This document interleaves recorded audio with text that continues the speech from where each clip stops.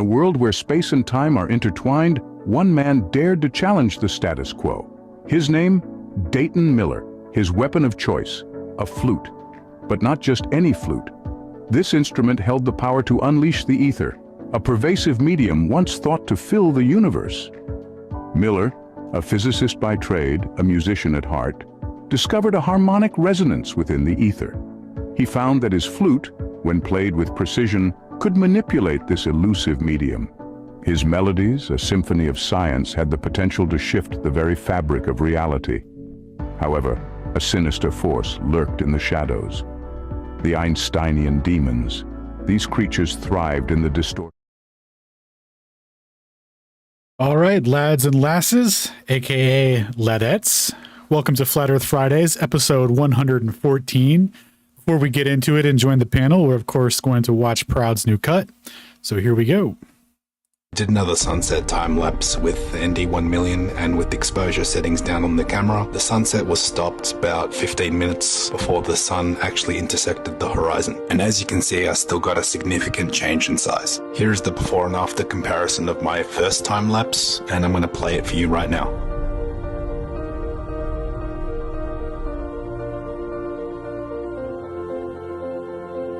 Now my first time lapse had a 23% in change in size, and my second seems to be identical. So there's two separate time lapses of the sun done by me, getting a significant change in size of the sun, which is not possible on the heliocentric model. So welcome to Flat Earth. Alright guys, I did it again. 25-minute sunset time lapse, and I still got a change in size. I'm ready for all the crybaby globe heads to cry. Alright, boys.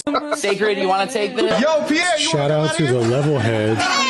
Thank you, like Floyd Mayweather with this shit. Always fucking Floyd Mayweather. If you tackle LeBron, that doesn't mean you beat him. Still crossed you up, he was still going to dunk on you. You can't stop what's about that. Turn back time to the good old days when the mama sang us to sleep, but now we're stressed out. Wish we could turn back time to the good old days when the mama sang us to sleep, but now we're stressed out. We're stressed out.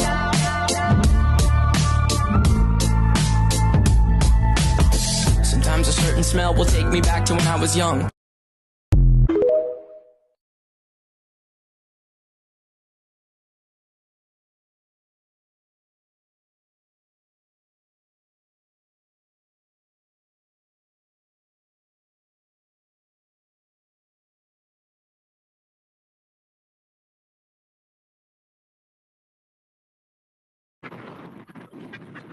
$114 on their head. Your little globe ain't even a fact shit. The veil is down, we're exposing your tactics. Motherfucker, I'm earth shit. Trolls in the side chat, getting tight ratchet. Your little globe ain't even a fact shit. The veil is down, we're exposing your tactics. Motherfucker, I've been on my flat earth shit. Trolls in the side chat, getting tight ratchet. If you don't block them, they will drive you batshit. But sometimes I just miss all the action. How high is a 10-foot wall? Ooh, I know, 10. Don't fucking say that shit is 10 feet tall. You probably still think we're on a spinning ball. Do you feel that shit spinning? No, I don't feel it at all. See what they did is they've hijacked perspective. Calling it a curve when it fits their objective. They say it's...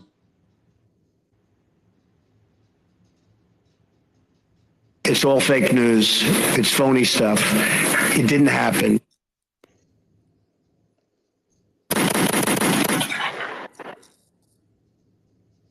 He's on fire!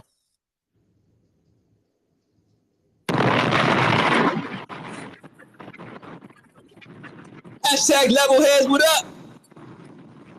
Perspective. Calling it a curve. Friday, right? It's their objective. They say it's just too big for our eyes to see. Except when boats go over it. That don't make sense to me. Yeah! Motherfucker, I've been on my flat earth shit. Yeah! Trolls in the side chat, getting type ratchet. If you don't block them, they will drive you batshit. But sometimes I just miss all the action. How high is a 10-foot wall?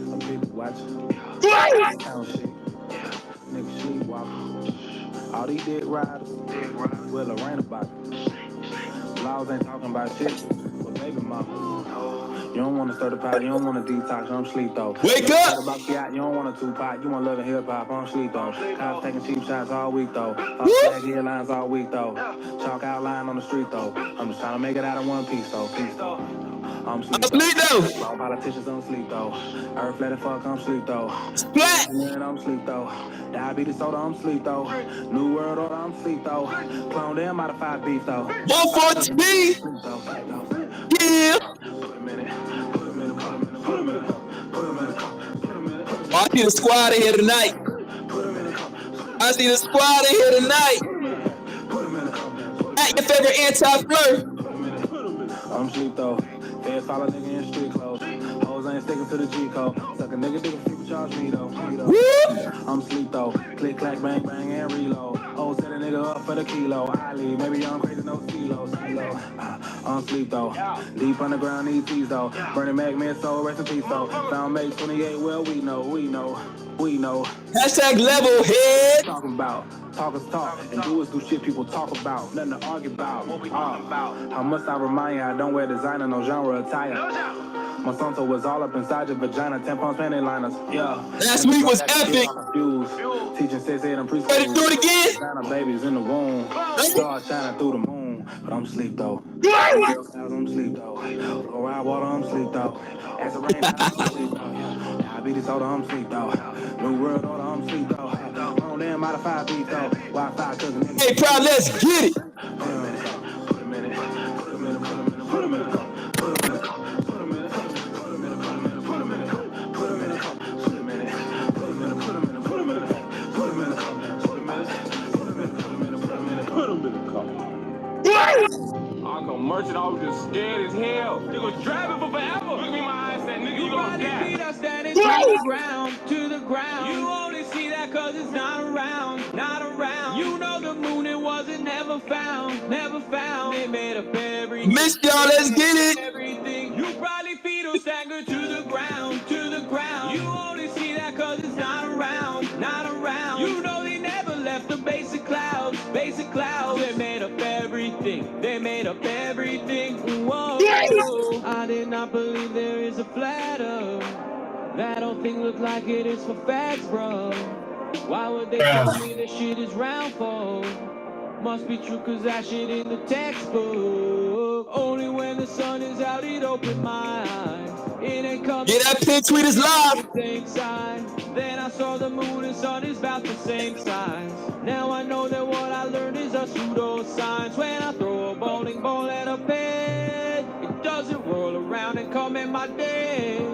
So then how the world is supposed to rotate unless the sun revolves around all our heads. You probably see a thing fall to the ground, to the ground. You only see that cause it's not around, not around. It doesn't roll but fucking settles down, settles down. They made up everything, they made up everything. You probably believing up and down, up and down. I can't explain the fucking middle ground, middle ground. Gravity and why the shit still bounce, shit still bounce. They made up everything. Settle down. They made up everything. They made up everything. You probably still believe. Stop playing in our face, man. Up and down. I can't explain the fucking. You've been doing this for too long. Middle ground. Gravity and why the shit so bounce. Shit so bounce. They made up everything. They made up everything. Whoa. I seen the picture from the moon. They Photoshop real pretty too. The fucking field was overused. Africa had too many Jews, and I once took everything in faith, like I'm setting monkeys into space. Y'all ready? When a map is open, I can say, I said, is y'all ready? that ain't not a fucking space. The stuff you see is really matter now, matter now. You know the world is really not around, not around. You are the realest in the ghetto now, ghetto now. You question everything, don't believe anything. Ghetto now, ghetto now. You question everything, don't believe anything. You telling people on it, tendo now, tendo now. That gravity was all invented now, invented now. The landing moon was shot in and out, in and out. They made up everything since 1983. Whoa. I'm mocked and disrespected, told that I'm gay, cause I don't believe the round lie. I'm not gay. Get you up, head on now, because you say the world is not around, not around. You asking Yeah, Proud, tell us now. Heads on now, you got a penny G. I could use anything. You sucking D for fucking cheddar now, cheddar now. You on the Flat on Fridays, man. Bottle hounds. You mixing meth and fruity pebbles now, pebbles now. Welcome to your favorite Twitter space. They made up everything. Whoa. Damn, son, where'd you find this? Let's get it. This is my rap. Hey, this is black. What do you know about that? Hey, shout out to all of my trolls in the chat. Shout out to the trolls. Keeping it going, keeping it rolling. Never stop glowing, never stop trolling. Yeah. Why is you mad? Are you mad? Coming back. You do the meth. What do they pay you in crack? Shout out to all of my Globers. Don't get it twisted. We are opponents. You were so phony, full of baloney. The globe is a lion. We know it. This is my rap. Yeah. That shit is flat. What do you know about that? Hey, shout out to all of my trolls in the chat. This shit ain't over. Keeping it going, keeping it rolling. This intro is space and stop playing with us.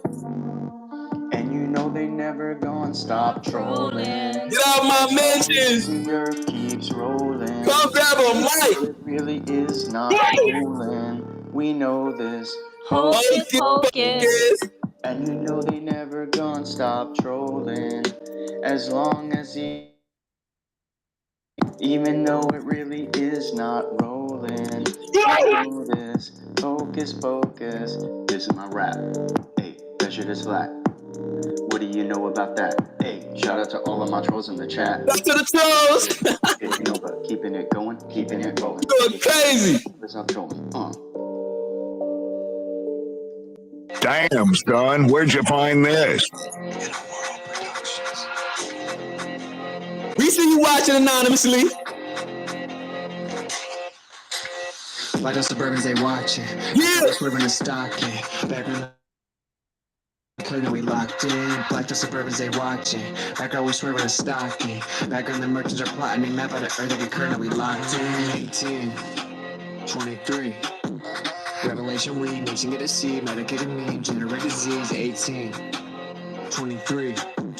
Pharmacy the creep, nation get a seed, formation leaves, taking a lot of beats, running around with your head chopped off, won't shut it down. I see the squad in here deep tonight. People lost, I'm sorry, that's your ego soft. Fun around, cause the sky's a clock, won't shut it down unless I get off. Can't gun them down, cause the word my Glock, and thanks to y'all, we can't be stopped. Like the Suburbans, they watching. Back always swerving and stocking. Back when the merchants are plotting, they map out the earth like a curtain, we locked in. Like the Suburbans, they watching. I locked in. Stocking. Back when the merchants are plotting, they map out the earth like a curtain, we locked in. 1984. Knocking at the door, should've read George, food supply absorb, wonder what's in store. 1984. Fighting to explore what's beyond the shore. War, better bring your sword. Better than better, don't wanna let him in, ain't got a choice but to let him in. I float in the ether, it's coming through the speakers, you're talking to sing speaker, but you're not about it. Type of legal confounded with thoughts of profound to fever they drown. I wonder what sound is the perturbation, reverberation. I heard the hate, and I swear to fake, and absurd debate when people still in the matrix station, waiting for station to say it, take a debate, it, regurgitate it. Like the Suburbans, they watching. Like always swerving the stocking. Back when the merchants are He's on fire! Like the Suburbans, they watching. Like always swerving the stocking. Back when the merchants are plotting, they never let further.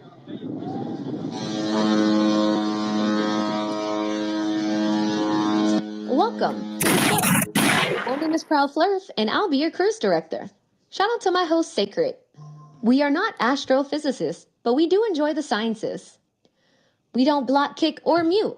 Everyone has a voice here. We don't take disrespect or racism of any kind, and we will not tolerate disrespect or racism of any kind here. If you have any comments, questions, concerns, or ad-homs, please grab a mic and say that shit with your chest. If this is your first time tuning in to Flat Earth Fridays, please grab a snack, strap in and get comfortable. You're in for a long ride. Welcome to the show.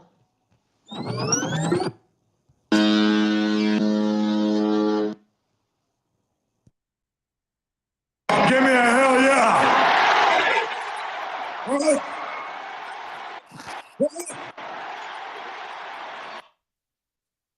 Back at it again.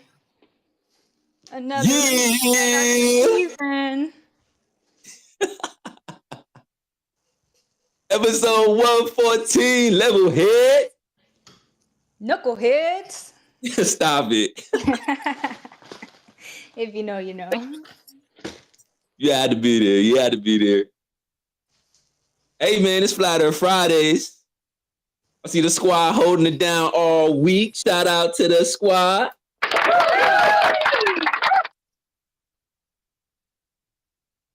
Man, we over on Twitter. We on Discord. On YouTube. And TikTok. Yeah, we over there too. Not everybody likes that, apparently.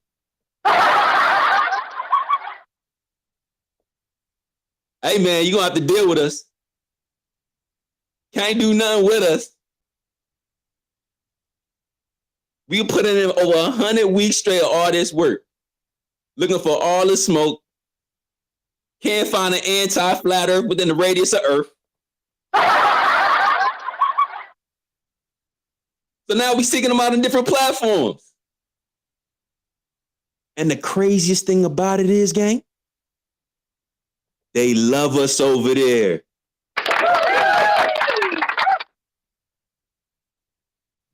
They feel that level heads energy.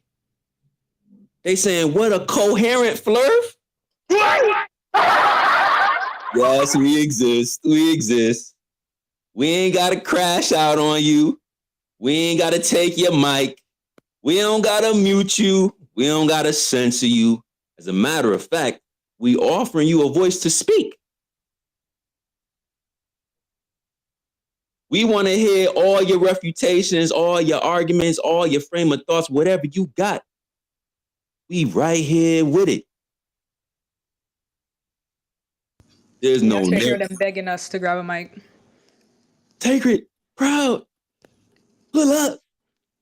So imagine, I don't know how much I'll be on TikTok, but imagine you come into a Twitter live, you come into a Twitter space, and you can't type in the chat, like a live chat or a chat feature without grabbing a mic.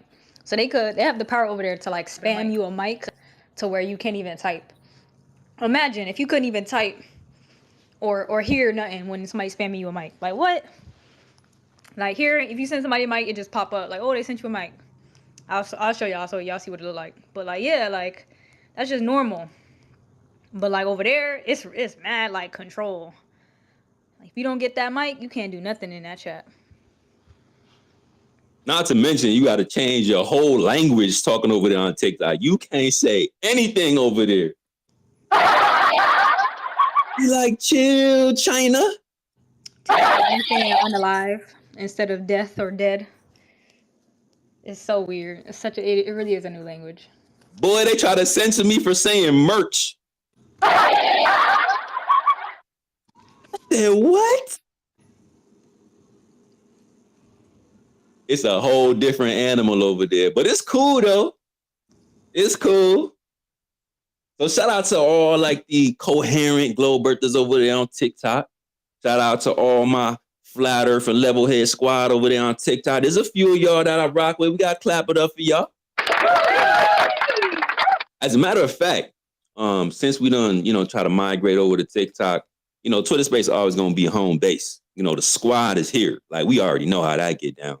But we want to make sure that this energy that we bring is on all platforms, right? The knowledge, the civility, the approach to the conversation, new perspective. We want to make sure that everybody get a piece of that energy and understand that, bro, we could refute arguments. We could present coherent arguments without having doing all the weird stuff. Now, of course, it's still, level heads. It's still Flat Earth Fridays. So we're going to turn up. But it's just a certain way that you can handle conversations if the other side don't really got smoke like that, right? We can still have a dialogue. We can still have a build. Now, I noticed that on some of these other platforms, they do things a little bit differently, and that's cool. I respect everybody for running their lives, how they want to run them. But we see everybody on the same level playing field, right? Like, we don't appeal to no egos. If it's your turn to speak, it's your turn to speak. If you got something to add, something of value, we're going to make sure you get your full thought out. A little sidebar, it is a bit different on TikTok. The attention span is a little bit shorter than it is on Twitter. Just a little bit. As a matter of fact, shout out to Bill. I see some of the squad in here. I'm going to run through that real quick, but Bill's over there holding us down, showing some love. We went live on TikTok for the first time.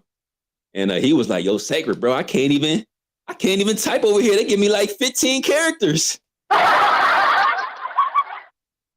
I'm like, yeah, Bill, it ain't the same, bro. It ain't the same as the purple pill. Shout out to Elon, still holding me down with the purple pill and shit. You feel me?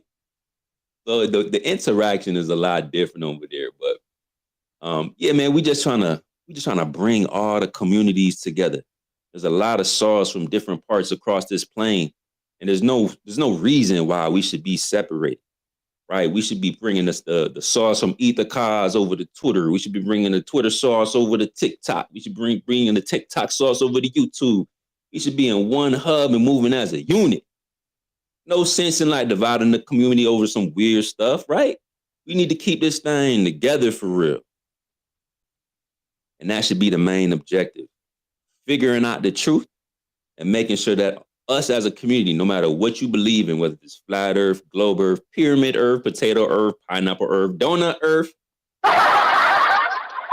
Yes, bro, I've heard all of those in Flat Earth Fridays. Every single one of those I've heard. I'm dead serious. I'm not joking. Every single one of those perspectives has been brought to this mic over 114 episodes. I'm so serious.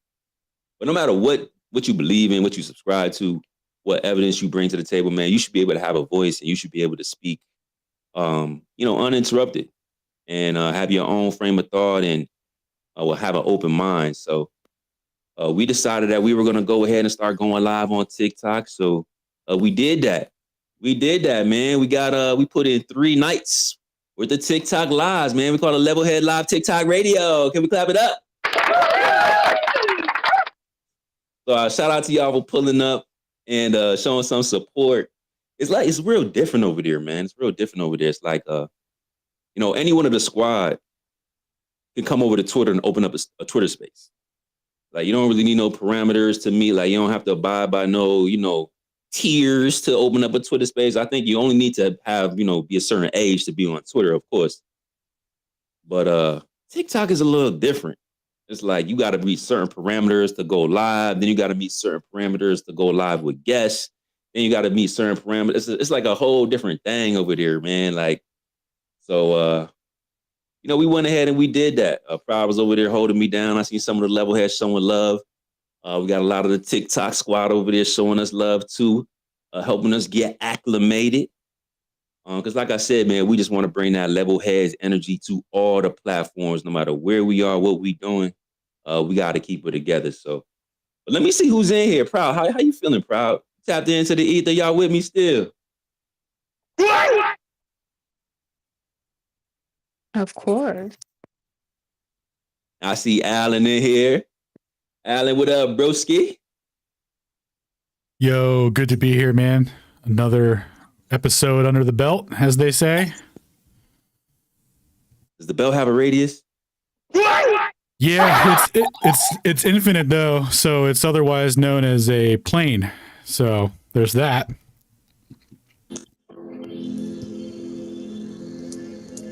Level belts. Proud to straight Woosah mode. Oh, do we need to turn up? I don't see no toxicity in here. Hopefully we keep it calm through Stone's Prezi, and then the toxicity come out. Uh-oh.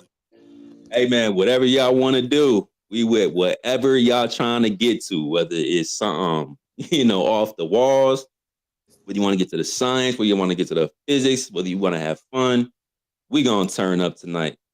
So I'm looking forward to that. We got a lot of things to talk about. I see Stone in here. I see Sheepdog in here.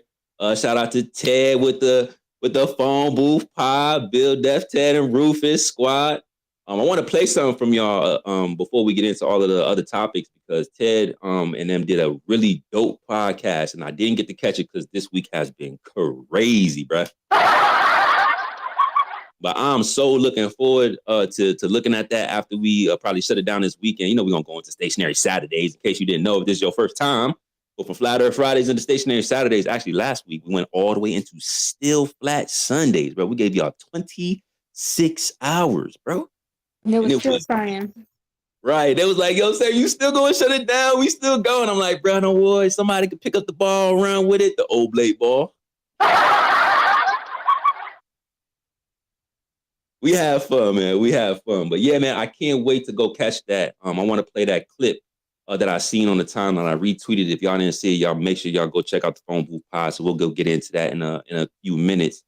Shout out to the homies. I see I drop F bombs and the F stands for flat.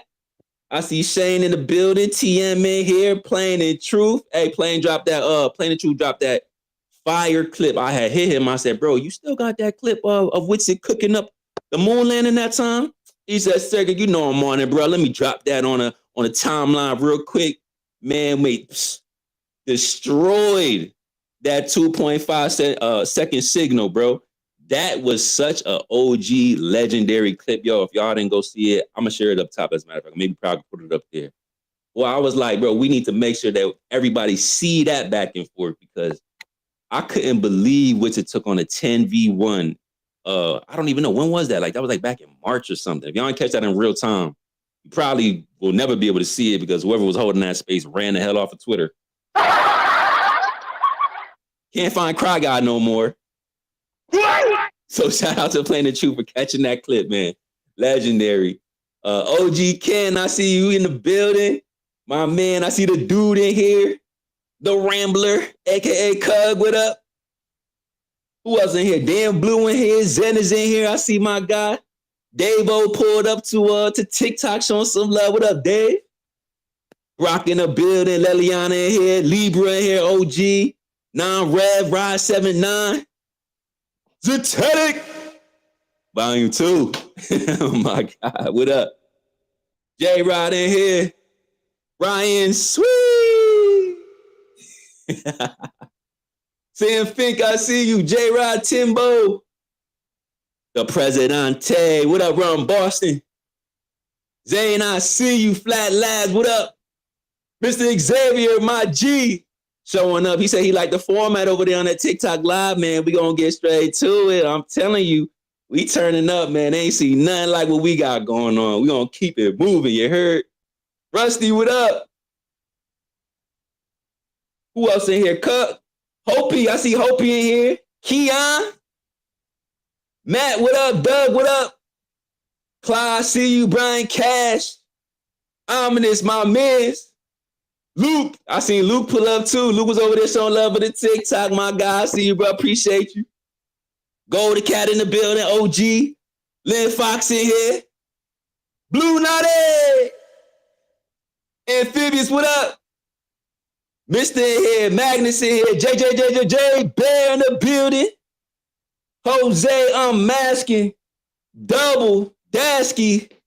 Who else is in here? Proud God. We deep in here on Friday, man. I see the squad. I think I see Jose in here from OG Clubhouse. What's going on? What's going on? Feel free to come up. Let us know the ETA of maybe your professor.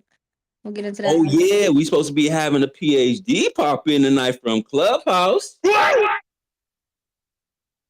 They say his best argument is a change of angular size in the sun. And I was like, well, I don't know how you can argue against it since we got 4K quality footage. But the sun doesn't change in angular size, sacred head ass. Okay, go check out my pinned tweet. Who else in here, Proud? Yeah, we're gonna have to tap in with him. I see Dot Riz in the building, Plain to see. Donatello, Dasky, Nominal. Hold on, Magna, Cactus. Are you a pilot? Hey, Magna, if you're a pilot, slide. We're gonna have to chop it up with you later for sure. Introduce you to new perspective.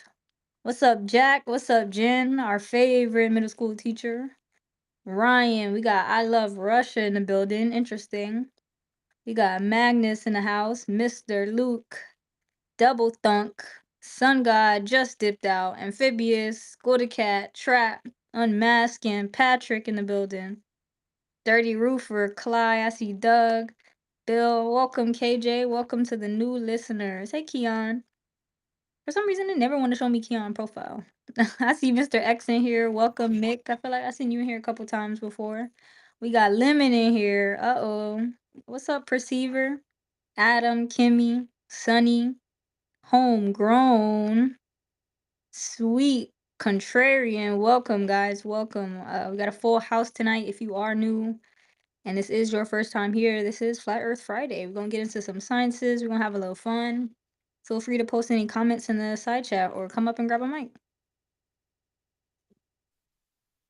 Yes, sir. Yes, sir. Yes, sir. And we got, like I said, we got a lot to get to. I think Stone and Alan and Toby over there in Ether Cause, they went live and they did a short presentation. So I want to make sure that Stone brings that same sauce over here tonight. So we're going to get to that. Like I said, I want to talk about some of the things that they're doing over on the Phone Booth Pod. And one of my homies from TikTok should be coming over here too. I'm gonna wait for him to pull up. Hopefully he knows how to work it. I don't think he's too familiar with spaces, but we're gonna look out for him. His name is Angels of Light. So if y'all go check the pin tweet, Flatter Fridays episode 114. The topic: Do TikTok egos change in angular size as much as the sun? They don't like us, man. There's some people don't appreciate some of the energy that we bring, like we a threat to their platform. I don't know what that's about, but that's all good, bro. We're gonna keep the energy up. We're gonna keep it moving. I never want to hear anybody say the sun doesn't change in angular size, bro. That shit is done. I didn't even know we still had to talk about this, but I keep seeing this on the timeline. I'm seeing PhDs on the timeline talking about the sun don't change angular size. I'm seeing anti-flat earthers keep on saying the same thing. I'm like, bro, we are 114 weeks into this conversation and y'all still repeating the same thing? I got to literally make an entire space on the sun changing angular size so we can just stop talking about that. Like anybody that keep bringing that up, bro, just link them right to this tweet. That's all you got to do. Just link them right to this tweet, save it, copy and paste it, at them, whatever you got to do, bro. Just make sure that they see this over here because when we make empirical observations of the sun actually changing angular size with a filter, that argument is done. I don't even know why they was capping for so long. What you think flat earthers don't put boots on the ground? You ain't see Taylor going crazy? I know you see Taylor turning up on the timeline. So we got to make sure that we get all the facts out there. We don't want them to mislead nobody, misrepresent nothing. We want to make sure that everything is clear as day. We taking away every single argument that they got. It's so lame, bro. Y'all been saying the same thing for like 10 years already. Like y'all ain't done. Y'all ain't tired of just capping on the timeline, bro. So I'm looking forward to Angel of Light coming in and giving us a little background on some of his observations that he made. Because it's just that simple, bro. Go outside and look at the sky and you will literally just refute heliocentrism, refute the globe. Everything just doesn't work. And then it literally more aligns with the flat earth anyway. So in a geocentric position. So that should be fun, man. I see a little of some of the squad up here. Let's say what up to some of the guys. Stone, you want to say what up to the people? And we'll slide to Sheepdog or Orwellian. Yo, hey, Sacred. Good to be here. 114 and all. Yeah, you got that right. It was quite the release party about an hour and some ago over in the Ether Cause channel on Discord. We had a pretty awesome time. What I thought was most notable was what happened afterwards. I was giving everybody a sneak peek of this video that I've just released. And of course, I then, after we were done, immediately released it on BitChute. And don't you know, less than 50 views in, less than 5 minutes up on the server, we had one triggered Globie responding already with an entirely insignificant comment. It's how I know that the choices I'm making in production are working. Doing the good work, triggering the Globies, getting them to think about where they went wrong. And yeah, I hope we can cover that in a little more detail tonight. Anybody who wants an advanced look can check my latest post on this platform, and I've posted the BitChute link. So yeah, it's 7 minutes and 7 seconds of So yeah, enjoy that, guys. Stone flavored gravy. You gotta love it. You gotta love it. So yeah, if you did post it, Stone, I don't know if you linked it in the purple pill, but if you didn't, please do so. If not, we'll go ahead and link it for you because we want to make sure that everybody gets a chance to see that. Ellen is a master at doing that. I'll let him swing that in 8 seconds or less, like he typically does. Awesome. So we're gonna get into that. We're gonna break that down. And appreciate you, brother. You put in a lot of work into the community, bro, and I really appreciate everything you do. And that's a really good barometer to have when you trigger the Globies off of a coherent argument or experiment or observation, and they spiral. You know you're doing something right. Indeed. And in this case, as it is typical with my videos, I supply the figures courtesy of the mainstream and the formula courtesy of, Newton, things that the Globies are generally right in bed with already. So there's no illegitimate figures that they can point their finger at. It's all been in their hands this whole time. And what becomes very apparent to them when they consider what I'm saying here and the way that I'm saying it is how little of their own homework they actually did. They find out that they really are involved in a religion simply in the act of taking the word of the professor and never checking themselves. Is this true? Does the formula apply? Are these figures correct? Does it actually map out? Does it plot? And when you go that far, as I have done many times now, it always leads to the destruction of the heliocentric model. That is a fact. And for those who don't know, this is pretty much like a part 2 to a conversation. Sometimes what we'll do is we'll have a nice build or a nice dialogue, and then we have to get like a part 2 just to keep on building upon the incoherent refutation that we get in part 1. So, you know, we got to double back and spin the block. So that should be super interesting. I'm not really sure what episode that was. Stone and Piezo. It was 2 weeks ago. Was it? Peter. Okay, so that was 112. It was indeed. Yeah, and Piezo. They both feature in the beginning end of the video. Nice. Shout out to Piezo. Hopefully he could pull up too. I know he got a lot of stuff going on. He's got some studies, but he's putting in that same work too. So that should be really interesting. Can't wait to get to it. Appreciate you, Stone. Let's slide over to my man Sheepdog. Good to see you, bro. Big shout out to the 54 anonymous listeners right now. No way. Get to it. Show y'all face, man. It's all good. We might send you a mic. Might clown you for running.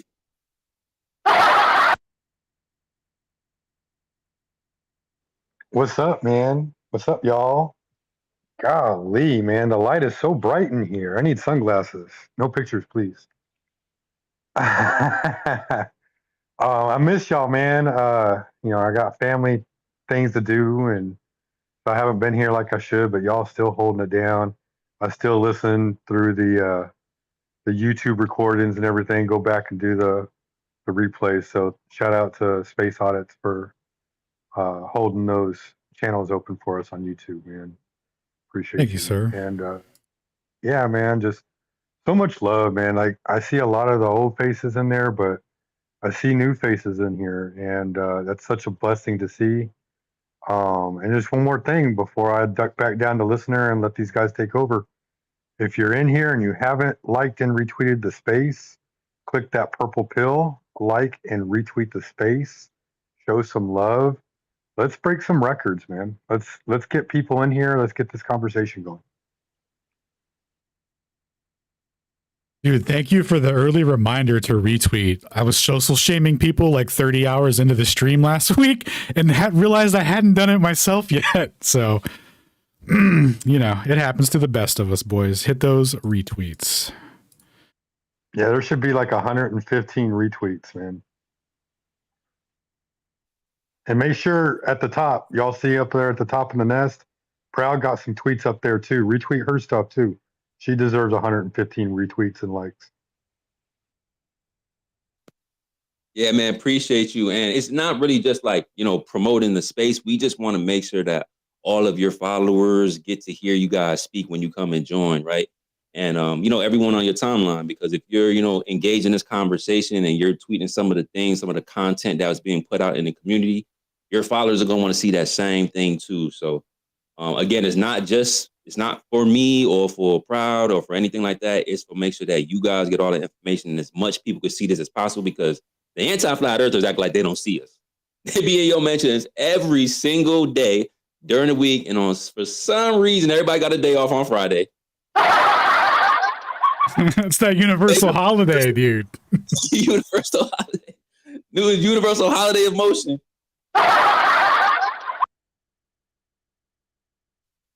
So yeah, man, we live, man. So appreciate y'all for showing up, whether you want to be visible or anonymous. We know you here, and we live on YouTube too. So shout out to the YouTube chat squad over there too as well. Appreciate y'all. So yeah, good to see you, Sheepdog, man. It's been a while. I know you've been moving around in IRL in past couple weeks, but it's always good for you to pull up, man, and hear your voice. Yeah, it's such a beautiful space. Thank you. Got my man Orwellian in the building. How that Ethermobile, brother? What's going on, guys? Ethermobile is doing fine. Lucy's still a little banged up in the rear end. I haven't replaced the bumper yet, but she's all right, man. She's still screaming down the road, ripping through the ether, like usual. Yeah, man. Excited to get this thing cracking tonight. Get some glob ballers in here. I'm actually waiting for him to turn Harp back on. I think that Northern Lights situation, quote unquote Northern Lights situation. I am up north, so I'm familiar with them. But the whole flat stationary plane experienced them last night. And ironically, maybe we can get into this later too, depending on how late I'm up tonight. I won't take up too much time with this, but ironically, the whole flat non-rotating stationary plane experienced the same thing. And the excuse is a solar flare. And those of us in this room that don't, believe that the sun is in outer space 93 million miles away know that that's bullshit. So, yeah, HARP, HAARP. Yo, Bobby Ray's got a song. You know, B.O.B. gets it done. But, man, I missed the intro.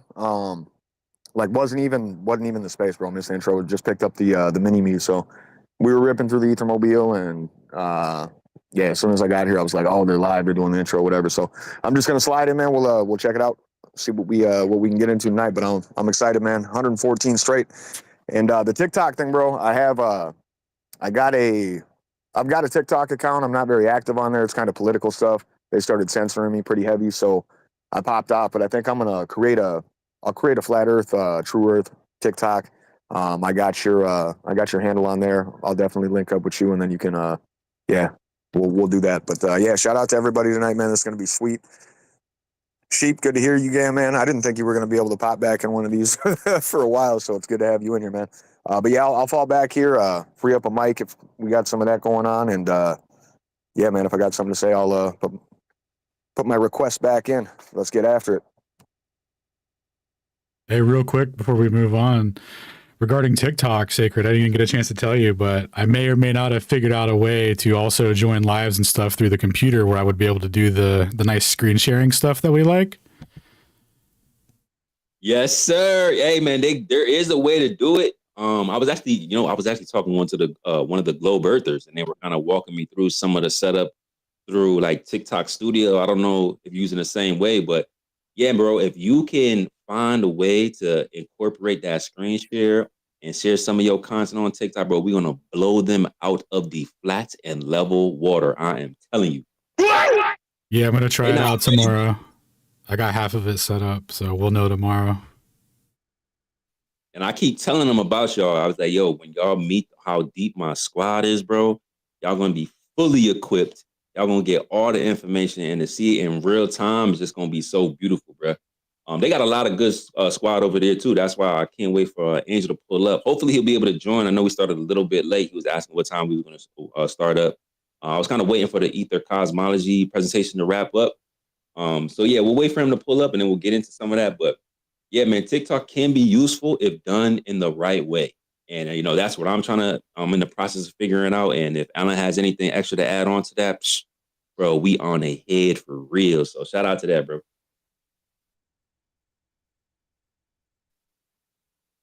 Yeah, I'm definitely excited to be a part of that. So, as soon as I got mine set up, Sacred, I'll shoot you that info. Good shit, bro. Good shit. Up top, so you guys can make one. If you guys make one during the night, or if you get bored, you guys can link your screenshot to your TikTok and your at name. I posted there up top in the jumbo somewhere. Yeah, I'm still learning to navigate. So I'm like trying to follow everybody back from the level heads that pop over there. If I don't see you, just shoot me like a DM, because I get like a lot of notifications over there.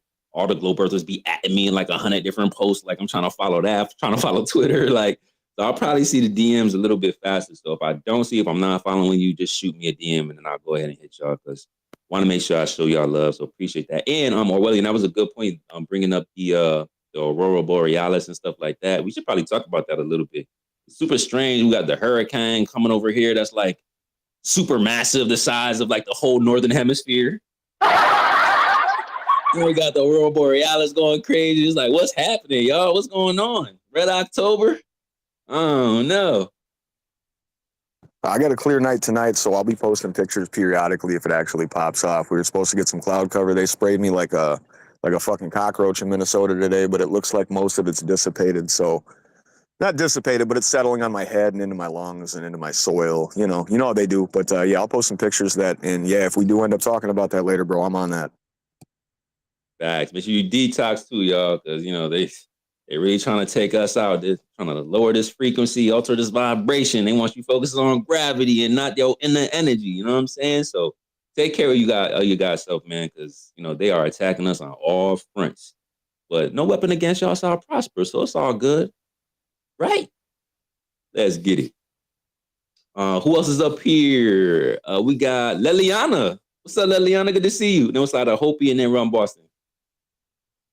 Oh, hey, hi. How is everyone? So good to be back with everybody on Flat Earth Friday. Woo!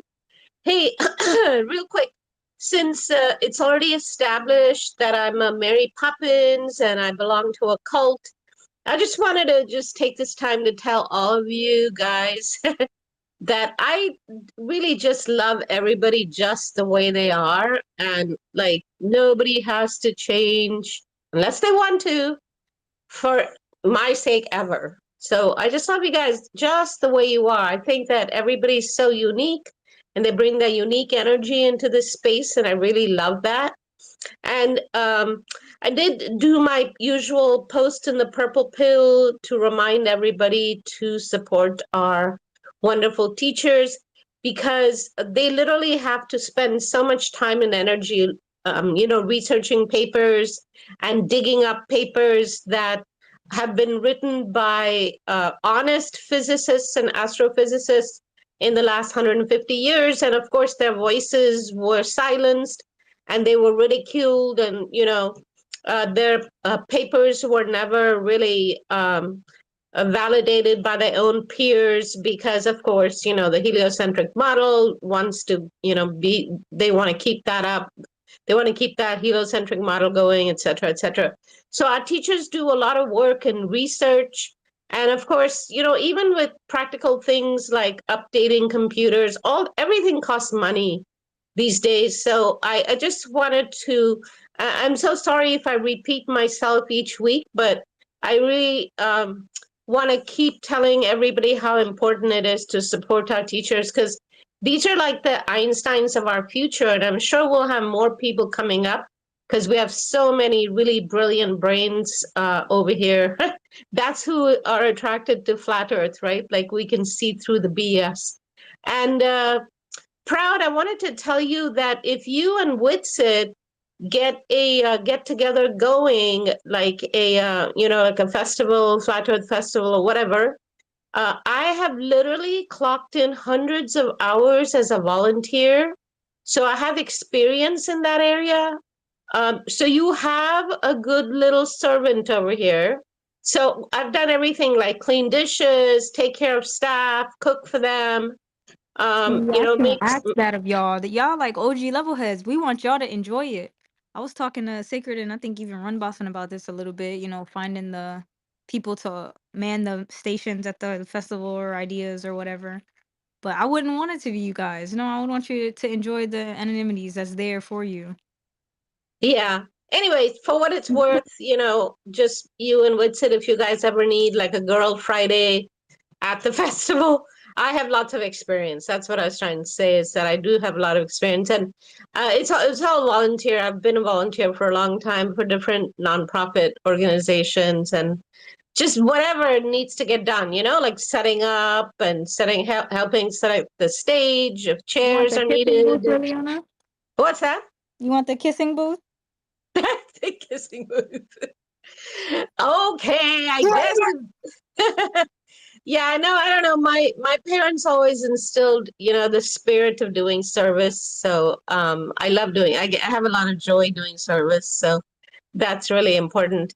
And also, I posted 2 new photographs. I should have tagged you guys, but I posted 2 new photographs by a flat earther that show the distance, and he actually like did all the maps and the math and the calculations. So he did a pretty thorough job, and he himself took these photographs of another example of we can see too far for this to be a globe Earth.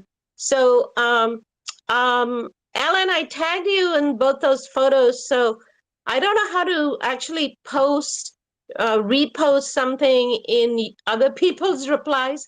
I still haven't figured that one out. So I only know how to repost things that go on into my own account. So damn, I need a darn tutorial.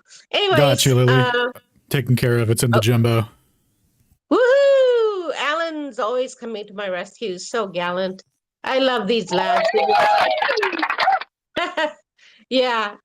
So yeah, that's really great. But anyways, since I'm a Mary Poppins, I'm just gonna tell you all I love you guys, and I'm gonna go over to watch you guys on YouTube because my battery's getting drained and my phone gets too damn hot staying on space. So I'm listening, and I will come back if I need a mic if I have something very profound to say. But meanwhile, love you guys. Bye.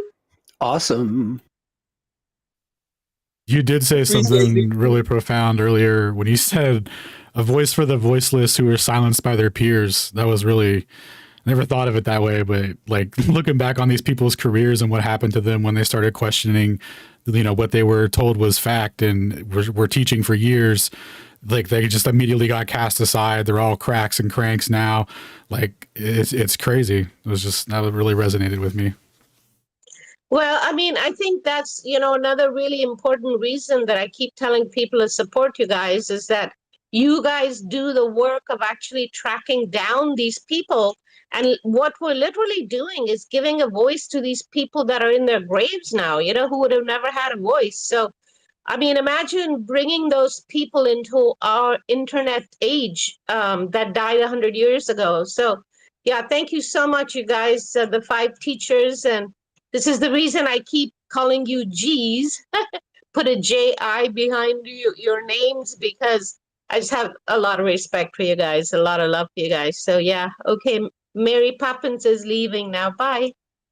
Thank you, Lily. We're like physics historian necromancers.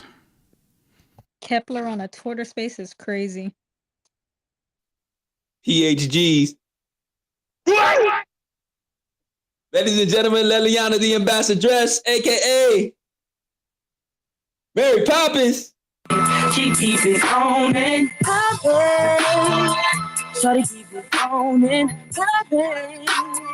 Ooh, yeah. Dude, no way Lily's got her own Mary Poppins theme song by Jamie Foxx or whoever that was. Well, Alan G, you said Lily Poppins. I really like that. Lily Poppins instead of Mary Poppins. Yeah. Dude, I don't even know who Mary Poppins is. I like that. Are you telling me it's not always been Lily Poppins? Dude, I might have to start looking into Mandela. That's crazy. Shout out to Mandela Effect. Liliana, did you ever tell me what your spirit animal was? Gee whiz, I don't know. Damn, I gotta figure it out. I don't know. A nurse with an umbrella? Oh yeah, you guys, I make these really interesting little commercials for Brushtail Coffee. They're pretty funny.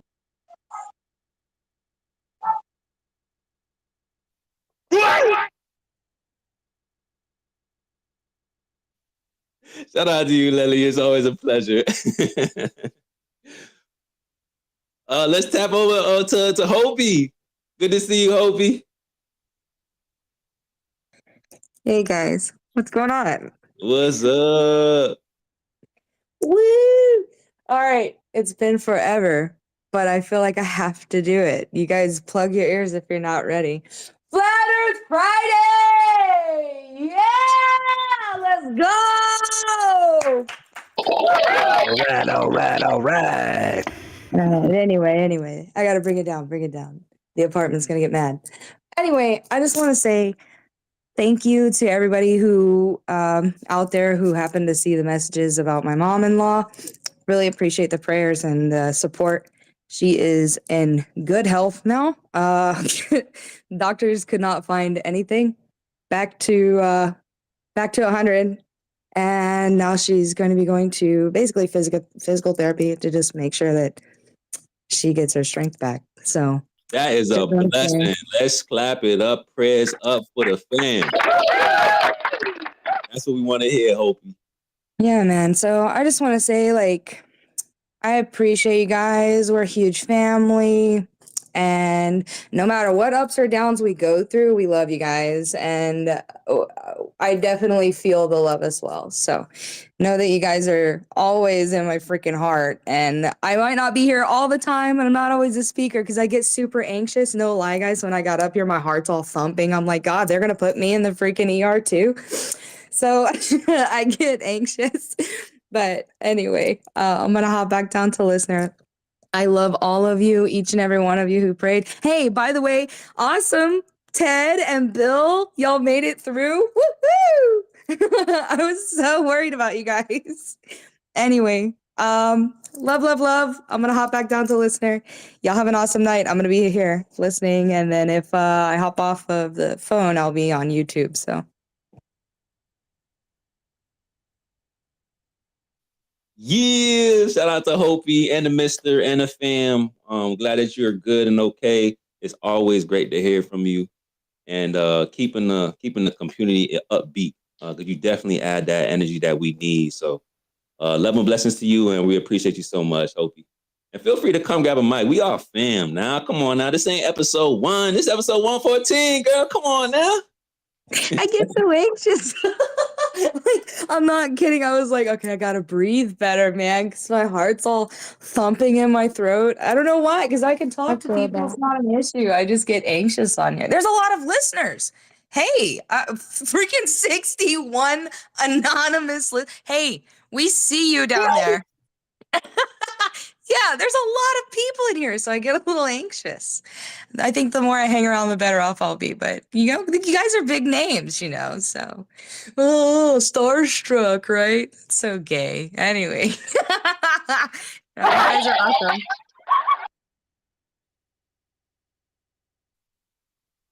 Yo, well, so funny. I'll hop back up here after a while. Anyway, I'm gonna let you guys get to business. So I'll talk to y'all later. Goodbye. Sound good, Hope. You always got a mic up here whenever you ready. And tell the mister to come pull up too, man. We want to say what up to the guy. Tell him we said okay. Hang on. We gonna get the King D over here. Up, real quick. No, he's up. He's always up. He's always ready. Hang on. Sacred wants to say hey. What's up, Sacred? My man, good to hear from you, brother. How you feeling? Yeah, doing good, man. Doing good. Mom's is better. Mom's is better. She's doing so well. All the prayers and everything.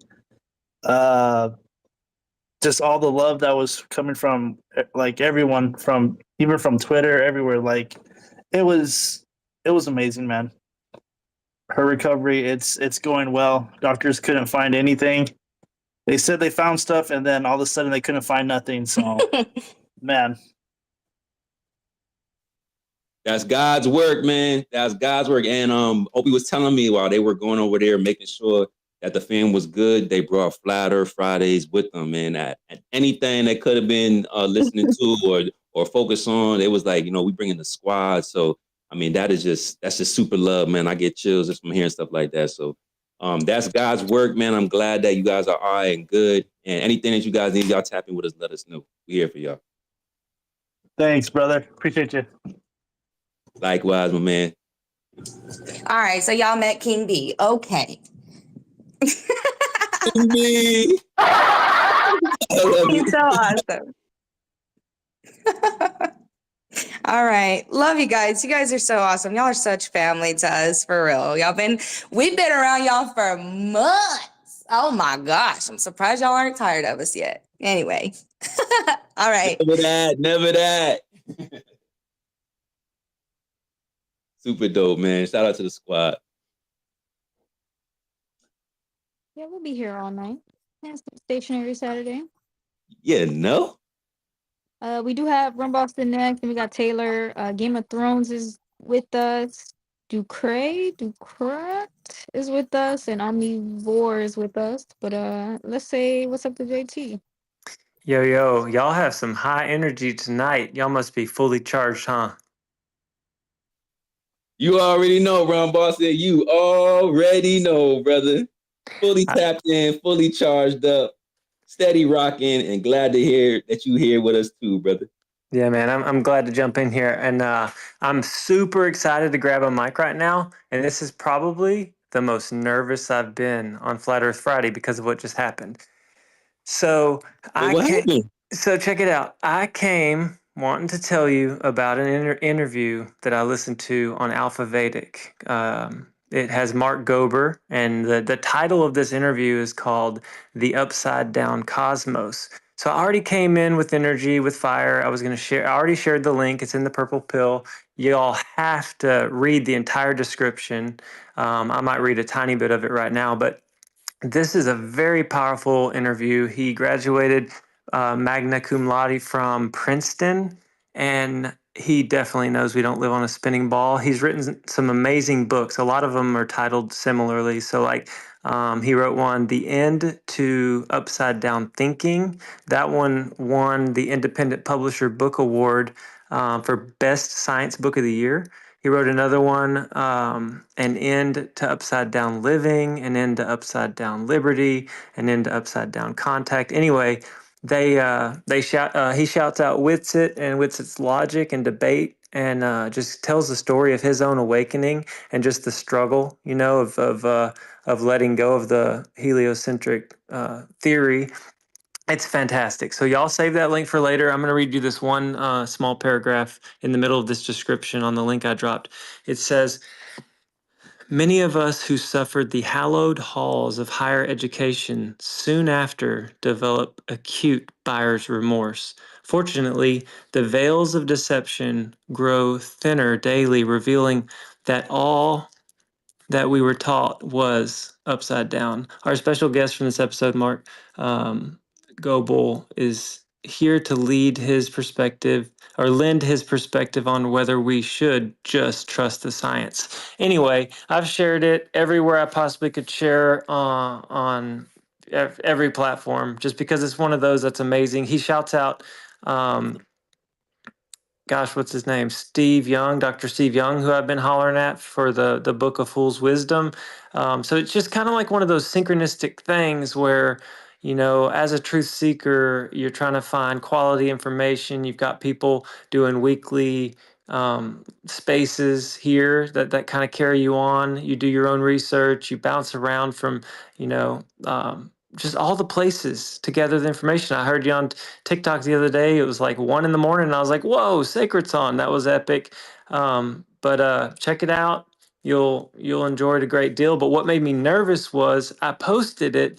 I didn't even know he had a Twitter account or an X account. And all I did was I mentioned him without tagging him and just said he was on Alpha Vedic. And he already responded. He was like, thanks, and reposted my information on that I dropped in the purple pill. So I guess that means he's in the listeners or whatever. But if you want to follow him, which you definitely should, it's at Mark Gober Author, and I'm just going to spell it out: MarkGoberAuthor. Give that dude a follow.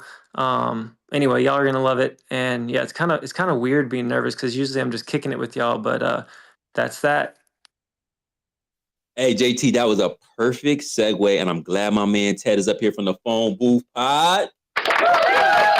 I did mention this. I had no idea. You may have brought this up to us about a week or two ago. I wasn't sure, but I just drew the correlation to what Ted and Phone Booth Pod with Bill, Def, Ted, and Rufus. They had an interview with him. And I want to play that for you guys because it was a dope clip. And he goes into exactly what you said. He had a lot of books. Just like you said, he has a Princeton credential. And I want you guys to get this clip here. And then just real quick, we'll hear from Ted. I know I see Taylor and Game of Thrones here, but I want to make sure that Ted can jump in here and speak on this because this is relevant. So let's take a listen to this. This clip from the Phone Booth Pod. I think they release every Monday. Let's get it. We're talking a couple minutes before, and I think it's important to repeat just so everyone knows immediately where you're at and where you're coming from. Can you list the topics of your 7 books here for our listeners? I think it'll hook them. So the first book was published in 2018. It's called An End to Upside Down Thinking, and it's about dispelling the myth that the brain produces consciousness and the implications for everyday life. The science of non-local consciousness, the idea that consciousness can exist beyond space and time and even survive bodily death. The next one's called An End to Upside Down Living, which is about basically the philosophical implications about how to think about prioritizing things in life. If you believe that consciousness actually transcends the body, how do you think about living? The third book is called An End to Upside Down Liberty, and it makes the case against traditional government, which is known as statism. And I do it from the lens of political theory, from economic theory, looking at the Austrian School of Economics, and also from a metaphysical perspective, why government is problematic. The fourth book is called An End to Upside Down Contact, and that's about the evidence for contact with non-human intelligence. And that's not just physical UFO crafts, even though that's been reported throughout history in different capacities, but also the metaphysical realm, because there are many non-physical or maybe in the realm of consciousness areas where people are seeming to interact with advanced intelligences. The fifth book is An End to the Upside Down Reset, and the subtitle is The Leftist Vision for Society Under the Great Reset and How It Can Fool Caring People into Supporting Harmful Causes. But I did just a rational critique of what they're proposing for society. The sixth book is called An End to Upside Down Medicine, and the subtitle is Contagion, Viruses, and Vaccines, and Why Consciousness is Needed for a New Paradigm of Health.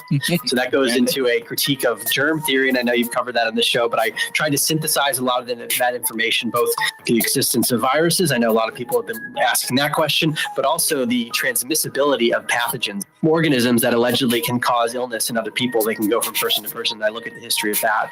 And the most recent book was published a few weeks ago. So this was September 2024, called An End to the Upside Down Cosmos. So that challenges the conventional cosmology of the Big Bang and heliocentrism, and even what is this place in terms of the shape and otherwise. And the intent of that book is more to critique the existing model and to show where it's clearly wrong, but not as much to provide a comprehensive alternative, because for many reasons we'll probably discuss today, there are things that we are not allowed to observe. And without being able to observe certain things, we can't create a comprehensive alternative. Are you telling me that our grandparents aren't exploding rocks? That's what the conclusion of that. I'm very skeptical of that now.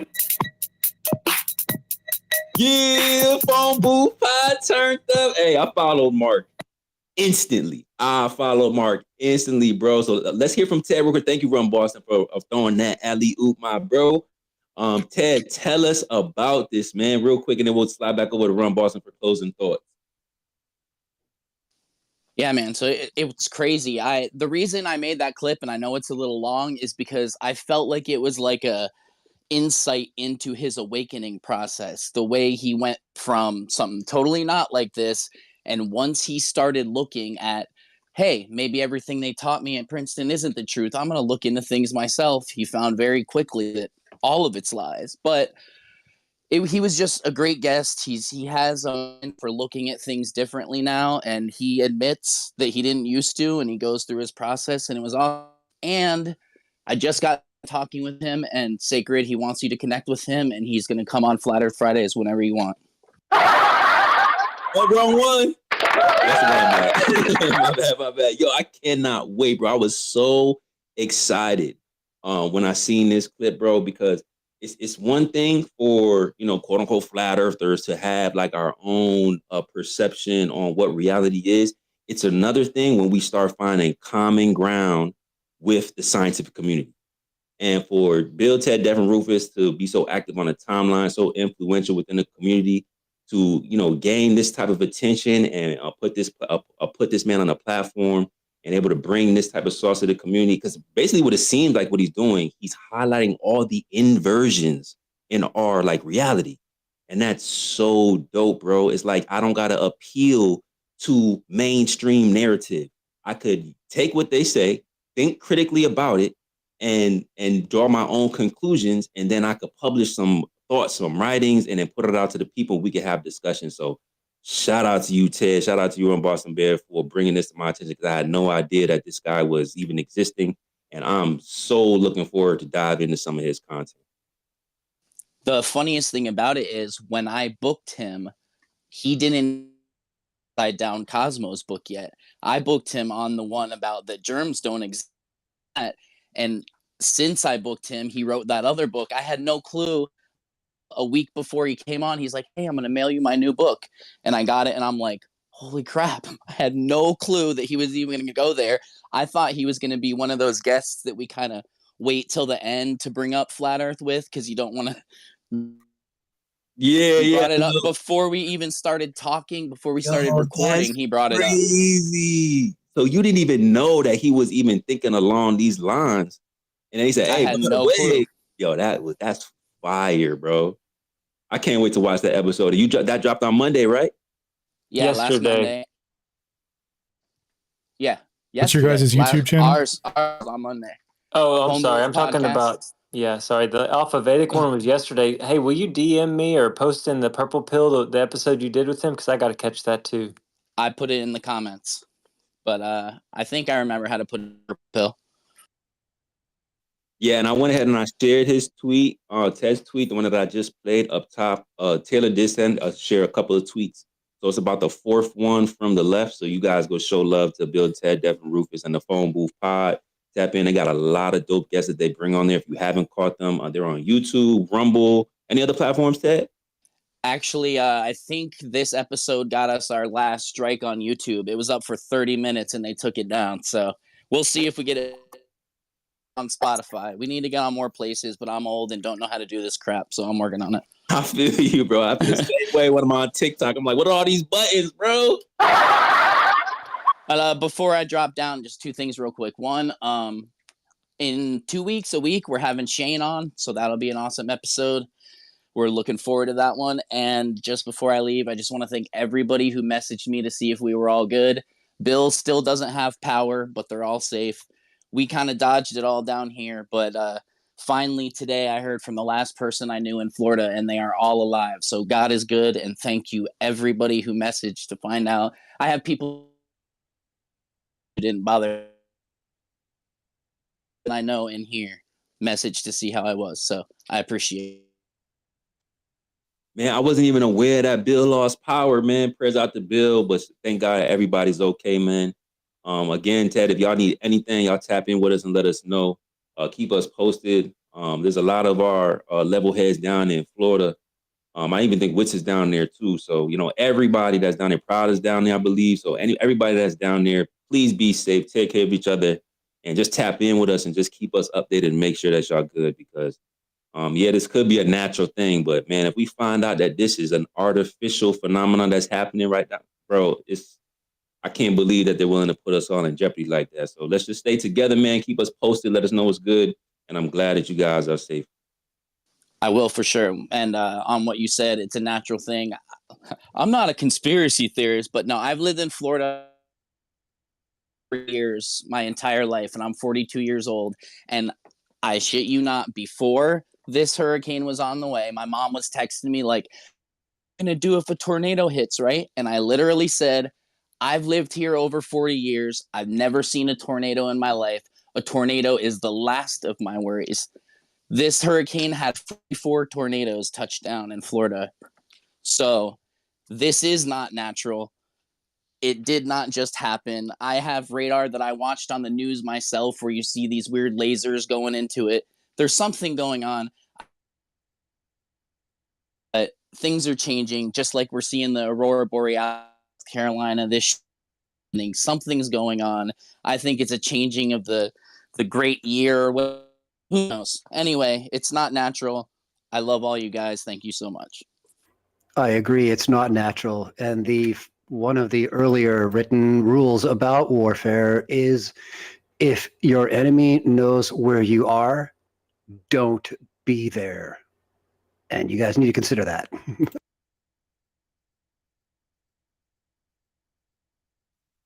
Yeah, Proud was sending me so much content that we were finding online about all these different things that's happening. There was a guy that was recording walking into his house, It was an alligator in his living room, bro, chilling in the ocean of water, like in his joint. I'm like, what is going on, bro? Only in Florida, man. Like, I want to laugh, but this thing is not funny, bro. Like, once this thing blows over, we can laugh about it. But I want to make sure that everybody's good, bro. So, yeah, man, stay tapped in and keep us posted. So shout out to the squad. Yeah, man, the powers that be. I like to call them the perceived powers that be because they ain't really got no real power for real, but they could have influence on our day-to-day life. And, we just got to make sure that we stay safe. That's all. I wanted to make sure that JT got his full thought out. But I appreciate you bringing that to I think James. Hold on, James, 1 second. I appreciate you, JT, for bringing that to the live because I wanted to talk about that earlier. Yeah, that was really interesting that Ted had that queued up or had already mentioned to you his episode because I didn't even know about it. And then just to land the plane, Ted, we'll be praying for you. Definitely the recovery of the whole area. Flattoberfest dealt with a little bit of the high winds and trees and power outages, but when we really saw the damage, it was weighing on my heart last week. We've been praying over a ton of people, so we'll keep that going. And then for the people that do find the Phone Booths podcast on Rumble, got to find the robot polisher interview. It's like rare that you even hear him speak, much less share as much as he shared, which was really amazing because it blew my mind to hear that he does all his edits. He does all those edits on just 2 phones. And then, to drop the mic, this is what had me so excited to share Mark's interview and his work is he's just like us. He's not scared to ask questions. He's not scared to put his face on it.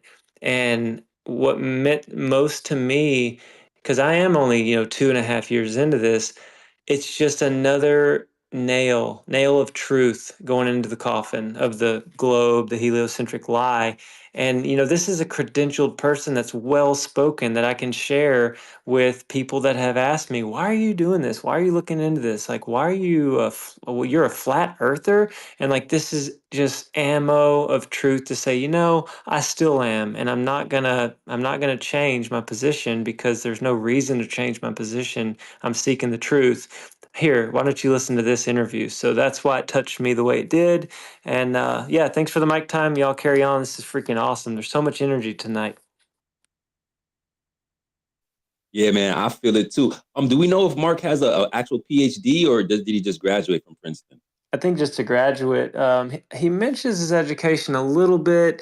It says here, graduated magna cum laude at Princeton, where he wrote an award-winning thesis on I can't say the last name, Nobel Prize-winning prospect theory, and was elected. Oh, so he's the captain of Princeton's Division I tennis team. So he's an athlete. He's well-educated. When you hit that link and you expand the description on that YouTube video, it does drop some other things that he did. It's pretty long, but y'all check that out. You'll get the information you're looking for. Awesome. Anybody that's new to Flat Earth Fridays or new to the spaces in general, anything to talk about, we try to go ahead and share it to the top in the nest, and then we'll drop everything in the purple pill so that way you can double back and kind of look at some of the things that some of the guys are sharing. So appreciate you guys sharing. I'm Hey, sorry James, that we got this. I know you've already spoke about this, but see the thing is, about the James, 1 second, James. Hey, James. I understand. I don't know. Some people do open panels, but right now we're just trying to get through the hands. I'll definitely get you. Just make sure you put your hand up, and then we'll swing right over to you because we got a little bit of a schedule we're trying to get to. So I want to make sure that everyone gets a chance to speak, but we don't come off mic until open discussion over here. All right, just trying to make sure that we stay on a little bit of a schedule. So there's a few people ahead of you. If you want to say something, just make sure that you hit that hearts on the bottom of your screen, and then you can raise your hand, and then we'll go ahead and get right to you, bro. Definitely want to hear what you got to say, though. But if it's your first time, appreciate you joining, man, and just keep it tight 1 second. We'll get right to you.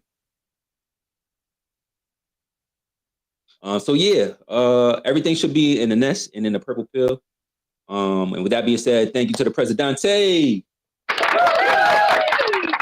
Ron Boss the Bear, man. Appreciate you, brother. Hey guys, I hope y'all are having a good night. I'm up here. Speaking of making waves, I posted a star video yesterday, and it has 108,000 views. So that's really cool, and it's rising. And I only posted it yesterday, so I'm planning on. I know, right? I'm planning on getting more of them. They want to be like, oh, it's out of focus. It's not focused or whatever. So I've actually posted the telescope they used. In some cases, I posted the star name, but I wasn't as diligent as I'm going to be in the future about what is the star name. And I'm going to tell the astronomer at the observatory, I'm going to be like, hey, bro, is this focused or what? Like, yeah, it's 100% focused. Most of them have autofocus. So for them to be like, oh, it's not focused, it's just ridiculous. But anyway, I'm going to do that, and I'm going to get more star videos. I'm up here with my fancy camera right now. The batteries are dead. I'm trying to redo that bottom up, disappearance experiment. But I'm up here at the lab, and trying to wait for the batteries on this camera to charge. I'm not a professional at these fancy cameras, but I'm trying to do it for you guys, so I'm hanging in there. Hope y'all are having a good one. Thank you so much, Taylor. So let me read this in some of Taylor's captions. She said, here is a raw video of a star using a $57,000, excuse me, 20-inch Ritchie Crichton RC20 telescope focused by a PhD astronomer. And there's a dope thread that she got. And I ain't gonna lie, Taylor, you probably gonna like this. Some of you may not. That third one, I'm like, yo, what in the angel is going on? That's just what they look like, bro. And it's like, no. It's crazy. Like, and I'm like, okay, well, show me a video of a star that's focused, that's not computer edited. They can't show me any of them. That's what they look like. And if you just have common sense, like if you look up in the sky, the stars are twinkling, right? Well, if you're looking on a telescope, wouldn't you imagine them to be twinkling at the very least? So for you to be like, oh, that's fake, it's out of focus. Like, come on, bro, show me another video then. They claim it's impossible because the atmosphere is so far away, all that light attenuation. Like, then just say it's not possible. Like, it's such a circular argument. Yeah, and they want to blame it like the atmosphere. Yeah, I actually get that, but I'm like, okay, well, show me one from the moon. Show me a video of the stars from the moon or from one of these probes that y'all sent out. Any, no videos of them outside of the atmosphere, so we can't even like figure out what's going on here. I looked for it. If anybody has a video of a star that's outside of the atmosphere from one of these probes, one of the dozens of probes that we've sent out there, millions of dollars. If anybody has one video of a star, shoot it my way. I will say, full transparency, Elon just posted one. He posted a video of the stars in one of his capsule videos. I'll find it, but it's not a zoomed in picture. It's like from afar. Shoot it my way. It's a video? Yeah, it's in his video. It's the same video that he said wasn't CGI. So it's I already was kinda just like about to ask you, was huge. that the one it's not CGI, bro? Right. Like that Earth looks like an egg? Like, come on. A Come on. titty. I was telling D3 that. I was gonna Titty say Earth. Taylor, I don't know if you remember. We're here for that, but I went to a observatory, like a observatory, a little while back, and yo, the way those people tried to like run away from me, mind you, the room only so big. It's only one big ass giant obsidian telescope in the middle, like, and it's just like they disappear behind every door possible to get away from me. Anybody would come in there and they would flock to go away from me from asking questions. So good luck if you ever go to actually a place with the telescopes and talk to somebody. They act a little funny over there. Oh yeah. You can't tell them what you believe in. I have a choice tonight of what I can do. I can either go try to get a video of a star, or I can do this bottom up experiment. Which one do y'all want me to do? I'm not kidding. I get to choose. Knock them both out. I feel like you could do both, but if you don't No, have I cannot access, do both because I gotta wait on these camera batteries to charge, and then I gotta go there before Yeah. it's too late. Well, you've already got a triple shot of some pretty hot star shots, so I'm thinking the other project would be the one to focus on. Maybe it's me. Yeah, but I can't do that every night. No, I mean that you already did the stars thing. Man, that I'm you, just that you would saying, want to do the weekend, bottom man. up thing now, right? how about this? How about this? thing, Let's do a right? poll. Let's do a poll. Proud, put a poll up, and we'll see what demonstration or what observations should Taylor make. I don't know if you want to put it up for a certain amount of time, something short, so that way she can figure it out pretty soon, and then we'll just let the audience decide. It's never too late, man. I can always do both of them. I'm just saying for tonight. Okay, that's what's up. And look, Taylor been in the field with it. Let me tell y'all, Like she been on their head for real, and everyone's so triggered in her comments every time she posts some of this stuff. And it's like, hey man, like it's just facts. Look, they want us to believe the sun is the same thing as all those points in the sky. I'm just out here trying to figure out the truth, man. If anybody has any way for me to prove the globe, shoot it my way. I'll do whatever experiment you want me to. Like I told you, I'm really trying to figure out what's going on, man. So I'm just out here just trying to see what's gonna happen and posting it. I don't even make an assumption off the videos I post, and y'all are all like, fake, it's fake. Like that's the only response. Like, oh, it's fake. Like it's not even like it's all the variation of responses. Like with the last bottom up video I did, they're like, oh, like your shoe's not disappearing. Then I showed it was disappearing. Then they're like, oh, you took the tape off the bottle. So I had to show the whole video of me moving the bottle back. And I'm like, come on, bro. Like, can you just have like this is a real phenomenon in physics, like bottom up. I even posted like papers and lectures and stuff and to go watch. But all they can respond is fake. So how y'all want me to be on your side? I'm out here just trying to make observations, and you're gonna be like, oh, it's just fake. What? So how am I supposed to trust anything y'all say if y'all are saying my stuff's fake? If y'all are just blatantly lying without looking into it, y'all are just making an assumption without looking into it. Sounds a lot like all y'all's other assumptions, right? Okay, so I'm just out here trying to figure out what's going on, and for y'all to be like, oh, it's fake, and be all up in my DMs and my comments, just being extremely rude. Like, I don't know how y'all are gonna win me over when I'm just out here trying to make observations, bro. Y'all gotta be respectful. Y'all gotta look into the actual data. And by the way, that Lake Pontchartrain bridge that y'all posted as refutation, the one that looks like it's curving, I did some research on it today. They did a 19 image stack shot, and I posted, you can go look at my recent replies. They did an image stack shot overlapping each other. That's not even a raw picture. That bridge that they posted for Lake Pontchartrain is unrecognizable to the actual bridge. So I have pictures next to it, and it looks more animated than the NASA pictures. Okay, so look next to it. I'm gonna post it up in the chat. It's horrible. Like it's crazy, man. Like everything's all meshed together. It's unreal. So like y'all need to start putting out some real data. Stop CGI in your pictures. Stop stacking your images, NASA, and let's just compare evidence. And let me just say two things. First of all, that Lake Pontchartrain is so funny because that she is totally right. They do all this manipulation to that photo, and that's supposed to prove something. And then when we show the black swan, right?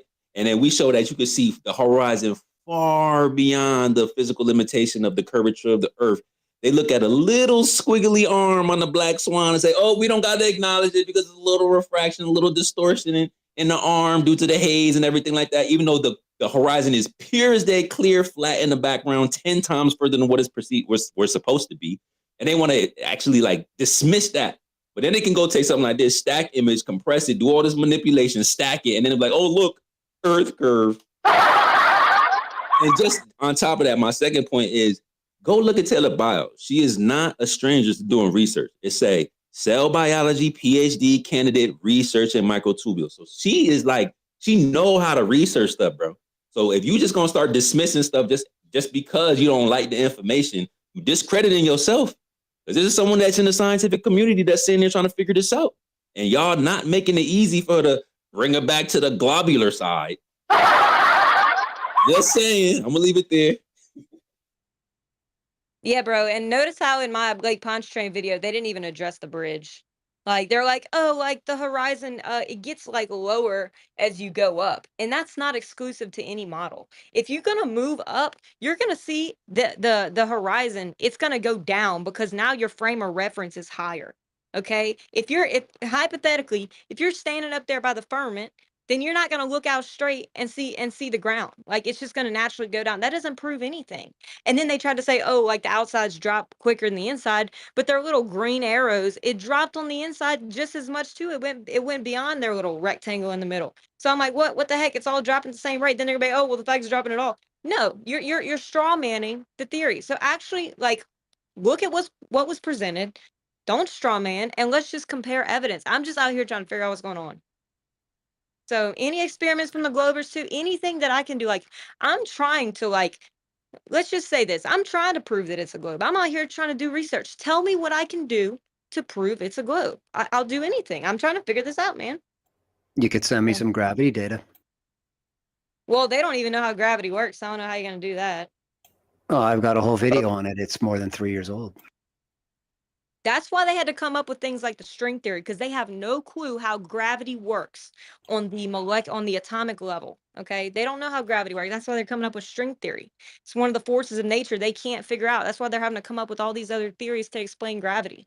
So gravity as an explanation is kind of weak, in my opinion, when you don't even understand how it works on the fundamental level. Well, I got an experiment that's fully laid out along with the hardware you need to do it, the spreadsheets you need to fill out. You can download from my Dropbox account. I supply links for that. I supply the coding that goes into the Arduino to do the tests. I show you how to build the hardware and where to acquire all the materials. And frankly, it's under $40 to get it done. Very approachable by just about anybody. So you might want to check that out. It's on my BitChute channel, of course. It's called the Gravity Test. So Sheepdog, I know you had your hand up ahead of me, but I'm trying to hop out of here soon, so I hope you don't mind if I just jump in, and everybody else doesn't mind if I just jump in right now. All right, cool. No worries. If you have to go, we'll go ahead and make an adjustment for you. So- Welcome to the stage, Joseph. Yeah, thank you, Secret. I've been hearing about this channel now for a week, and there's a lot of listeners down there that've been wanting me to come in. I mean, I got 4 messages alone today saying, hey, make sure you come. So I didn't want to disappoint anybody because I said I'd certainly make an appearance. And I feel like Taylor just fucking stole my speech before I could get to it. I'm just out here as well trying to, prove what's real. The only thing is that I'm on the other side of the spectrum, I am a glober, but I'm just always out here trying to do my own experiments. And I think this is why people invited me out here is, I am trying to do my own experiments and everything. So I would love to talk about that. And maybe next Friday you guys have me back as a speaker, and I'll come in a little bit earlier, so that way we could talk about some of the experiments that I'm trying to do, and we could hash that all out. I think I'm a pretty cool dude, and fucking, as long as you guys aren't like attacking me like Brian over there in the fucking other room, I think we'll all get along. Chill out, Brian, Joseph, chill. I don't know what happened over there. Shout out Brian Sweet, man. They like to have fun a little bit. But you seem like a pretty cool guy, man. And shout out to you. Yeah, if you are being like civil and honest, bro, we definitely want to hear what you got to say. I appreciate you showing up to Flat Earth Fridays and kicking it with the level head. Sorry you got to go so quick. We typically try to start around 8 p.m. Eastern, unless some things kind of throw us off that schedule. But we're always going to be here every Friday night into Saturday, just in case you're in a different time zone. That only works on a Flat Earth, by the way.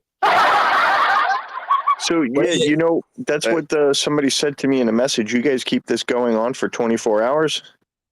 Just about. I mean, we averaged 15 hours because there was a lot of anti-Flat Earthers that were saying, well, you guys think that we're going to be around every Friday night. So we said, okay, let's keep it moving until Saturday morning, Saturday afternoon, so that way you don't have no excuses and them same guys still ain't pull up.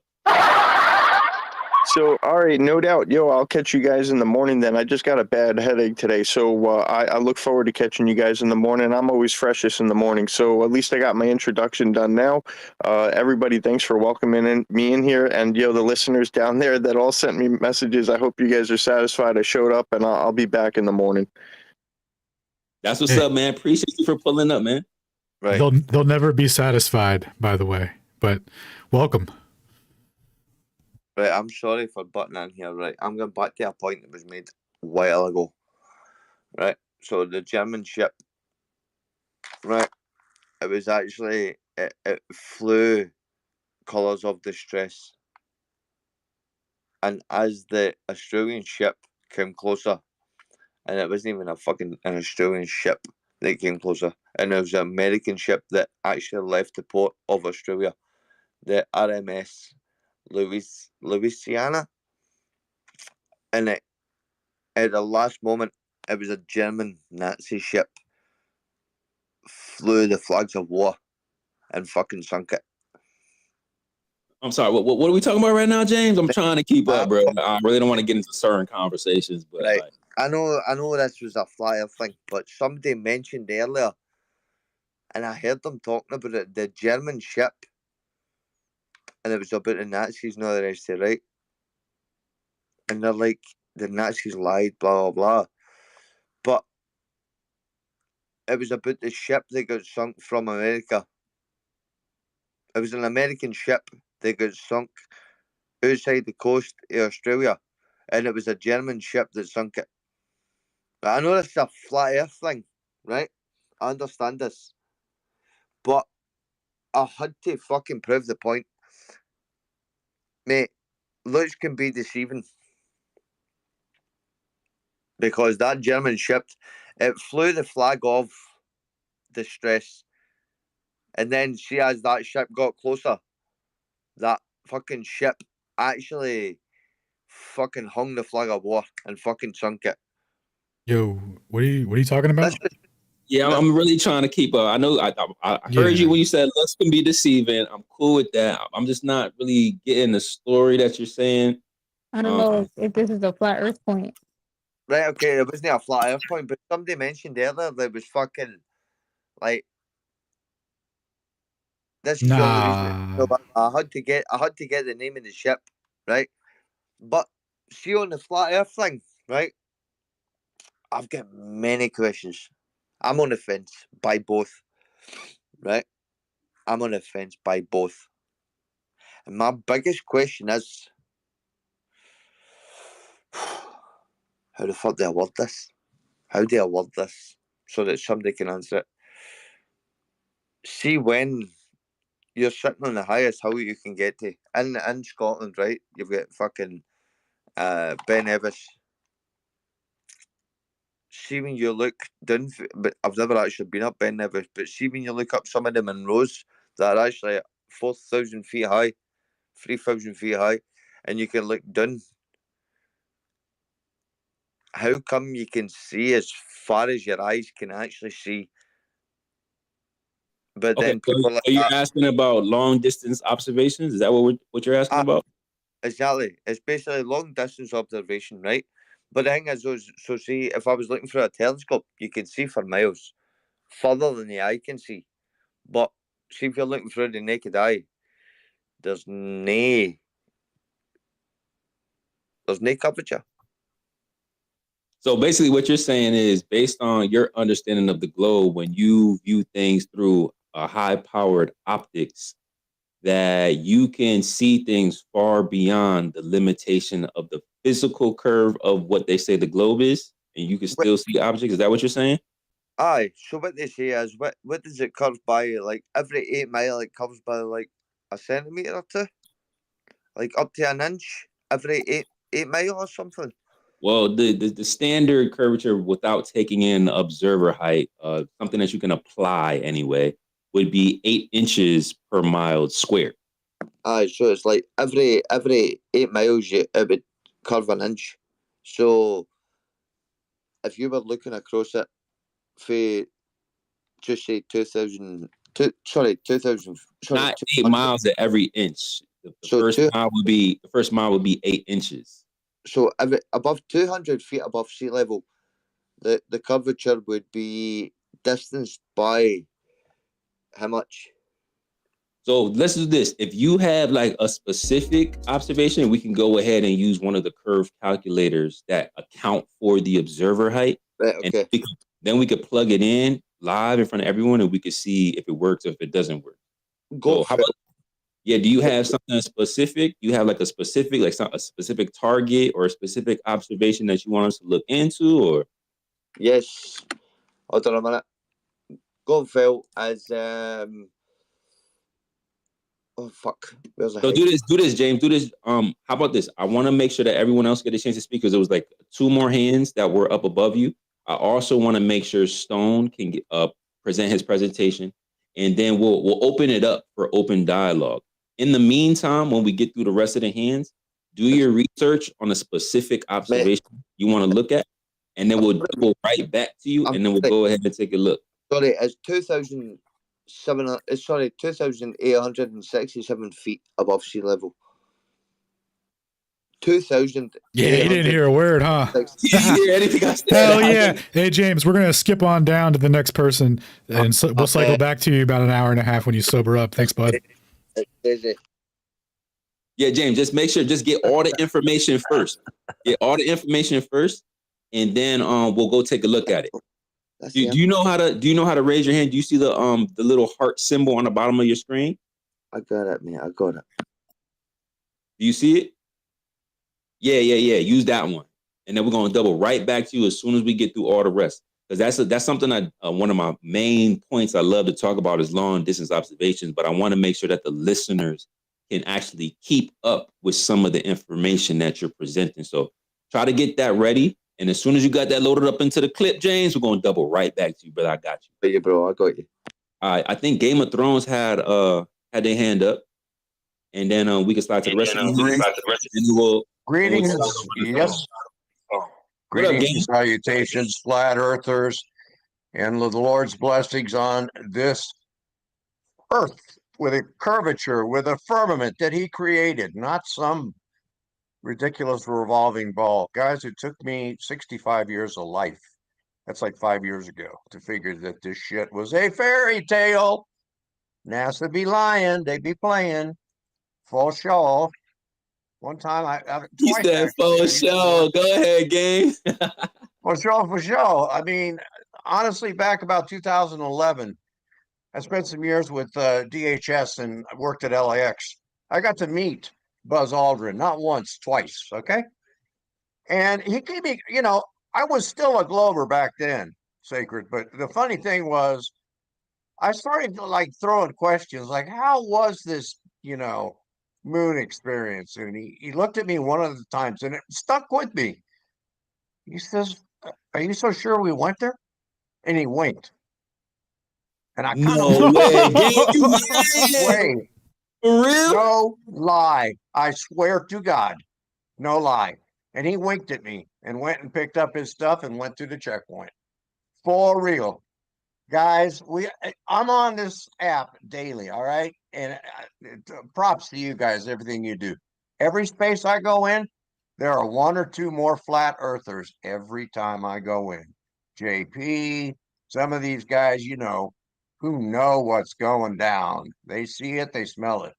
By the way, weather modification, the government admitted the HARP is a real program. It is they can't deny it anymore. All right. And all this BS, like, who was it earlier? Oh, yeah. Orwellian was talking about he got sprayed like crazy up there in Minneapolis. Full real deal, guys. They can't deny this shit anymore. It's coming to light. And with all these hurricanes, all this nonsense, they're trying to slam the red states, take away, a true Trump victory. Come on, let's get real, folks. We're on the winning side. The Lord will reign supreme. God bless you guys. It's good to be here.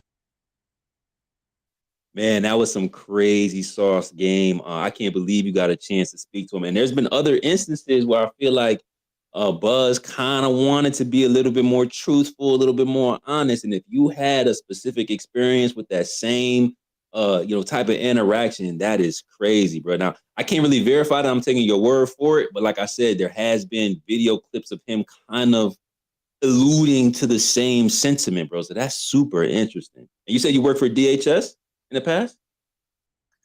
Yes, sir. 5 years. Wow, brother, that's crazy. Well, I appreciate you, talking about that. I wish there was something that we could see in real time, but that wink, wink, you already know what that means, man. So keep an open mind, man. Y'all hear a game.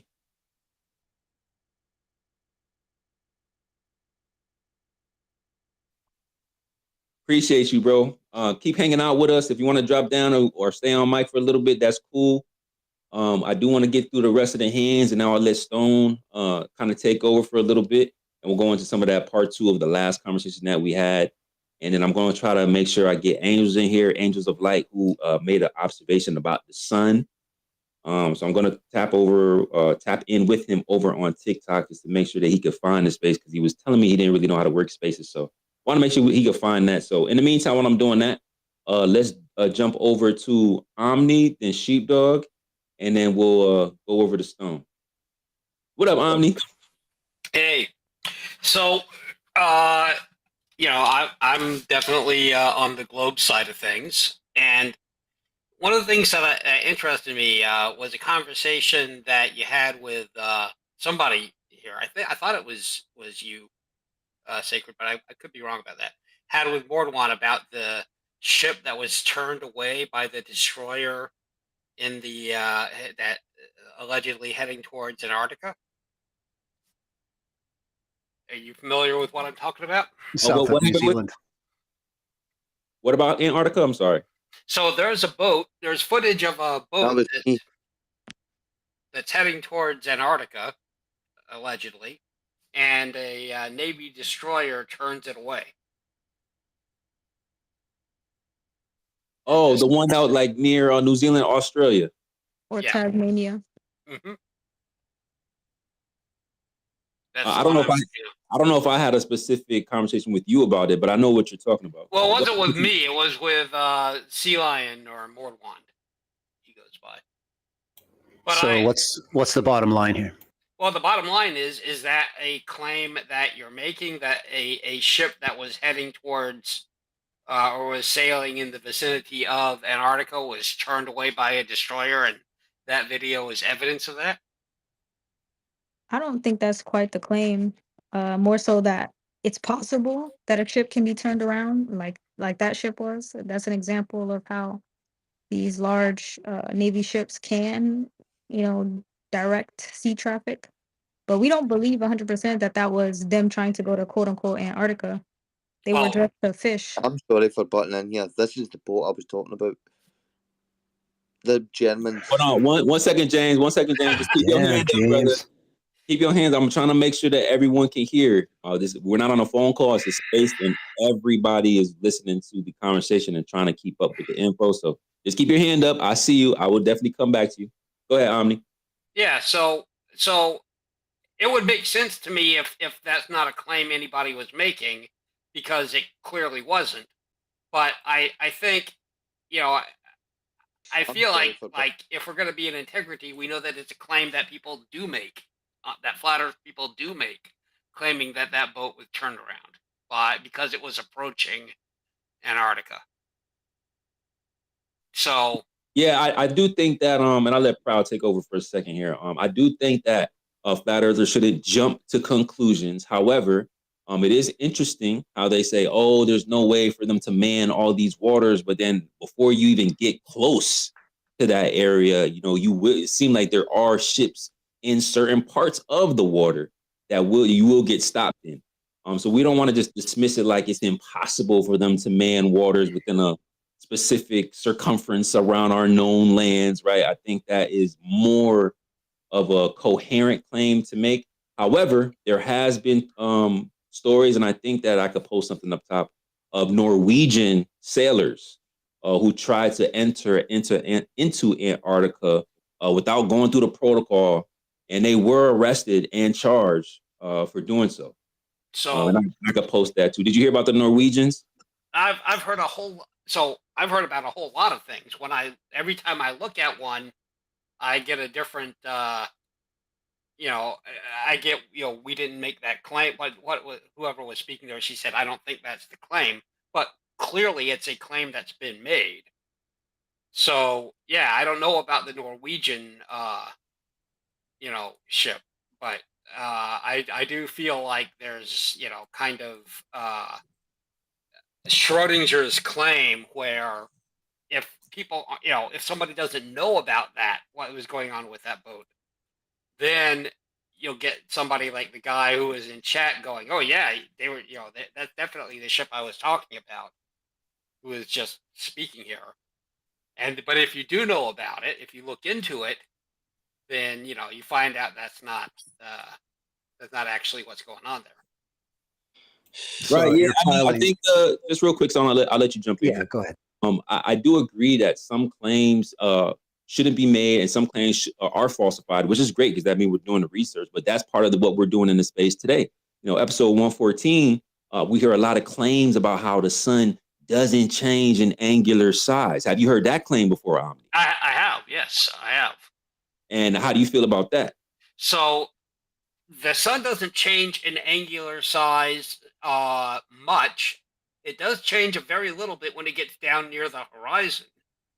And it doesn't change necessarily in vertical size. It's reduced, I think, in vertical but not horizontal size. So it doesn't at all act like an object that's moving away from us. Now, again, another claim. Now, what I want you to do, Omni, I'm going to engage with that claim. But before I engage with that claim, I want you to do one thing. Are you ready? Go ahead. I want you to go to my pinned tweet. We have a speaker that's going to come up here very soon, very shortly. I'm trying to reach out to him. I think he's trying to find the space now. I sent him the link on TikTok. However, TikTok doesn't have clickable links. They want everything to be like in-house. So hopefully he can figure out a way to copy the link and then jump into the space. But he made his own observation with a solar filter, with a specific optical camera. And I want you to go look to see if your claim is true that there is no vertical change, or I think you said vertical change, or maybe it was horizontal, but which one? I don't want to straw man you. Did you say there's no vertical? I'm not. So I've seen different, different claims on this point, and the last one that I saw, as far as that goes, was I believe that it was squished a little bit vertically, but not horizontally. Okay, so you believe that it's not horizontally. So Well, I'll say this: the angular size of the sun certainly capable of changing because of things like atmospheric compression or things like that. However, the idea that the sun changes the way that something that's moving directly away from us changes is 100% not true. say that last part again. What's not true? It doesn't change in size the way that something moving in an arc at a stable height away from us would change in size. So you feel like it should change in size vertically and horizontally, and if you observe that vertical and horizontal change, then you will be willing, and to be intellectually honest, to update your position. Correct? Yeah. I mean, I would be. Although I've seen this. I've seen and done this stuff. And Okay. So I'm not. I mean, are you claiming that you have pictures of the sun that are different from what everybody else's time lapse of the sun shows?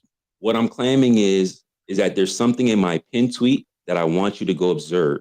Okay, And so after you go click on my profile, right? You just click on my PFP. I'm the host. Go click on my PFP. If you click twice, you'll get to my profile. Yeah, I see a TikTok that you've got there. Okay. Right. So just mute up real quick, and then go watch the beginning of that pin tweet. You can watch a few about 2 minutes. I will, but I do want to say one more thing. If I show you a video, are you gonna would seeing be believing? Would seeing be believing? Yep. I don't know if seeing would be believing. But what I do know is that if I have an instance where I can falsify a claim, it only takes one instance. So you can show me. Hold on. I know you want to engage in a conversation. That's going to allow both of us to be able to speak without you interrupting. Right? I haven't interrupted you once. So what I want you to do before anything else, like I said, is to just go watch the video, because you do agree that if there is one falsifiable observation, we can't dismiss it. Right? I do not agree with that. That is not the case. So you can dismiss something, you're saying? So I'll be real clear. Let's say that I show you a video of something that you don't think is real. You're going to dismiss it. You don't have photographic evidence. You don't have, actual forensic analysis, right? You just don't think it's real. You just say, "Hey, I don't think it should look like that. I don't think that looks right to me." Okay, well, yeah, I mean, yeah. So you can say, "Hey, Sacred, whatever you're saying is false. I don't believe everything that you're saying." Well, I'm looking. Hold on, bro. This is not Discord. This is Flat Earth Fridays. You're going to have to engage in a conversation coherently without bullying people on the mic. That's not what we do here. And I'm trying not to mute you, but you have to have a little bit of self-control. You ask me a question, you need my answer in order to respond coherently. So you can say, "I don't believe what you're doing. That's fake." I can also do the same thing to you. What I'm saying is, I'm going to take your evidence for whatever it is, unless it's coming from an entity that is proven to be false or proven to have things. I mean, you can laugh about that, but we go just look up NASA bloopers and watch somebody disappear through walls and things like that. So I'm not. I'm still not done talking. I'm glad you did. So we should dismiss all of NASA. But if you have some evidence that if you take, you can say no if you want to, but that's how I'm moving. I'm not going to believe a liar. You could believe a liar if you want to, but that's fine. I'm not going to. I'm a little bit more coherent than that. All I'm saying is if you have some evidence of something, I'm going to take it into account. However, I have evidence against that. So I could falsify your claim with an observation. So what I want you to do, which it seems like you're not willing to do it, hopefully you are. I just watched it. Is just mute up for a second. I just watched it. I just watched go thing. Mute up. Go mute up for a second. Hit the mute button. Okay. Thank you very much. You said you watched it. That's fine. I'm gonna allow you to go rewatch it again and again because you said you made claims about things not moving, not compressing in a specific way, whether it's horizontal or vertically. And we have that observation. But before we get there, I just want to go ahead and share one thing up top, which let me just go check to make sure I share it so we can get this out the way. So I shared it up top. It says Norwegian arrested for Antarctic voyage. This was back in 2012. The Norwegian adventurer who made an unauthorized trip to Antarctica with a New Zealander on board has been arrested off the coast of Chile. Jarl Anhoy and his 4 crew were arrested in waters near the border of Chile and Argentina. This was an Antarctic voyage. So I do agree, if we're talking about that one instance of some small tugboat getting pulled over and stopped in some quote unquote unauthorized waters, it's hard to make the claim that they were on the way to Antarctica. So I think flat earthers shouldn't make that claim until they fully research that instance, right? We actually should probably do a space on things that flat earthers say that aren't correct so we can hold ourselves accountable. But the same thing goes for the globe earthers as well.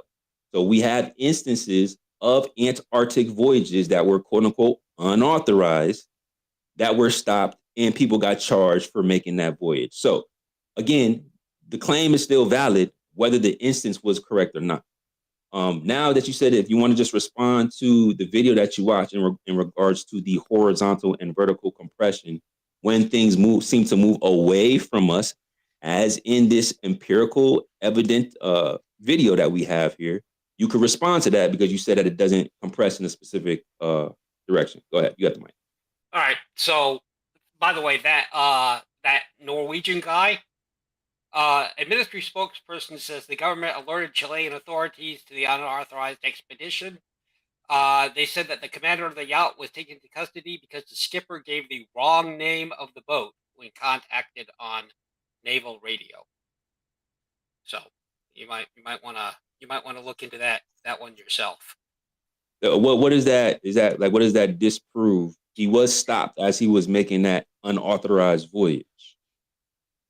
Yeah, but he was arrested because he gave the wrong name of the boat. So you're saying that he provided his evidence and said, "I'm going to make this voyage. Here is here's my itinerary. Here's the time and date that I'm going. I give you the wrong boat name." And then he was stopped before that, or did they catch him on the way to Antarctica? So I'm not sure where they caught him. However, it says that the commander is saying that the yacht was taken into custody because the skipper gave the wrong name of the boat when contacted on naval radio. And for failing to give proper permits. You're missing the second part. It doesn't say the second part. No, it says for failing to give proper permits. Hold on, I have it pulled up right here. Well, I'm failing to give proper permits and giving false information about their vessel. It's both of them. Well, that's not what the thing that I'm okay, well, I'll put it up in the nest. Post it, Tay. I mean, by all means, but if it doesn't say, if it doesn't say what you're saying there, then and if it does say what we're saying there, then Well, kind of. So let's talk about your video. Oh, okay. We can get off Oh, of we're that. changing the We topic. can get off of that. I didn't know anything about the Norwegian thing, so Welcome to Flat Earth Fridays. Glad you learned it. Go ahead. yeah. I don't know everything, but I knew that I could talk to you about the Hope Art ship. That stopped. So, but yeah. So let's talk about the video. So what we see is the sun. The sun remains almost completely. It remains almost completely the same size until it reaches until it reaches the horizon, at which point there is a small amount of compression, right? He says 25%. Okay, so I didn't see 25% on there. So did you mute up and listen and watch the video? Yeah, I did, and it didn't look like 25% to me. And Bro, his microphone was open the whole time while you were talking about the video. Omni, did you listen to what the actual audio? I just watched it.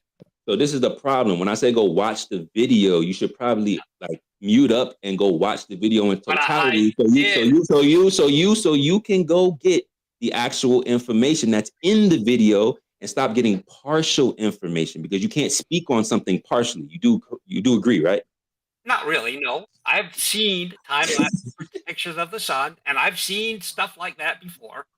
And what I saw did not look like 25% compression.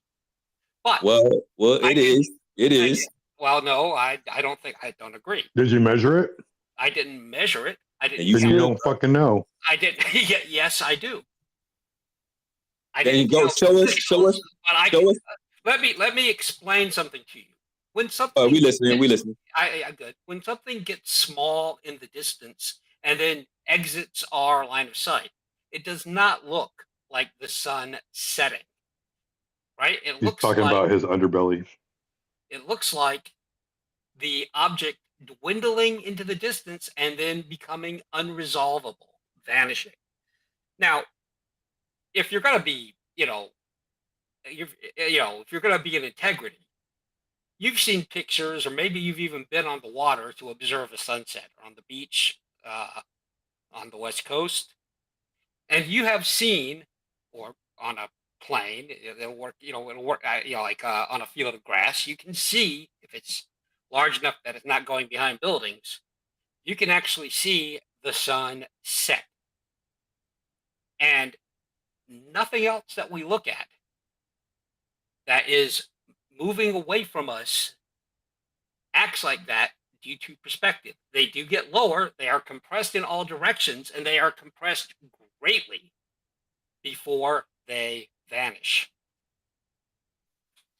Okay, it seems like you're done. So you do agree in that video that is a time lapse, not a photo, with a solar filter, that there is horizontal and vertical compression. Yes or no? Yes. So that refutes your first claim saying that you've never seen that. Nope. Hold on. That refutes your first claim that you've never seen that. Now that you've seen it, so you can't ignore it. That's number one. So we do. You can say no all you want to, but you say that you never seen it. So I'm just saying, we refuted that. Now you've seen it. No, that's not true. You just told us that you've seen it. Right. You asked a yes or no question, and I gave you the answer that you wanted. But of course, because the yes or no question is not a good faith question, just because I have seen it and it shows some compression does not mean that it counters my position on this. That's not what I asked you. I didn't ask you if it counted your position. I said, you said you've never seen it. Isn't that what I said? And I still haven't. Bro, you just told us it's compressing horizontally and vertically. I saw a very small amount of compression, and I told you that there is a very small amount of compression. No, you said in one direction it was. You said you've never seen it. You said you never. Hold on. You said in one direction. You said, I think it was horizontal. You said you've never seen vertical compression. I think that's what you said. I don't remember which direction specifically. I think it was. There's no claim. How you don't know? Bro, you don't know. You don't even know the difference between horizontal and vertical.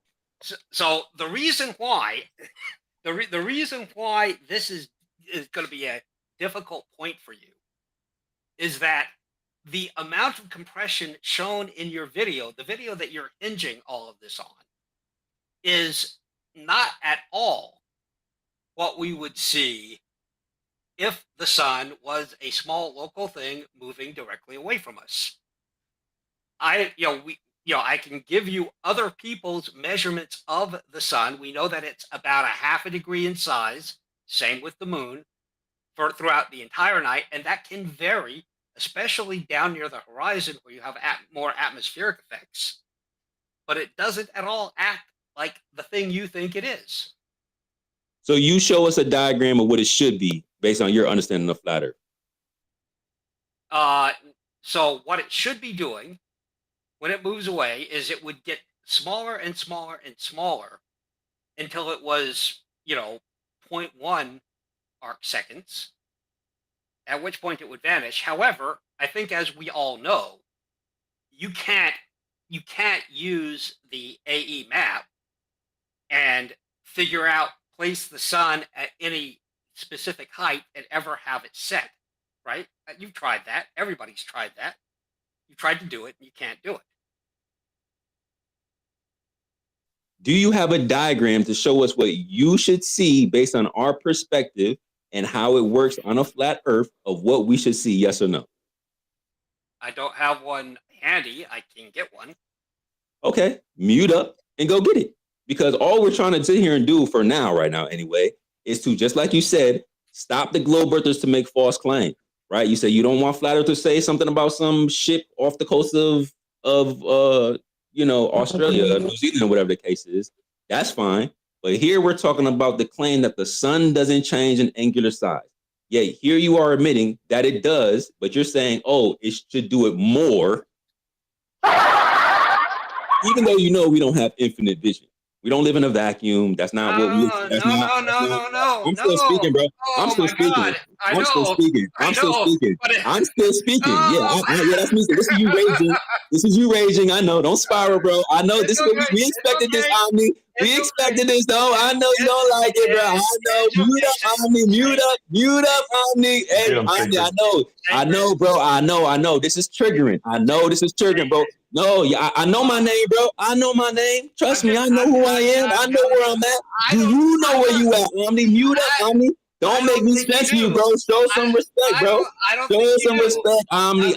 Mute up, Omni. Stop interrupting. I know you want to censor me, bro, but you can't do that on my own show, gang. The sun changed angular size. That's a fact.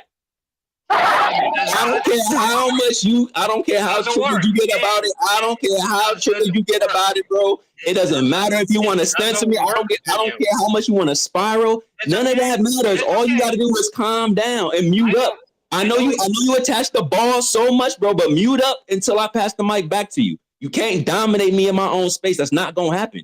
I'm gonna give you the mic back. I'm gonna give you the mute up, bro. Mute. Hit the mute and do not come off a mic again until I pass you the mic. The moment you do that again, I'm taking your shit.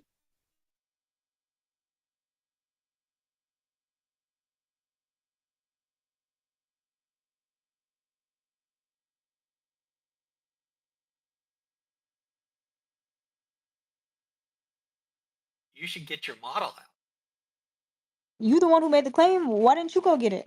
Why didn't you go get it, Omni? Go get it. Go show us where.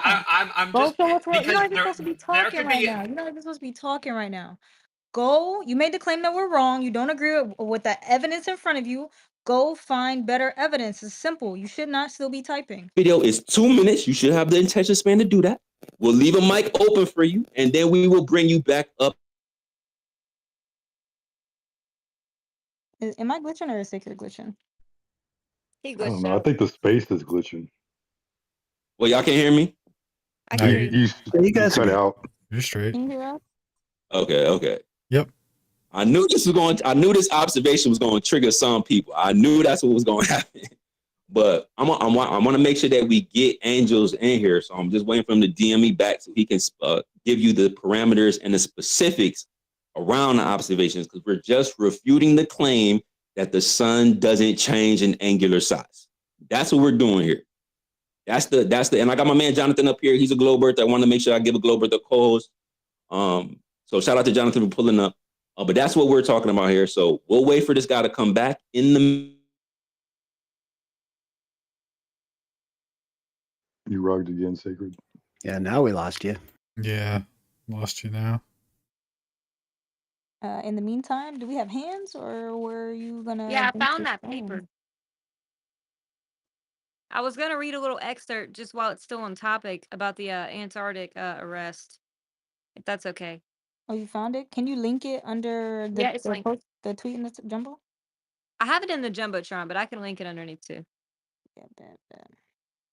Okay, I'm just gonna read this little excerpt real quick. Let's see. Okay, so I don't know how to pronounce his name. But An Hoy, his Jarl Andahoy. Okay, and Ahoy. 2011 expedition was conducted without prior consent from the Norwegian Polar Institute, who had ordered the trip to be postponed after Anhoy failed to provide necessary information about his proposed activity and insurance coverage that are required for a permit under the Antarctic Treaty. So this was what led to his arrest. And I have the link there. This is marinetimeexecutive.com. So he did not have the proper permits to be there. He was actually trying to return to get his ship that he wrecked the first time, and they arrested him because they said he didn't have permits to be there. I'm just And I going have to the link. say the government was probably lying and say he didn't have the papers just so they could arrest him. Because we know they'd be like writing their own words and creating their own little like principalities. Yep. Yeah, we just like the straw man was made for sure. So appreciate that bringing us up. That we made claims, specifically Sacred makes claims about this ship and how that went. So for all the audience and flat earthers and globers alike, it's not about that specific interview or that specific occasion with the Aussies.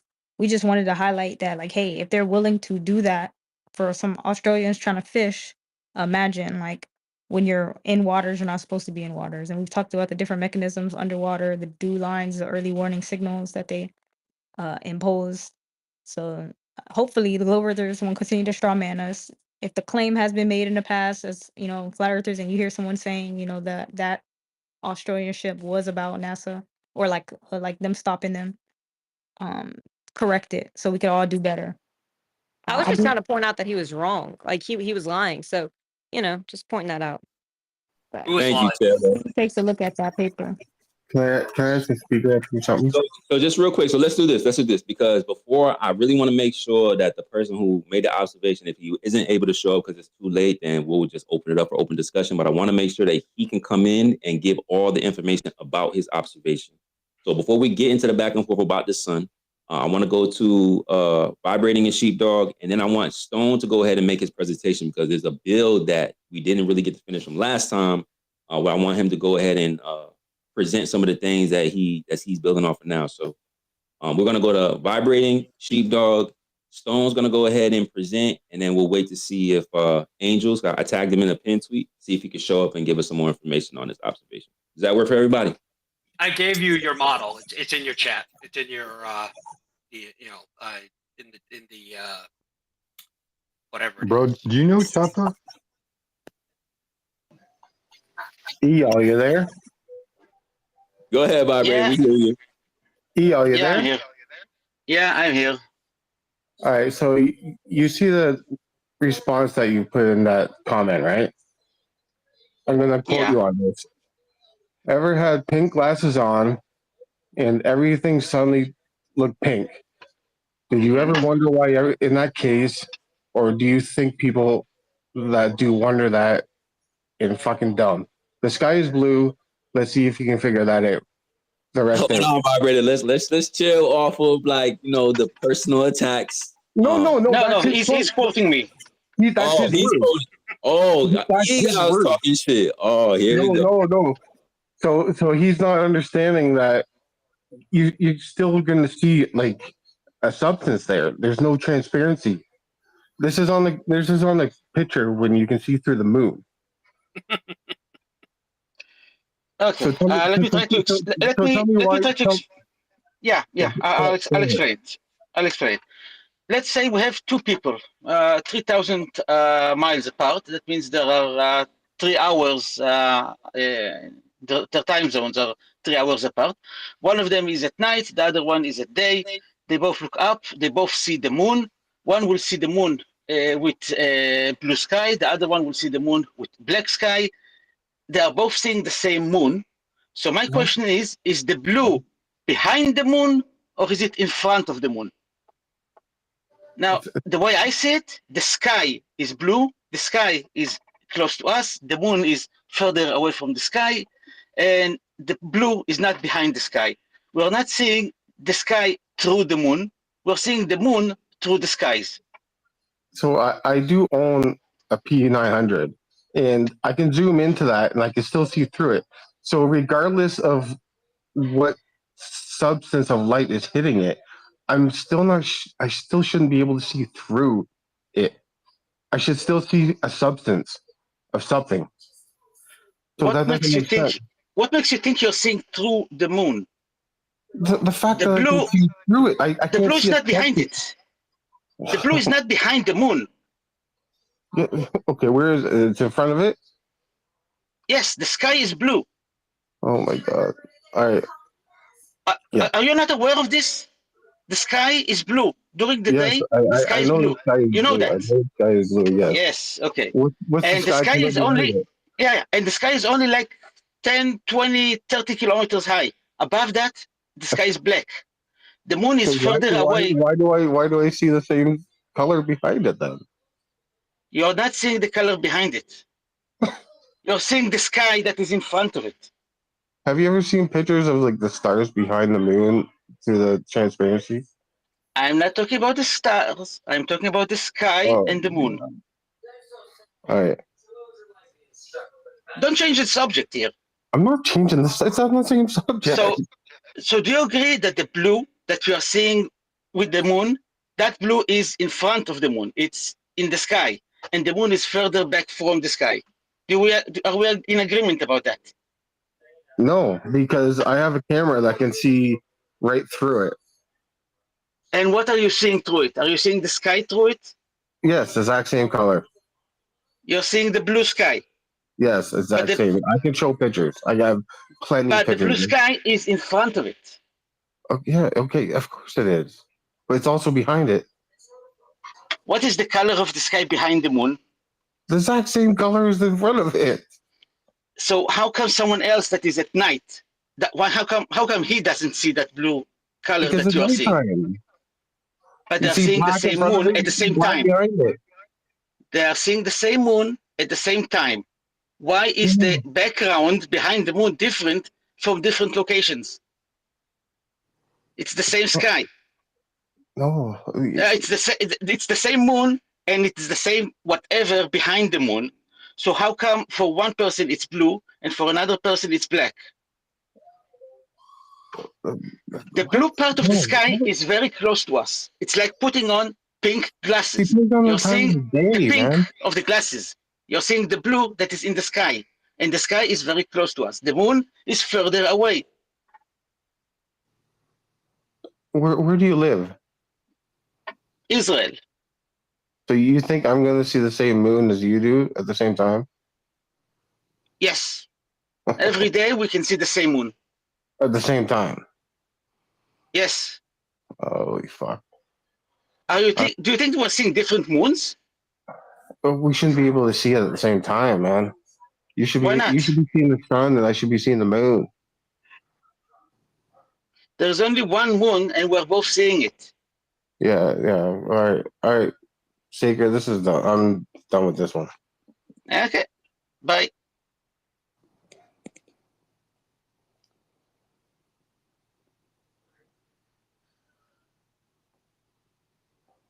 Is that an observation that can be verified? Does Israel see the moon the same time as the United States? I'm up in Canada. If both of you are seeing the moon, it's the same moon. Yes. Okay, we get that part. We can agree with that part, Israel. North On the high level. Americans I'm will talking see the. about at Sorry. the same time physically. Do we both see the moon in the sky at the same time physically based on the geological position of the moon. That's what I'm saying. And I think that's what Vibrating was asking. No. Just like the sun rises at different times for different locations, the moon rises and sets at different times for different locations. But there is an overlap. There is a period of time where the moon is in the sky for me, and also the moon is in the sky for you. The only case where this doesn't happen is if we are both on exactly equally opposite sides of the Earth, which is probably not the case right now. So that's why I'm not talking about it. I bet. I also think some of the phases might come into play. My bad, yeah. I kind of glitched out, so I didn't hear any of that back and forth. I don't know what you guys were talking about. We're talking about he's in Israel and I'm in Canada, and he thinks that we can see the same moon at the same time at the same. The thing is that you can vibe, but there is some overlap. He's not saying that the whole time that it's in the sky for each of you, you guys can each see it in the same position in the sky. Since he is so far east of you, and he's about 9 hours east of you ish, you know what I mean? That there's about 105 degrees of longitude between you. So that's where the moon makes its way across the sky for him first. And then as it is in his west, you see it in your east starting to come your way. That'll be the couple of hours, 2 or 3 hours, I would approximate, that the both of you can see the moon in the sky at the same time. You looking to the east, him looking to the west. Does that clear that up for everybody? Seems simple enough, I guess. It should be. But mine's always to the west, though. Oh, dude. It's not always to the west. The moon goes across the sky the same way all the stars and the sun. It follows It the rises in sun. the east and sets in the west.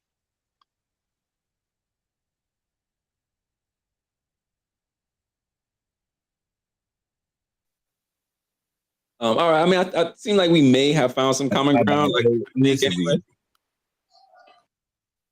I'm not really sure, to be totally honest. The moon follows roughly the same path through the sky as the sun, roughly the same, but it takes an extra 38 to 58 minutes per day to make the trip.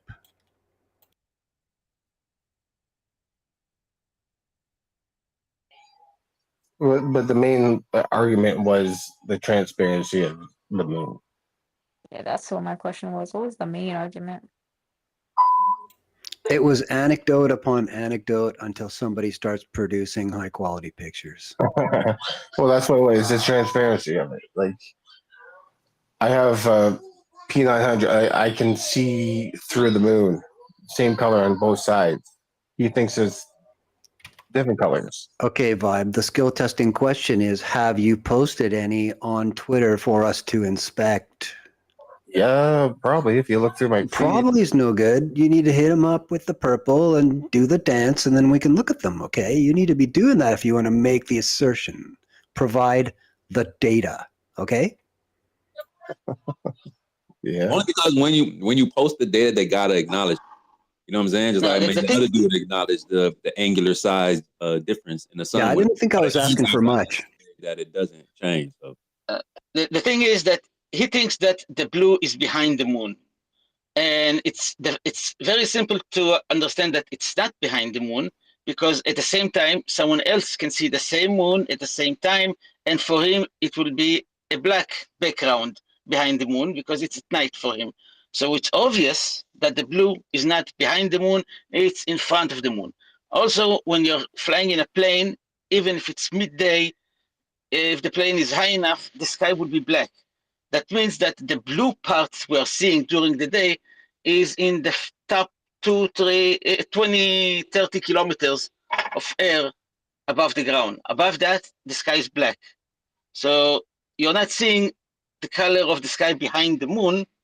You're seeing the blackness of space, or whatever you want to call it, or the firmament, whatever, that is behind the moon.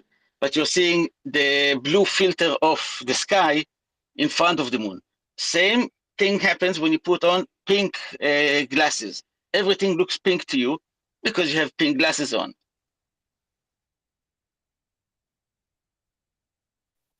Yeah, but the shadow on the moon ain't gonna be pink.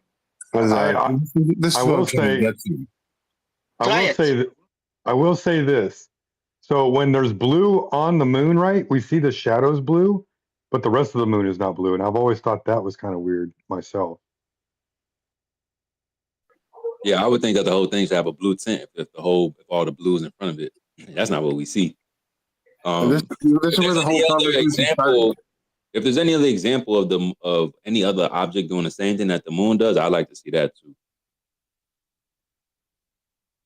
All right, cool back and forth. I think we found a little bit of clarity.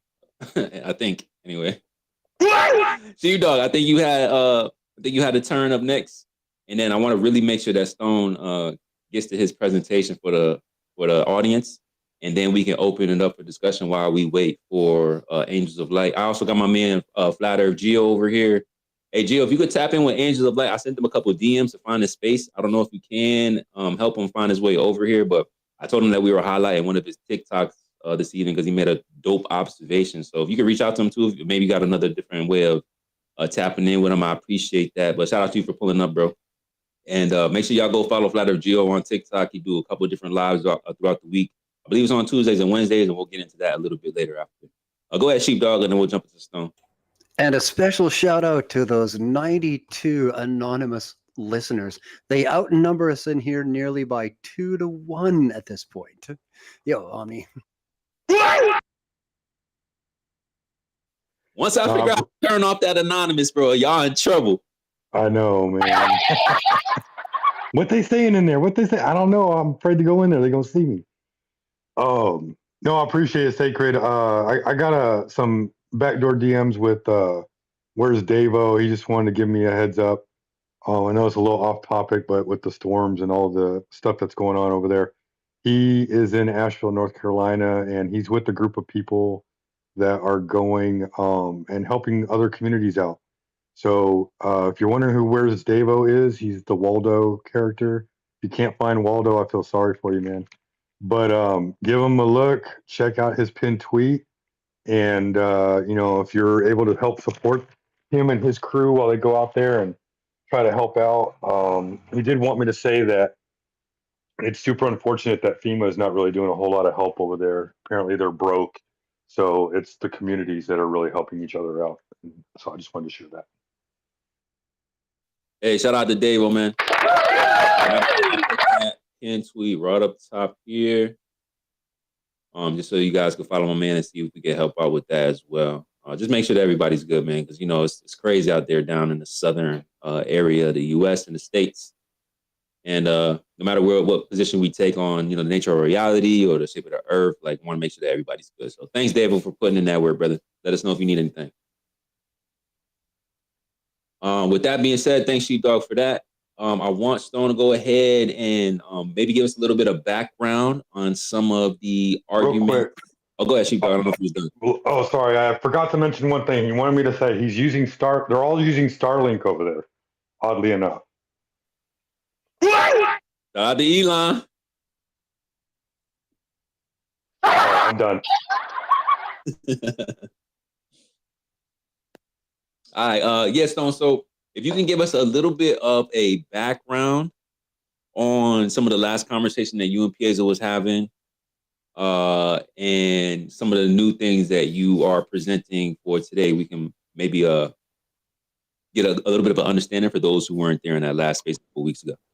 Absolutely. So let's go purely chronologically. And that all starts back in April 2022, which you can review on my BitChute channel or my very own channel on Telegram. And you can get all that stuff out of my bio listed here. Back in April 2022, I produced a video called A Quick Couple of Thoughts About the Moon and subtitled it The Gravity Kill Shot. And what we did was we took a look at the Newtonian assertion that mass attracts mass, and we took a look purely at the centripetal forces between them, between the sun and the earth, and the sun and the moon and the earth and the moon. This is what you do with the three-body problem in your first layer analysis, if you want to see which direction the balls should bounce, so to speak. And back then, I got real quantitative about it, as I am prone to do. And what we found out in the punchline of that production is that the sun's gravitational, quote, pull on the moon is 2.2 times that of the pull of the Earth on the moon. So we wonder how it is in the end that we observe the path of the moon being a net of 12 or 13% eccentric, as in that far away from perfectly circular. And Newtonian mechanics does not offer us an answer for that. In fact, it kind of suggests that mass does not attract mass, certainly not in the solar system model, the heliocentric model, at the solar system scale. The GMM over R squared formula simply is shown not to be correct, given the figures asserted by the mainstream, NASA and the rest, about just how far away things are and how heavy things are, how massive things are, how fast they're going. It doesn't seem to add up. Well, that triggered a lot of globies over the years, and the ripples we are still seeing in the summer of 2024.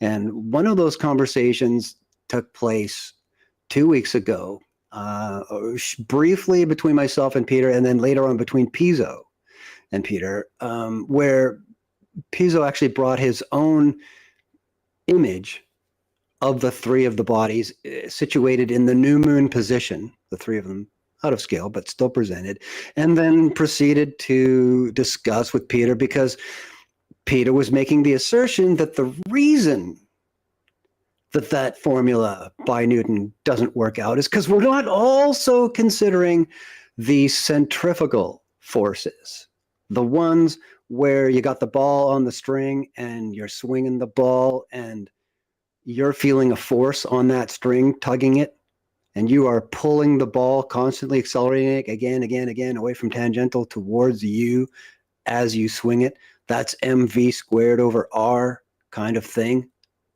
Well, okay. That's my job, kicking into gear. I'm the guy who does the homework. I'm the guy who gets out the figures and the formulae and the spreadsheet and the graphing. And that's what the video I released earlier tonight is all about.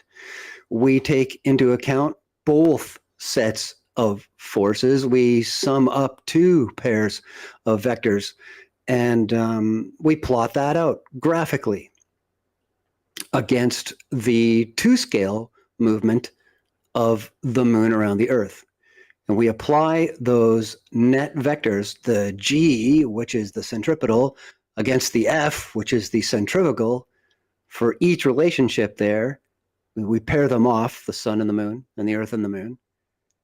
And we take into account what we see in conspicuously timed other videos released on YouTube, for example, by Minute Physics, which I'll cover in a minute, where we're looking at this supposition that the moon is actually in orbit around the sun, just like the Earth is. And we want to see how that all adds up, sums out, and produces a net force between those four vectors summed together, and just where we apply those day by day as the moon is, quote, going around the Earth once a month.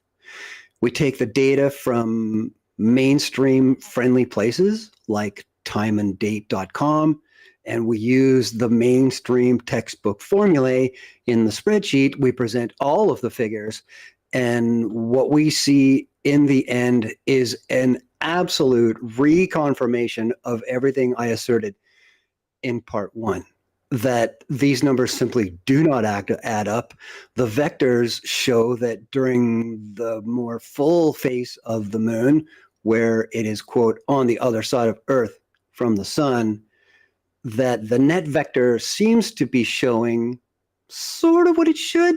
It's actually a little too much, but it says, oh yeah, push the moon back towards the Earth and give it a little extra before it is full, try and get the velocity back up so we can shoot it around the front end and get ahead of that rotational orbit position the Earth has, going around the sun already at 30,000 meters per second. And well, you see it swing around back to the new phase again, and the net vectors are still pointed in the same direction with respect to the sun. And I'll leave you guys to take a closer look at that. It's a 7-minute, 7-second long video. And even as an aside, I will say I was simply amazed at how well my audio choice fit the timing of what I present. I really enjoyed that part. I hope you guys do too. So by all means, check my latest tweet here if you aren't on Telegram, because that's where you find the high-res copy on my very own channel on Telegram. And again, the links are right in my bio here. So that, I think, sums up just where we're sitting tonight. And yeah, we already had a Glober trigger in like 5 minutes of releasing it on BitChute. And he let it fly with the ad homs and what have you. Yeah, it's been a pretty wild night. Yes, and I see the only response to your video so far is just like a corny ass meme. A Griffy McGriffster. Yeah, the one on Twitter, the response here. Yeah, there's a whole lot of nothing going on here in response to. So I went ahead and I retweeted the first video that Stone dropped. Also, the newer video, the newer upload that's about 7 minutes long, which I haven't watched yet, so I have to watch it myself. I missed the presentation earlier because we were getting prepared for Flat Earth Fridays. And then I also retweeted the diagram that Piezo presented a couple weeks back in mid-September. And I put that in the nest as well. So you guys can have a look at that. Very good, very good.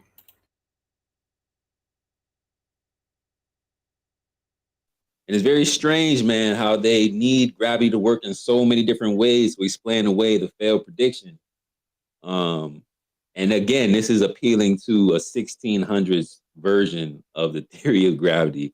That it is. Right. So we're battling outdated gravitational theories here. That is actually something I offer more as a punchline to the video in the last few seconds. After I have presented all of the data, people are free to reach whatever conclusions they want to obviously make by the graphics they're looking at.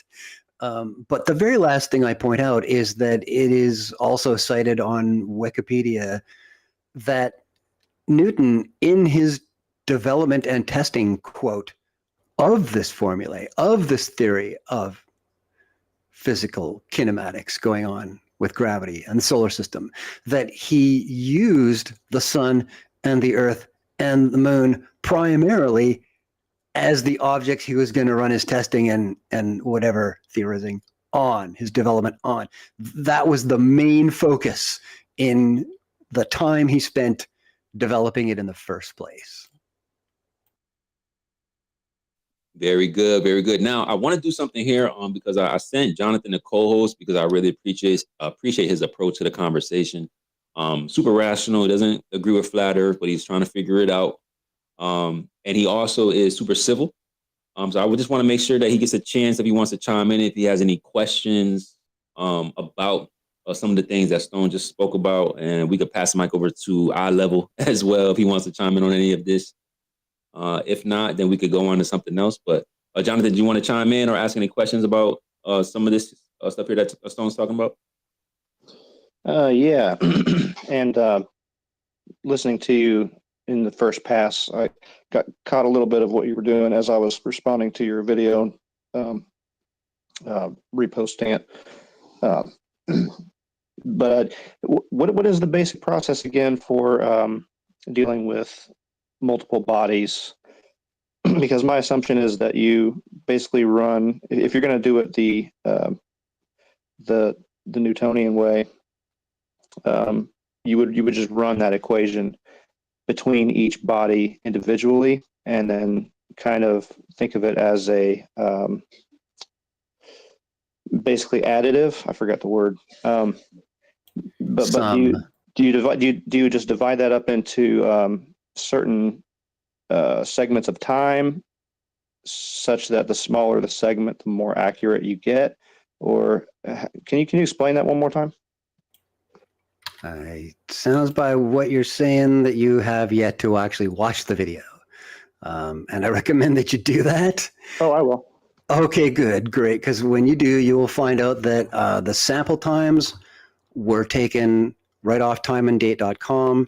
They are called the meridian passing times, and that is the time every night or day when the sun is at its peak elevation over you, due south of you. Understood. Okay, so there's you're 28 using... samples in the month, right? 29, 28. Interesting. So you're taking data from that same time of day. From September 24 data off timeanddate.com. When the moon was X distance away from Earth, allegedly, and it passed across your due south on this particular minute. And that minute of time, that moment would occur between 38 and 58 minutes later each day, each night, as time would go by through the month, because that is how much slower we see the moon going across the sky compared to the sun. That's also in the data, by the way. It's displayed. So you're recalculating GMM over R squared on the daily, or is it's a smaller time increment than that? One sample per day, because that's all the data that timeanddate.com give you. So not only like that's what we did also, frankly, in a resolutionless kind of format in part 1, 2 and some years ago. Now we're taking the G between the sun and the moon and the earth and the moon, and the F between the sun and the moon and the earth and the moon, and we're summing the 4 vectors together daily for the entire sample set. That's the data you're going to see. And you're saying that Peter, was it Suzuki? Suzuki, yeah. Suzuki. Is he the one that insisted you include the centrifugal? The other half, yes. The mv squared over r part. Yes. Gotcha. So those are the pairs of each pair, if you know what I mean. I'm not sure I agree with him on that. I think it's well, it's he's just saying like that they have orbital momentum, and that's centrifugal, and I wouldn't dream of debating that physical obvious fact about orbital bodies, regardless of scale, right? That part of it transfers. However, the formulae themselves simply do not add up to orbital motion that we observe. Far from it. And actually, I would even invite you to review the watch party, the release party that we had tonight on Ether Cause. You'll find it even on YouTube, on Space Audits, on Alan's channel. It's a live stream, easy to find. And yeah, enjoy. Get some real data before you decide if you agree or disagree. I think that's a better strat, right? Oh, absolutely. I'd love to run this kind of simulation, if you will, myself, and just kind of compare notes with you. Well, it's not a simulation, it's a tabulation, really. I guess what I mean by simulation is so you got your daily data, and so then I'm guessing my approach would be to choose a certain time increment, as small as I can get it without overburdening my machine, and then but what's the point of doing that, Jonathan? Because the average is so easily produced using 28 data points across 360 degrees. Why would you need higher resolution to more effectively prove the point about the vector sum? That doesn't make any sense. You have to think systemically when you put a model together like that? And what is the point of all this computational busyness you're creating when it really doesn't tell you anything more about the picture? I might be wrong. I'll try to see where you're coming from when I look at the video and everything. But I was just thinking, based on what I know about numerical methods, that generally when you don't have a problem that you can solve analytically, you move towards numerical methods, and usually when you decrease your step sizes, you converge on what would have been the solution to the problem analytically. Does that make sense? Yeah, but I don't need to reverse engineer anything here. The mainstream has said it's settled, we've solved it, here's what applies. Here's how big it is, here's how far away it is, here's how fast it's going. And there's the other two, and here's their figures as well. Here are the formulae. All I did was fill in the blanks. The obviously mainstream, established, religious, dogmatic blanks. And what comes out is nonsense, graphically displayed, proportionally arranged.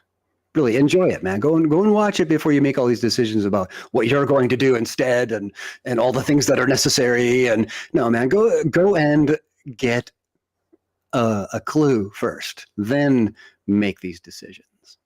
Oh, I didn't mean to offend you. I was just saying this is my starting point. This is my understanding. I'm curious. I will go to watch the video. I'm curious to see how you went about it and to see what I can learn from it. So I didn't mean to sound okay. No, contrary. don't take my vehemence for offense. No, those are two separate things entirely. I'm just trying to be a little more emphatic about it so that you hear me when I'm saying it, because I said it the first time and it doesn't seem like you really got it. I like that. Vehemence instead of offense. Okay. Very good. Very good. That's a solid debate right there. That's what we need in here more often, right there. Right on. Not even a debate for real, just like dialogue, understanding, and trying to create that build. That's why I wanted to make sure Jonathan got a little co-host time in Flat Earth Fridays, man, because we got to make sure that we acknowledge this type of approach to the conversation, because there's a lot of people that still subscribe to this Oblate spheroid that just crashes out and literally just disrupts the whole flow of the information that's shared here. So we got to make sure that we share that positive reinforcement. You feel me? So shout out to you, Jonathan. I level. Do you want to chime in on anything, or are you good? Nah, never mind. Go ahead. Yeah, you should watch it too. Make sure you watch it. I've already seen it. It's too complicated to explain it right now, and it's too late for me right now. It's like 7 a.m. and I didn't. Wow. No, Sorry to hear that. It's 7 a.m. for me, and I haven't slept yet, so I don't have the okay. Maybe we'll hear from you next capacity week right now about to it. explain it. Sure, maybe next Friday. You'll see what happens. We got to chill at those parties, man. No more Diddy parties. Anyway, let's slide over to my man Flat Earth Geo. What's up, brother? Good to see you, my man. Sorry I missed the last live that you had, but I'm definitely gonna tap in next week. But appreciate you pulling up again. It was so dope to have you here last Friday, and great to hear from you, man. What's going on? Thanks again, Sacred. Yeah, it was a good time to get on the live. Wednesdays are the Flat Earth Geographer lives on TikTok, but Isms, my backup. Well, it's not really so much a backup account. It's just kind of like a different kind of interest with social issues and stuff like that. That's Tuesdays. But Yeah, I was heard just them call them channels, or some of the TikTokers call them channels. So I was like, channel yeah. one, channel My two. other channel is not really. Yeah, I want to make a backup for Flat Earth Geographer because I made a backup for Isms because Isms is the one that tends to get shut down the most. So I used to actually like shut down my Flat Earth content until eventually they stopped doing that and just kind of started worrying more about the political stuff I was posting and stuff like that. But yeah, I wanted to chime in about the conversation that was going on about seeing through the moon because I've heard the arguments about seeing the sky color and everything, and I can see how it's not such a convincing argument to go with the sky color. I think it's more convincing to talk about seeing the stars through the moon, like the astronomical society's observations, and hell, I recall seeing what appeared to be stars through the moon. So I mean, that's the kind of stuff that I can see why people are speculating on the transparency of the moon. So I don't know if you guys have gotten to discuss any of that, but Have you made your own observations? You said. no, I've seen. Well, I've seen. I haven't since I've become a flat earther, but I do recall like seeing that, and then understanding like the crescent moon, like in Islam and other cultures, that symbol it also represents a star, occulted by the moon, or vice versa. I forget which is doing the occulting and when referring to occulting, but yeah, I've always kind of heard about that, and then I remember that was one of the first things I had heard about when listening to Eric Dubay as I was getting into flat Earth a few years ago. Was he was mentioning how the Astronomical Society, had been, pretty early on, had making observations about that. So that seems a little bit of an interesting thing to maybe get on if you guys haven't. Yeah, no, that is really that's important. Matter of fact, Proud, can you post uh the link that I shared a while back about the Royal Astronomical Society? I think at the time they called it the Royal Society, but I think it's the same. Yeah. I made a post about that, and with the video clip, and a lot of anti-flat earthers dismissed the observation that was separate from the Astronomical Society citation. So there was somebody that said, hey, like they made an observation of the moon, and they seen like these lights through the dark portion of the moon while taking these images and photographs. And a lot of anti-flat earthers were saying, oh, those are just what's called hot pixels or something like that. I'm like, okay, that's fine, whatever the case is. But I thought it was interesting until I seen the citations from the Royal Society, which is now called the Royal Astronomical Society. And it was an amateur astronomer sharing the same observations with actual astronomers, and they were citing these observations back and forth with each other. And I guess the amateur astronomer was like, "Hey guys, I know y'all do this for real. I'm seeing this through my telescope. Y'all double check and see if what I'm looking at is actually what's going on, because there should not be any illumination in the dark part of the moon." And they were confirming this back and forth, and it was there were some letters that they had cited with the Royal Astronomical Society. So I thought that gave credence to the claim, and that's when I started to take it a lot more seriously. So that's what Flat Earth Geo was talking about, and hopefully Prague will put that up top for me. Yeah, thanks for having that resource from before. I figured you might have gotten into it, at least maybe a earlier time, but yeah, I thought that was a fascinating thing, and I remember seeing that through them. Like I remember seeing that kind of a thing, like you just kind of like years ago, and I never really thought too much about it. I don't know why it didn't spark an interest, but yeah, I mean, like that seems kind of curious. So, but yeah, that was the one thing I wanted to chime in on. But yeah, the lives are really great. I do try to get a really balanced sort of perspective. I like to give both sides of any of the arguments equal kind of time and respect and everything. It's been a struggle because I have a lot of people who I really love in the flat earth community who have had a real hard time with some of the folks I'm pretty close to on the globe side, and it's like it's hard kind of keeping those tensions from getting hurt feelings and people not showing up to the lives anymore sometimes. But overall, I do always tend to have people very pleased with with how the conversation pardon me, how the conversations are going. So yeah. No, my Flat Earth Geo's live is one of my favorite lives. I love how he conducts it. He makes sure that everyone gets a chance to speak. He really has a coherent flow with the conversation, and he's right. There is like some splits in both sides of the community, of Flat Earth and the Globe Earth community. And there's some cool Globe Earthers over there too that join the conversation. He can speak to that. So what we really want to do is start bringing these, bring the community together more. I know like personalities are going to clash. Excuse me. I know that's going to happen. Not everybody's going to get along. We're going to have different perspectives. But if we could just remove the emotion and like the personal drama like out of the conversation, we can kind of get back to the topic. And I really love how he conducts those lives over there on TikTok. So he's an OG, and hopefully he can help me, kind of start my lives, because we went live for our 3-day parameter. I guess you got to do 3 days or something. Yeah. So I just finished mine throughout the week. So I've been like super heavy over there on TikTok. Not everybody is happy about it. But we over there anyway, man. You see the TikTok Flat Earthers, the level heads over on TikTok, they rock with us. So y'all go support my man Flat Earth Geo. Yeah, it's TikTok is it's a really good format, I think, for having live spaces. There's always a live going on pretty much at any given time.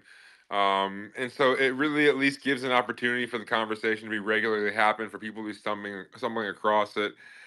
And the format overall, like, it can get a little, it depends on the live. If the host is good, then the live is good usually. But I don't have any moderators, so like I try to keep it balanced and not have people over talk. Sometimes it gets a little bit, because it's hard to be muting like multiple people. But luckily, I have some good folks who come on a regular basis that do try to corral things a bit when they get out of hand, if they do. And because I don't have the moderators, because I have a hard time with trusting the judgment. As much as I love my friends, I just don't. Everyone has different standards as far as like who should be allowed to stay or not, or let alone whether they should be blocked or they should just be dropped down from the panel, or So it's kind of like it's hard to really like to give out that responsibility and feel really good about it when all of a sudden you look and you got like this whole blocked list, that you didn't block these people, but there's like 3 dozen people who just like can't watch your stuff. You're like, oh, okay. So Yeah, there's see, things. like on TikTok, it's a little bit different. Like we have co-hosts, we get two co-hosts over there.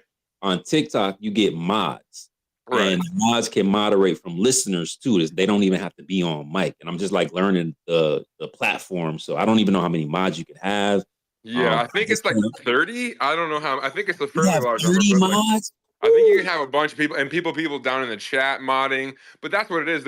I mean, people will be like just like blocking people from chatting and stuff. And I'm just like, as long as they're not like making it so you can't use the chat, I don't want them to be, or really like doxing or harming people. Like, I don't want people to be shutting them down. Like, yeah, there's a lot of people who might get triggered about the conversation. Bizarrely enough, I really don't know why, but. I mean, it makes sense with like politics and religion why people get so hot and under the collar. But it just like we're talking about science. We're talking about just the shape of the Earth. It's not like it should be so emotional, but apparently it is, and it's taken a little bit of effort trying to get people to cool down and to kind of be able to figure out how to sort through the people coming into the panel. But I mean, on any given week, it could be really like a lot of people start coming in. Like they've been giving me more traffic again, but sometimes it just kind of depends. But yeah, I love having the spaces. I love being able to talk to folks about this and like getting people who are even on the fence, or getting to be able to talk to them about it is like it's getting a lot of folks to really be curious about it. So. Yeah. Yeah, that's a fact. And like I said, like I really enjoy those lives over there on TikTok, especially when Geo hosts. They have a really good panel whenever he's up there. They have a nice balance of flat earthers and globe earthers, at least the coherent ones anyway. Yeah. But it's really strange. Like I'm still trying to get used to the TikTok language. That's one thing that's all the way. My God. Yeah, man, it's different over there.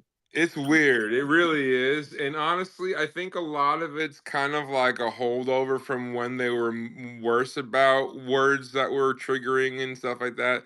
And maybe there is certain ones that you want to stay away from, but I think for the most part we're able to say a lot of what people try to censor, but it really has. It's almost like evolved our language over there to be like a totally different language.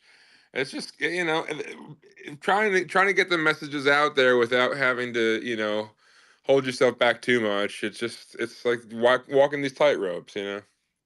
Yeah, facts. And the other thing that I'll say too is with the moderation, he's right. Like you really don't know people's level of their threshold of who's allowed to be in the chat, who's not allowed. Like, you might come back and then you'll find somebody's blocked that you didn't want blocked or things like that. So, you almost have to have certain people come back often to kind of see, like if you don't know them like that, right? They have to come and join the lives. You can see how they interact, so that way you could trust them with modding, because when you mod somebody, it's kind of like a thing on TikTok. That means like you have Right. much control as the host. It's So a they got to be on the privilege. same level. Yeah, they got to be on the same level as you when you come to like some of the conversations, and how to make sure that the conversation is cohesive anyway. Yeah, definitely. You definitely want to make sure that you do a little powwow beforehand to make sure they understand what kind of standards that you want them to be holding folks to. Because if they're just doing whatever they want, yeah, it may get a little out of control. Or, but it was nice having folks be able to help take care of things, bringing people up into the boxes, muting if things were getting a little bit too out of control. Because it is hard to like always be on the button, when you're trying to do like go, especially when you're going for hours at a time. But yeah, it really it's also like the chat is more real time. Like I find it hard using the purple pill in this. Like I don't really know. I still haven't really been able to get in on another Yeah, it's conversation. it's like a fake chat box. It's like It it's closed. really is. I mean, it serves a purpose. I see it's valuable for sure. But yeah, I really do like how. I mean, I wish the chat was more interactive as far as like more like Facebook, where you could like link in stuff and like be more like with text and stuff and like hashtags and whatever. But it's still a really cool part of it that lets a lot of people kind of be able to hang out down below and really still feel like they're interacting. It's hard if you're really running a panel and there's a lot of discussion going on to stay on top of the chat too, but I guess it is doable if if you're good at reading fast or whatever. But Yeah, I'm like, we're 114 episodes in, and I'm still, trying to figure out navigating just through the comment section because it doesn't pop up on a screen like it does on TikTok. Like when you're on TikTok, you see all the chats right there. Although they do have like a condensed amount of characters that you could use, so you can't really get a full thought out. I think it's purposely formatted like that. But just to again, just speak on the moderation, like just choosing the right people to help you keep the conversation going is difficult, especially when it comes to like an abuse of power. Like you don't want to have somebody coming in and just being a straight dictator, implementing their own set of parameters or emotional standards or whatever the case is. Because that way, if that happens, they could crash the live. I mean, there's been times where I've seen Gio go crazy in his lives, and there's some times where you might not even hit the algorithm. Like the algorithm on TikTok is super crazy. Like even when I went live for the past couple of days, I think I went live for 3 days in a row. I think I went for Tuesday, Wednesday, and Thursday, or maybe it was Monday, Tuesday, and Wednesday. Only one of the lives I didn't get censored. Oh, Two of the lives I got, they sent me two strikes. One was saying like we're gonna take you off the For You page, like nobody's gonna be able to see this shit. I was just like, yo, yeah, no, they really like if you have any like controlled substance talk, or if you're smoking or drinking or anything on camera, or there's a lot of things but even if not, like if someone's because you'll get a lot of trolls, unfortunately, that will, and this is why I know a lot of my friends who are moderators, they do try to go a little farther in the moderation than I generally want to do. Because I kind of would rather this sacrifice a little bit of like the potential for getting shut down and keep the kind of freedom for people to hear it, because I want to keep, truth is I want to get truth out there, and I don't want, it's not just like just for me and my friends and for people who are like only like following a certain kind of way of listening to me, like so I get that definitely, it's nice to have certain spaces where it's a little more kind of protected if you really want to have like a maybe like a family powwow, so to speak, for the flat earthers. But yeah, the Globers can come in and flag you for all sorts of like totally irrelevant shit that usually, thankfully, lately the TikTok appeals process has gotten better as far as like approving your appeals and restoring your access. But it's always like a big disruption. You lose whoever was in the room, yeah, and like you never know if you're even going to get good kind of traffic flow afterwards if you had it in your like. So there are some frustrating things about it on that level, but I think ever since I've really put in the effort to be cordial with the Globers and just to run a good live, I've gotten less of that on that live. Like I said, only really the isms one with the politics and stuff like that have I really had like just a regular barrage of like yeah, 2 weeks ago it was like I got shut down 6 times and appealed before the seventh time they shut me down and I got denied. So I was like, okay, whatever. I'm going to bed. It's midnight, like. So yeah, it's definitely worth putting some effort into. Definitely go check it out. Whether or not people have the energy to go making their own content creation live kind of going pages where they have their own host their own channels, that's one thing. You may discover you eventually want to do that, but at least for the sake of seeing where the conversation is going, it's not quite as always academically kind of leveled the way that you guys will have with a lot of PhD conversations. But there is quite a bit of interesting stuff that we get into, and we could definitely use the academic brain power that is often found in this space. I mean, Like I really am in awe with how much research a lot of you guys have been able to do, and the presentations like with Stone was able to put together. I got to go check out that video for sure. Yeah, man, I'm trying to get the squad over there. I'm just trying to make sure everything's set. All the level heads start flooding TikTok, just like we did on Twitter. We're gonna do the same thing on TikTok. And when we merge them communities, bro, with the thing, because they have some really dope content. And we have a lot of information that we're bringing from Discord and YouTube and over on Twitter. And if we could just bring all of that together, we'll be unstoppable. And one thing I did want to ask you, Gio, like, what's one of your favorite posts or TikToks that you posted, if you have one? What's one of my favorite posts that I posted? Yeah. Well, actually, I'm pretty proud of this meme that I made. It's actually one of my most recent posts. It's I don't know, just like a funny little like thing that I did, which was like how Globers think radar works. And then you've got like this airport, like a red airport radar, like spinning around, and then you see like it cuts to like Superman like turning back time. Like it's only like a 10-second clip, but I even got like a bunch of Globers to like, okay, now that's funny. Like they got to appreciate and laugh, even though they disagreed with the position I was taking. So. Yeah, that's one way to do it, right? To make the content entertaining and educational at the same time.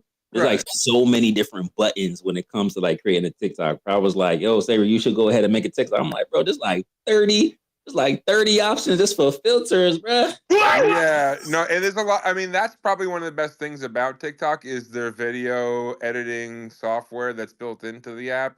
Like it's really pretty intuitive. Like it's easy to make like these short clips that you can caption up and like put other kind of like images or titles or things, like in green screen things. And like there's a lot of like even like just I mean there's a lot of silly filters that you can use too. I know actually Pookie, a friend of mine on there, he's been just having fun going and trolling people and having it like him and Chris with the other day too. They were like pretending like one was a flat earther, one was a glober, and they were just kind of like trying to like stimulate these conversations by like doing like the TikTok battles because that's another way you can actually engage like random people and get different audiences is like you can connect and battle other creators, and if they've got a big audience and they're watching at the same time, they're going to hear whatever you have to say. So it's just a lot of opportunity for communication and really getting to the average person to understand because it's great that all this academic level stuff is really blowing the globe out of the water, but it's really very important, I think, for us to be able to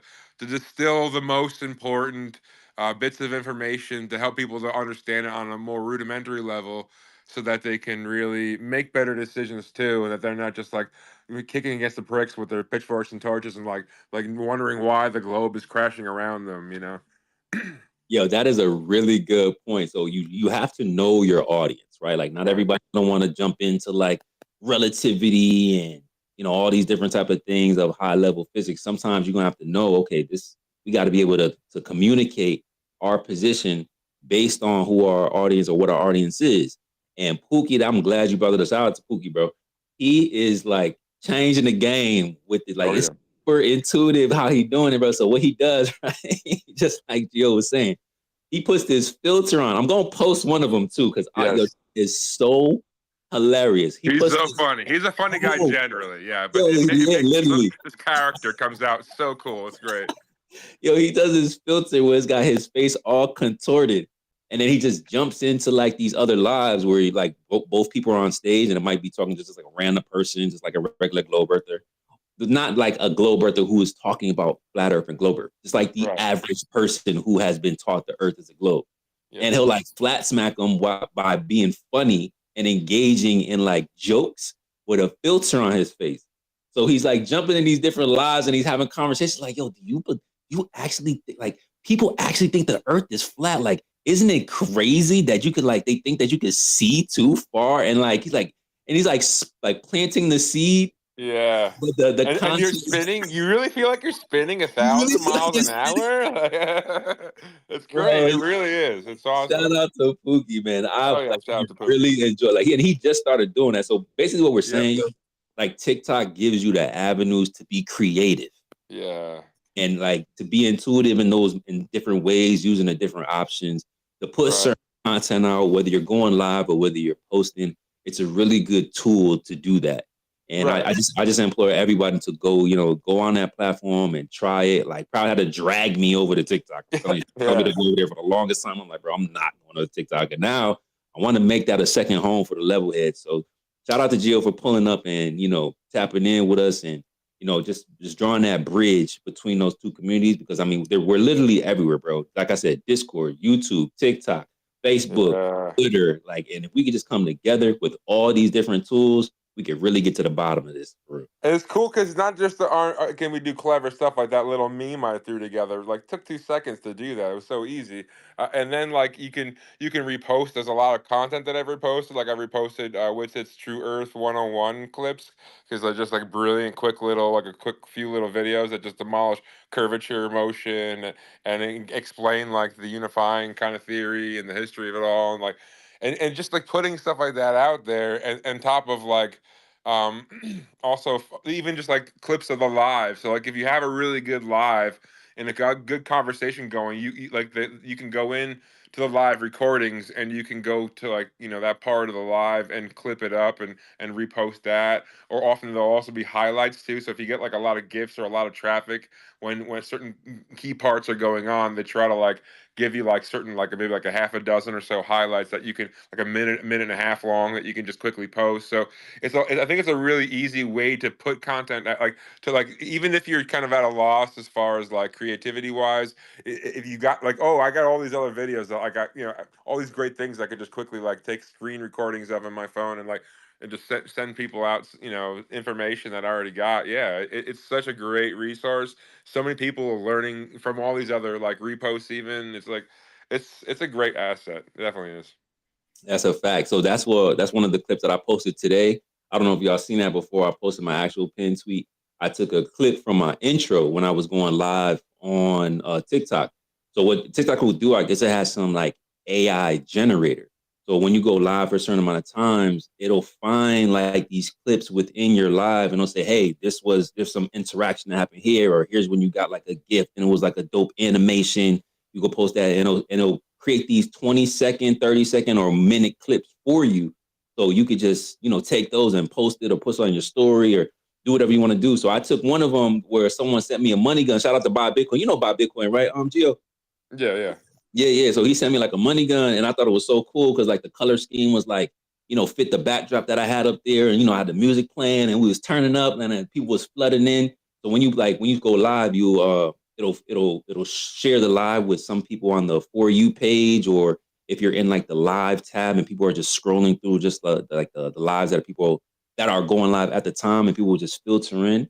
And it was just like a cool clip, in my opinion. Not the best thing, right? Because I'm just getting my feet wet. But I thought it was cool that they generated the clips for me, so I didn't have to go through 3-4 hours of content to try to find it. It'll just like create it for you. So Yeah, that's the definitely a tool hard to part. use. Like, because if you go live for 7 hours, having to like scroll through, it's not super easy to like go like section to section or something like. But like, you can still, if like, okay, it was like halfway through the live, you try to like guess about where it was, and hopefully you can find what part you're looking for. But yeah, the highlights thing it doesn't always give you anything really of value.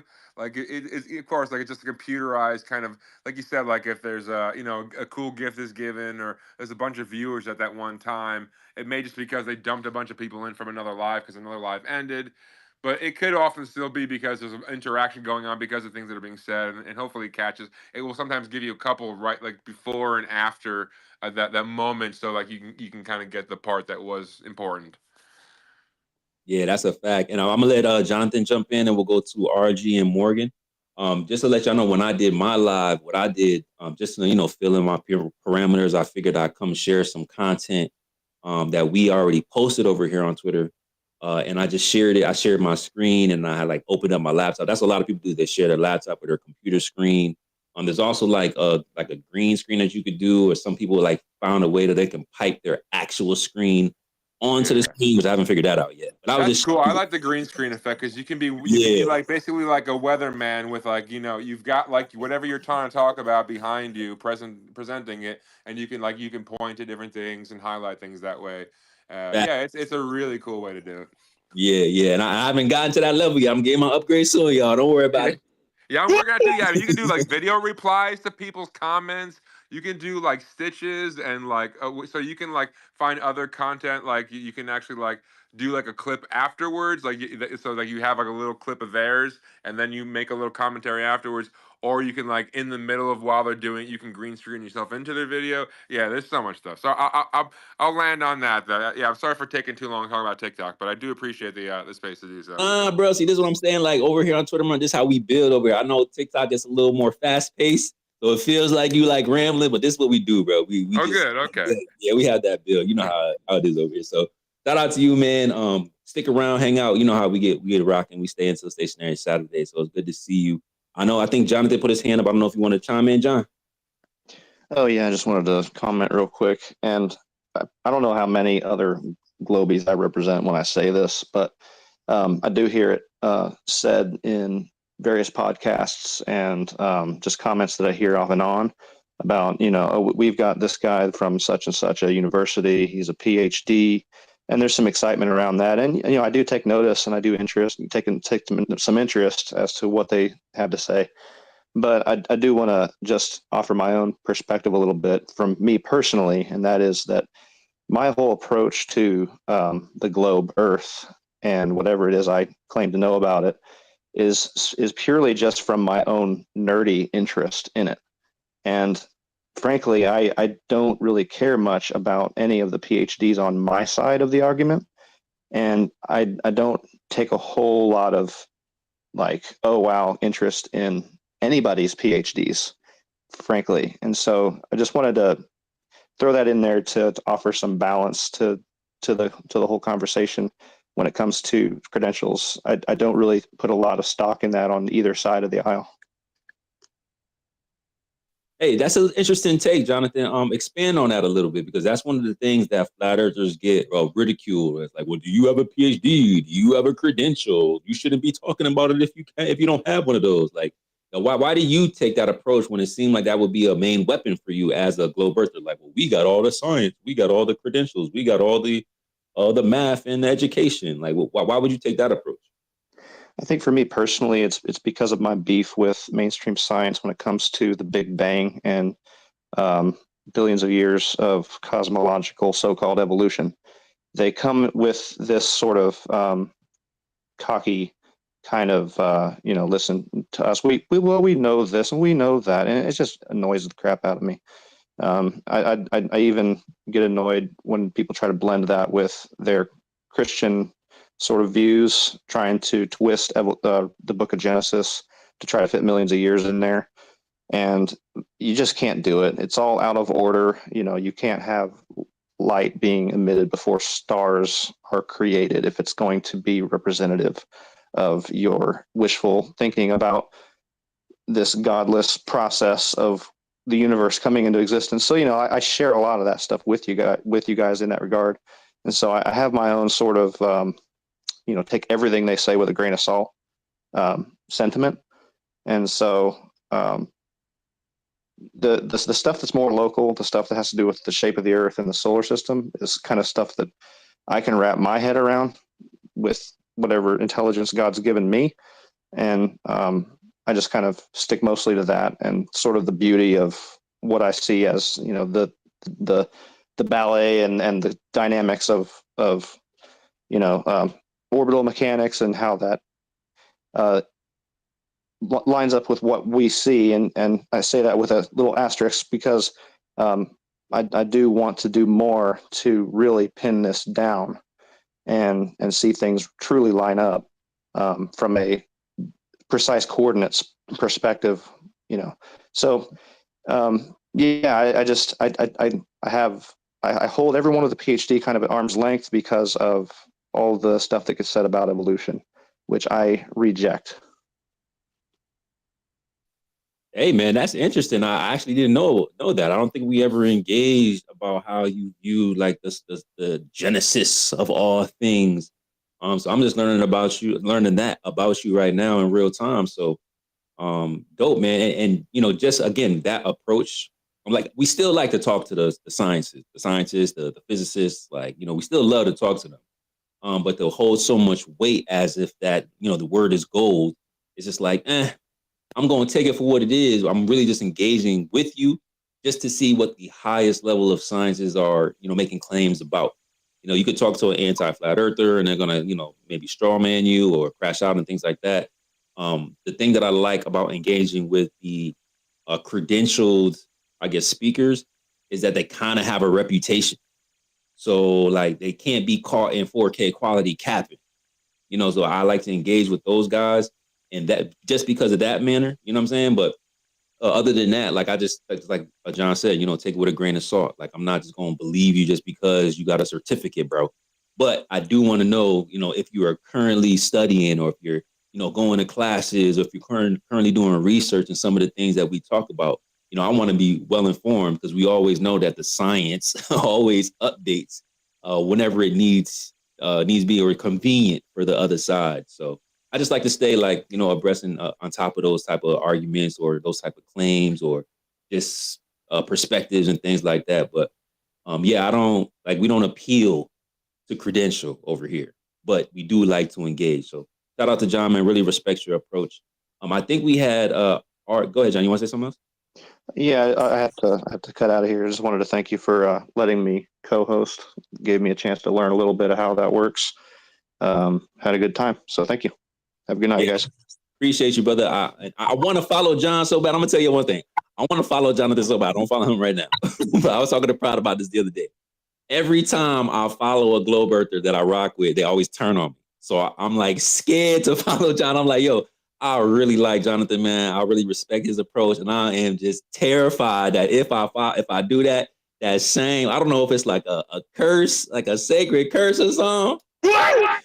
But I don't know. What y'all think? Should I follow Jonathan? Y'all appreciate his approach. Y'all appreciate his conversation and the way he handles this stuff. What do y'all think? Should I follow him now?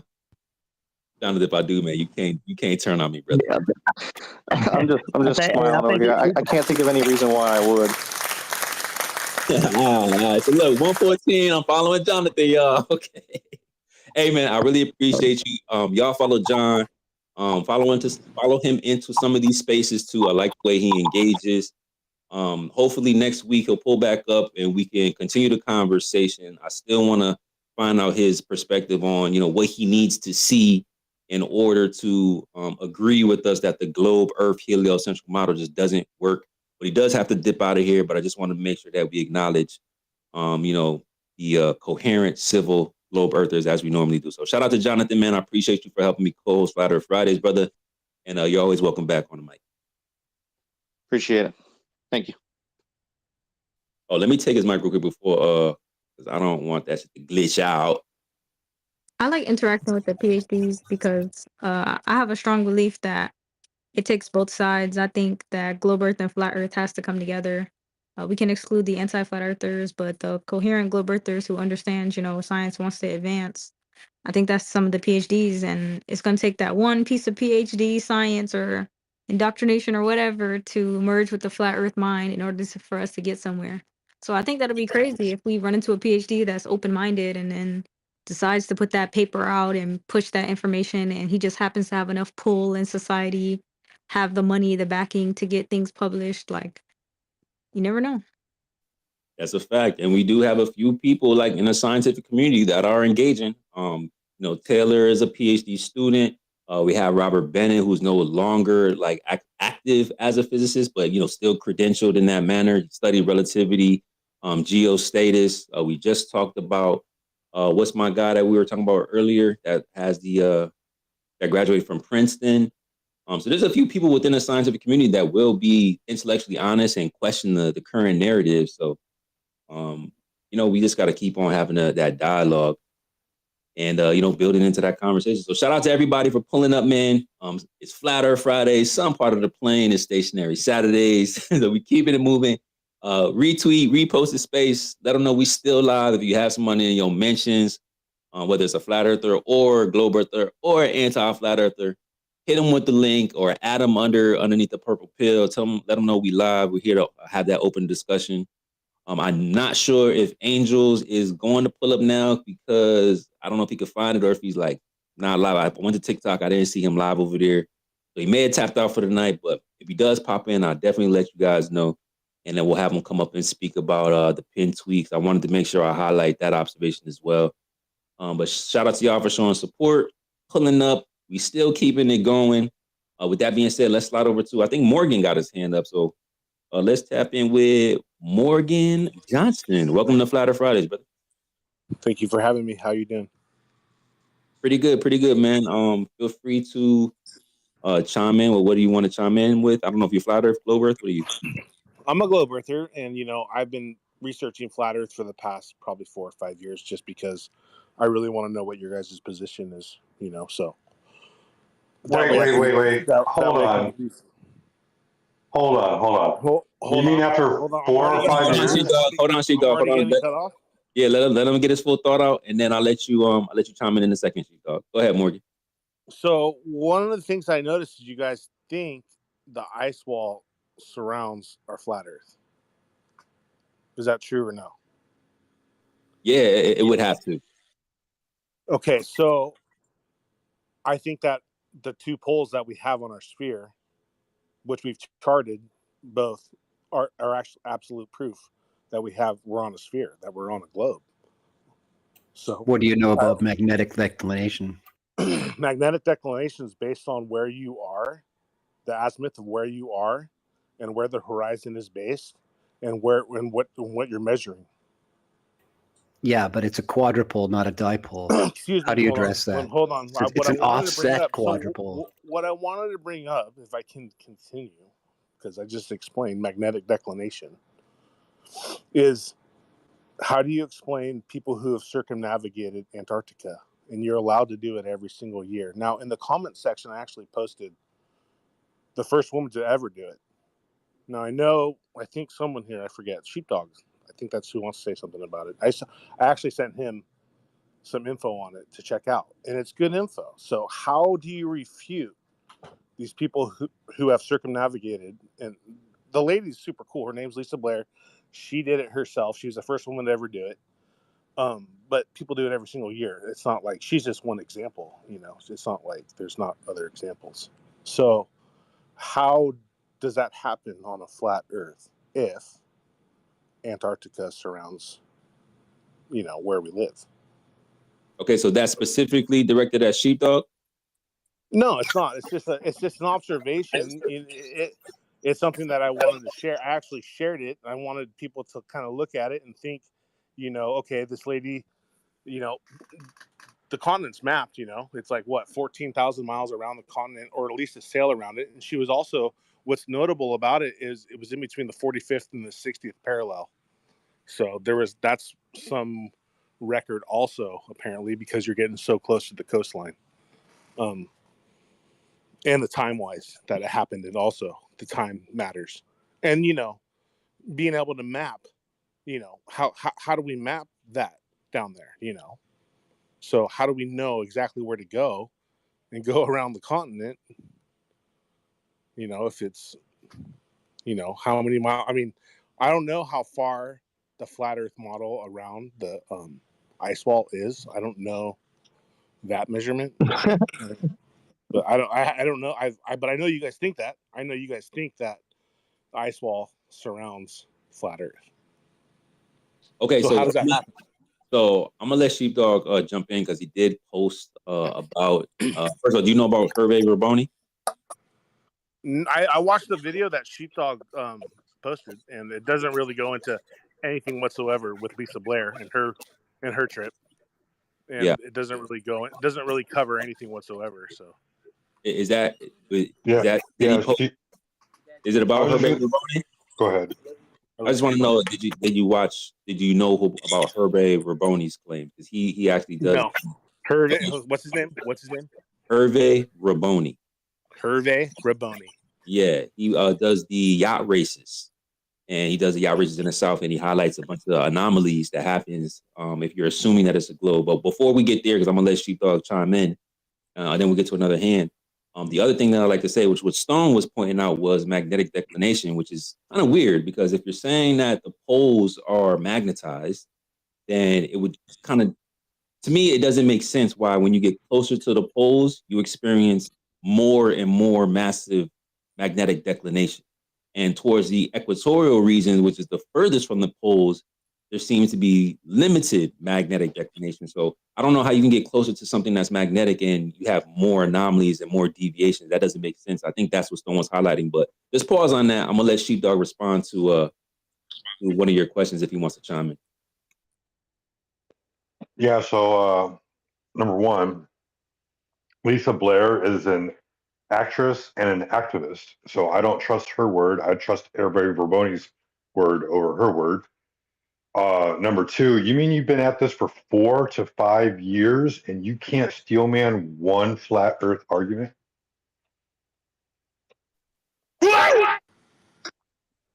Your argument is that the ice wall circles where we live. Why do we say the To earth the is flat? window, to the wall. That's one of your arguments. That's what I. What, That's the whole point of my. why, That's the whole no, point of that's what I not just my said. argument. That's the whole point of what I just said. That's not our arguments. That's a concept that we talk about, but that's not our That's argument. what Why do we say the earth is flat? Morgan. Hold on. No, he has the mic. He'll pass it back to you when he's the done. host admitted that's what you guys Morgan. I said, hold on. You don't get to bully or dominate the mic. He's answering your question. You gotta allow him to speak. Please don't make me mute the space again, bro. You're the first one that I had to mute. And you're not the first one to crash out already. Let Sheepdog go ahead and answer your question. I moderated him and let you speak. Now I'm moderating you. I'm gonna allow Sheepdog to speak. Go ahead, Sheepdog. Yeah. So my question to you, Morgan, is why does every flat earther say that the earth is flat? What is the evidence for a flat earth? See if you can steal me on this. Am I unmuted? Yeah. You guys have numerous reasons. What are you talking about? Just one. There's only one reason why the earth is flat. There's only one reason why the earth is flat? Yep.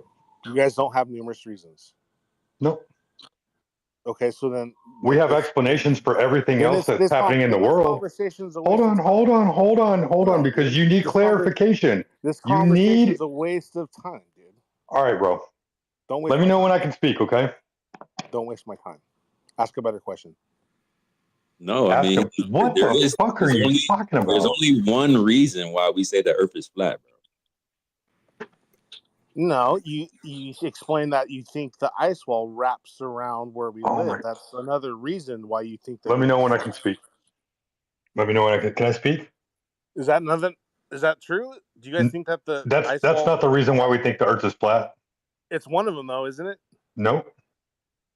It's a concept that we use to explain what we think might be going on in the world, because you have to ask us all, well, if the earth is flat, then what is it happening here? And what is happening there? And what is happening in the entire universe? How does everything work? That's why we come up with these crazy answers. Mute up, Morgan. Hey, Morgan, mute up, bro. You not have any mic etiquette? You have any self-control, bro?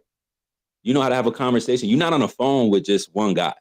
Okay, you're in a space. People want to hear both sides. And I know you may want to interrupt and censor, but that shows that your position is weak. If you don't have a weak position, then you should allow the person to explain, so that way you don't straw man flat earth. So what you should be saying is, okay, if there's one reason why, explain it to me, Mr. I've studied flat earth for 4 or 5 years. So Sheepdog, explain to him why there's one reason why the earth is flat. Bro, this is so funny. It's like the hardest thing for them to wrap their minds around. So there's only one reason why flat earthers think the earth is flat. And that's because there is zero measurable curvature on the surface of the earth.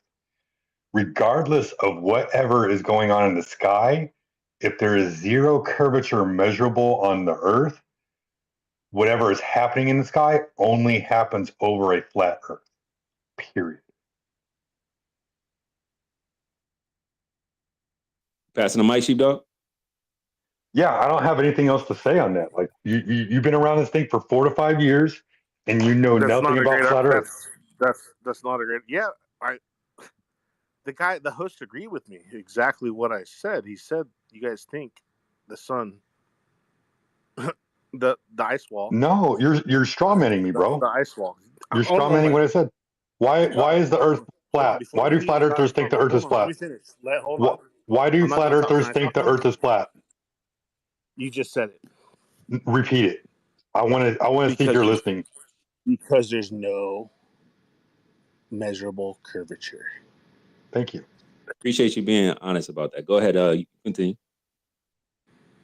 Okay. Well, that doesn't really prove anything. I mean, that doesn't. You can think that and believe that, but doesn't really change the reality of what things are. And so, when I bring up, and you just like disregard it as she's some actor or actress, sorry, but this race is done every single year. How do they do it on a flat Earth? Yeah, I gave you Hervé Raboni. You guys want to answer. You just get mad at me and you yell at me and you tell me that I don't understand this and I don't do this and I didn't do that. And come on, answer the question. Well, actually, that race you're quoting hasn't been run in several years. They've discontinued it. If you check their websites, you might find that out. Okay, well, are you taking their info as knowledge?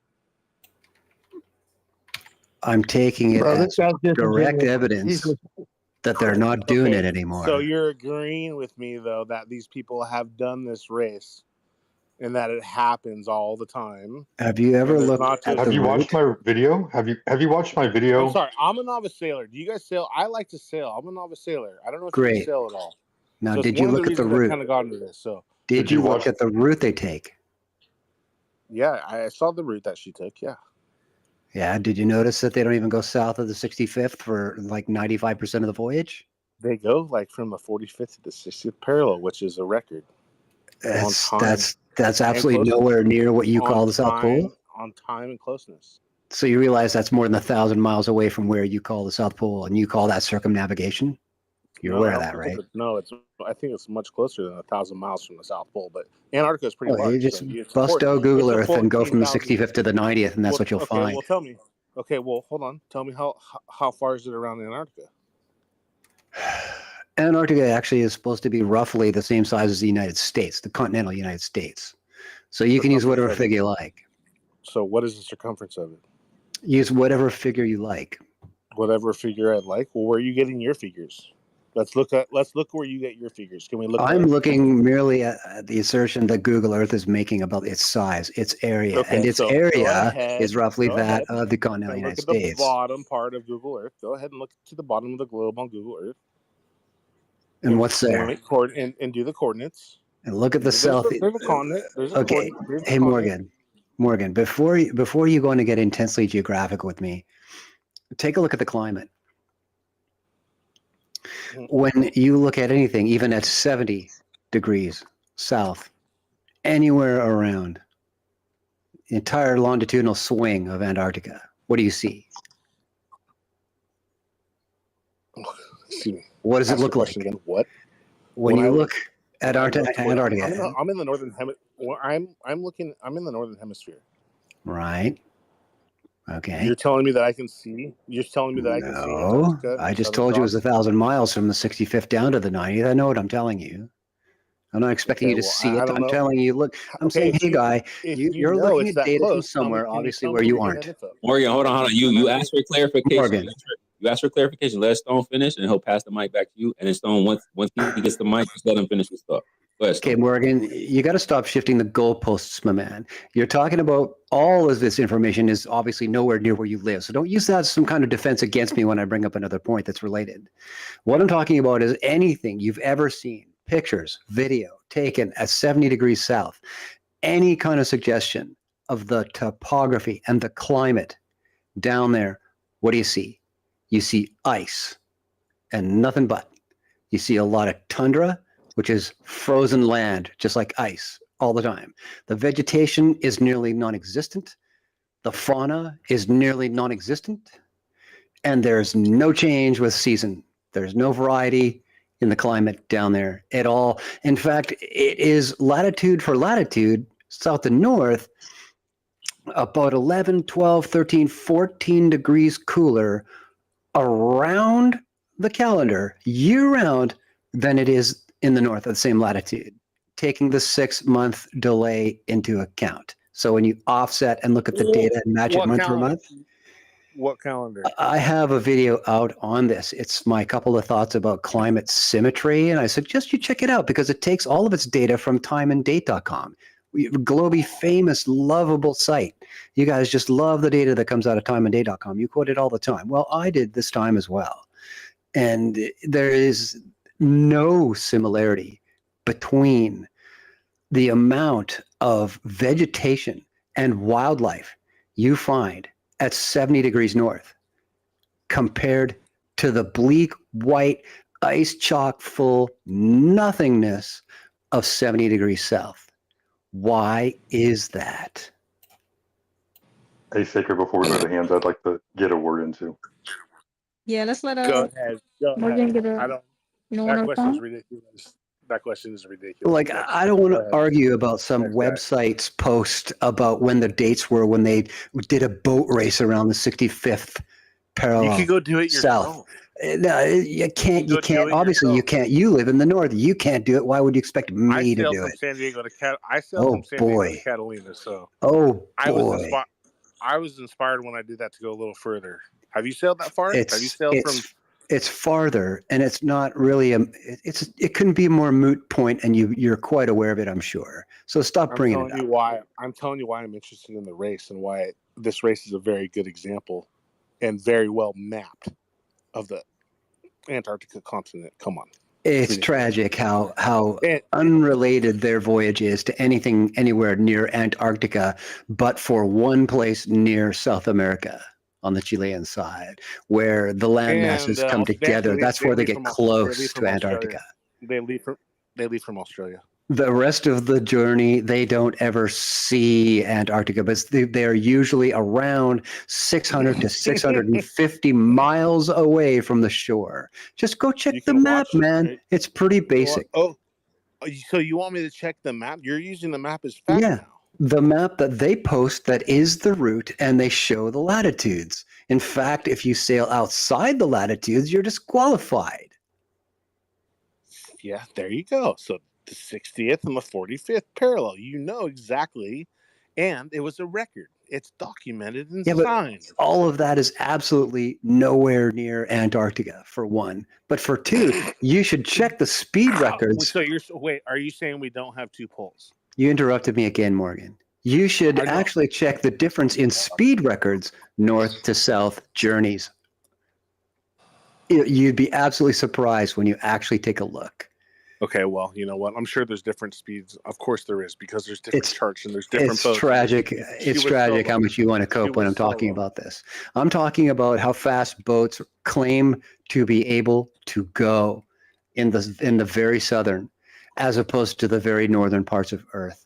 They are an order of magnitude in difference in speed. If you just look at the figures, it tells you right there. It's right in front of you. If anybody would care to notice. We're done here, Morgan. There's just no end to what you don't know about this situation, Morgan. Go learn some more.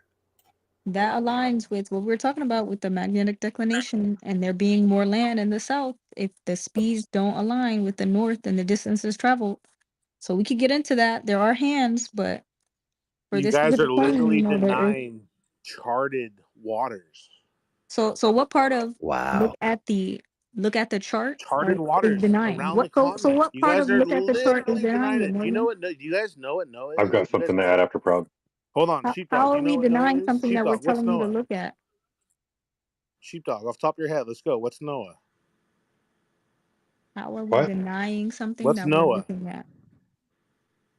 What's NOAA? It's the oceanic weather. NOAA. Let's go. Yeah. What is NOAA? So it's the oceanic weather. But no, so what I want you to understand, Morgan, is did he get removed? Or are you still here? Good.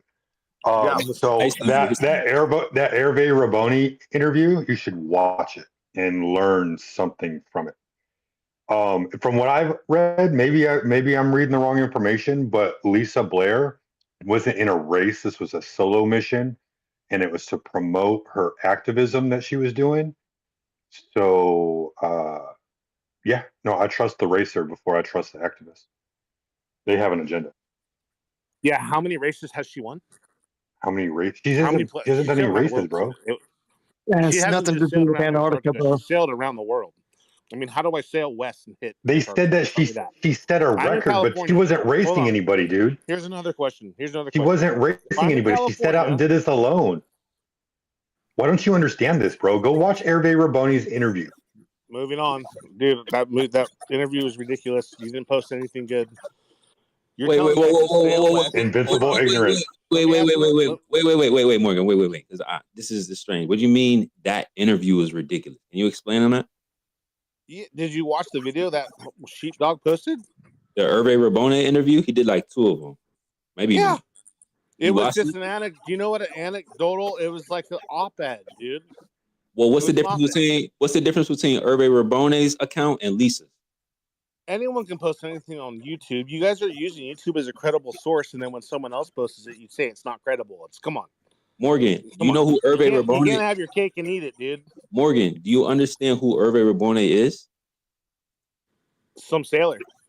He's not some sailor. He's the one that actually engaged in the races. He's a world champion. So he's been around Antarctica also? Did you watch the interview, bro?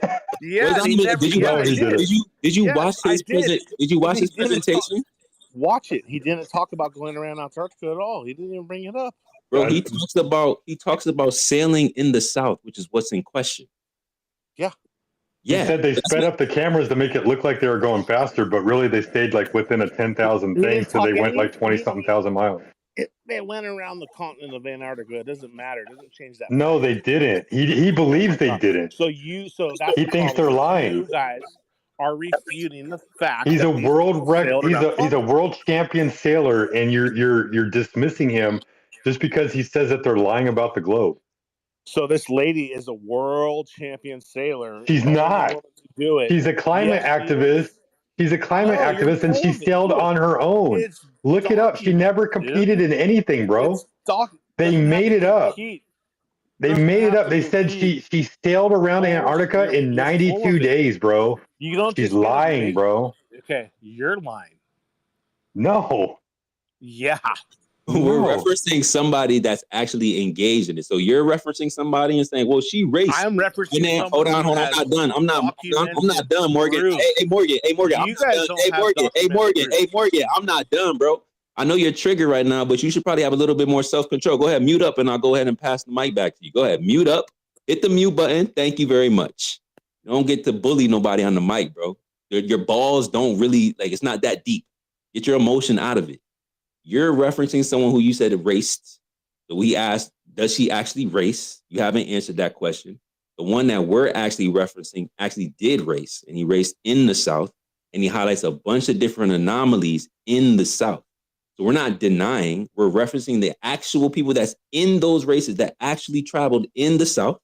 And he's saying, hey, there's some anomalies here. Now you can dismiss it. We're acknowledging your point, but we're saying, hey, but there's other people that actually took those routes, and he's highlighting anomalies, and you haven't refuted any of his arguments. So I'm still confused to see if you actually watched it or not. You told me you didn't know who Hervé Rabone was, but then you said you watched it. That's incoherent. So can you just set the record straight? Do you know who Hervé Rabone is? I don't know exactly who he is, where he's from, or where he sailed, but I know that he's some sailor, and he had some anecdotal op-ed in the video that Sheepdog posted. Hey, Taker, this dude is buzzed, man. He's on some alcohol or something. It's all good, RJ. It's all good, RJ. It's all good. Hold on a second. So you don't know who Hervé Rabone is, but you did watch the entire. Hold on, I'm not done with my. Okay. I'm not done with my question. You're not. I don't you know. Did. I don't. Hold on, bro. You answered already. You answered already. Yeah, did you watch all of his presentation, all of them in full, from beginning to end?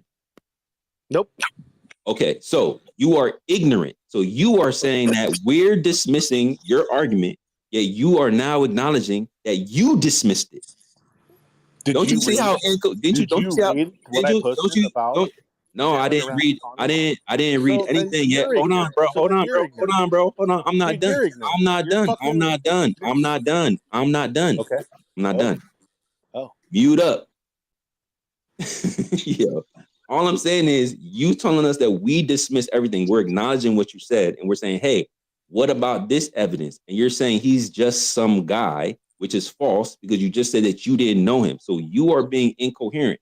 Now, what I would advise is that before you bring up the argument, even though since you know about what we're talking about, you should go fully research those arguments first, so then we can address your refutations with specificity, not just you claiming Hervé Raboni is some YouTuber. He just used the platform, just like me up here, using Twitter's platform to disseminate some information.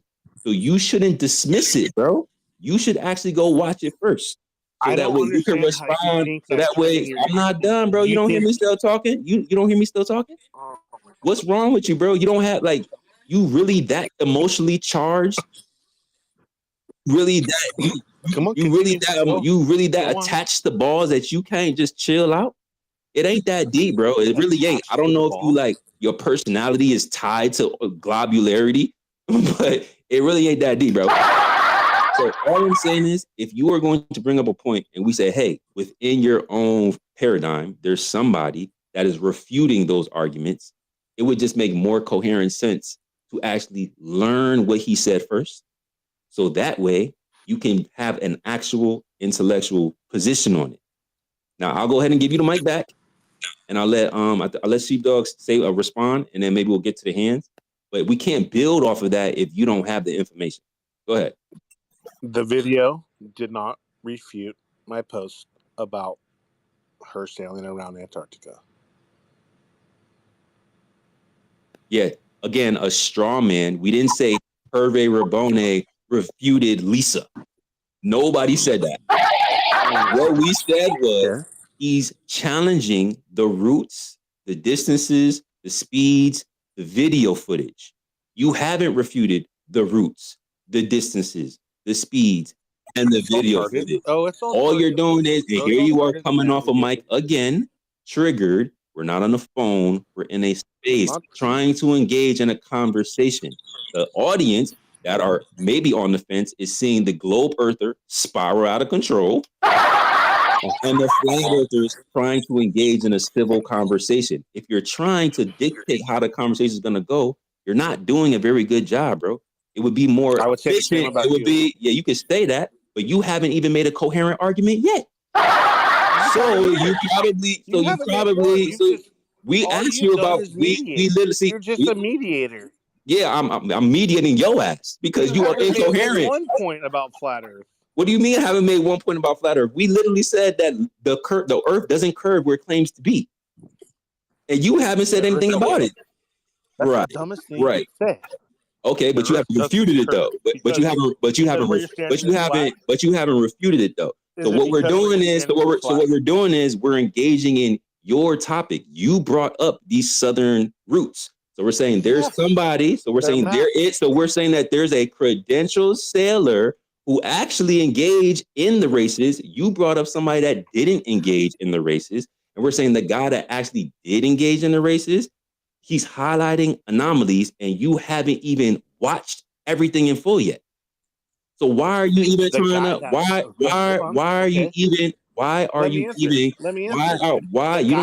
You don't even know what I'm about to say, bro. Mute up until I pass you the mic. Yes. Oh my God, that's how a conversation works. I don't know if you're like a bully in real life, but if I went to your school, I would make sure I bully your ass because that's not how this shit work, bro. Sorry. You gonna get the mic back when I give you the mic back. You can't censor me, bro. Relax. It's not that deep. All I'm saying is, why are you trying to refute something you have not fully researched? Go ahead. It is so much easier to prove the Earth isn't flat from just basic observation. Come on. This is your argument. If you didn't want to engage in something that if you didn't want to engage in this topic, why did you present this topic to talk about?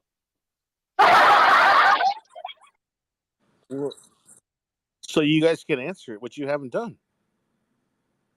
No, we have. Oh my God. We have answered. We have answered. You said, "Hey, let's talk about."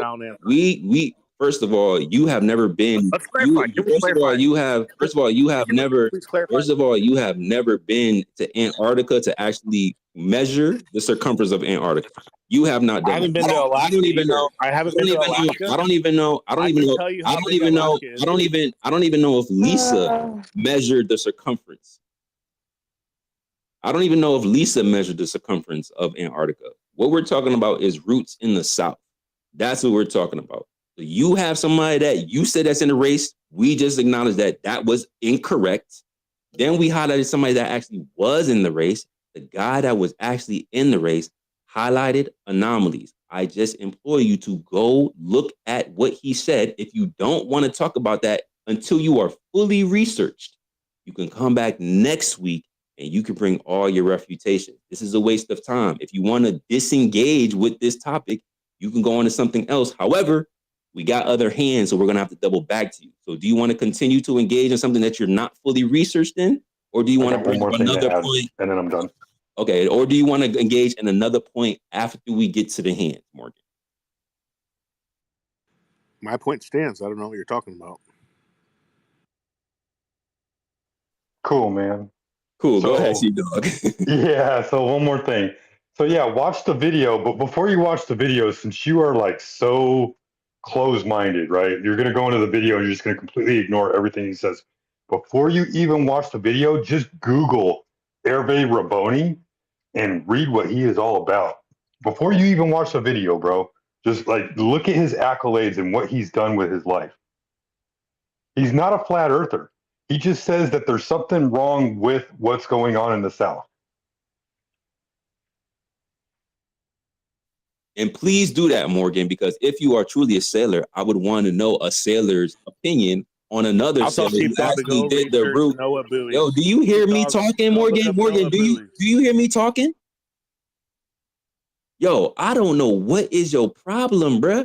If you are trying to create globe earthers, you are failing miserably.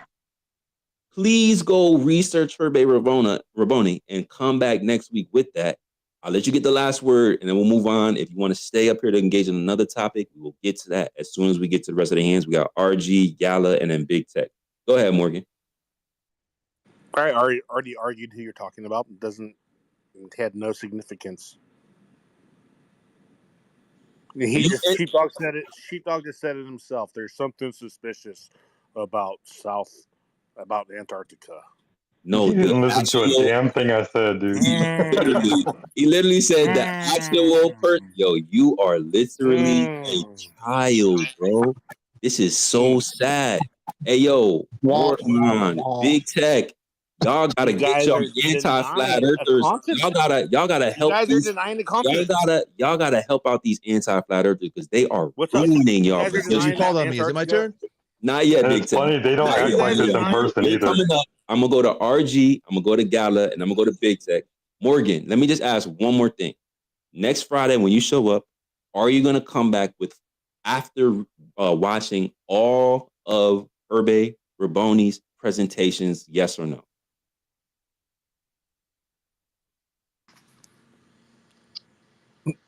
No.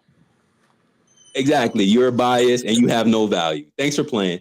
Okay. See, this and if he wants extra credit, if he wants extra credit, he can look down the rest of that tweet, that entire thread of whistleblowers, astronauts, NASA employees, pilots, seismologists, PhD seismologists. Like, it just, the list goes on and on. So feel free to. Sheepdog, can you do me you just saying no head ass.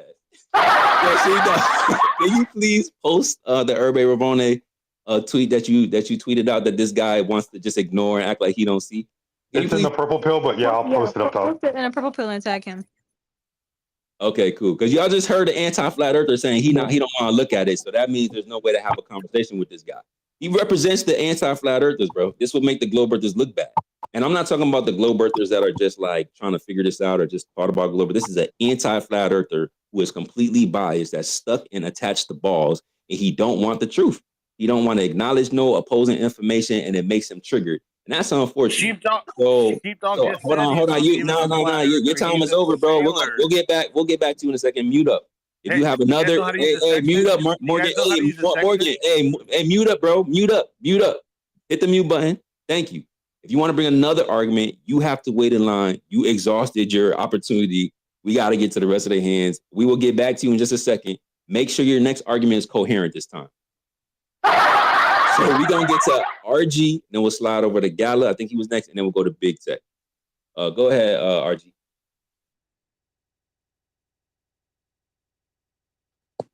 Yeah, brother. Sorry about that. My little mute button was stuck, man.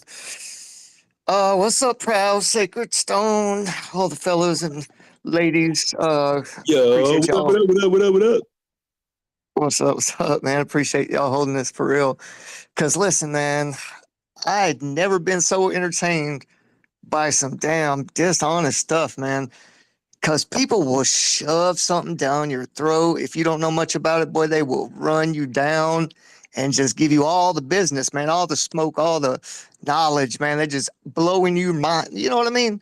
Like they will tell you what they want you to know, and that's it, bro. And this is a good lesson for any Globers, anti-truthers, man, creeping up into space and, just playing on people's emotions or whatever, man. Stroking those strings, bro. Man, can't get away from the balls. I'm telling you, bro, don't come in here. This should be a perfect example of why we check stuff and fact check, man, right away. We don't take people's word no more, man. We've been fooled one too many times. I have. You know what I'm saying? I'm sitting here trying to go back to other people's spaces that I, know are truthful. And that's why, man, I love Flat Earth Fridays, bro. I'm gonna tell you why, bro. And this ain't no deity or whatever you want to say, man. It's because you guys keep it honest and you keep people honest that are in here. And that's qualities, bro, that you ain't gonna find easy nowadays. You know what I mean? You got to stick it, man. And that's what really got me with you guys, man, because I can bring some information I ain't sure about. And there's been enough people that have humbled themselves before and went and done that research, bro. And that's what I really like about not just this space, but true earthers, man, that really want other people to know this, because once you get it, bro, it's exciting. You know what I'm saying? I was some immature kid at one point that, all that mattered was my opinions and my outlook on thing, bro. And I hurt myself. I hurt other people by doing that, bro. So don't do that, man. I love everybody just as much as the other person, but what I don't like is people disrespecting my friends or who I consider good, honest people, man. Don't do that, bro, because there's too many people here that I've noticed that got each other's backs. So I just want to keep it quick, and I'm gonna let everybody move through. So I do appreciate that, Sacred and Proud, and everybody here, man. There's a lot of names, bro. So I'm not no weirdness, but I do appreciate that quality, man. Is what's kept me stuck around for sure. So I'm gonna pass the mic, bro. So thank y'all again. Level head, come out and play. Fact. Anti-flurs, come out and play. Anyway, it looks like Morgan didn't want to engage anymore, unfortunately. Hopefully he has a change of heart and wants to acknowledge opposing information that may shatter his worldview. Unfortunately, we all been through it. However, if you're not willing to look at it, I don't see why you're even over here. You already made up your mind. So that's just weird to try to engage in something that you don't really care about looking at any opposing ideas. Just it's counterproductive. And the rage quit is the evidence of that. So anyway, thank you. Shout out to you, RG, for always supporting us, man. We appreciate you, my brother. And continue to show up, man. I think we had a Gala next, and then we start over the Big Tech. Gala, what up? Hey, how well can you guys hear me? I'm on a shitty laptop. Good? All right. I just wanted to ask, can I have like 2 to 3 minutes without interruption, if that's all right? And if anything I say you guys disagree with, just wait until after my argument's over, and then feel free to... All right, awesome. I'll try to keep it as concise as possible. I ended up trimming the fat quite a bit. Just a bit of an analysis on this conversation. Initially, I was going to go to the idea of compassion regarding interrupting, and maybe a little less appeal to ridicule on the side of Morgan. So maybe we can ridicule him a little less. I'll explain why. When someone interrupts repeatedly, it's a lack of inhibition they lack inhibition. Usually it's when they're drunk or, you know, for whatever reason, it's like an impulsive reaction. So it can be a bit more compassionate. And it usually comes from one or two things, right? Like cognitive kicking in, or it could be a tactic that they use to censor, or both. It's important to give the person good faith. In the case of cognitive, it's a deeply uncomfortable feeling that their personally held beliefs are being deeply challenged. So, you know, that person could be feeling super uncomfortable. That's why they're, you know, repeatedly interrupting.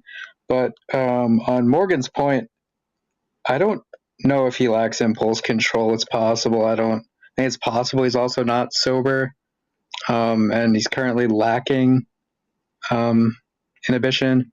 I'm not going to speculate on that. What about some of the fallacies used? I mean, I already pointed out the appeal to ridicule. The first one was invincible ignorance that I noticed. That was the refusal to look at the Hervé Rabone video, just assuming it's wrong, which is also a genetic fallacy. Then there's the argument from ignorance, which is different than the invincible ignorance fallacy. And that's the I don't believe you, you're lying. It's also known as incredulity. That's dismissing a blank, even though they were telling him to look at blank, right? It's like, how are you dismissing this and saying we're dismissing it? Sorry, how are you saying we're dismissing it when we're saying to look at it? Then he said, this video did not refute my post about her sailing to Antarctica, which is also a straw man because he admitted to not watching the video. So he doesn't even know if it does do that. He's just saying it doesn't. So that's Ipsy Dixit, right? So he says, then there's the genetic fallacy of you guys believe everything on YouTube as if YouTube itself is the source. And because YouTube itself is the source, it's therefore false. I mean, it's not YouTube that's saying it, is Hervé Rabone, who does have credentials. I'm not making an appeal to credentials, but it's not YouTube. It's Hervé Rabone. So that's my little meta-analysis of the conversation. Sorry, I'm a little bit tired. I like the analogy or assessment. I definitely have my moments, you know, when I feel like we should, you know, troll Globers and not troll them. Always on the fence, like it's kind of hard when you're so used to being disrespected. You never know when you should push back that little bit or when you should get it. You give them that grace, let them slide. But yeah, I think it's a thin line sometimes, depending on how their behavior is. But I definitely agree. His cog dis was kicking in, and he probably couldn't help interrupting. He seems like he's from the pack of Globers who automatically believe globe Earth is of truth. So we automatically have to be either liars or misled, which would imply that we were dumb. I feel you though. I feel you. Appreciate That that. was actually, that's why I said that was initially my position, is that we should ridicule less. I actually think at a certain point he just gave up his, like, you know, respectfully, you guys were asking him to stop interrupting and he kept chiming in. He couldn't mute up. I think at a certain point he's just, you know, he just wants to like butt heads with you and you're both having fun, right? He gets to interrupt you, call you a stupid flurf. You guys get to make fun of him for being indoctrinated. It's a blast. Everyone's having fun. Yo, I love Gala's play-by-plays, bro. I don't know what it is about how the way Gala be laying out. Like, yo, this is what happened. Here's all the fallacies that's been used. Here's the incoherency.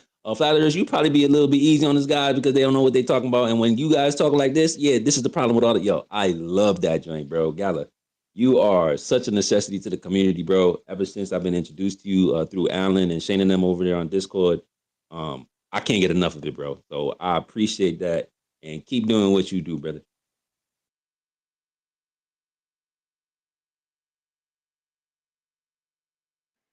I just want to add real quick. Thanks, man. Oh, sorry. I just want to say thanks. That's all. Yeah, I just wanted to add, Galatrax. Like, honestly, that's one of the special things about being the level heads, man. Like, we are compassionate. Like, we were all there and we understand how hard it is to break free because we all really thought flat Earth was really, really stupid when we first heard it. But you know, some of us can put aside our feelings and take a logical look at everything that's going on and see, you know, what's really going on. What does the data and information say? And that's where everything gets confusing. Um, but I mean, like it's just like your brother, you know, like if he doesn't stop like horsing around, sometimes you gotta like, you know, punk him a little bit. I don't Yeah, know it's how else butting to say it. heads, right? Steel hardens steel. I agree with you. And I'm not always compassionate. I prefer the more like classical argumentative style, where like you sort of take notes during the argument, and you're sort of assessing their main points, and then really sticking to their main points. But obviously, that wouldn't work with that gentleman. I think he was all over the place, and then when cornered, he would just say, "Yeah, well, it's a globe," or whatever. I've already said, "Yeah, well, there's no proof of the flat Earth." He said something like that when he was back to do a corner by Sacred near the end. But you remember how like confused he was, right? When I explained to him why flat earthers think the earth is flat, I told him because there's zero measurable curvature. And then when I made him repeat it, then he went on to do his explanation, and he was just like fumbling through his sentences, and his sentences were like 4 words long. Like he couldn't fathom the fact that the earth has zero measurable curvature. He's like, there's no way. It's like, bro, go out and measure it. Go out and make an observation. Stop sitting on a computer screen and watching McKeegan videos. You're never going to get anywhere. Yeah, I think these guys see these people with like success being anti-flat earthers, like McKeegan, McToon, Professor Dave, etc., Laura Lodge even. They see that and they want to be that. Where it's like, yeah, they may not know all the arguments, but they sure know how to own de flurfs. And it's like, you don't need to know all the arguments, I guess, because look, you're more popular, so therefore you're right. Like, I think they think that. That's my speculation, though. Hey, just to speak to that, just really quickly, we're kind of taught that through the process of public school, who to pick on and who not to, and what they should, there's certain characteristics of the geek or the nerd or the retarded, the person with the limp. We're forced these things and we don't realize it. And when no one ever challenges us or pushes back, that's when the true bully is a middle-aged man, that has nothing better to do than just to, mislead people. And this is how I know this group has a good heart, because we don't, for the most part, we don't make money from this. We're just here trying to educate people because we found out, something's really wrong in society and something's wrong with what they're teaching us. That's a bad feeling when you first find that out and your whole world drops, bro. And I only chimed in just because when you said the old style of keeping notes and stuff, like we were kind of, we learn better like that when we can have our own solemn time, after school or after homework or whatever, to really study. Well, being in a wheelchair, bro, perfect, not being able to do hardly much at all physically. Oh man, I really dug in deep with my truth journey, because I had a lot of time. So anyway, I'll stop rattling off. But if you read between the lines where I'm going with that, it's there is a time to be right to people and to push back and to help. So, yeah. Yeah, I'm 100% with you. And as far as taking notes go, basically anytime anyone that I'm debating against is speaking, I'm writing stuff down, either what they're saying, a summary of what they're saying, or if that argument is fallacious. Really easy reference book for that too. Yeah, they can't even do that though, Gala. Like if they as soon as we talking, all they hear is Well,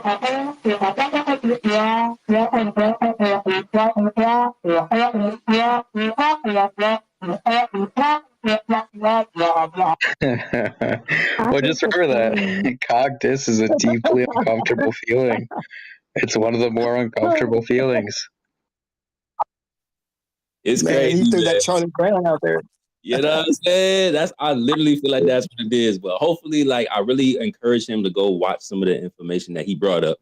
And that way we could have a better build. But anyway, before we get to big tech, I want to thank everybody for pulling up, man. It's Flat Earth Fridays. We're going into stationary Saturdays. I'm feeling good, man. Let's get it. I'm charged up. CTM in here. Alan still with me. Sheepdog cooking. Flat Earth Geo still with us. Stone in the building still. RG helping us out. Big Tech, you up next. We got Double on the stage. Morty in here. Bohemian, I see you. I see Shane in here still. Ken in here. Donna in here. The dude still in here. Dave in here. Zen is in here. Brock is in here. Man, the whole squad, man. Playing in truth, I see you. Libra, what up? Canadian, non-rev, J Rod, saying Fink, Zane, Flat Lads, what up, my guy? Mr. X, the conspiracy theorist. Hey, if you don't tap into Flat Earth Fridays, then make sure you go slide over to the conspiracy space because he does those quite often during the week. Shout out to the guy. Keon in here. What up, Keon? D3, what up, my boy? Matt, I see you, Matt. Doug in here. Howdy, Bill. Felix G, my brother. Luke, I see you. Lynn Fox, I see you. Blue Naughty still in here rocking. Mister, my guy. Plocky in the building. Yo, Plocky going crazy. J Bear, I see you. Jose in the building. Hey, yo, Jose, we ain't see that PhD, man. I don't know where he at. Spam that link. Let them know where we going. Hey, we still here, brother. Tell him to pull up, dog. Karen in the building, I see you. Carissa, I see you. Gareth, I see you. Sag Dog, what up? Tribe up, what up? Barbara Dan, my boy. Mac, I see you. Mac. White World, what up? What's this? DC Panic? What up, DC? Patrick, I see you. Born Sippy, I see you. James in here. Oh, Morgan's still down here. Okay, Morgan listener. That's fine. Feel free to pull back up if you want to bring a coherent argument. Dasky in here. Jacko in here. Anybody else you see in here, Hey, bro, I'm gonna step down, guys. I'm gonna leave the mic open for someone else, but I'm gonna still be listening. Appreciate y'all. No doubt. Good to see you, RG. Oh, Roundhound in here. Yo, Roundhound from TikTok. What? Roundhound in the building. Oh, snap. Okay, he navigated his way across these level waters in the Twitter spaces. Let's get it. Who else in here, Proud? Oh, he dropped. Dang. It could have been an accident, but I'll send him back a mic. Okay. Yeah, it do look like a full house in here. We still got a couple anonymous listeners, so shout out to you guys for gracing us with their anonymous presence. We appreciate the engagement. Maybe one day you'll get triggered enough and come grab a mic. It's okay, bro. You will not get excommunicated from your anti-flirt community if they see you in Flat Earth Fridays. I know we have one of the most littest spaces on Twitter. It's all good, brother. We get to the science. We get to the facts. We have fun. It's all right, man. Welcome. Glad that you're here. I want to slide over to Big Tech. The first time I heard Big Tech speak, I think it was in one of Witsit's Schooling the Globers. Had a pretty good back and forth. I appreciated that conversation. I'm glad he found his way over to Flat Earth Friday. So Big Tech, welcome to Flat Earth Fridays, Stationary Saturdays, episode 114. What you got for us? Yo, hello. Thanks for bringing me back, bringing me up.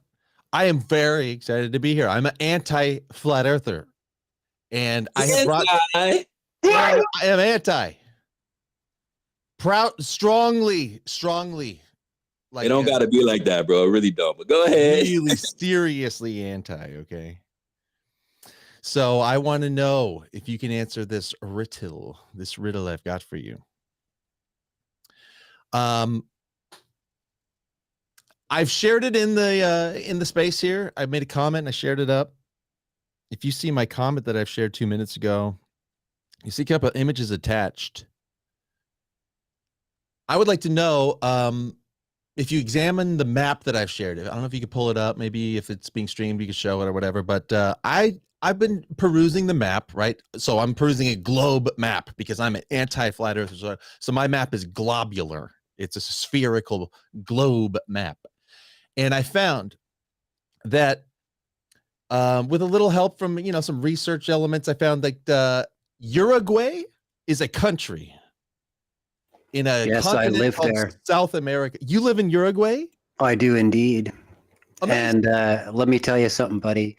Here's a secret. You cannot sail west from Uruguay. You catch me, buddy? Why not? Because it's on the East Coast. Okay, great. So I want to sail. You can sail east, but you cannot sail west. You got that? I don't know. I thought you need to analyze exactly what you're putting out first, buddy. Take a little bit of quality control there and check yourself. Okay, my buddy. My question is sailing east, not west. sailing east, not west, sailing east, not west, from Uruguay, you would end up at the Cape of South Africa. They are at the same latitudinal distance from the pole. So I would assume, whether globe or not globe, if you sailed directly due east from Uruguay, you would end up at the Cape of South Africa, being that they're the same latitude. And with a little bit of calculation, I've discovered that according to the globe map that I adhere to as an anti-flat earther, the distance is 3,650 miles, give or take a few.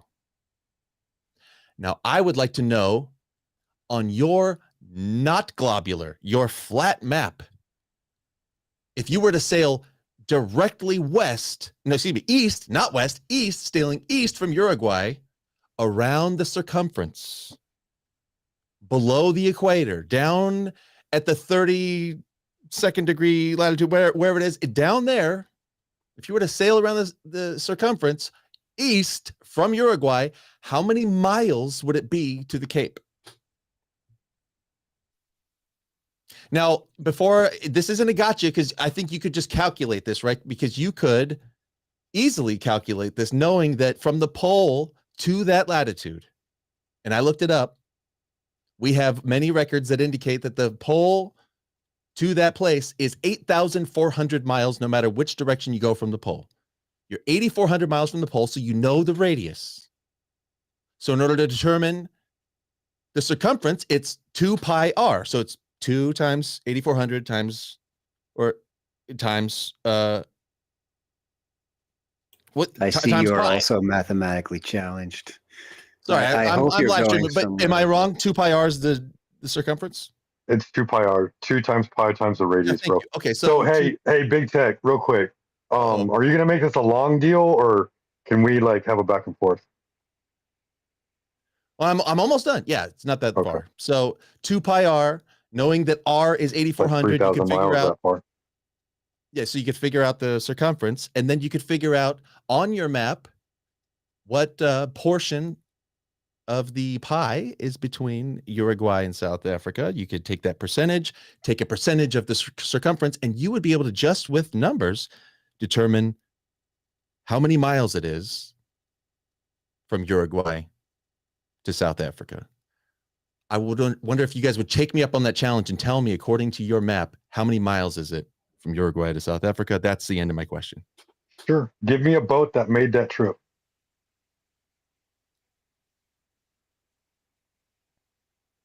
Fucking crickets, man. No, I'm waiting. Is there more? That's it? Give me a boat that has made that trip.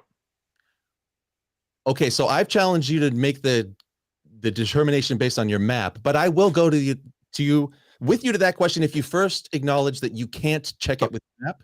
I don't want calculations. I want direct measurements. I'll talk to you about boats, but my question was about your map. But I'll talk to you about boats if you acknowledge that your map. I don't have a map. I don't have a map. Okay, you don't have a map. We can leave it there. So you don't have a map. Fine. You're not a cartographer. I won't hold you to that. So my question to you, Big Tech. My question to you, Big Tech. You have a calculation without any measurements whatsoever. You assume that that's the distance from Uruguay to the Cape of South Africa.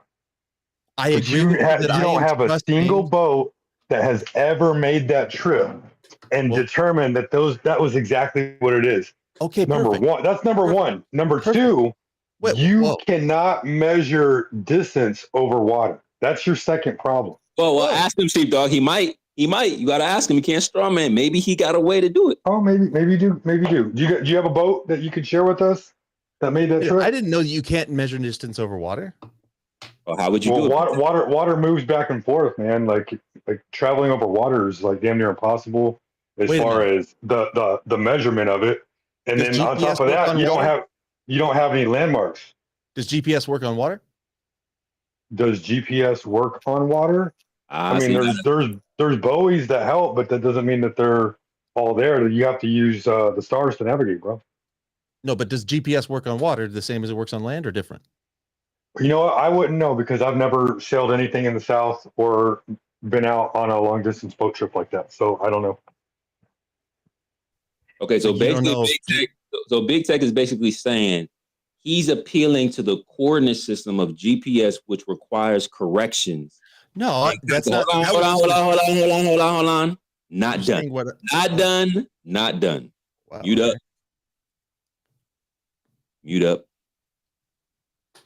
Oh, all right. We're doing this thing. Okay, I'm muted. Yeah, because I would allow you to continue to have a back and forth, but y'all always come off mic. It's like it's crazy. So I'm just highlighting to the audience what Big Tech is appealing to is GPS, which is a specific coordinate system. We're not going to get into the physics of GPS, but anyway, that requires corrections. And what we're saying is we want to validate those coordinates, right? We want to validate those distances. What we would have to do is measure in order to validate those distances. So what Sheepdog is proposing is there a way to validate that those coordinates are accurate, being that they require corrections?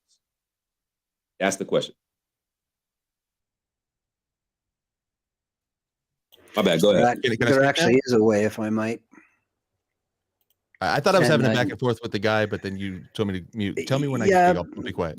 One more sec, because I just want to interject with a single point here about what I'm not hearing in any conversation about the South traveling east-west, just like the one we're having here now.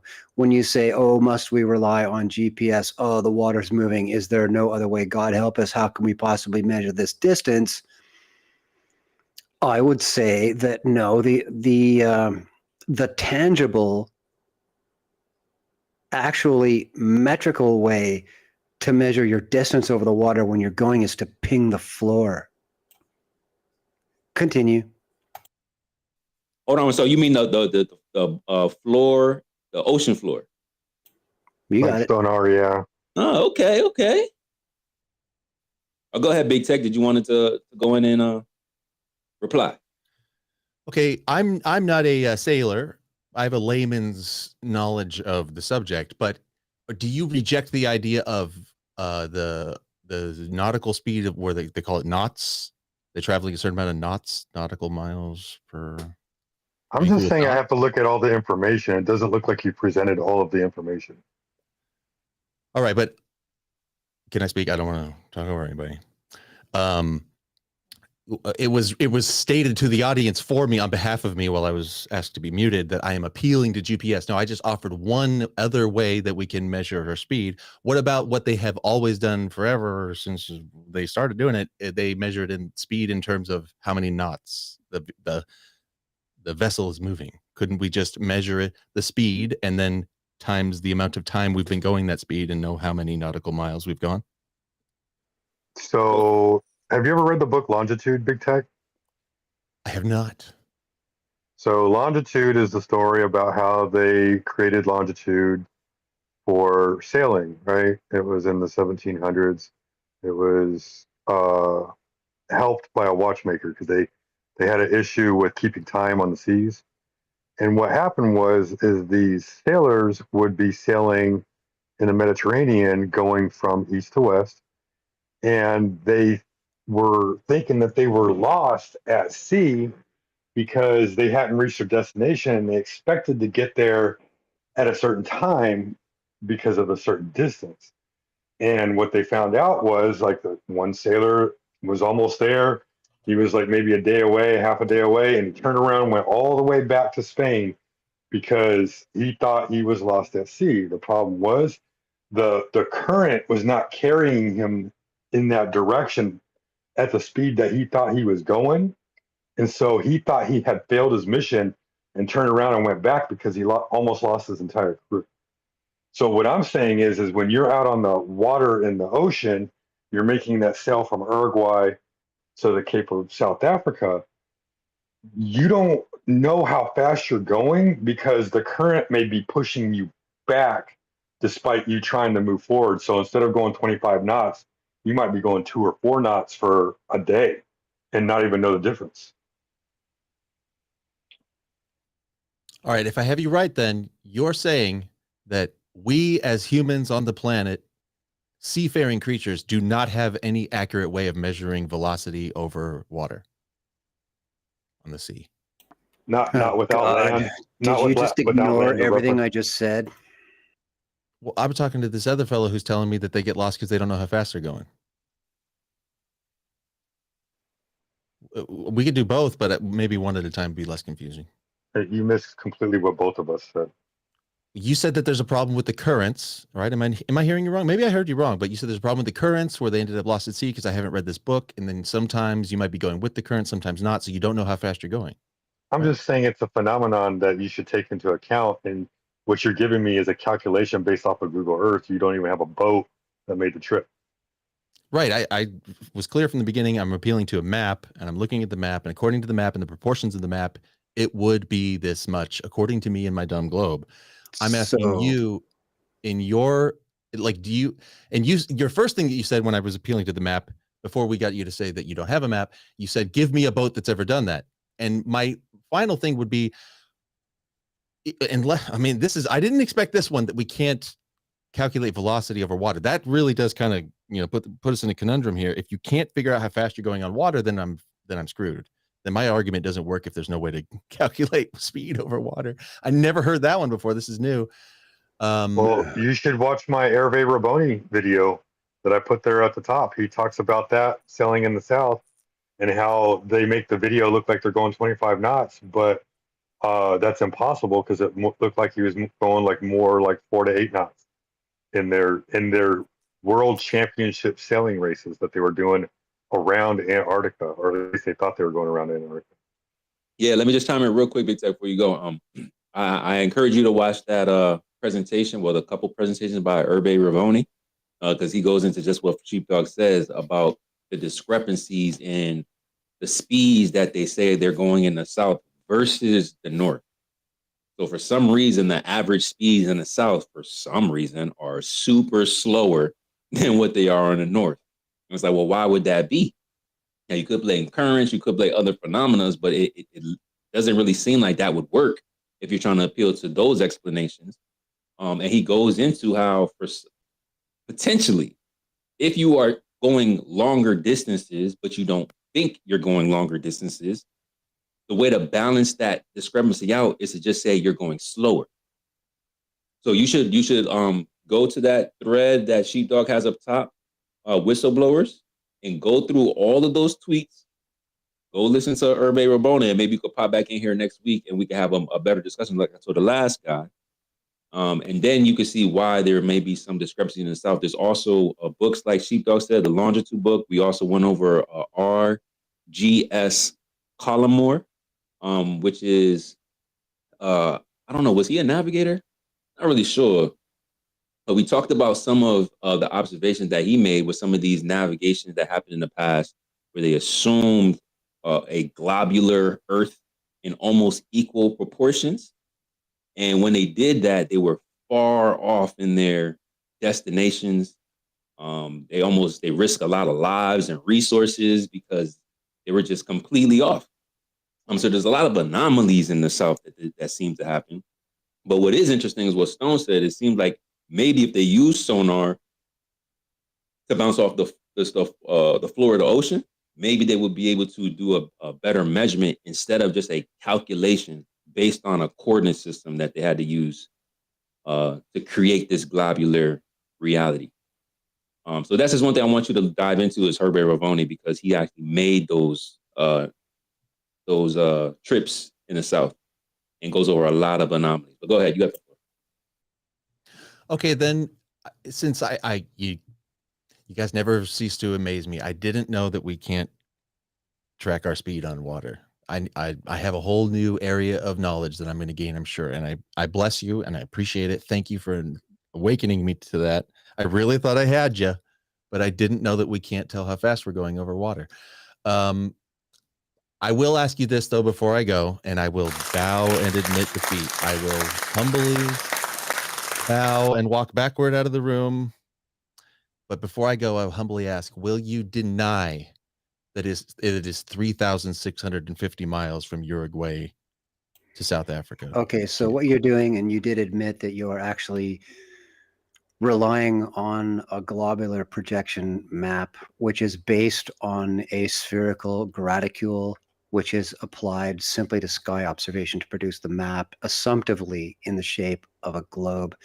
The other 2 points I wanted to make, one of which was partially made, is that you are also undereducated as to nautical history with regard to historical account of the captains having problems dealing with distances, continent to continent, and Africa to India and such things in the south, Australia to Madagascar, for example, where in their journeys they would find themselves out of position tens of miles per day. And the account is very clear, all the way back into the 1800s, you can find written account and fully quantified data about how far out they were. Third point is that yes, you are also seeming to be without education as to how they used to do it back when they did sail with big old ships, the armadas, etc. What they would do is use a known length of rope tied to a buoy, which they would throw off the stern and wait until the rope goes tight. Time it, you know how fast you're going. It's really basic stuff. But again, the currents do come into play with that, and there is an error margin, which is why they still found themselves out by tens of miles per day as a compounding error. And the latitude, of course, is the most significant factor of all of those. May I reply? Can I add one more thing real quick? Do you think you will remember if I add one more thing, or Go right do we ahead. need to reply? So I will personally outright deny that it's 3,650 miles because you are saying that it is, and so the burden of proof is on you to prove that it's 3,650 miles, not by a calculation, but by measurable distance. So I will deny you on that. Okay, thank you. I will reply to both of you. First, you sound, Stone Man, you sound way more educated than me. I'm sure you know a ton more than me, and you're cooler than me, probably better looking. But what I was referring to with regard to throwing thank you the just rope the over, same. yeah, indeed. With regard to throwing the rope over in the buoy and stuff, I think that's where they get the term knots right? Isn't there knots in the rope? No, those are still nautical miles based on a particular calculation to do with latitude and longitude. It's actually something quite different. Yeah. So when they're traveling, I thought it's not. Am I not right? I guess maybe I'm wrong about that too. Hey, I told you I'm a layman. I don't know anything. I'm big dumb globehead. The second fella, I can tell you what a nautical mile is. Okay. So those knots, they use the knots to measure speed, but they could only go so far as the rope was tied. Those knots were measured as 1 mile each, and so that's what they would use to measure nautical speed. The nautical mile is actually based off of your observation of the sky, each degree equaling 60 nautical miles, or 60. Yeah, that's 69, correct. 60 nautical, 50 nautical per degree in latitude. Yeah. And 69 statute. That kind of thing. Yeah. Right. They measure the angle, the degree. Yeah. All right. So that's the nautical mile. Okay. With regard to you, I thank you. I appreciate it. I honor you for accepting my challenge to deny the 3,650 miles that the globe. I'm stuck here. I'm required to think that it's 3,650 miles on a globe, right? Because no, you're not. You can choose to go the other way, man. You can choose no. If I making that requirement, hear me out. I won't ask you to mute yourself, but please, if you hear me out, if I choose to keep believing in the globe, I'm saying, right? So logically, if I am staying with the globe, and if the globe has the proportions that it states to have, and we have the map, and there is a key that tells me how far a mile is on this globe, and then I, run it all out, according to the map and the calculations, it must be 3,650 miles for me to be correct about the globe. That's what I'm saying. I'm stuck with that. I can't budge off of that. If I believe the globe's right and I'm sticking with it, then it has to be 3,650 or I'm wrong, according to my calculations. So what I'm offering you, since you've denied it, you could get in a boat and sail directly west, or figure out how to figure out speed or whatever. You could debunk the globe if you could prove that it's not 3,650 miles. If you could prove that it was, what I expect it would be quite a bit more, substantially more, basic almost twice as far between Uruguay and South Africa. If you could somehow prove that it was twice that far, you will have debunked the globe. If you could just figure out how far it is from Uruguay to South Africa. I appreciate you, man. Yeah, so if you're wrong about 3,650 miles, that means the Earth's not the size that they tell you it is. Exactly. But I don't need to go and make that sailing trip in order to prove that the Earth is not a ball. You know what you just need to do? You just need to be able to see further than they tell you you're supposed to see. What I'm saying, it's not your claim to defend anyway. Right, but you're saying it's not a globe, and you could like show us, like, look how far it is from here to there. It'd be just like another one, right? Because you know, everybody, you're making the non-normative claim, right? The normative claim is that it's a globe, and this is how far. No, it's not. No, That's the the burden of proof? Yeah. You know the burden of proof is on the positive claim, right, Big Tech? Right, and your positive claim is that it's No. From your personal experience, it's flat. Hold on. From your personal experience, the Earth is too big to see curvature, right? Right. Yeah. And the Earth is too big to feel the spin, right? Well, you don't feel spin, you feel acceleration. The Earth is too big to feel any motion, right? Yeah. Oh, sure. Right. So from your own personal experience, you know the Earth is flat and stationary. It is the burden of proof is on the ball. No, but I see the sun go down. That's the thing. I can explain that with refraction, bro. You can? Yeah. Explain the sun go down with refraction? Yep. All it is temperature a whole other inversion. conversation. I don't know if I'm allowed to do two, but you'd have to tell me why the sun doesn't get smaller while it's getting further away, and then I'd understand. Yeah, it's a lensing effect. Refraction causes lensing causes refraction, and when that refraction is going on, it's due to temperature inversion off in the distance, and so light would bend towards the more dense medium, which is cold air. So the Earth is warm. That means there's warm air on the surface. The air above it is cold because we all know that it gets colder the higher up that you go. So the light is going to deflect upward instead of downward, giving you the illusion of a physical geometric horizon. But the definition of a horizon is the apparent location where the Earth and the sky meet. So that right there tells me that the Earth is flat. There's zero measurable curvature. Amazing. I've never heard anybody tell me that atmospheric lensing explains the sun, but also doesn't work for the mirages that we see over the curve. It's not a mirage, bro. You're seeing the shit that's off in the distance the way it is. Like when you look across the Great Lakes and you see Chicago and it's too far, we shouldn't be able to see that. It's too dang far. That's because we say that's because of atmospheric lensing, and then the flat earther goes. That's not atmospheric lensing, man. That's a clear day, dude. There's almost zero atmospheric lensing on that. Why is there lensing when I look out over the West Coast and I see the sun go down on a clear day? Because the sun is really far away, man, and it's in a different medium. What medium is it in? I don't know. In the sky. When you look up, do you see the sun, moon, and stars moving, or do you feel the Earth spinning? Well, I see them moving.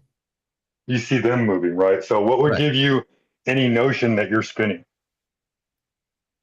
The same as when I see things moving out the window of a train. I don't feel myself moving. I see that stuff moving, but I know it's me moving.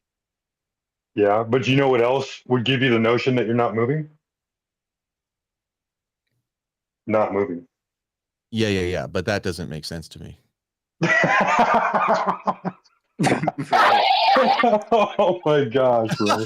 Here's where we throw Occam's razor, bro. Occam's razor. Yeah, Occam's razor isn't an argument, you know. If I'm not moving, I'm not moving. Then the burden of proof is on the person telling me I'm moving. If I'm not moving, I'm not moving. The burden of proof is on. Just real quick, Big Tech.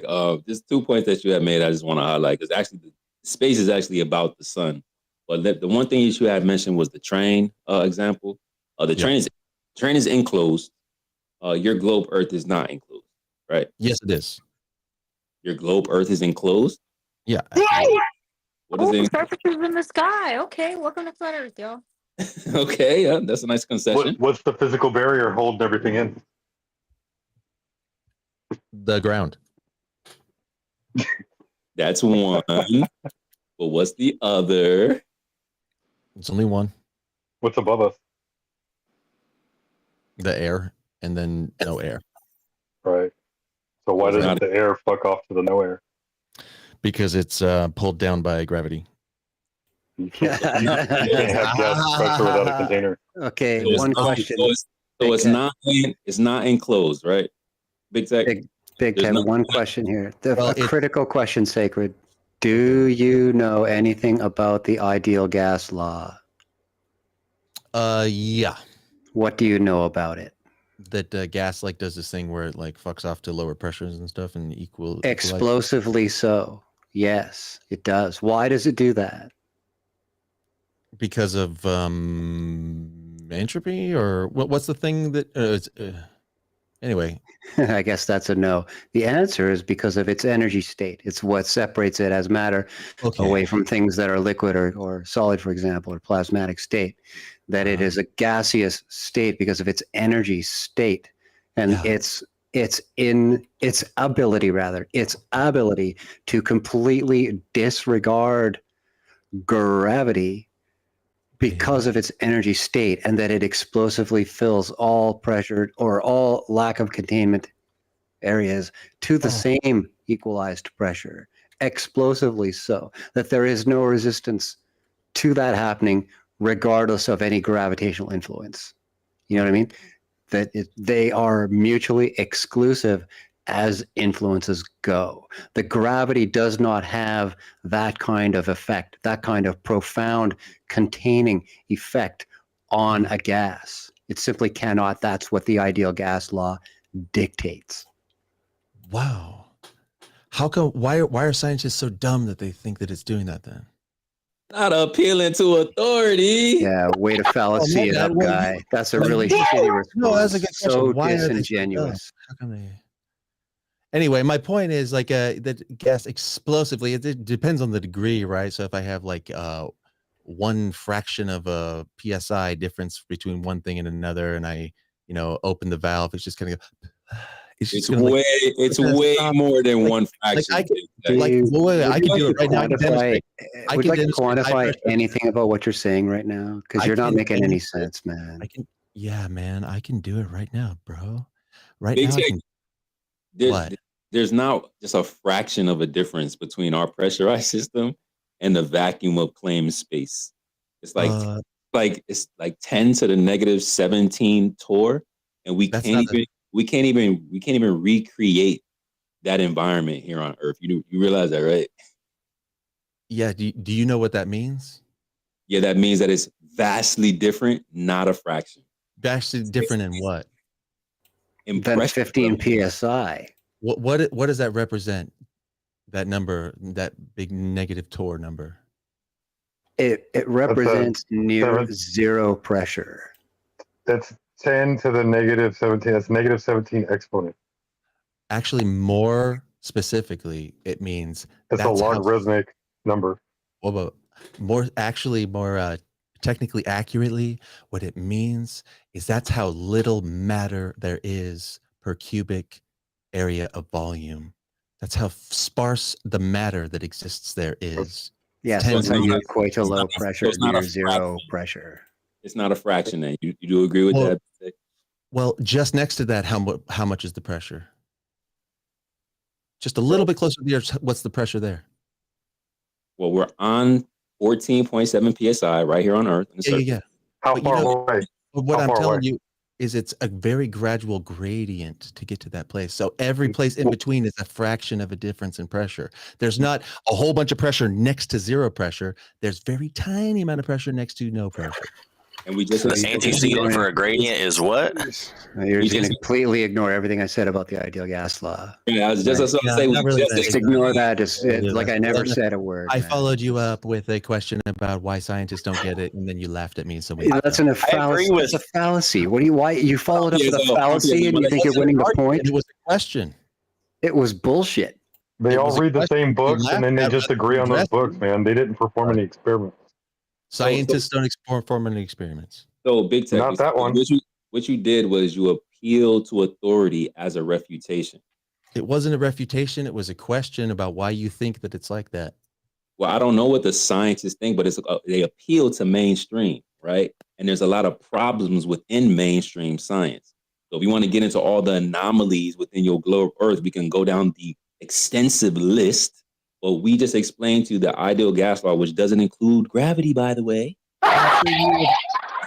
And the problem with when we demonstrate pressurized system next to vacuum and creating that environment where it equalizes rapidly, it doesn't happen with your globe Earth. As a matter of fact, that's the only time that it doesn't happen. So we're saying, can you demonstrate that?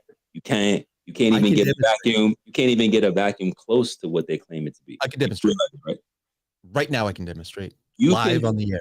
Wait. You mean to tell me you can demonstrate a pressurized system next to a vacuum that's 10 to the negative 17 torr without a barrier in between?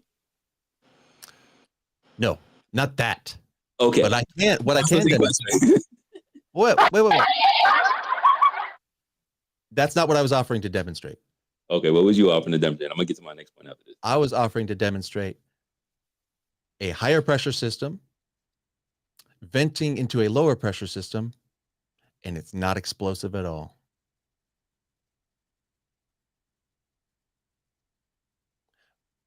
Would you be interested in experiencing that demonstration? No, because it's fantasy. What do you mean? I'm going to do it right now. Live.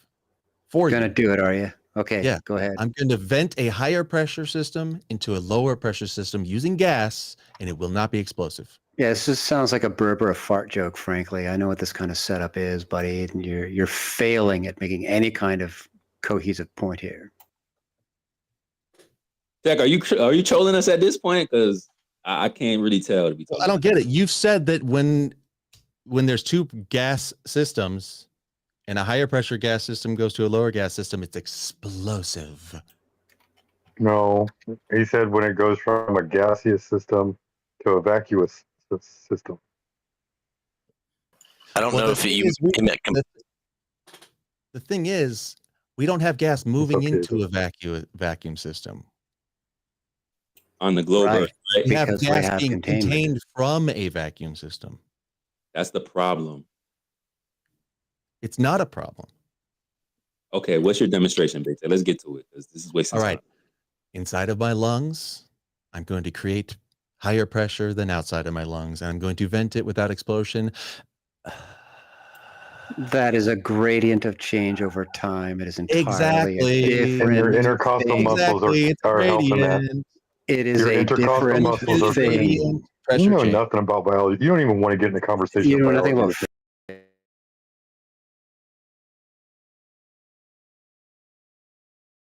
One sec, lads. Had to reset. Conversation of biology with me. You know nothing about physics is the point, and you know absolutely nothing about what you're talking about. And there was no explosion. Perfect bullshit. No, you're mad. It was not a valid comparison. Chimping. Hey, can I ask you a couple of questions, Big Tech? I just want to see how knowledgeable you really are, because I mean, you've asked us a lot of questions, and we've explained a lot of things to you. So I just want to see how well you know your globe. What's the circumference of the equator?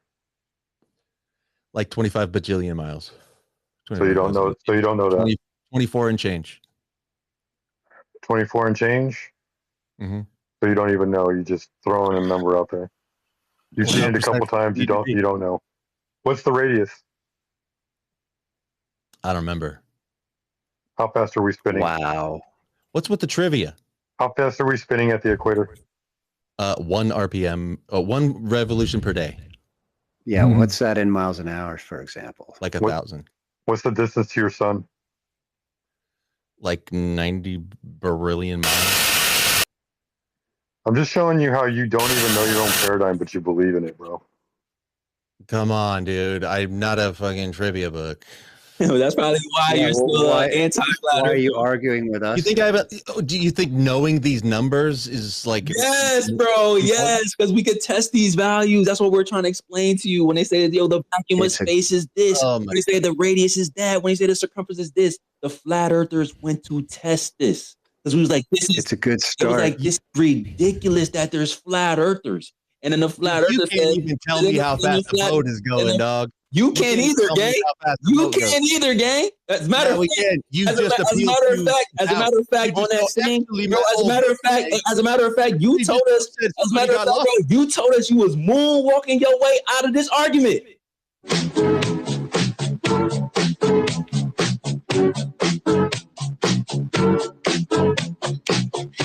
I don't even know why you still here. Bruh, you gotta understand these values, bro. You have to understand those values. That's where you can go test those values, and then you can make an educated decision or a conclusion. If you don't know them, it's hard for you to argue them.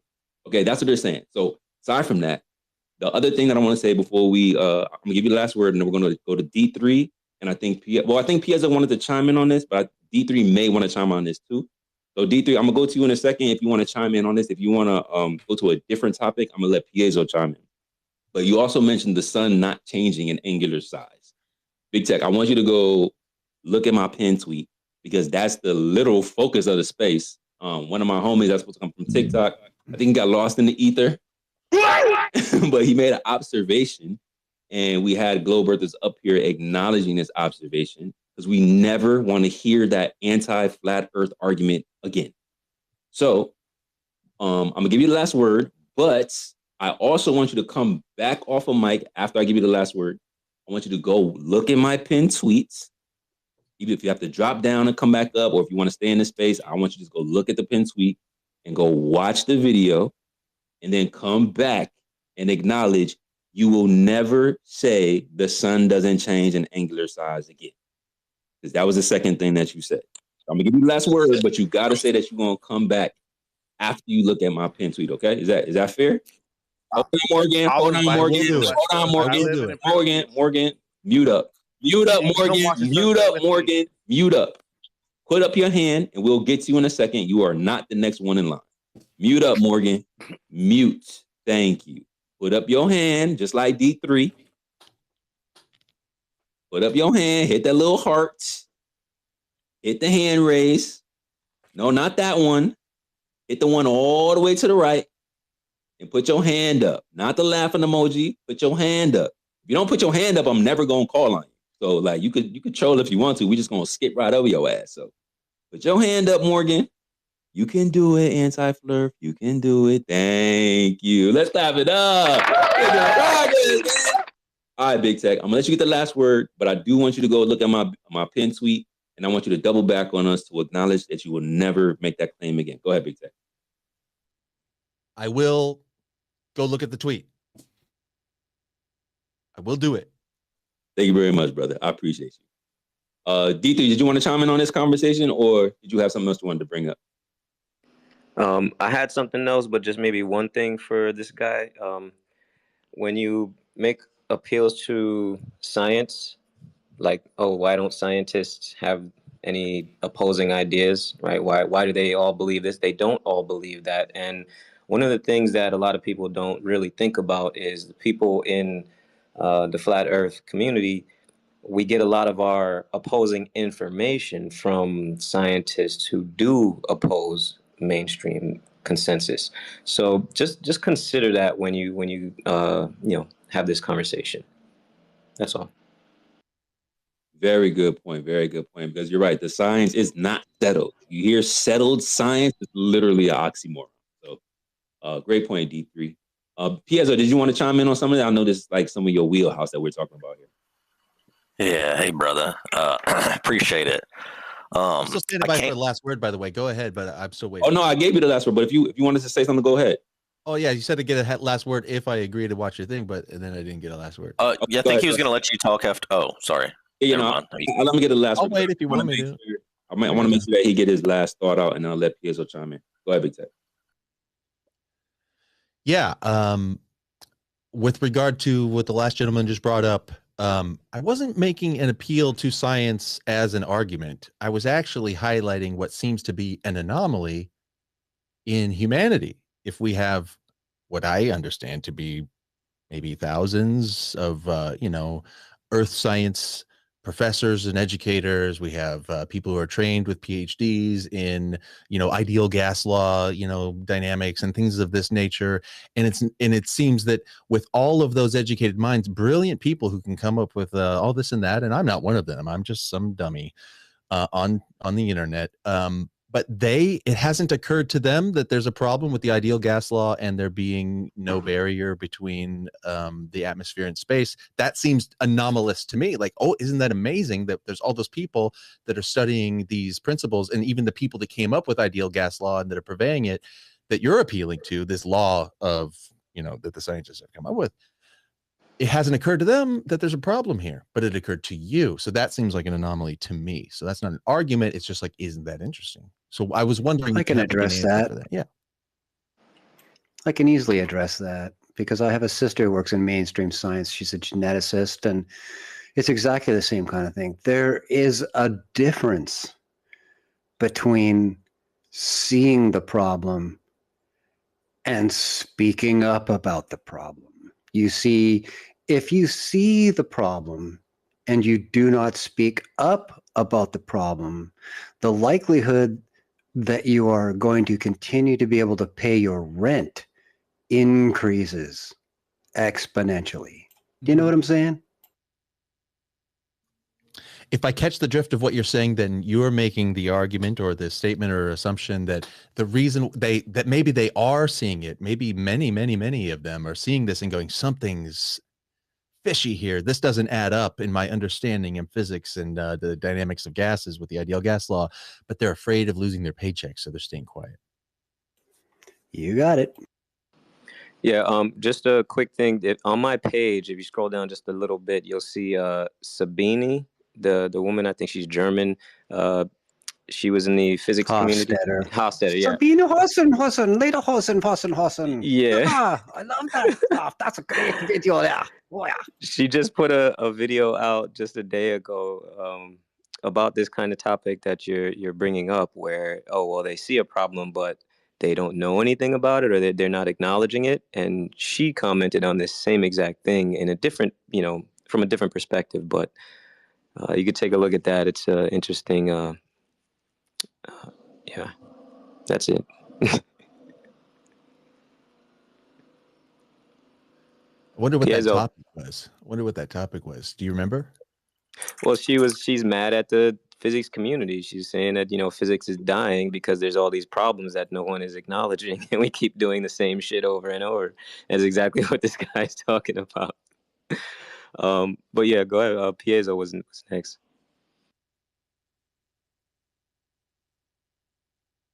What's up, guys? How you doing? My man. Yo, hey. Good to see you, Piezo. Good to see you guys. And hey, Big Tech, I came in a little bit on the tail end of the conversation, so I didn't hear the very beginning of the exchange between you and everyone else. I started to hear once it got a little bit heated. And I know it's as is natural with these things, man. Everybody on both sides is going to get a little bit heated. It's just the nature of the beast. But as long as we remain civil, it's all right. So, I just wanted to kind of bring a few ice cubes in here and throw them in our drinks, right? And chill it out a little bit as I talk to you, man. But it sounded like towards the end there, one of the main topics that was getting breached was that of the ideal gas law and talking about the Earth being effectively a container for gas. Is that right? It did get there. My call in was about maps and my answers that I got from the community here. And I'll agree with you, but just real quick, the part that you missed, the answer that I received from everybody was, I don't have a map and I don't know how fast boats go. I gotcha. Well, I mean, maybe we can touch on that briefly, but I wanted to finish the thing that we were on just now before we go back and recycle a topic that was already hashed out. I mean, I will just say in short that we have a map that in general is correct. However, as far as the relative positioning of and the spacing between the continents and things like that, there are anomalous things on all maps. and there's a lot of places that they wrap up correction factors in, such as in like the crazy magnetic declinations and the very, very odd, like zigzaggy time zones and things like that. It's very hard to it's very hard to independently verify it because most measurements use GPS, which already on the back end do they do corrections as they go around. And so if you're using that as your reference system, it's very hard. But as far as the gas thing goes, um, so the logic here is that in general, like PV equals nRT, you know, your ideal gas law, we're talking, you know, Boyle's law that it came from. It really is Boyle's law at the end of the day. You have to have a container in order to build pressure because containment is necessary for the collision model to I take know we're not supposed place. to interrupt. Could I insert something right here so that I can hear you, like, so you can address what I'm saying? I think Okay, you man. Yeah, will. let's just understand each other. Let's understand each other. Yeah. I'm saying the container is the ground. And the reason Yeah, why there's that's pressure is because all the force is downward. So there's no explosion outward because all the force is downward because of this thing I'm appealing to called gravity. So the thing it's contained against is literally the floor of the planet. That is the physical barrier. okay. And so the thing is, right, is when you talk about creating like a gradient, right? In order for that gradient to be established, one, you need a solid surface to rebound off of, which you've invoked the ground. But the other thing that you need is you need something else that will not allow for the other forces to interplay in the system, which in this case would be the forces of the pressure differential everywhere. Now, when we talk about like the measured pressures and what is used to invoke this like mysterious gradient, right? They model that, okay, based on altitude and based on this like inverse square relationship for the R factor of the Earth and the force of gravity equation using big G, we imagine that there would be some region in which the forces would balance out. Is that generally the gist of like how you think of it? Which forces? Which The other force of the forces are you asking? vacuum, like the force of the pressure differential from the vacuum pulling the gases away, and the forces of Okay. gravity pulling them down. I just flat out think that you have the wrong perception. There is no force of vacuum. At least it's flat out. It's a force that's produced, right? Because when you have a pressure differential, that is where it comes from. Just like gravity is not a force either. No, gravity is an acceleration. The thing we experience when we talk about this explosive release into the vacuum, that's caused by the positive pressure, not a negative pressure. The negative pressure is a result of positive pressure. It's a counterpoint too. So it's like when a thing cools, coldness is a measure of hotness. Actually, there's no such thing as cold. There's just like differences of heated states. So when we talk about coldness, we're talking about less hot. So in the same way, vacuum is actually talking about less positive pressure. So there's not vacuum pressure per se. Vacuum is not a force. Vacuum is absence of matter. That's literally what vacuum means. It just means absence of material. So when we're talking about gas pressure, gas vacuum, we're just talking about a place where there's not any gas. That would be an absolute vacuum. So when there's positive pressure of gas, that's on our planet created by the downward force of gravity. So there's only pressure down, not out. It's not that the vacuum is a force. It's like I said, the force is the effective force caused by the pressure differential, because pressure is actually just a function of energy, right? Just like Yes, everything exactly. else. Right. So I would say that the gas is energized by the downward attraction of gravity or the acceleration toward the planet. The acceleration of the gas toward the planet. I totally missed what you were saying. I don't know if the chuckling and saying I missed it is helping. Gravity's acceleration is not a force. I literally just said that.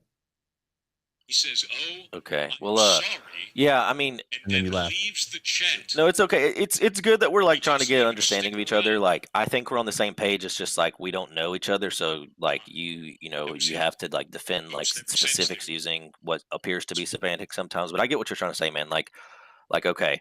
Yeah, But the semantics point, are good. We got to get our terms right. Yeah. right. And yeah, that's why I'm not upset. But what I'm trying to say is like, okay, look, when we talk about energy, because that's like where this pressure is basically like stemming from, just like when we talk about electricity or heat or anything, right? It's always seeking equilibrium. Okay. And so when you have two systems, let's say I've got like a giant bunker mountain and it's Mhm. encased in hundreds of feet of stone, and inside of it I've got two boxes, and I vacuum them both out, and they're connected by a wall, and I put pressure in one, 14.7 psi's, and 0 in the other. If I pop that wall in the middle, right, they're going to seek to equalize, right? And the They're reason going to why is what? the pressure differential. And in another way of saying it, there's energy stored in one, and there's a room for that energy to expand into in the other.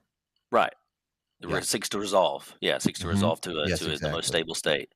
Yep. And yeah. And so when And we that's talk why I say the atmosphere clings to the ground, because it's seeking to resolve all that energy that's created by the downward acceleration that we call gravity. So it's seeking to resolve that by spreading out equally as a big sea of gas on the ball. Okay. But now this is where I want to go with this, okay?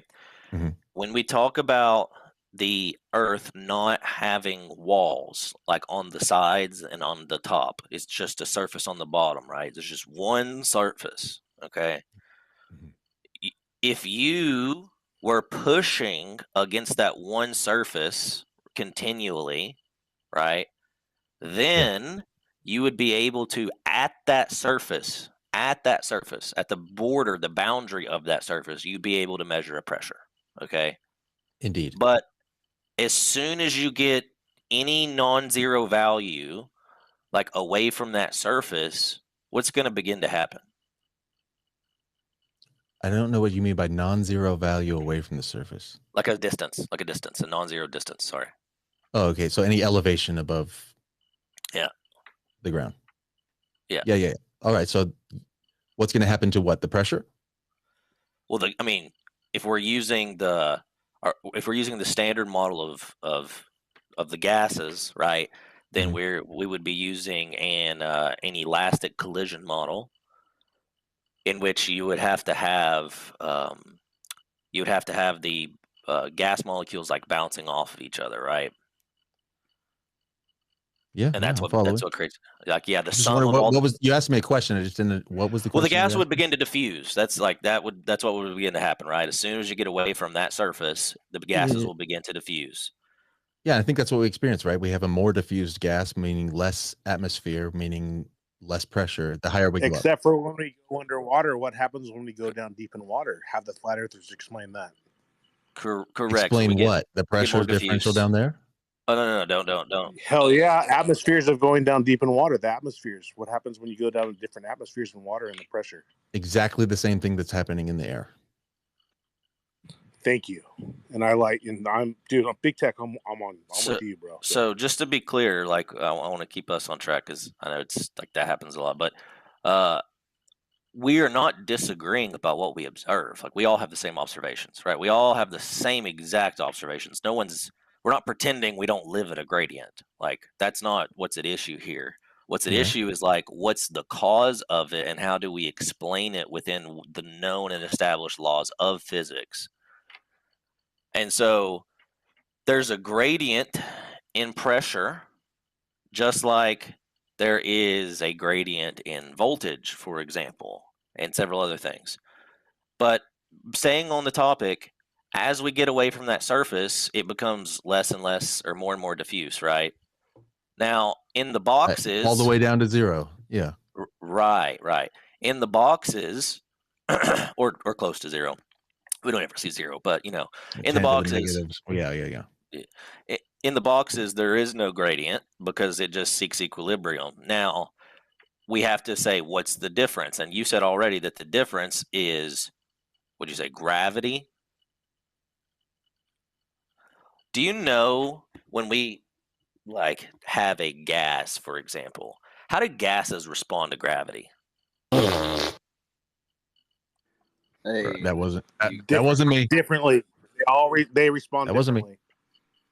Hey, you start How do trolling. gases respond You to start gravity? trolling. You we taking mics if you start trolling, bro. Yes. Like if the brine lake is one of these examples of a pressure difference at the bottom of the ocean floor. It's a lake on the bottom of the ocean. Have you heard of the brine lake? Anybody? Yeah, I've heard of that. Man, Big Tech. Yeah. It's super hard to like not get distracted, and some of these Yeah, I people are know. very good intended, but like I just want to like try to finish this thought. So I'm listening intently to every word you say, and I'm tapped in. So keep going. Thanks, homie. Thanks. So gases, like when they respond to gravity, right? We don't see them like doing the same thing that everything else does. You don't see this immediate like 9.8 meters per second squared, like falling to the ground. It's not what we observe. We observe diffusion, right? And the diffusion will be determined based on the pressure dynamics of whatever system they're in. But we don't just see them falling like when we drop a marble. That's not what happens to a gas molecule.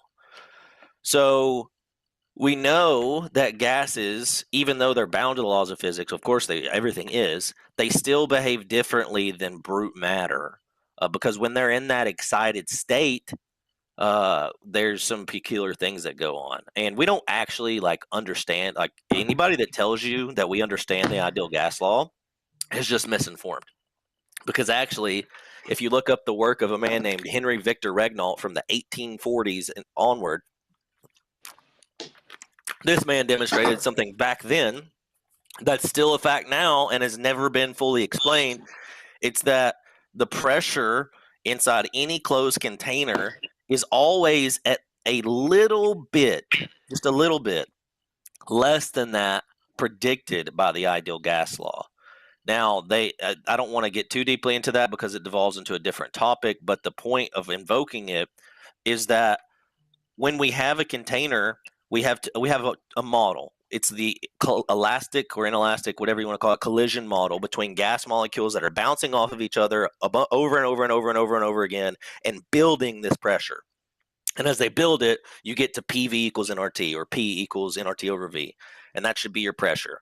Now, it's always less than that. So then they have to invoke van der Waals forces and interatomic forces and all these other things to take away some of that pressure to get it down to what we actually observe. Okay, so it shows us that all of these other forces between them are things that are taking the pressure away. So we see that they're responding to all these other things, right? But the model is not sufficiently explained by by collisions. So when we think of the Earth, we think of, okay, let's take the moon and compare it, right? If we take the moon, okay, I've got a moon with no atmosphere, and I just start spraying a bunch of gas on it. Never mind how the gas got there, never mind how all that started, right? Because it doesn't make sense, but that's like going back in the past and arguing a paradigm when we're trying to stay on the physics part. Let's spray a bunch of gas on the moon. What would begin to happen in the collision model that we use for PV equals nRT? It would like spread all over the place. Exactly. It would diffuse everywhere, right? And as we continue spraying gas, it would continue to diffuse, right? Yeah. Now, imagine though, if at any point we stopped spray, because we'd have to spray with a lot of force. Like we'd have to really be spraying the gas down hard in order to like keep it on the surface. Because if we stop spraying, if at any point we turn the sprayer off, what would happen to that gas? It would settle on the ground. No, it would get ripped off into the vacuum of space and diffuse into the system. Why would it do that? Because it's all in one system, right? You haven't created a separated system for the moon. Wait, where would the gas go? It would seek equilibrium throughout all the vastness of space as one big Why would it do sandbox.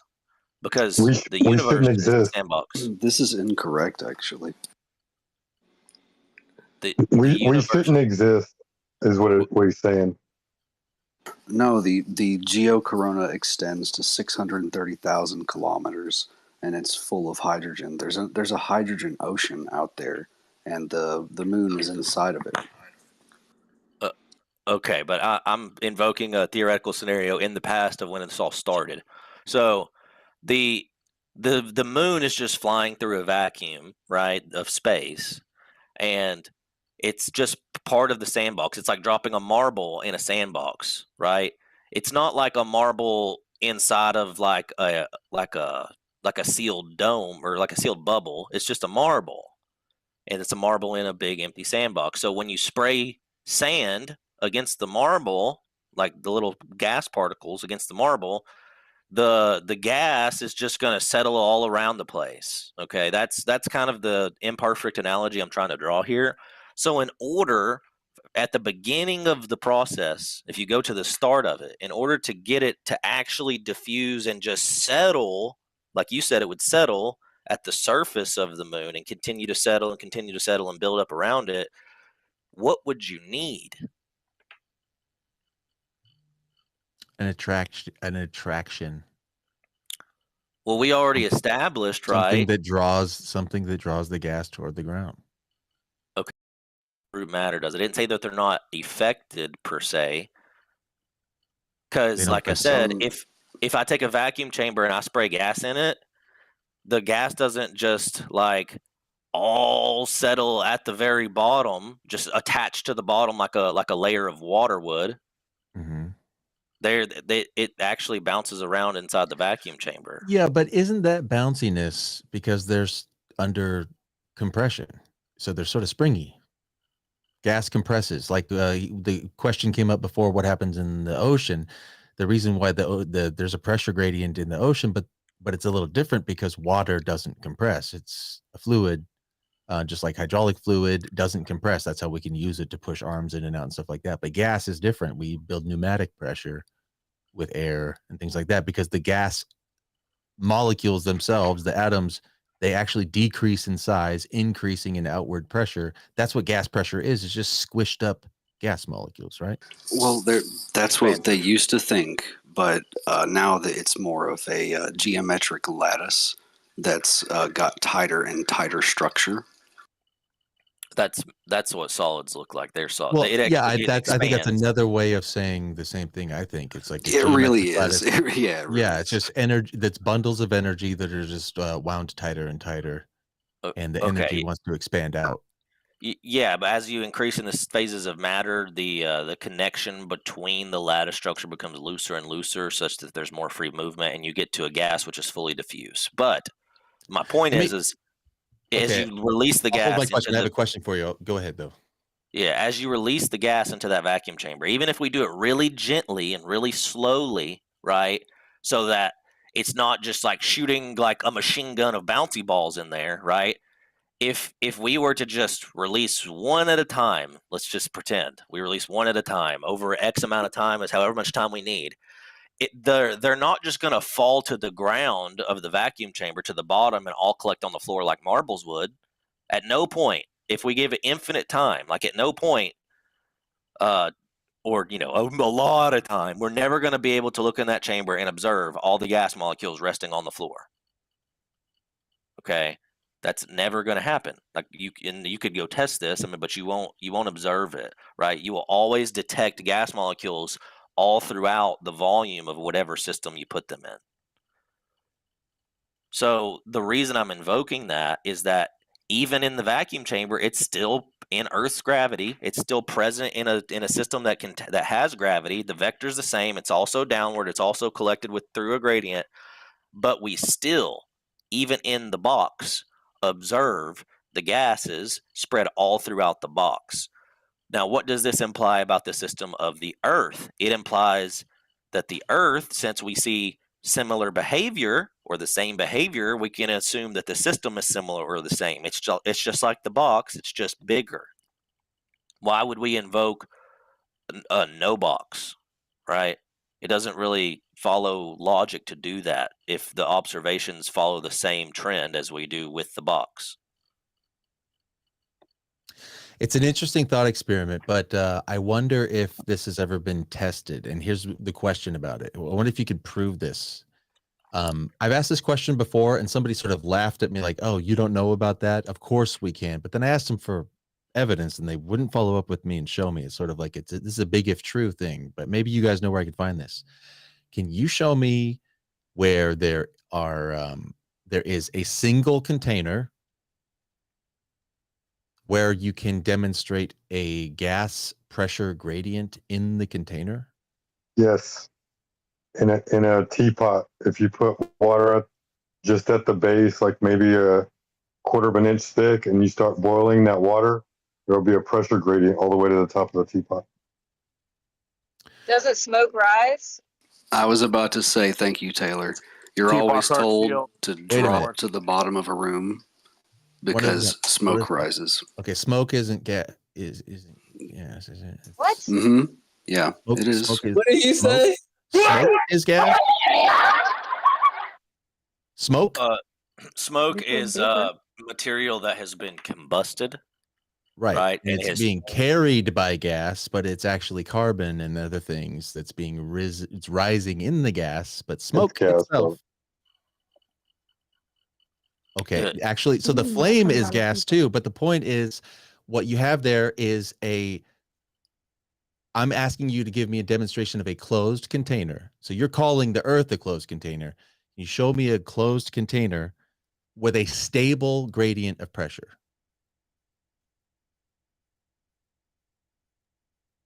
Where you Yeah, have I a mean, you can constant, where have you have high pressure at the bottom let and me a tell you, gradient to lower pressure at the top, have you and ever seen chilling. those little Yeah, I incense told you a teapot. diffusers?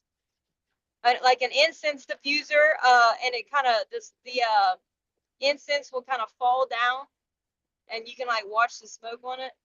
Have you seen that before? I'm gonna drop So down and come back up. you're telling me about things rising in hot air. No, Well, that's a convection. Well, this is actually what I can post a picture of it. So I'm asking for stable. Like you could just pump some gas into a tank, and you'll have higher pressure gas at the bottom than at the top. Well, yeah. So, wait, is my mic not working anymore? Okay, there it goes. Yeah, I can hear you. Yeah. So the example that I gave you, like the vacuum chamber, this is actually any kind of pressurized bottle that you use, right? You will always notice that as you begin to fill it at the very beginning, as it goes from empty to just a little bit full and fuller and fuller, the gas, when it fills it, the pressure will build throughout that bottle. It will expand, and you will have like a baby gradient. Like if you were to actually have sensitive enough equipment to measure it across its entirety, there will be like a gradient in there. It'll be so minute, it'll be extremely hard to detect though, because like on the Earth, because the box is so huge, where it's a lot easier to go between point A and point B compared to the overall size. Like the ratio between point A and point B compared to the ratio between point A and the very top is a lot easier to measure. So that's why we're able to detect like a gradient on the Earth much more easily. I think in most regular containers, it would be beyond the sensitivity of instrumentation to detect the gradient, but the implications of the physical laws is that it would all act the same. So I don't think that you'd be able really to detect with enough sensitivity what you're saying, because the difference would be so minute that even the variations due to the movement of the gases would be greater than like the gradient, like the pressure differential, so you wouldn't be able to detect it. Right, that's what I would assume too. So that's my point, is that we can easily detect the difference in pressure in our system. What you're saying is closed with a container on the top, like a dome or something like that. I assume that's what you're saying, that it has to have a container in order for the gas to stay here and not be rushing off into the void. So, but what we have here is a very clear, easily measurable pressure gradient, where at one atmosphere, right at sea level, versus if I were to go up and up and up and up, it gets lower and lower pressure. We see that all over the place. Can you demonstrate that phenomenon in a closed system? Just attaining altitude means lower pressure. Yes, you can. I would like to see that if somebody could show that to me. No, they What you can't. do is all you have to do is have gases of different densities. Then all the less dense gas will be at the top. And as you move down in that container, more of that gas will have more pressure above your head. Could you show me that, demonstrate it, rather than just saying that that's what would happen? I mean, that's literally what I mean. I'll let Taylor go. I don't want to go on this too long because I know other people want to go. But I mean, you could just Google it, bro. But Taylor, do you want to chime in on this? And Yeah, I've been looking for it. I ain't found different pressures. 100%. So you can easily see things like smoke, which like is visually demonstrable because it's not clear. Fall to the bottom of a closed container. Okay. So I'm posting it right now. But I wanted to make a comment about something you mentioned earlier. I don't know if it's a good time or not. I guess it is a good time. But you were talking about like how hasn't the scientists found this out yet? And I wanted to mention just from my own personal perspective. So like you get in there and basically you're shown these models, right? You're shown models. In my opinion, some of them are based off shaky evidence. So for example, like let me give you a controversial example, like abiogenesis, like life forming from non-life. Okay, that we can't reproduce that, but they're assuming that's how it is because there's no other explanation in the materialistic world. So we can't reproduce it. But in order to get like your PhD, for example, which is what most scientists do, get their PhD, whatever. In order to do that, you need to do a hyper-focused experiment with the scientific method. Okay, so you have to show repeatable data, and it's hyper-specialized on a very particular topic. But in terms of these model systems, a lot of them were just handed abiogenesis. I don't think that there's substantial evidence. I don't think it's possible, period. I think it's impossible based on our current understanding of biology. But that's just what they teach us facts. And people that are getting their PhDs, scientists, they're hyper-focused on whatever experiments they're doing, actually using the scientific method. So I just want to share that. She got us there, man. She got us there. It's funny. She actually was bringing up something kind of separate, but it got us to the point of where me and you were going. The point of invoking this, right? This system where you got the box and you let the gas molecules out one at a time. They don't just fall to the bottom and sit there like marbles and wait for more marbles to sit on top of them. That's not what they do. They at all times are all spread throughout it, no matter how little or how much gas is in there. They don't behave Let me the make sure same. I understand you right before we go to the next point. It's not the next point. Just okay, fine. Go ahead. Real quick. If I had a box that was 1,000,000 miles squared, real big box with perfect zero matter in there, so perfect vacuum, and I let one atom into that box, one atom of helium, where would that helium go? What would it do? Would it be everywhere? Well, you'd be able. Pictures up at the top. You would be able to find it anywhere within the box. There's like a probability chance of finding it, right? Because obviously you can't just say it's here. It could be anywhere, but there's a higher probability chance of like finding it at different places based on like what their assumptions are. But the point is like you're not just gonna always find it on the bottom. That's But just not it the wouldn't case. settle somewhere if the box is perfectly still and you let it in there. It wouldn't find a place to like equalize. I suppose like if you think of it like that, you would want to assume that there would be one place it would settle.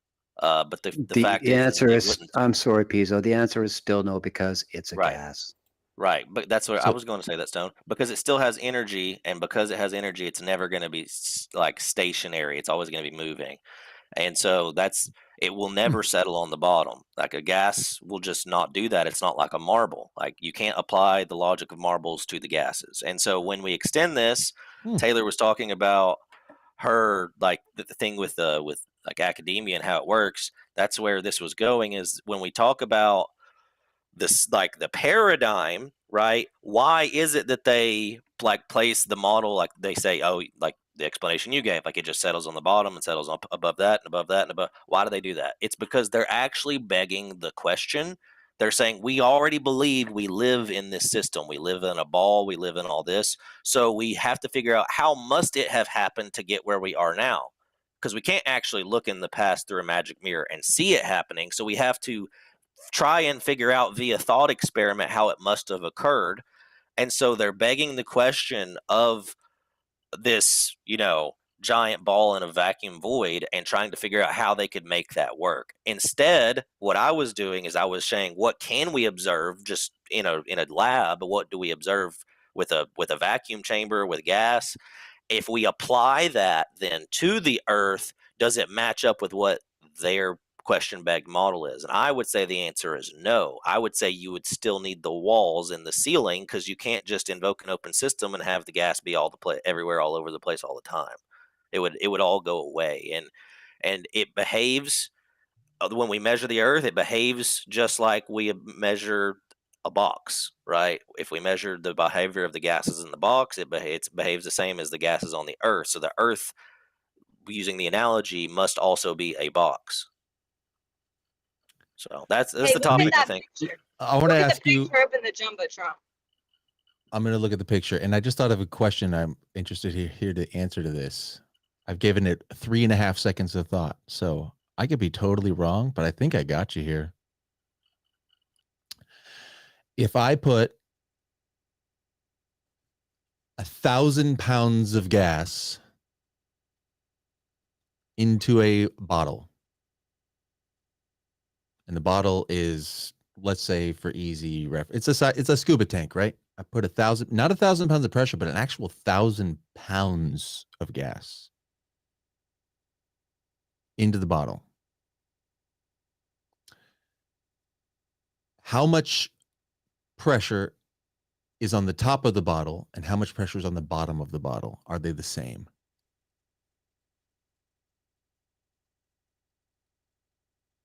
I mean, they even admit in your model that denser gases tend to fall because of, quote, gravity.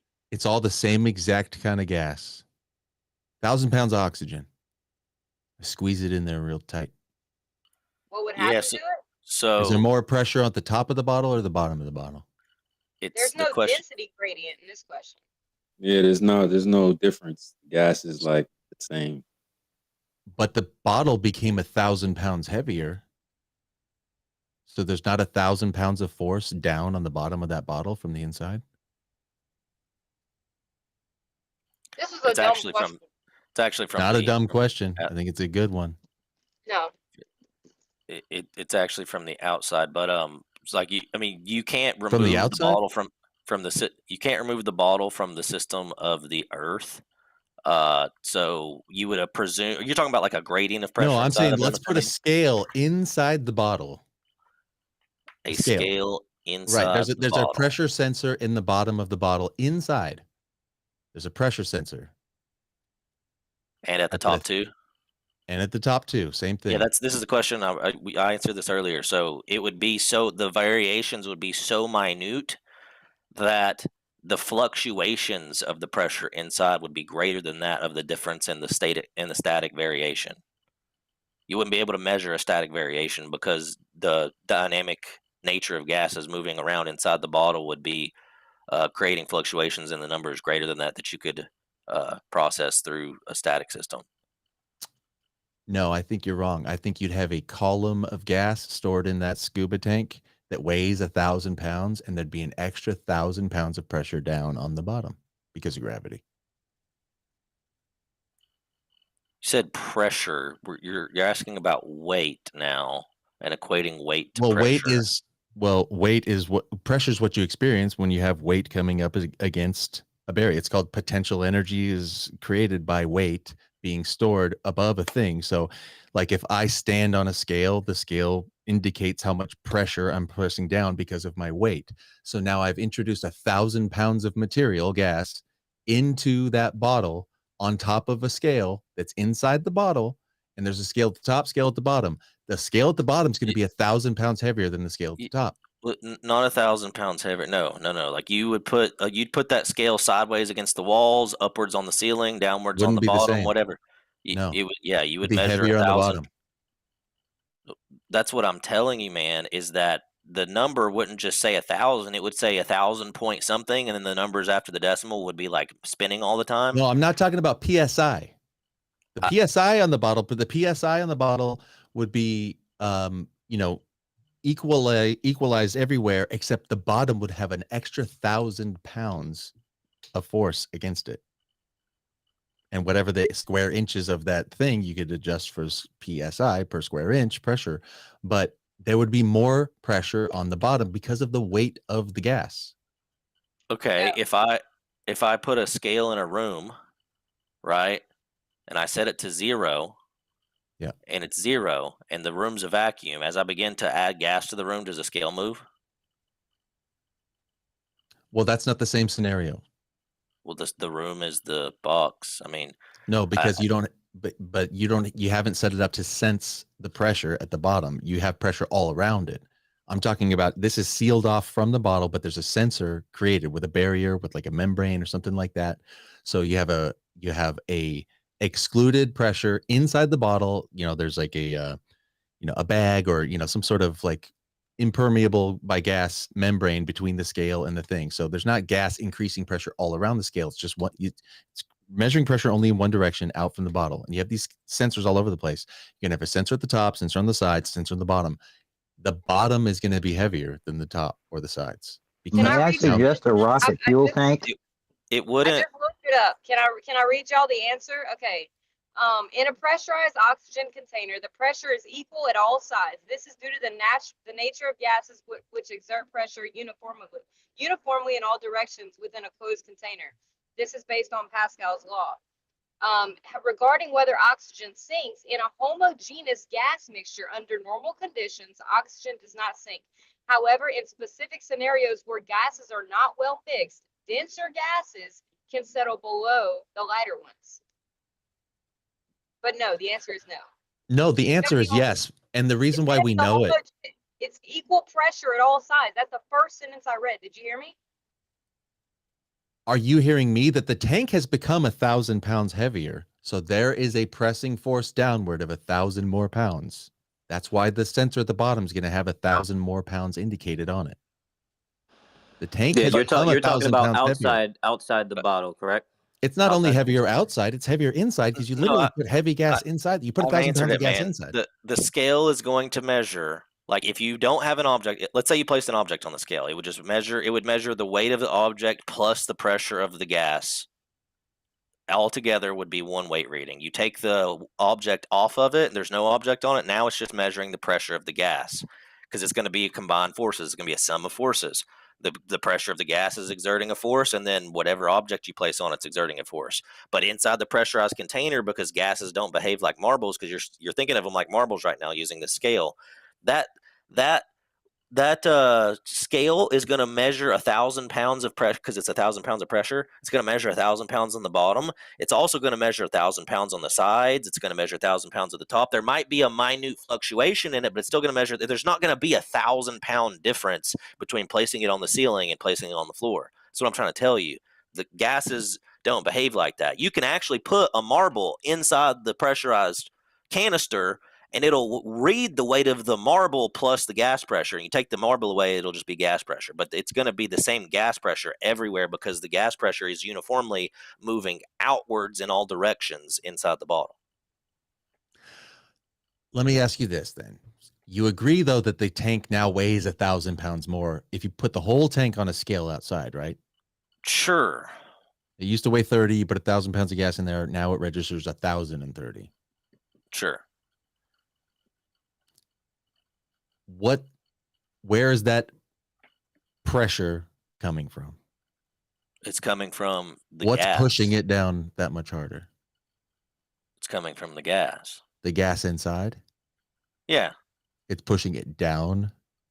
Yeah, because 1,000 pounds more. Because now that the gas is inside the bottle, right? You can treat the bottle as one solid object. It's still got an increased amount of matter in it. Just because inside of the bottle, like there's stuff going on, doesn't mean the bottle as a whole isn't still treated as one object. Now, if you were to put... So there's 1,000 more pounds pressure down, but you're saying now it becomes like one object?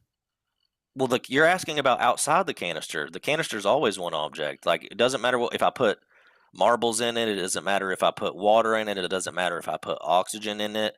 Okay, right? Like, but no, it does matter with marbles. Like if I put 1,000 pounds of marbles in a canister that's big enough to fit them, there's more pressure at the bottom than at the top of the stack of marbles because of gravity. I'm trying. There's a disconnect here. We're spending a long time on this topic, and I want to stick it out with you. But like Sacred's right, there's other people that want to talk. There's a bunch of hands. Like, here's the conclusion, man. The pressure throughout, except for whatever gradient might exist, if there's like temperature fluctuations and it creates a, let's assume that we make it as stable as physically possible inside the bottle. Remove all variations as much as possible inside the bottle. There's still going to be roughly the same amount of pressure everywhere inside of the bottle. So anywhere that you put a force sensor, because that's all a scale is, right? It's a force sensor. Anywhere that you put a force sensor inside of that bottle, it's going to measure roughly the same force. Okay. Now, a scale is just a force sensor that's very elementary. It's got a plate and it measures a force on the plate, but it's the same concept. It's still a force sensor. So there's not 1,000 pounds more weight at the bottom of the inside of the bottle than there is at the top, because the pressure is acting everywhere. And the pressure here is what's creating the force on the force sensor. I'd like to find out if we're right about that. I'm going to look it up and see if this has been tried. If we are right, does it change your view of the big picture of what we're talking about with the Earth being a sandbox? I'll give you this. I think what you're saying is like, if there wasn't a bear, like you're saying that regardless of the idea that if we go up and up and up and up, let's say the dome is it's 1 billion miles up. We don't know how tall the dome is. You know, it's so high that we never get there. It could be that in that dome, there's actually even a place where you get to where there's no gas. And the reason why it's not rushing off is because there's something about having a barrier that causes it to go down or something. I apologize. I apologize. Can I just quickly suggest a rocket fuel tank? Perhaps that info is readily available. It's an interesting idea. Well, what's in a rocket fuel? Liquid oxygen? Right. Instead of your scuba tank model, just consider the information available via rocket fuel tanks. Yeah, but that's liquid. Yeah, so as you get, like, the thing about the Earth, right, is when we remove the assumption that the only thing we got to deal with is just gravity and a big ball in a vacuum, and you stop looking at it like that, once you walk into the paradigm of we might be in a closed system in like a giant, Yahweh's terrarium or whatever, then you begin to invoke all kinds of other forces, like the Earth is a giant capacitor and there's an electrostatic gradient, and there's forces being exerted by the sky, like by the firmament and the bodies in the sky. I get that gets amazing me. I don't understand why you can't imagine that if it goes from this amount of pressure to less and less and less and less and less and less, and which is what we experience when you go up in a balloon or a plane or anywhere else. You could just go and just bring you take the altimeter with you and you can check that the gas pressure gets less and less and less and less and less. And if we're on a gradient of going lower and lower and lower, doesn't it just stand to reason that eventually we get to a place where there's next to zero and then closer to zero and closer to zero and then like really, really close to zero and then 10 to the negative 17 tore close to zero? And if there's walls, does it just go down and down? Yeah, there has to be walls. And there have to be a wall. Otherwise, and so you're saying that there could be a zone where there's like no gas for a million miles, but only if there's a wall out there somewhere. Yeah, there would be a wall, and the gradient would be produced by the forces that are being applied to the box. In this case, there's, like I said, we have an electrostatic gradient on Earth, and that's what's causing. I believe that's what's causing like the density gradient. So that's kind of where I'm at. If you take away the walls, you don't have anything to compare it to. The Earth is a unique thing, and you say we can't do this in a lab without walls. Of course we can't, but we just trust me. The Earth is the system where it does that, and we know it is because we live in it. Like it's a circular loop where you're begging the question. That was my point. That's what Taylor brought up. That's why I said she like jumped to the end and got us there.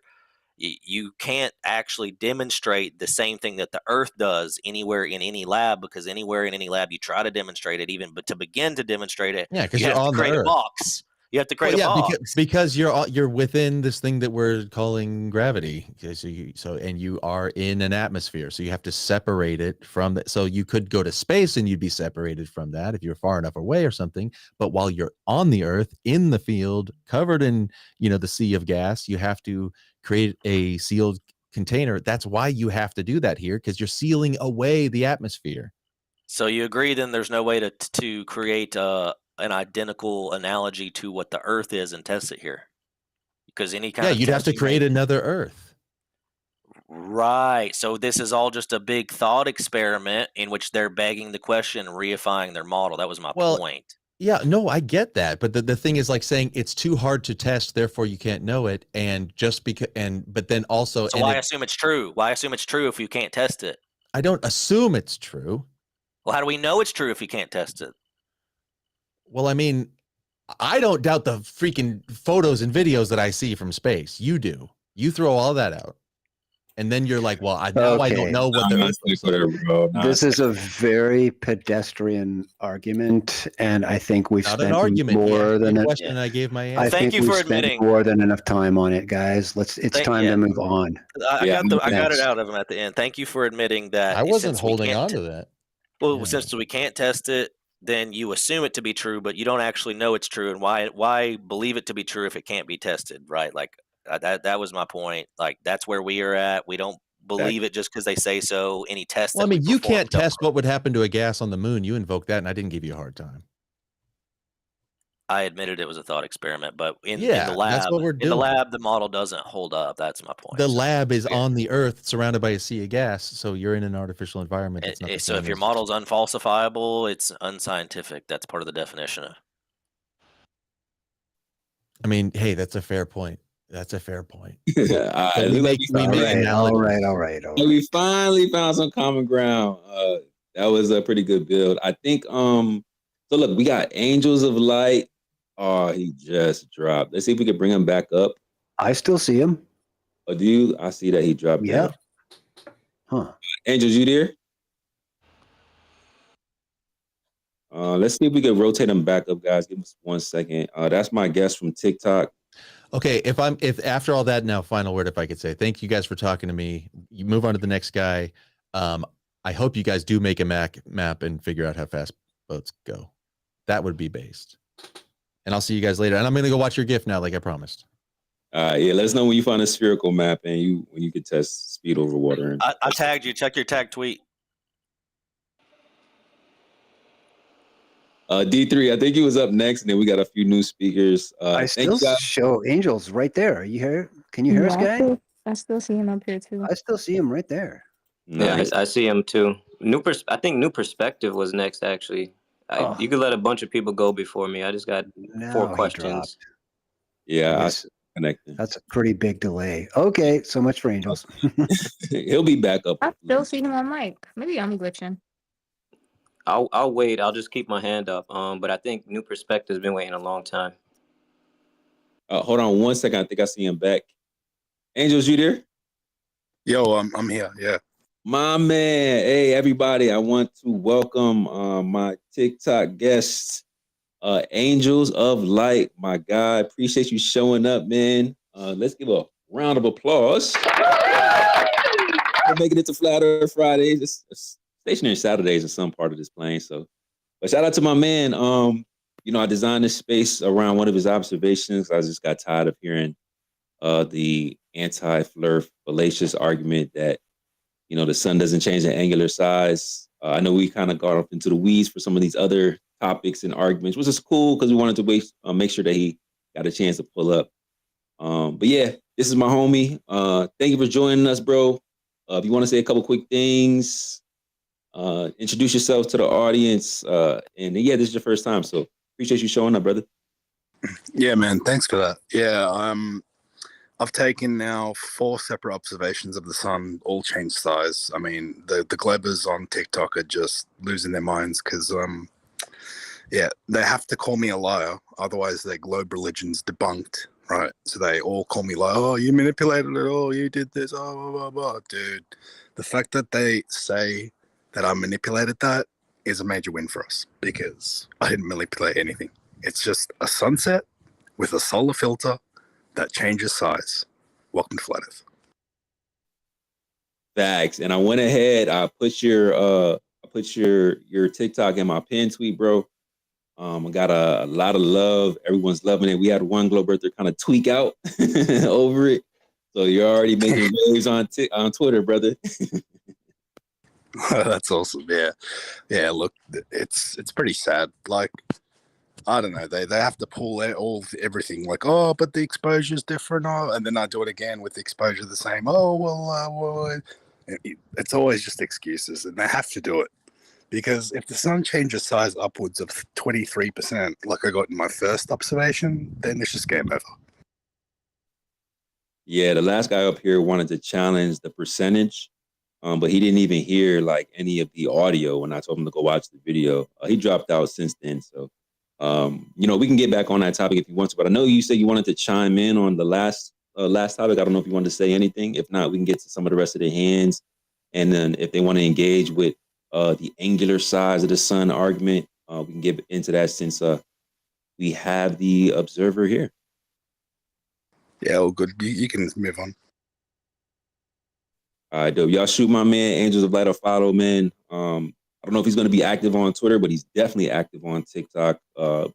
A decent following over there, super dope content. I scan his page a lot, and I save a lot of the content from over there. I'm going to start posting some more stuff just so you guys can see some of the stuff they're doing over there on TikTok, and I just really appreciate all the work he's putting in and the way he approaches the arguments and the conversation, because he's in a lot of the TikTok lives, and him and Gio and some of the other guys and some of the other lives, they do a really great job on articulating some of the things that we talk about on a regular basis. So I appreciate you for popping in, man. I was hoping that you would join. I know we started a little bit late, but glad you found us. Yeah, it's kind of hilarious. Thanks for that anyway. But I keep the last pilot I debated, he had almost 300K followers on TikTok, and he didn't know what rigidity in space was. I had to teach it to him. It was it's crazy. He proved flat Earth like 10 times, and he just he's good though. Luckily, he's one of those. He's actually a glober that doesn't get triggered and stuff. And he's very calm and cordial. But man, I want him to come around to our side. But it's just like how these pilots are just trained. It's like a bus driver. They don't really know what they're doing. Like they're flying and they think they're flying over a globe because they have that in their mind. But they always prove it's flat every time. You should watch my debate playlist of all the pilots I've debated. It's just crazy. Hey, that's funny because New Perspective is up next to speak, and that's like his wheelhouse. He loves that. And I'm telling you, once we start like combining the community, bro, we get to start knowing each other a little bit more and start sharing some more ideas. So we'll go to New Perspective. It's Soul FL Gene. I'm sorry, I don't know if I'm saying that right. And then we'll see if D3 want to chime in, and then we'll get to I more. can spend that. I can explain rigidity for him if you guys want to hear it. Okay, yeah, we'll get to that in just a second. But yeah, let's go to New Perspective, SoFL, and we'll see if D3 want to chime in. And then we got Morty and Franco's back in the building. Shout out Franco. And then we'll go ahead and build on that. So New Perspective, man. Good to see you, Dave. What's up, brother? Is he lost in the ether? Can you hear us? New Perspective? Dave, my man, where you at? Is he pressurized? Come out and play.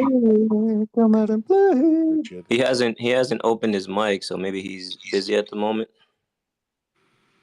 All right, let's give him a chance, and we'll double back to him after SoFL goes. If not, then we'll just rotate him out. I think we got some requests. What's that, BM? Sorry. Okay, thanks. I'll be super quick, actually. I don't want to get too deep into it. You guys have covered a lot of topics since I dipped in. I've been down the flat Earth rabbit hole years ago, and I'm curious as to what the position is on this experiment coming up. You guys may have already discussed this, but the Antarctica trip this winter. Just curious as to how much weight you place in that, and if in fact you're prepared to change positions if the sun remains visible. I just Well, appreciate a it's a comment on that. place that it's the place that the Globers are taking flat earthers now and just locking them up, keeping them there. Yeah. So go ahead if you want. Just to answer your question directly, this is something that the globe Earth needs. This is nothing that the flat Earth needs. As a matter of fact, we demonstrated on a local scale, just with like simple arts and crafts, how we could see stars in all directions, the same stars in all directions. We posted that demonstration months ago, maybe even last year. So seeing the sun up for 24 hours isn't a problem for the globe. I mean, it's a problem for the flat Earth. If it sets, it's a problem for the globe because the globe makes that positive plane. So that's why all the globe earthers are saying if the sun actually does set, they're going to delete all their channels in their content. Can I ask why it would be? Again, it's been a while, guys, so forgive me. But my understanding was that a couple of the flat earthers that I had heard of a couple of years ago, one was Wits It Gets It, and one was Justin, I believe. Sure. Yeah, and they apparently had agreed to this as a thought exercise beforehand, that if they could, either of the two representatives from either group, if either could be proven right, that they would have a serious issue on their hands to make that positive claim. So I hadn't heard it addressed in this group, and I thought it may. I didn't realize you guys had already addressed this last year. I didn't realize the exercise or the trip had been planned until this year. Yeah, good question. And first, I just want to correct. It's not final, and it's not an experiment. That's a PSYOP label to mislead the public. No flat earther agreed that it was final nor an experiment. And we don't trust the guy that orchestrated it because he already been caught in a lot of dishonesty engaging in this topic and outside of this topic. Multiple lawsuits on misleading people that actually trusted him with financial advice. He's already settled on some, and he has some other pending lawsuits, and with the SEC and FINRA. And I know that very well. He stole my dog. My dog's gone. That bastard. Yeah, Sorry. I know that very, very well. Like, it's really difficult in order to get caught in that situation, because when you go and get licensed in order to have financial advice, they train you heavily because all these are investments. So they say, hey, you got to be able to take care of the customer, know your customer, and not to mislead them on their financial journey. So if you are caught in those type of predicaments, it's because something went drastically wrong, or you did something purposely to mislead someone that trusted you and paying you for your guidance. So I don't trust the guy. I haven't talked to him, but that's just my personal opinion. And as far as the observation goes, again, let's just say, like what the whole argument is, okay, if we see the sun for 24 hours in one part of the earth, how are they seeing it on the other part? On a globe, it's supposed to work. On a flat earth, they're saying, well, how can I see the sun for 24 hours on this side of the earth if it's supposed to be on that side of the earth? Again, if we could demonstrate the stars doing the same thing, why wouldn't the sun be able to do the same thing? I think just because the globe, or let me say the anti-flat earthers, just because they're trying to say, hey, if this happens, this debunks the flat earth. That's just their, fallacious arguments. They need the sun to stay up because that is their positive claim. Again, I don't think that is a problem. I think anything what the flat earthers need to do is to demonstrate maybe the sun's path. Maybe that's something that the flat earthers should take up as a challenge, demonstrate the sun's path in the south. But seeing the sun up in the 24 hours, I don't think that's a problem at all, because we could demonstrate seeing the stars in all directions with a few. Can I ask? Areas. Yeah, go ahead. I'm sorry, I was just going to ask. I understand the stars and the observations and how that can be. Well, there are some. Okay, but what about the sun? I mean, the sun is. Come on, it's a little different than the stars, because it is going to have to literally light up another place on whatever this magical ball or flat Earth is. So isn't this an exception to that rule, whereas it really does kind of have to be one or the other? I thought that's kind of why this was really a sticking point and considered to be one of the very few observations, if perhaps only, that could be agreed upon and actually tested by both sides of this argument. No, actually, illumination is even less of a problem. No, that's actually something that we have demonstrated too as well. The argument is whether the sun can set or not. But if it's just talking about illumination, we have what is called a coffee cup caustic, and we can demonstrate seeing illumination within over a flat surface on all. I'm familiar. I'm familiar. I just okay. I'm totally missing something here, because my understanding was visualizing the sun, not an artificial sun, but the sun for that extended period of time would make a positive claim. So I'll dip back out. That was my general question. It sounds like you've already thought about this a lot. I know about coffee cup caustic with Yeah, Winston. I'm familiar with the coffee cup caustic as well. I just don't know how that Can I comment on it? Please, I'm going to dip out and hush. Thanks. So, Witsit, during the argument about the coffee cup caustic, uses a pen light to go down to the side of a globe with a dome to possibly show how there could be 24-hour sun here and 24-hour darkness on the other side. Sunlight. No. Okay. Thank you. Sunlight. Yeah, again, I thought this was visualizing not light, but the sun itself. Let me finish. I'm not done. When asked if the sun was outside or inside of the dome, he said he didn't know.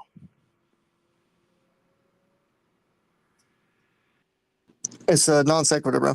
Was that it?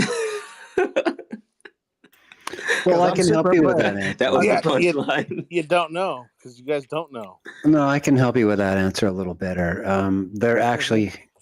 The sun actually has to be on the other side of, quote, the dome. Otherwise, we would not experience dome-shaped rainbows on this side of it. It is a necessary component to the optics. What coffee cup caustic showed. Yeah, well, we're talking about two different phenomena. He used a pen on the outside of something which would look like the firmament. Some small-scale model thing that he made that may or may not be, that may or may not represent exactly what's going on over us or not. The point is that it doesn't matter because we're talking about two different things. I am going a different route, logically speaking, physically speaking. You guys telling you why they're. I'm telling you why, Morgan. This is where you talk and then I talk, and then you talk and then I talk. Okay, so this is my turn, and I was saying that I was going about this a different way, a different physical route, using a different physical law, thereby rendering everything that you're talking about fairly moot about whether the dome exists or whether the sun exists on this side or that side of it. I'm saying it must be on the other side of, quote, it, because that is a requisite in production of the kinds of rainbows and the geometrics that we see on this side. Production in the rainbows. Come on. Okay. It is. Hold on. Again, Morgan, this is something you obviously don't know enough about. Okay.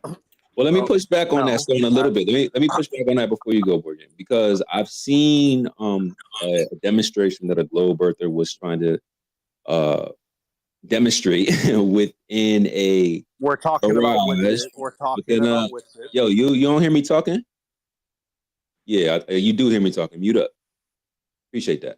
I seen a globe earther trying to demonstrate a rainbow inside of a garage, and all the garage had flat surfaces. Including a reflective surface on the ceiling because it was insulated. And when he used the mist with a spotlight or a floodlight, I believe the rainbow was curved.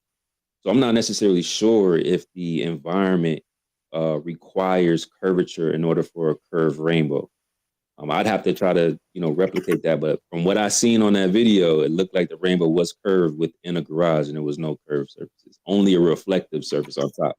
Well, I would like to see that if you can find it. That would be great. But what we're really talking about is our prismatic laws and refractive laws, more specifically, that when you talk about the types of things, shapes that light can go through in terms of clear solid matter, the light that comes out the other side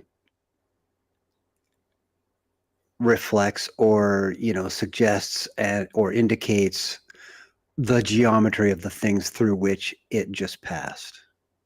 And this is the causative effect behind the production of a rainbow, and why when you just blow light through a flat prism, it's not coming out on the wall in the shape of a rainbow, it's coming across in a straight gradient, rectangular. It's a requisite piece of the geometry. Yeah, just Is it similar to the ice crystals, Stone? Is it similar to that prismatic effect with the light crystals and how they're shaped? Does that matter? I'm not quite sure what you're talking about there. It's a I'm little like on far the away from where we should be like on the topic, though. The other point you guys I that got you, you. that I you got missed out about liquid oxygen does settle at the bottom of tanks. So you guys should probably educate yourselves about liquid. That's liquid, not a Stone gas. Stone is Liquid's talking not about a, liquid oxygen is not a gas. Stone is talking No, about it's a liquid. he said something big, guys. Don't miss what he just said. He's talking about like the shape of the prism will dictate the shape of the quote unquote rainbow. I mean, the word rainbow literally has bow in it, like it's like a curve, right? But we would use that same word because we don't have another word like it. But like if you used a different shaped prism, you'd get a different shape. So when we go outside and see a rainbow, it's always a rainbow curved. It means that the light that is coming to the water droplets has already been like diffracted / polarized through a prism of a particular shape, and the shape is that of that dome. Yeah, okay. So I posted the tweet that I use often because like this led me down to a different argument for like substantiating a surface in the sky. Because aside from using a prism, right, we want to keep it more analogous because when they say a rainbow is created, they're using a fluid, like a liquid, right? They're using water. And they're saying the sunlight hits the actual raindrop, it bounces around a couple times, comes out, and it creates a rainbow. However, when we're using water, or fluid, let's just say water, because that's what's actually happening in the sky. Anytime we use water, we always need a second polarizer or a reflector in order to create that rainbow, right? So, I mean, we could change the medium and change it to a prism, but we don't have raining prisms, right? When we're creating rainbows. I mean, there's, ice and hail and things of that nature, but if we're just keeping strictly water, that would be the issue. Now, in this tweet that I have up top, it says, do rainbows, and I'm not going to stay on this too long because we don't beat this topic to we can say death over here. I'm still thinking like TikTok. We can't say death over on TikTok. It's just crazy. Anyway, it says, do rainbows need two polarizers? What's causing a second reflection in a naturally occurring rainbow? So I posted the scientific explanation for how a rainbow is created. Like I said, white light goes within a raindrop, bounces around, and then it, refracts and then splits into colors. And then I have the globe earther trying to prove or disprove the notion that a second polarizer is necessary. But as you can see, the top of the ceiling in the second photo is actually reflecting the beam. So you can see this a reflective surface. Now in this garage, it's all flat surfaces. And you can see there's a bow here. So I honestly had to update my position because I used to think the same thing. And I'm like, well, if there's no curved surfaces within this garage, what is causing this bow inside this garage? But then again, it led me to a new argument saying, okay, well, Your optics. If we in order to recreate and duplicate the phenomena using white light and water, why can't we create a rainbow without a second polarizer or reflector? So I was just asking all the globe earthers, what is in the sky as a reflector or a polarizer that's causing the rainbow?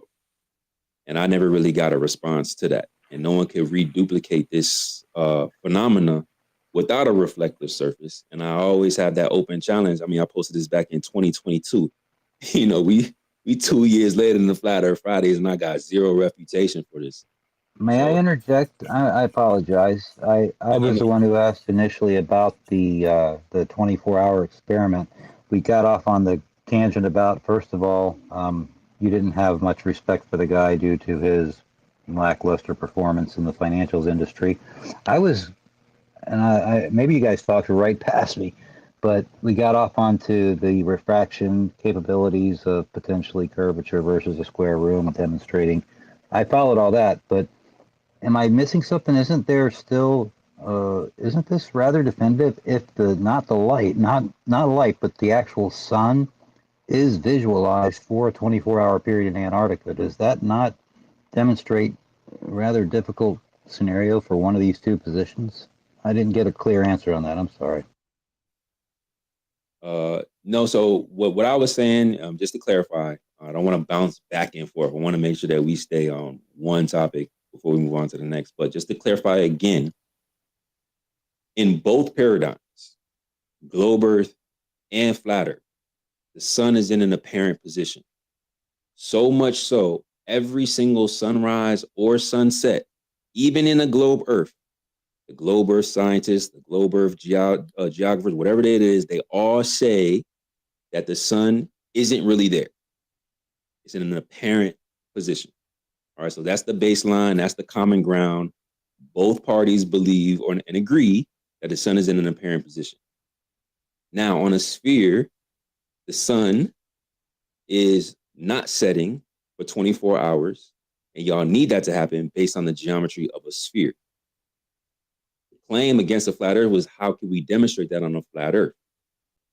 I'm saying, well, we can already demonstrate that with the stars, and we have done it already. I don't know if Proud want to go post it. We can post it up top, because if they could see the sun in one side of the southern hemisphere in the globe, and on the other side of the globe, they're trying to figure out how can it work on a flat Earth if they're on opposite ends of the flat Earth.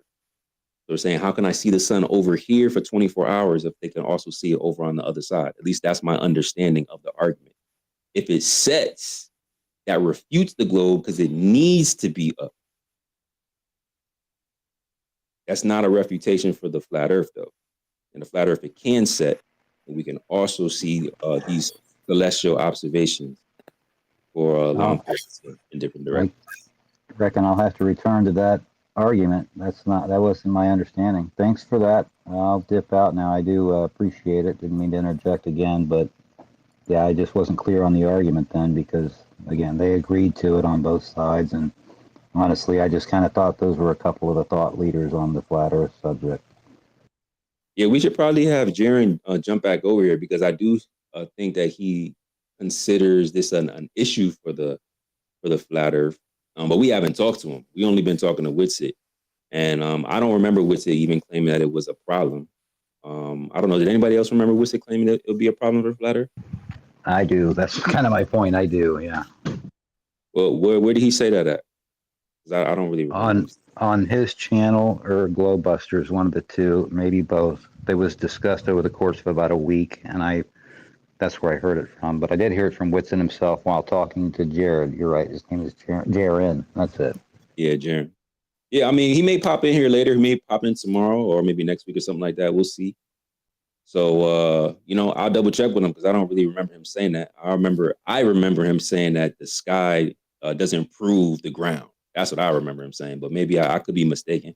But he pops in here all the time, so we could double check with him. But Jaron definitely did say that would be an issue for flat Earth, because he hasn't seen anything modeled that way.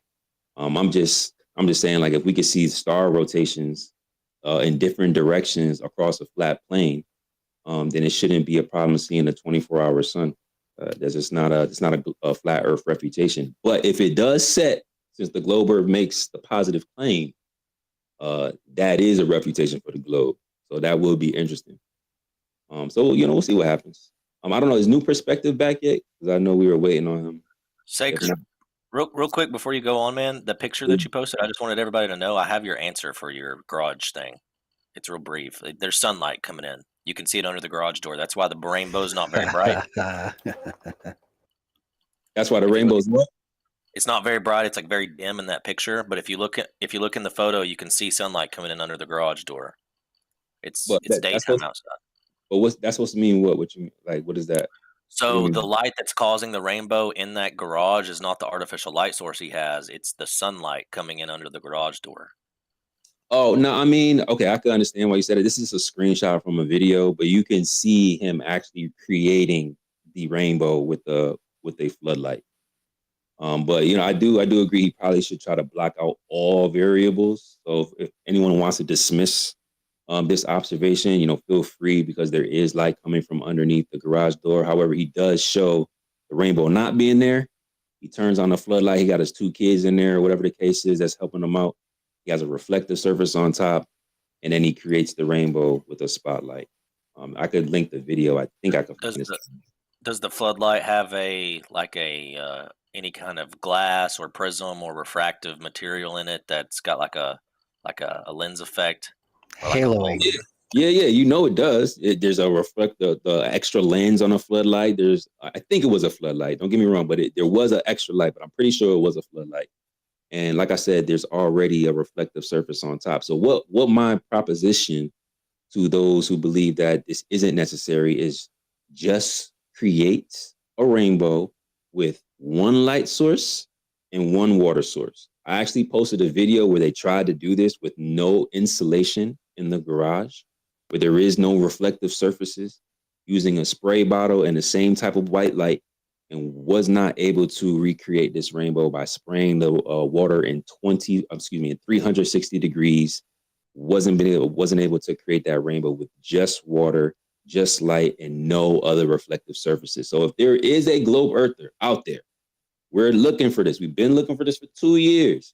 Otherwise, all the time, using white light and a water source, there needs to be a second reflective, refractive, or polarizer in the environment in order to create this rainbow, just like every single child's demonstration. You could just go look up on YouTube how to create an artificial rainbow, and every single one has a mirror, a water source, and a white light source. So I'm asking, what's in the sky then? You know, because we got to eliminate the sky, we got to eliminate the sun, so we just use a white light. It's agreed upon in the mainstream, even that there's a prism. So I'm sorry, I misunderstood you. I thought you were like asking like how are they able to make a rainbow without like a prism or something like that. But I got you. Yeah, we're on the same page. Yeah, a prism of some type is needed. It's a requirement, and that's even admitted. So so you could take a light with a prism and create a rainbow, but we're using a water source doesn't work. And I could post that to. I'll see if I can find it right now.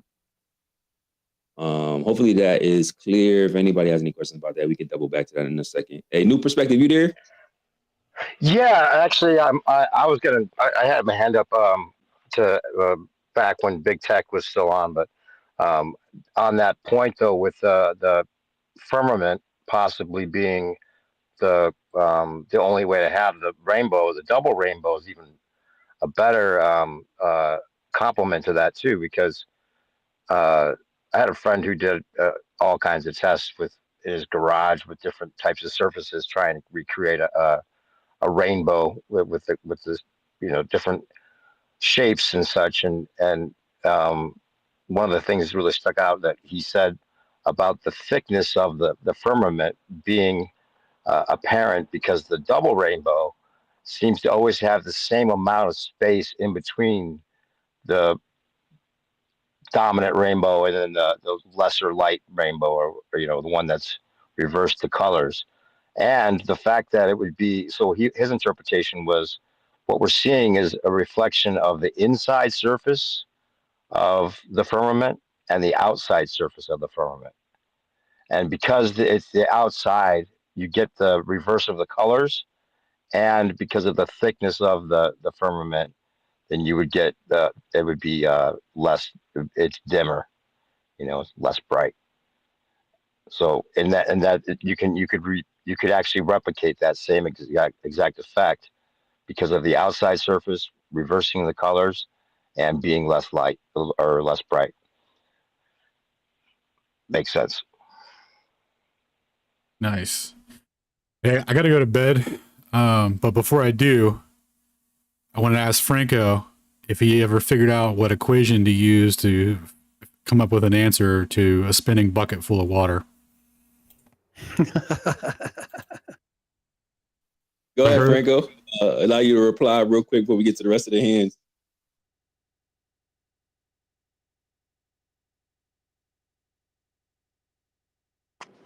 I think Franco might be having some audio issues. He messaged me. I'm here. Can you hear me? Yes, sir. Loud and clear. So, for the question, I don't want to answer general relativity questions because I'm not an expert in general relativity. What I can say is that in Newtonian physics, the Newtonian bucket problem, the Newton's bucket problem, is solved by saying that there are special frames which are inertial frames. And in an inertial frame, you know what happens when you have a rotating system, and what happens in a rotating system with respect to an inertial frame. That you have apparent forces, centrifugal forces, Coriolis forces, and that explain Newton's bucket. Now, when you go to a more general view, like Mach's principles and so on, and this is solved, I believe, with general relativity explanations. I've posted, I think, some answer by Carlo Rovelli, who is an internationally famous Italian physicist who's an expert in gravity, and he addresses Newton's bucket in his one of his books about gravity. And what he says is that Newton's bucket is actually rotating with respect to, say, the global, the universal distribution of mass, say, the mass of the universe in mass distribution of the universe in general. So the faraway galaxies and so on. But as I say, I'm not prepared to discuss this in detail because I'm not an expert in general relativity. I know that general relativity explains this, but I'm not prepared to discuss this because I'm not. Yeah, so if you make the prediction with respect to the Earth as the inertial frame, you make the correct prediction every time without having to invoke absolute differential calculus to try and give an explanation that puts it with respect to the mass of the universe and the fixed stars, right? You can just do the experiment in the lab and use the lab frame as the reference. General relativity offers no explanation for it that makes any sense. Mach was only half right when he stated that that the rotation is with respect to the Earth and the absolute stars, right? It's not with respect to the absolute stars. That's retarded. No one's ever been on a star to spin a bucket. I said I don't want to discuss general relativity. I don't want to discuss. I don't want to. I'm not accepting things like this is retarded. I do not want to discuss this. I said that we have a Newtonian explanation, which is perfectly fine with our. So, with respect to the lab frame, then, right? That's the only answer you need, right? With respect to inertial frame, you think invoking another frame in a distant galaxy far, far away, like the beginning of Star Wars, will help you solve a rotating bucket? The simple answer is right in front of you. It's the Earth.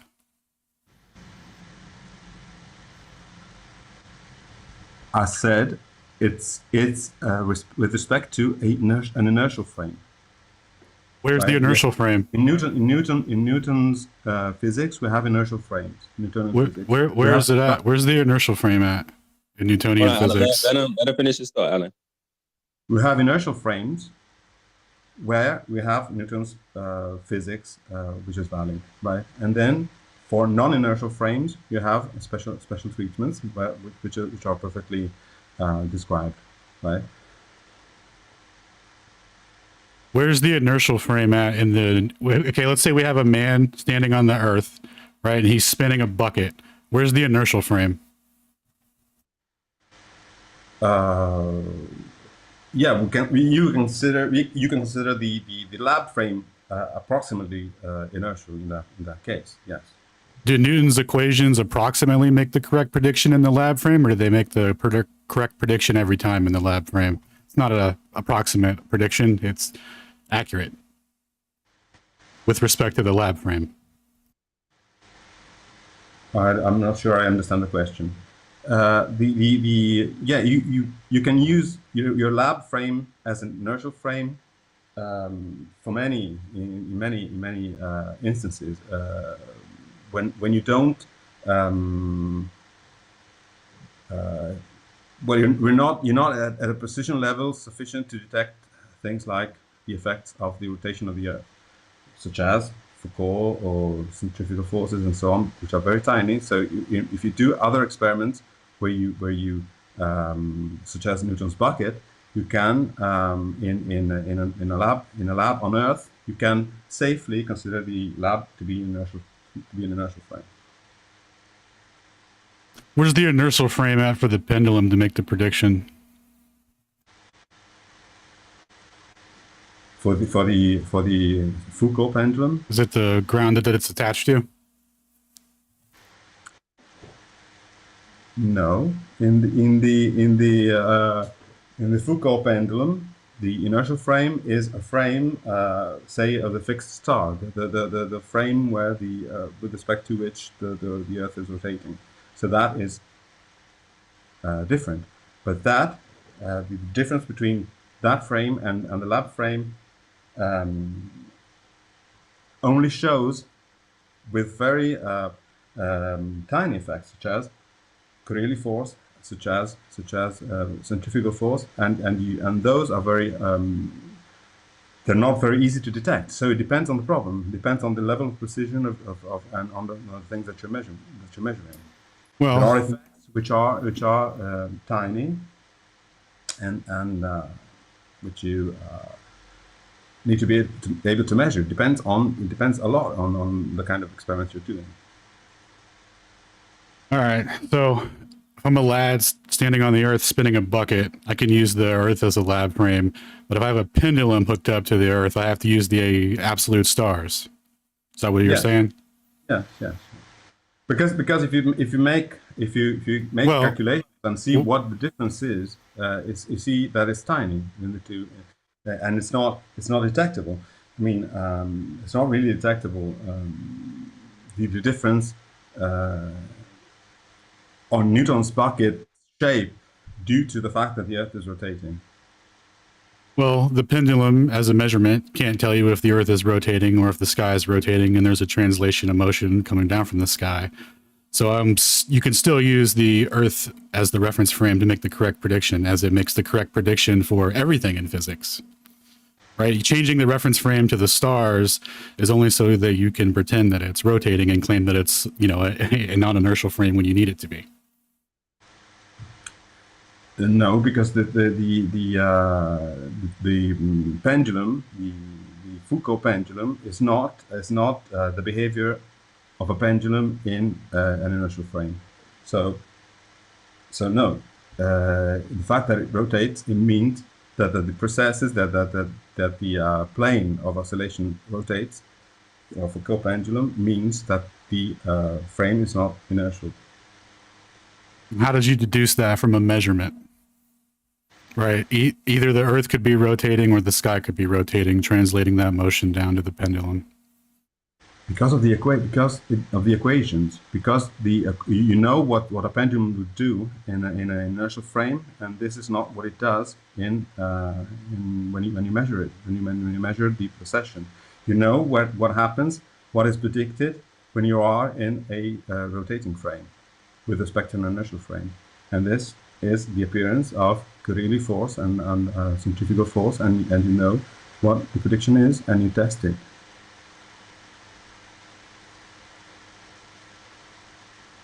It's just the Newton's laws. Anyway, if I say something, I don't know if you're still hearing me because I don't hear any replies. I'm here. Okay. No, I'm not. Okay, I was asked this, so I tried to reply. But what the reason I raised my hand was about a topic that was addressed 1 hour ago or something, which was that that's what I wanted to just make a very short comment. When people were talking about, when I just joined, people were talking about gas pressures in containers and things like that, and gradients.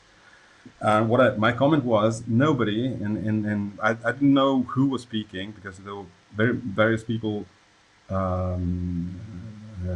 doing back and forths and questions and answers and so on, but nobody. But I don't know who was speaking. But no one mentioned one element which was is very relevant in case of gases, which is temperature. Nobody mentioned temperature. When people were asking what happens if I put a 1 pound or whatever of gas, or 10,000 or some amount of gas inside a bottle, what happens? It depends on the temperature. Nobody ever mentioned this. Why do we measure a gradient? Why can we measure a gradient of gas in a bottle, in a container on Earth? Again, it depends on temperature. It's a simple calculation that is in textbooks. You compute the distribution of pressure, or if you want, of density of a gas at constant temperature in the Earth's gravitational field. Firmament. You mean the firmament, right? No, I mean on Earth. I mean, I did say temperature, Franco. I did say temperature, by the way. I when we talked about the bottle with Dude, I said that we, say the temperature is the same. I accounted for that, but wasn't he asking me about a bucket? No, okay, just. So for the gases to be held in the Earth's atmosphere, there has to be a firmament to close the gases in, right? Let me finish my comment. Yeah, go ahead, Frank. Just 1 second, guys. If you put a gas in a box or whatever, if you compute the distribution of density, or equivalently of pressure as a function of height, when assuming that the locally the gas obeys the ideal gas law, and that there is a little g effect, however you want to call it, a force or an acceleration as you prefer.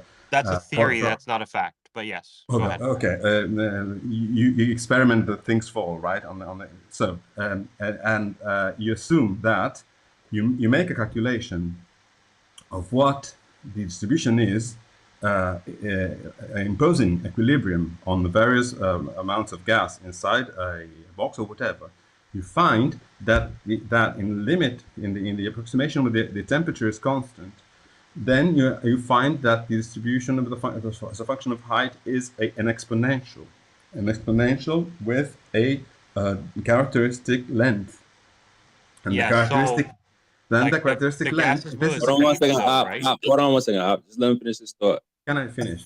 So the length is k, but box constant, multiplied by t, divided by mg, where m is the mass of the single molecule and g is little g, and k and t. So everything is computable. You have this length, this characteristic length of the exponential, which is, you put numbers in.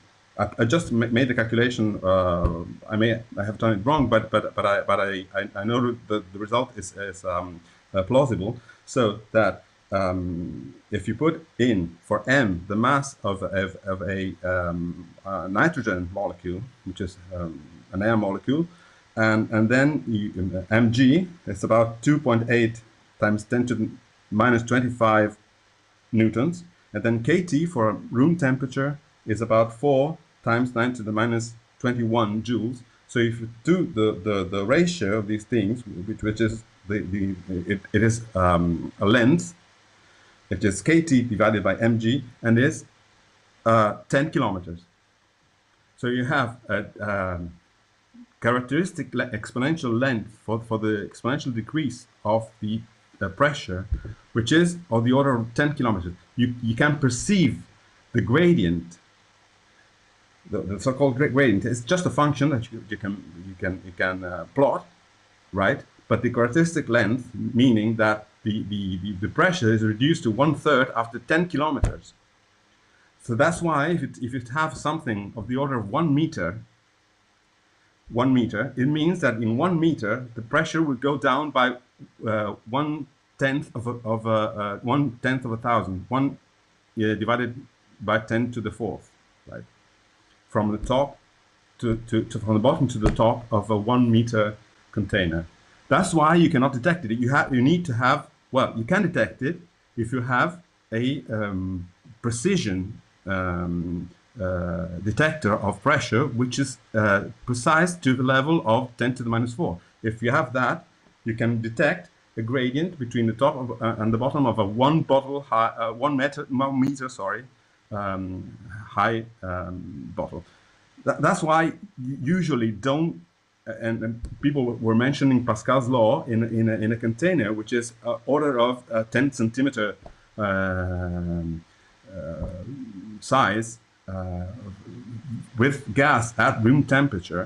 You would not be able to detect pressure differentials because they are order 10 to the -5. And if you have such a precise measuring tool, then you can.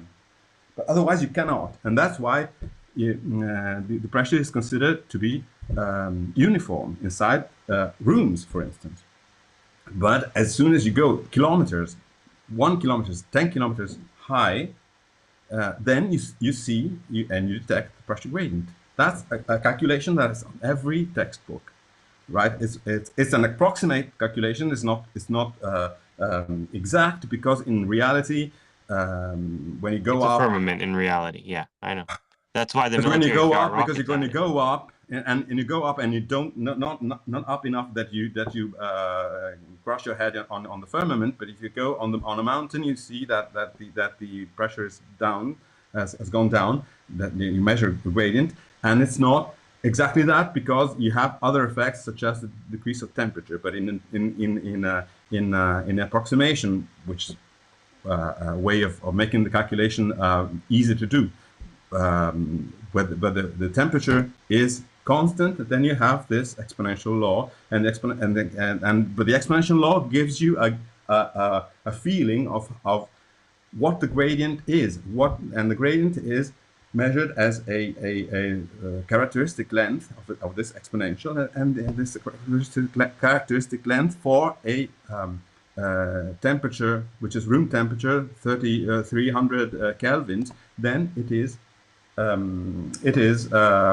orders of tens of kilometers. And the same thing was, if I don't know who was mentioning what would happen if you pour gas on the moon. It depends on the temperature of the gas. If you have zero Kelvin gas, it would stick to the moon. But if you have, as soon as you have a temperature, what happens to the gas, if it escapes or if it stays as an atmosphere, depends on the temperature. That's the problem. That's the thing, because the temperature is what gives kinetic energy. It's related to the kinetic energy of the gas molecules, and the kinetic energy of the gas molecules is what determines whether the gas is trapped or not for instance, by a planet. Do you think that the aether plays some factor and the magnetic central pole? Like, do you believe that has a factor with the gases as well? No. So you believe that the magnetism of the Earth and the aether energy is non-existent, or what is your perspective on that? Oh, that is a totally different topic, but well, because you mentioned charges, right? So there, if it's being charged, there must be positive and negative. I didn't mention charges. Oh. Now, I was mentioning gas pressure. I thought I heard you say the neutrons were positively charged. No, no. Something like that. I mentioned nitrogen mass. No, Okay, neutrons are not positively charged. Well, I'm just trying to quote something I thought I heard you say. That's the only reason. But not now. No, maybe. Okay. Like you've been going on this for like 5 or 10 minutes, and I just really don't know like where you're going. Like I'm so like not sure what's the point you're trying to make with the whole calculation and formula you're talking about. I was trying to address the point that was being addressed 1 hour ago or something, when people were talking about what happens in closed containers versus open containers as far as gas pressure gradient is concerned. And my comment was that you need to take temperature into account. Okay, and that's valid. when people talk about what Yeah, happened, yeah, Franco, why Franco, you real can't- quick, why real you quick. Did you can't- hear that Pizio accounted for temperature in the analysis, though? So did you No, hear I it? didn't hear I didn't Yeah. hear this. Oh, yeah, When because valid. I came in, yeah, Pizio, tell him about the gas or whatever you were talking about, the temperature, real quick. I He mean, didn't all hear I it. said was in the example that we gave, we presumed that we held the temperature throughout the bottle like as stable as possible. So as to yeah, but it depends how much it is. It depends what the temperature is. If the temperature is zero, Yeah, if you have we know absolute that's why zero, we accounted for it to the gas will generalize it, man, in the thought experiment. But So- how does the temperature of the gas prove Christ. if the Earth is a ball or prove if the Earth is relatively flat? I'm not. I thought this was Flat Earth Fridays. Yeah, you weren't here earlier, so you might want to just like sit this one out, because the last guy that brought this topic up has left. So he had proposed that he didn't think that it was possible to have a pressure gradient inside of a container. I don't think you were here for that part of the conversation. Oh, that's fine. Yeah, no, I was in some other spaces, and yeah, I just believe it or not, this is the last spaces that is available. Like, there's no spaces. This is the only space that For was real? available. Hey man, shout out to Elon for holding us down, hitting us that Yeah, algorithm. you guys are up latest space. So yeah, I know you guys do this, and I've been before, but it's been a while. Yeah. Appreciate you showing up too, bro. Yeah, Yeah, real my quick. pleasure. But I wanted to come on here and did you guys see the lady? Hold on one who- second. Hold on one second, because there is a few hands here. We got to go through the hands first, and Alan was just getting. Oh, well, I'm bad. I'm bad like yeah, that. Okay. Can Alan go back with Franco? Like Yeah, I got, Alan. kinda got Yeah, Go Alan ahead. was. Yeah, Alan was about to leave, so he just wanted to get his quick bill with Franco, and then Franco just wanted to comment on that. So I just want to make sure that they cap off their conversation, and then Respect. Appreciate Yeah, that. yeah. Sorry about that. I was taking a second to think about what Franco said regarding the predictions of a pendulum in an inertial frame versus a non-inertial frame and what they would make. Now, the question I wanted to ask was, what experiment has been done that shows what a pendulum would do in an inertial frame that isn't on the Earth? Because what we're talking about here with Newton's bucket, right? This is a failure of dynamics, right? The laws of motion are only valid in the Earth frame. All predictions of motion are only valid with respect to the Earth as an inertial frame, right? So when you get into the pendulum, you would have to show some example of a pendulum on something that you would say is an inertial frame, right? So it would have to be in your conceptualized view, somewhere where there's like no gravity and whatnot, to and be stationary. And that's not what we have here. So we have a lab frame that makes the correct prediction every time. All laws of dynamics are with respect to this inertial frame. We have a measurement of a thing that's attached to the Earth that's translating motion from the sky, or you would say, well, the Earth is rotating, but it's the lab frame that makes the correct prediction for everything.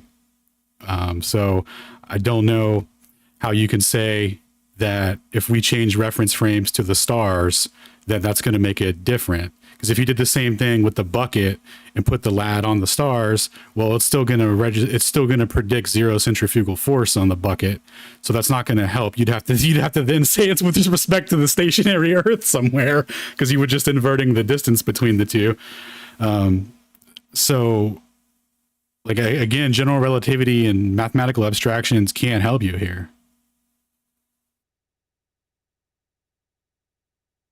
Sorry, I'm not sure I'm following. I really don't.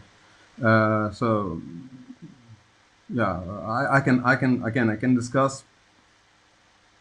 Maybe if he's saying basically you can't use RG, hypothetical stop! imaginary- Don't, RG, please don't ever talk. If I'm talking to someone, never chime in. I never want you to chime in, just for future reference.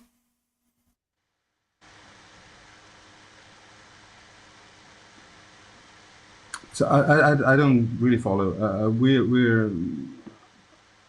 making experiments on Earth, yes, we cannot. Well, we can make experiments outside of Earth. You don't believe them because you don't believe what happens on the ISS. But okay, but for instance, we can do that. We can observe what's happening outside of Earth. But of course, on labs, we have labs on ISS and things like that. But we are on Earth. We can predict what happens if the Earth is approximately an inertial frame, and we can predict what happens if the Earth is not an inertial frame because it is rotating at a certain angular velocity with respect to an inertial frame, and that is Foucault's pendulum and things like that, and gyroscopes and things like that, and then we can verify that, and you can predict what this effect has. What the effect of the rotation of the Earth is on Newton's bucket, and you see that it's very, very, very tiny because the effect of Coriolis force on Newton's bucket is really negligible. And same with centrifugal force. What the centrifugal force does is basically change tinily on a less than a % level the value of little g. But then you have an effective little g, and you live with it. The only measurable effects can be Coriolis, but Coriolis is not huge. It's tiny on experiments such as I don't know, whatever lab experiment you devise, except Foucault's pendulums and things like that. Yeah. In other experiments, they're very tiny, so you're not be able to measure them. So the equation for Coriolis, the mass cancels out, so the causal mechanism's out, and it's just an equation of centrifugal acceleration. So it's just kinematics. It doesn't help you here in this conversation at all about the bucket and the failure of dynamic predictions when you go to any other reference frame. Like when you say you don't understand it, I totally believe you, and you're not following it because the simple explanation is that the Earth makes the correct prediction every time because it is the inertial frame, right? Changing it to the stars doesn't mean anything. I disagree, but okay. I know.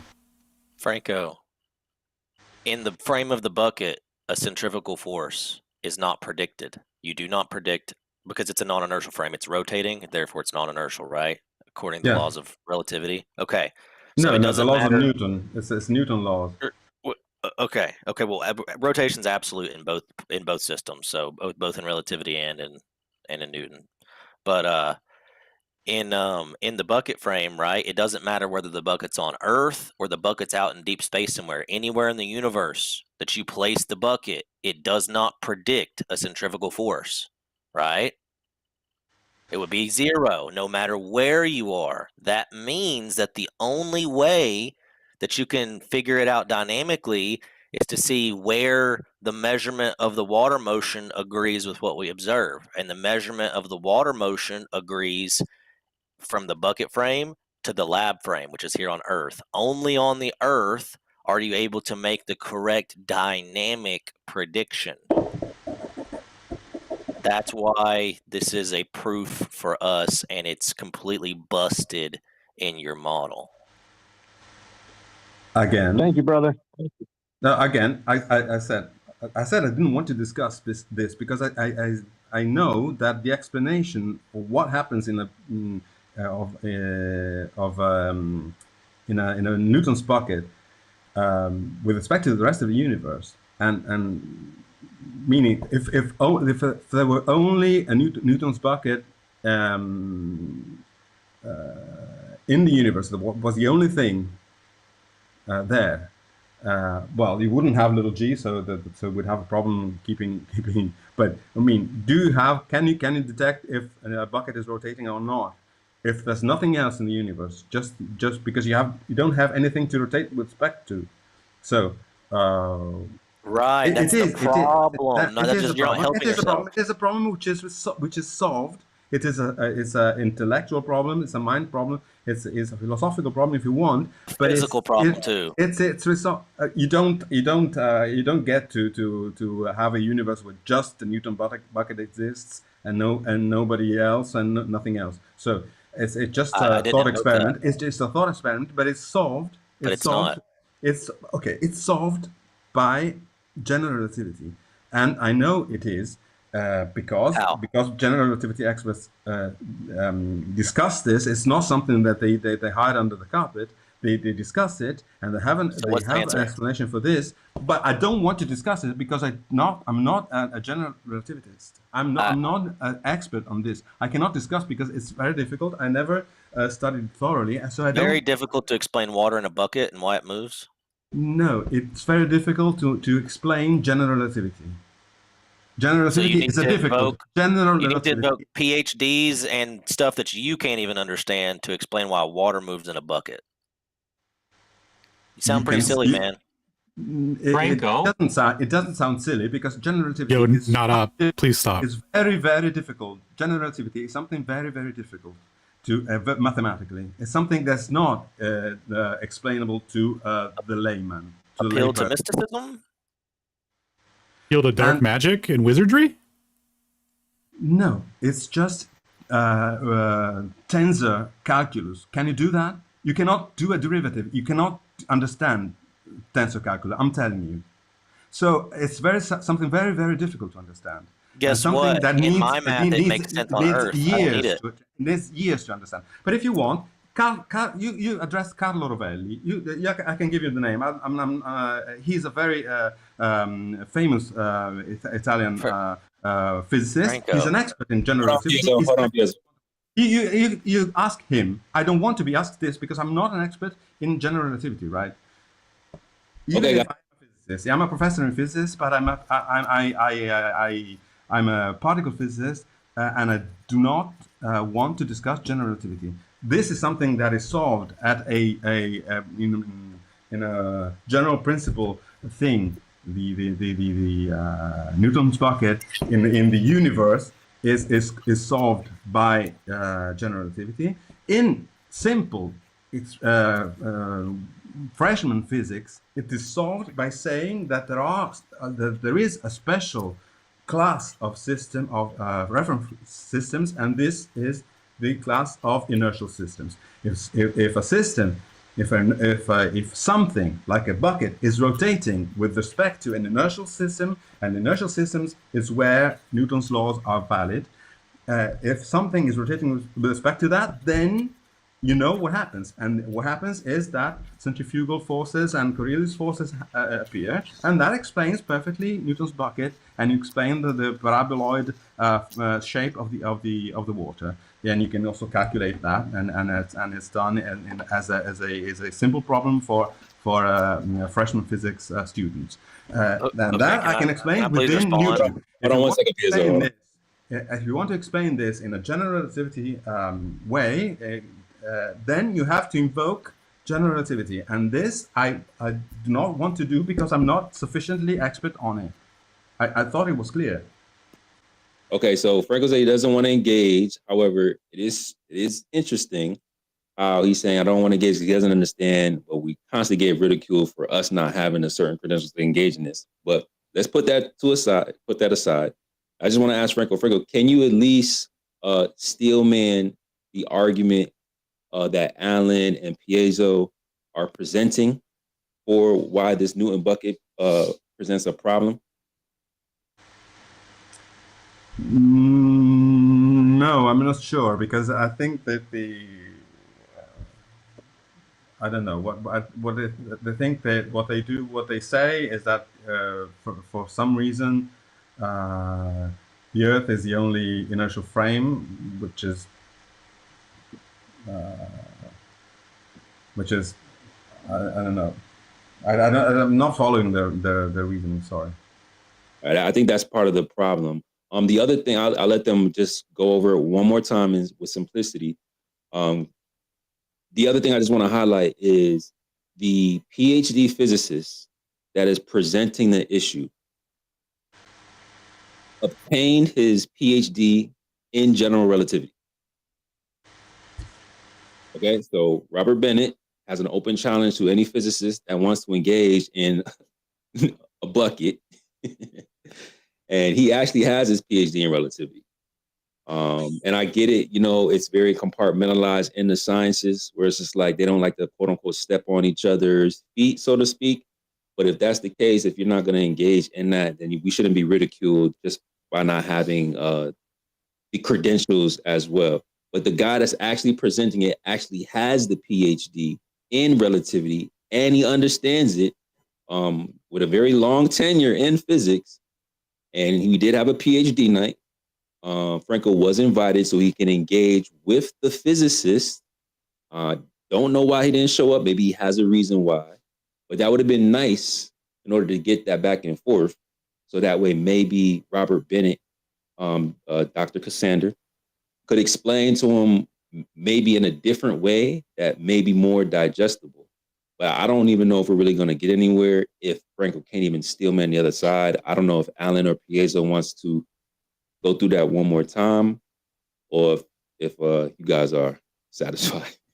Can I say something about Bennett? I mean, you can, but it'd have been nice for you to say it while he was around. No, say it when he's here on the next episode to his face. Pizio, what were you going to say? Yeah, so all I was going to do is I was just going to break down the super basic argument real quick, and then I was going to fulfill his request to bring it into his wheelhouse, because he says he's a SR guy, not a GR guy, because he's a particle lad, so they deal with SR. So I'll repeat it one more time very simply, and then I'll convert it to SR so that you can understand it. So Do a little transformation for him on the fly. Nice. Yeah. The problem, right, is that the laws of physics, right, in relativity, right, they're universally valid. Anywhere that you can arbitrarily define an inertial frame, which is anything you want to apply it to, just it defines on how you want to define your coordinate system. Then you can say that here's how the laws of physics would work. Well, the problem is just using kinematics, right? Not dynamics, but just kinematics. When you look at the rotating bucket, right, there's nothing distinctly different about it than anything else in the universe. You got the Earth over here, and there's a big spinning ball. You get a bucket out in space. It's all the same, right? Now, when we put forces into play and we start turning into dynamics, we realize that the rotating bucket just spinning in space anywhere in the universe, doesn't matter whether it's on Earth, it doesn't matter whether it's in the universe, anywhere, relativistically speaking, right? You are not going to predict any centrifugal force. It would be zero, okay? It's only with respect to an inertial frame that there's this rotation of the bucket against that inertial frame. And it's not a matter of defining a frame, because you can define a frame anywhere, right? But it's an actual physical effect. So turning it into a matter of definition of a frame doesn't help you. Saying I can treat the Earth as an inertial frame, I can treat the stars as an inertial frame. No, it has to actually physically be an inertial frame, because it's for producing a physical force. It's not a thought experiment. It is a physical demonstration, right? And so in the scenario of Newton's bucket, the measurement of the motion of the water agrees between the bucket frame and the lab on Earth. You cannot predict, it is impossible using dynamics to predict any future motion of the water in the reference frame of the bucket. You can only predict it in the lab frame, okay? If you try to test it, test reference frames, like orbiting Earth, or with respect to the Earth, or linear motion with respect to the Earth, right? You can generalize the results of Newton's bucket into a universal law, so that this would apply to all motion in the universe. Therefore, this establishes the absoluteness of the Earth observer's predictions over any other observer's prediction and any other reference frame. It shows that the Earth's frame is the correct one. Now, if I don't want to get out into the weeds, I just wanted to explain it one more time. I know you don't want to discuss it, so Let me convert it into special relativity.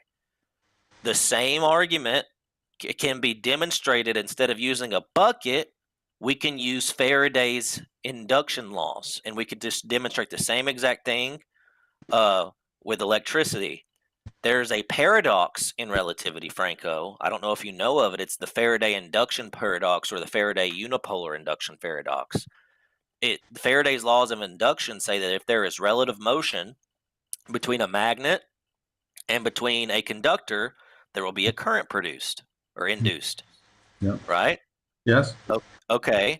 So, and we can test that. We can put a magnet on the table and move a piece of copper across it, or we can put a piece of copper on the table and move a magnet across it. Both will produce a current, yes? Yes. Okay.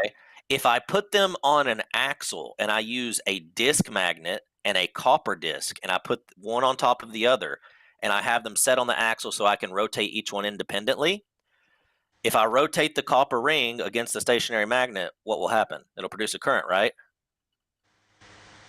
Say it again. If I rotate a copper disc around a magnet disc and the magnet disc is stationary and the copper disc is rotating, it will also produce a current, right? It depends. It depends. I have to see the. It will. Yes, we just established it. It's not a trick question. It's the same question I just asked. I know you're like afraid I'm leading you down a hole, but these are basic questions. Like, No, I would have to see the problem. See it. If you move the copper disc with respect to the magnet disc, if the magnet is stationary and the copper disc is spinning, it will produce a current, right? Depends how you spin it with respect to the axis or how it's moved. I would have to see it. Okay, but I would have to see it written down. Okay, but go on. Okay, yeah. The answer is yes. I'll put this video in the purple pill for you right now. It's from Plena Media. This is where the paradox comes in. Back in the 1840s, I want to say.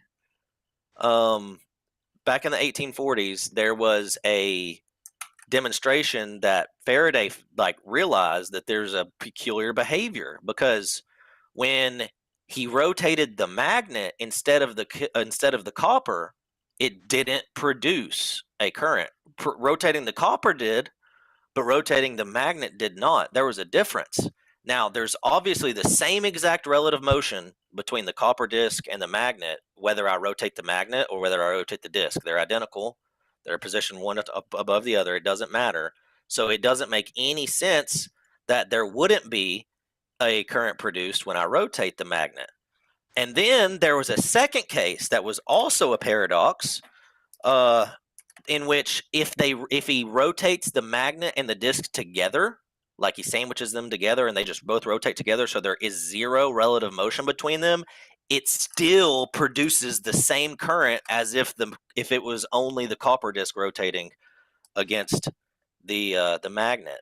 So here it is. I posted it. I'm putting it in the purple pill right now. If you were to look at this under the laws of relativity, it completely violates them entirely. It is impossible to explain under special relativity how this could ever occur, because there must be a current produced, whether it's the magnet rotating or the copper disc rotating. It doesn't matter which one you rotate. It's the relative motion between the two that produces the current. But in reality, if you go right now and you perform this experiment and you spin a copper disc and you spin a magnet disc against each other, the spinning of the copper disc will produce a current. The spinning of the magnet disc will not. And then if you rotate them together, special relativity says since there's no relative motion, there will be no current. But in reality, if you rotate them together, there will be the same current as if you only moved the copper. It's the Newton's bucket electric version. It shows that the lab frame, that there's this absolute space. There's this absolute space that the magnet is producing the magnetic field. It's not attached to the magnet.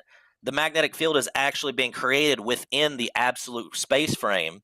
And so when you spin the magnet, the axis of symmetry doesn't change in the absolute space frame of the magnetic field.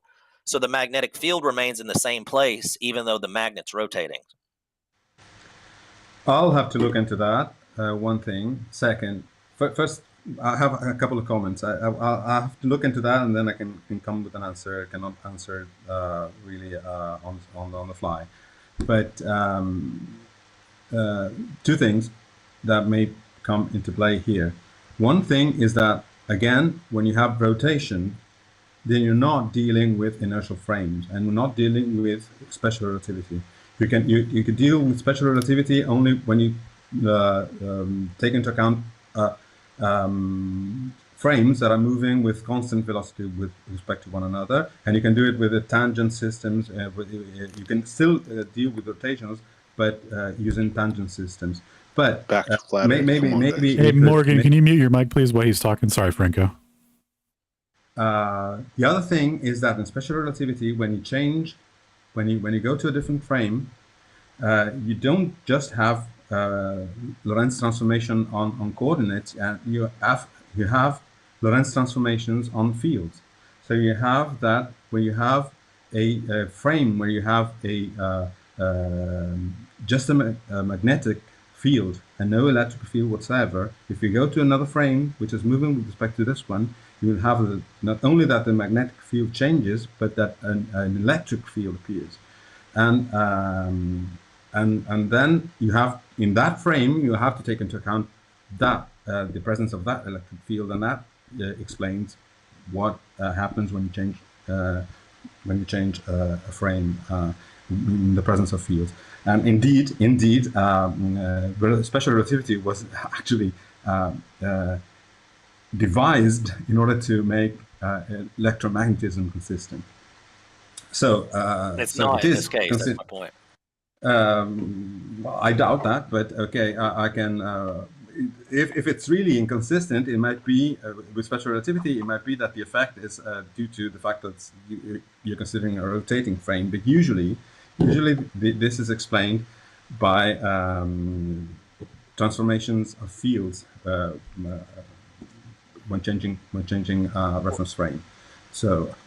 Well, I will look into that, but I'm sure to explain that it's not something like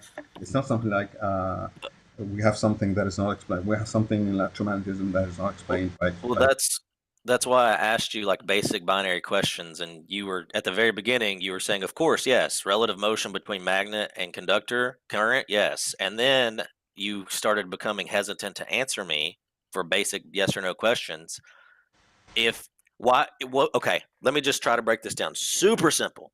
If I rotate the conductor against the magnet, or if I rotate the magnet against the conductor, is that not equivalent in terms of relative motion? Yeah, it should be. Yeah. Yes, absolutely. You have to say yes, right? Okay. So then why does only one produce a current and not both? Because, well, I don't. Again, I have to look into the problem. I cannot answer on the fly because I say wrong things because I have to see the problem and make the calculations. But it might be due to the fact that you're observing. It depends what you're observing. The current is not a something that is invariant when you change the frame. So. It changes as well, same as the fields. It is described in general in special relativity. Current is described by a 4 vector. It's got special, very well-defined transformation laws under Lorentz transformations. So well, guess what? It depends on the frame. You may observe a current in one frame and not observe it in a different frame.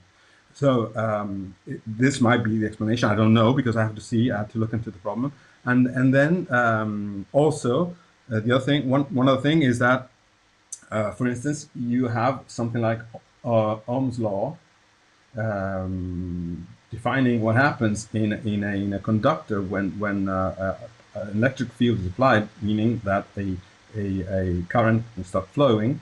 That law is only valid in the frame where the conductor is stationary, and if you move the conductor, then you would have to transform things accordingly. So it's not very easy to understand what happens.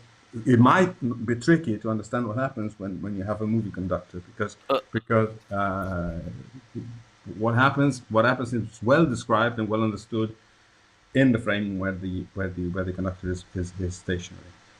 And then you have to transform it to different frames. So it might be the explanation. But as usual, what I'm never get tired of saying, it's very difficult to discuss problems just vocally. You need to sit down. Well, I'm sitting down at the moment, but you have to sit down with a piece of paper in front of you or a blackboard in front of you and make calculations. Yeah, it's not something you laugh about because this is how science and especially physics is done. It's not just by discussing verbally.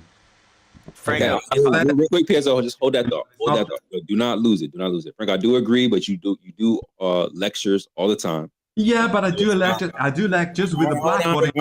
All right, bro. Hold on. I'm gonna go back to the conversation. Just saying, like, you can't just dismiss words. I just want to say thank you to Stone. I think he has to drop out. I appreciate you helping me co-host. Stone, you want to say anything before you dip out of here? Oh, you bet, man. Thanks again. It's been a slice as always. And to everybody, thanks for coming. And feel free to use my latest video to beat Globies senseless in the future. Enjoy. See you next week, gang. Will do. Take Later, care, Stone. Y'all go follow Stone. Go sub up. I think it's sub on BitChute. I'm not really sure. If not, it's follow. But y'all go support my man. He puts in a lot of work. And maybe next time Franco can engage in some of that too, because I think that may be a little bit more up his alley. But anyway, I just wanted to make sure I give Stone the proper farewell. Y'all want to continue, and then we'll get to the rest of the hands after we finish this build. Thank you guys for being patient.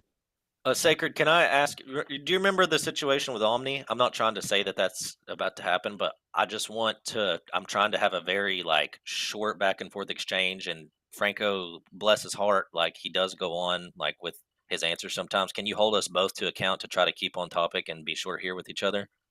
Yeah, I'll try. I just know that I try to give Franco a little bit more wiggle room because I know there's a language barrier. So I just try to have him try to find those thoughts. I know it's a little bit easier for us because this is our first language. I know he don't really give me too much credit for moderating, but I try to be fair to everybody. But yeah, let's try to keep it a little bit more concise. But yeah, I definitely want to hear full thoughts. But let's try to stay a little bit more, just a little faster. I don't really know how they say it, but you guys know what I mean. I know what you mean. Yeah. Concise. So Franco, so if I was asking you this, not in the context of telling you that there's a paradox that exists and it violates your paradigm and trying to argue with you, if I wasn't doing that, if I was literally just asking you binary questions like, hey, Franco, would this make a current? Would this make a current?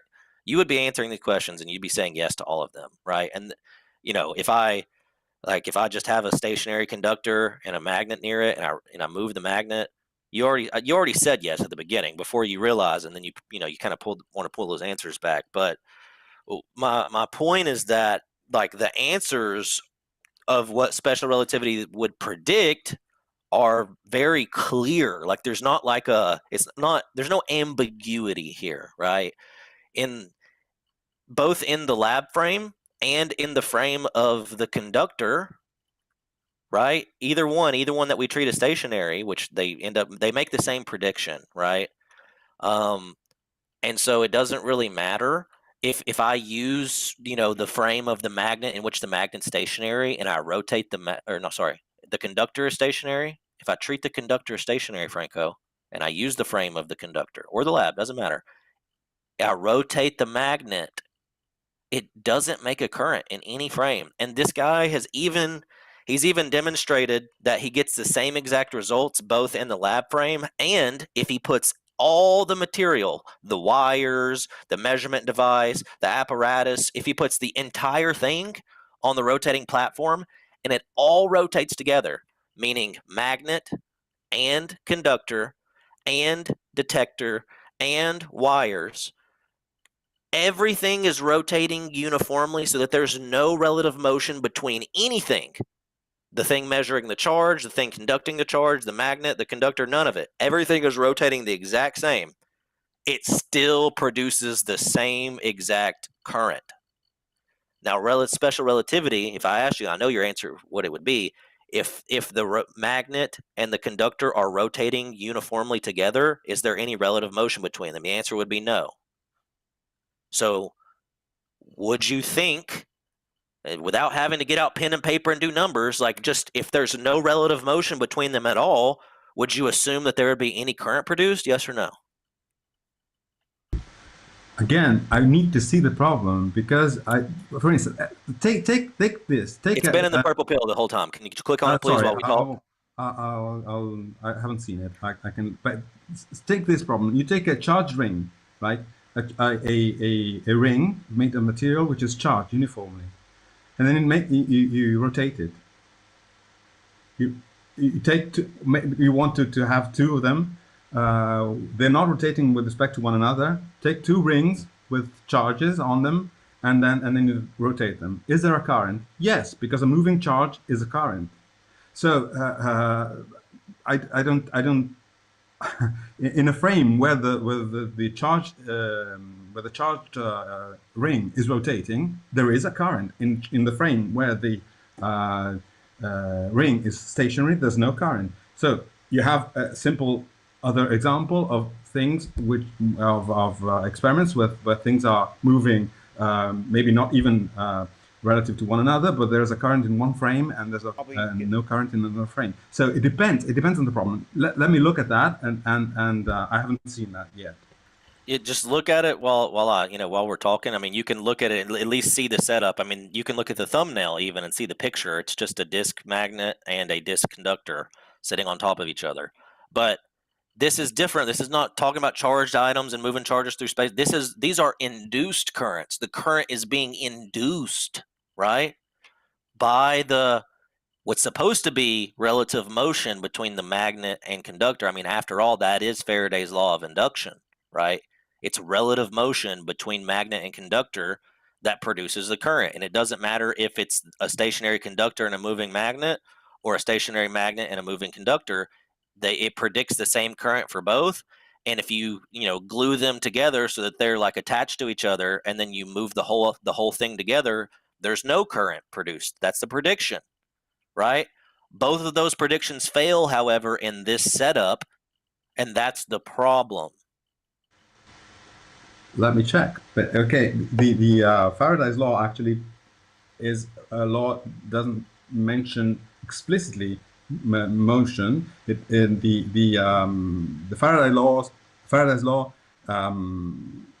mentions the effect of the change of a flux of magnetic field within a certain loop.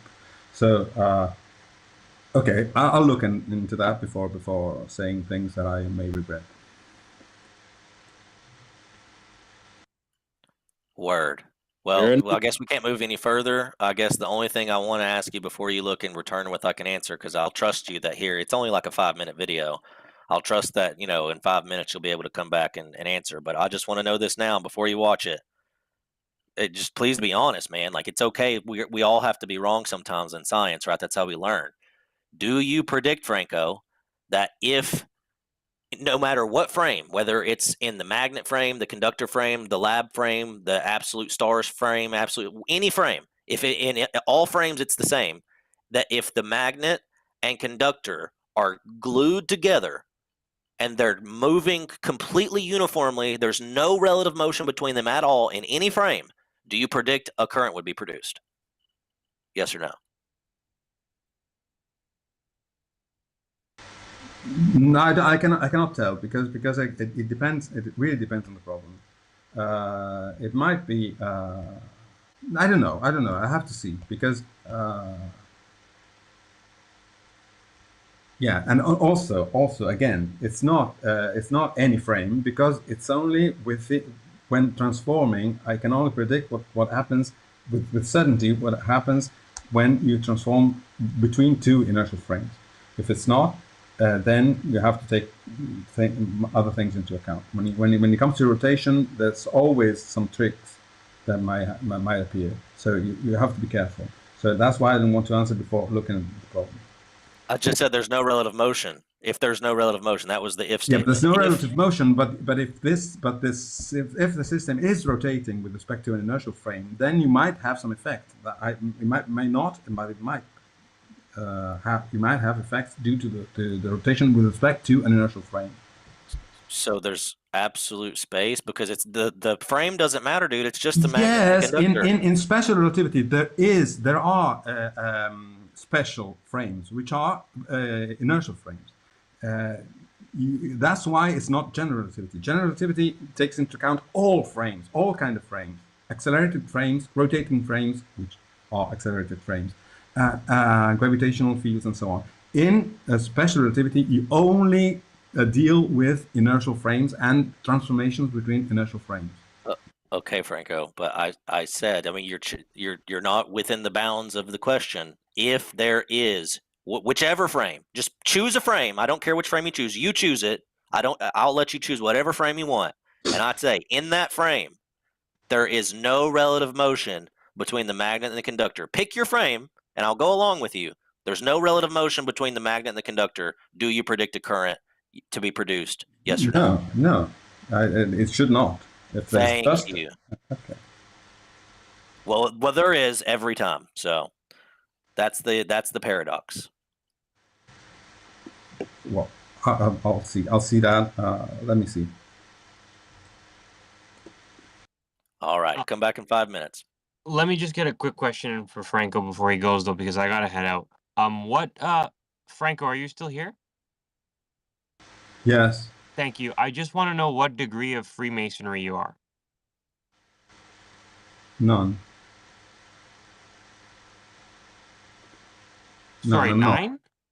No, he said none, dude. Let's not waste the lad's time. He's got a video to watch. ONE. Yeah, please let him go watch that. All right. Peace out then. Enjoy, guys.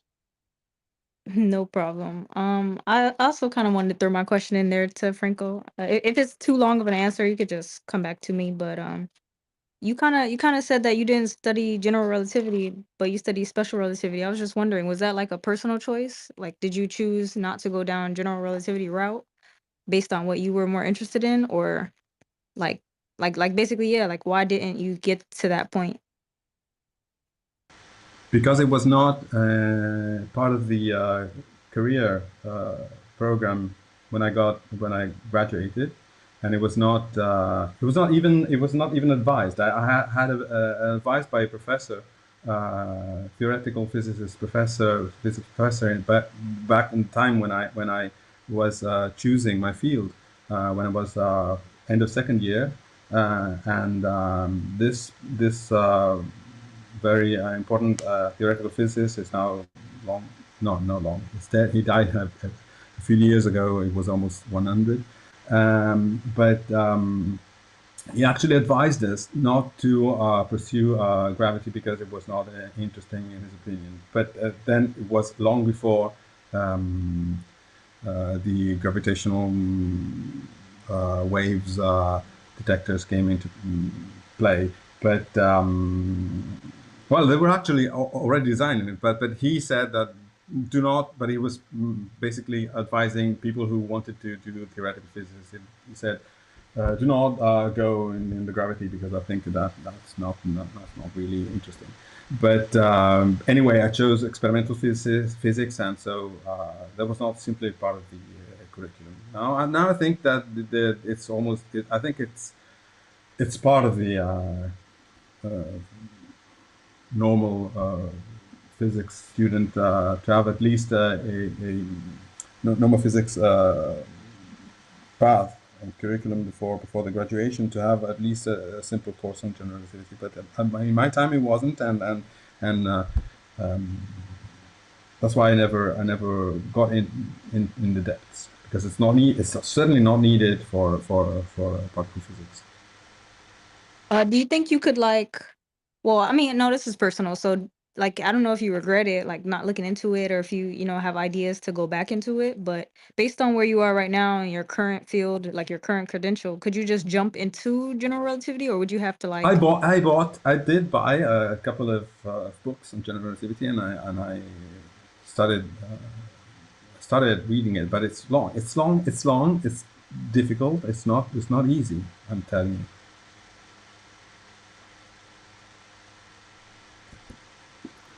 Thanks, Franco. Please, please, I really want you to watch that video. I'm so eager to hear like what your first thoughts are. And you don't have to come back with like the end all be all answer, but I at least want you to be able to see it with that. It's like I said, it's 5 minutes. You can watch the 3D printed like experiment done on in the lab, and then come back and share your thoughts with us. I want to hear them, please.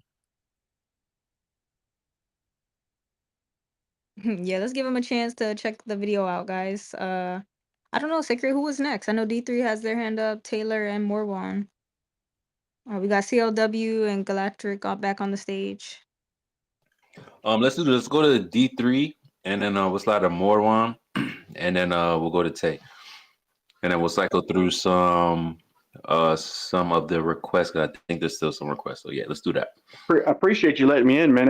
You let me in 3 or 4 times, but I couldn't hear nothing, man. So I finally had to go back to my phone. But thank you for your patience, man. I'll sit back and wait. Now, good to see you, Brian. Appreciate you, brother. Yep. Hey guys, so I have like 4 topics I want to touch on, but I'll just do one for now. I was just thinking and this is a simple thing. It's not like all physics and everything like that. I was just thinking about the space videos. Okay, so for everyone, I am not saying that space is fake and all the videos are fake. I know some people take that stance. I don't know. I feel like there's questionable things about a lot of the videos, but I haven't seen any exact proofs of it being counterfeit, so I can't really make that claim. So anyway, with the videos in the darkness on the dark side of the Earth, when they traverse that direction, can anybody explain why, if it's a cloudy night or something like that is passing over clouds, we never see any of the moon's reflection, the moonlight reflection on the clouds? The clouds can be kind of bright. So is it that it won't escape the atmosphere? But I think we should be able to see it because we see, just street lights and stuff like that, city lights down on the earth when they go over it. So why not at least a little glimmer of moonlight on the clouds? Any ideas? It does light up local clouds, not as much as the sun, but I mean where I'm at, I've seen that. Yeah, The no, I moon mean in the isn't a space light. videos. So like they have the space videos where you can watch it go around Earth, and Oh yeah, my it's bad. always pitch I black. got you. I don't know why it's always pitch black. Like we're never getting any reflections. Anybody got any ideas? If not, we go on to Taylor. That's actually interesting to think about. Yo, can you drop Appreciate you. me down, D3? I'm gonna head to bed. Yes, sir. Good night, Alan. Later, lads. Catch you guys on Tuesday. I'm going to be presenting on the extended history of the twin paradox in special relativity and how Einstein shit the bed everywhere and confused the fuck out of everybody with a confidence scam and just lying outright and saying, you don't understand the math that I didn't even present as an explanation.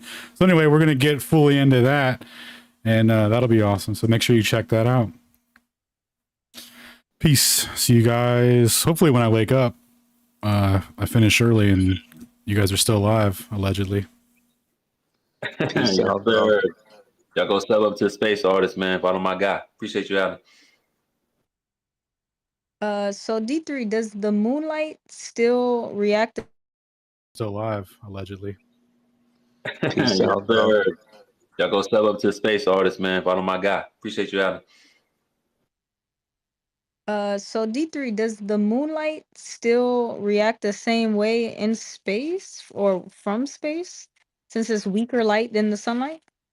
That's also a good question. I don't know. I mean, I would think it has something to do with the space between us and the moon, and that's maybe why the moonlight is different from the sunlight when it reaches Earth. But who knows? I mean, unless they're doing any tests that, you know, can look into that I don't know about. So if anybody has any sauce on that, that would be dope too. It's a good question. Yeah, so we see the clouds illuminated from Earth, but what D3 is saying is that when they show up from space on the dark side, assuming that the moon is there at that time, because sometimes the moon is visible during the day, we don't see any glare from the moon at all. Yeah, it's always pitch black. I think we should see a little glimmer somewhere here and there. But like you said, depending on where the moon is. I mean, but they got these live broadcasts, you know, all the time, right? So I don't know. That'll be interesting to track to see exactly where the moon is positioned when they're showing the dark side of the Earth, and see if we can validate that.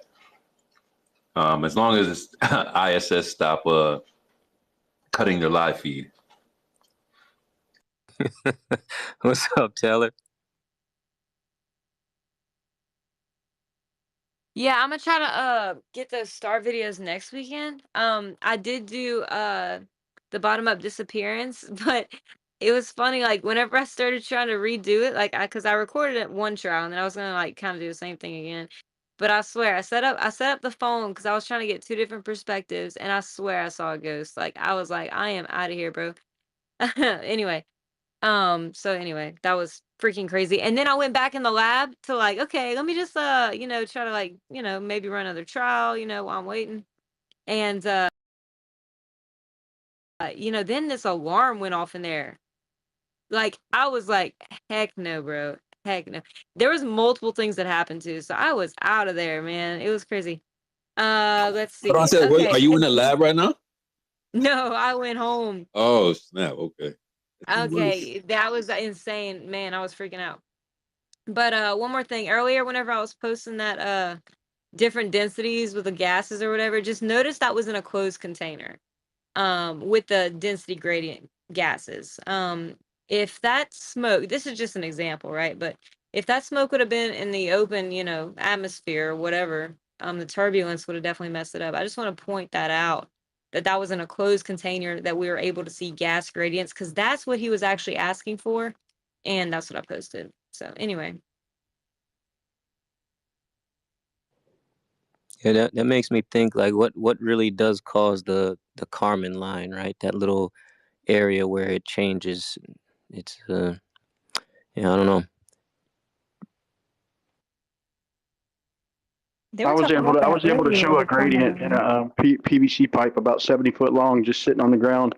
I wrapped it around and put some real loose balloons on, and just put some hot water at the end of the one pipe, and some cold ice water in the end of the other. And I was able to, it was puffing up one balloon. Like it wasn't some giant gradient, but it was a 100% unmistakable gradient though. Because I could squeeze the air that puffed up on the hot side, and you could see the cold side balloon bounce up because it was completely limp. And then in 2 seconds, the air would come back over and inflate the hot side again. It just kept doing it over and over. It's pretty neat.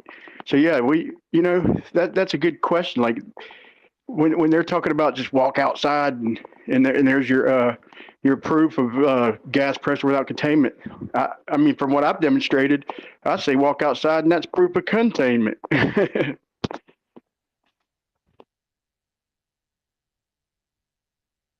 Did Franco leave? Probably because YouTube kicks you out of spaces. YouTube kicks you out of spaces. Yeah, I've been kicked out of spaces trying to watch a YouTube video through Twitter. Oh, yeah, the codecs, like they got to share the video and audio stuff, so it'll switch over from one app to the other. That's weird. I've never had that happen. You mean just opening it in a new tab? Because I mean, I've got YouTube tabs in my browser right now. Us cellular device lads probably don't have that luxury. PC lads are. That phenomenon We'll see if you your talked theory's about correct. earlier, man. Good. See if he comes back. We'll see if that's the correct theory. That Yeah, phenomenon I'd you're like to talking know what about? he says because you kind of walked him into it right there. So I'd definitely like to see what he comes back with.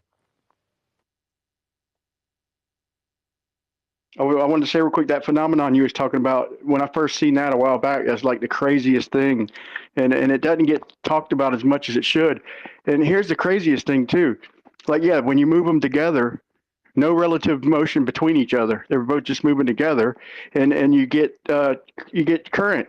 But if you induce a little bit of a magnetic field in a coil, that's all it takes. There's a teeny little bit of a lingering magnetic field, and you can spin the the coil over the the coil over the magnet, and it'll produce. That's how like these gas powered generators work, and it's just the weirdest shit, dude. The way it works, man, it's hard to even understand, really.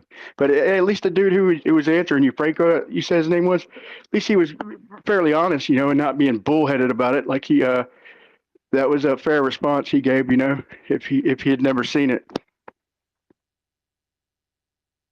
It was that energy translated to the timeline. Anyway,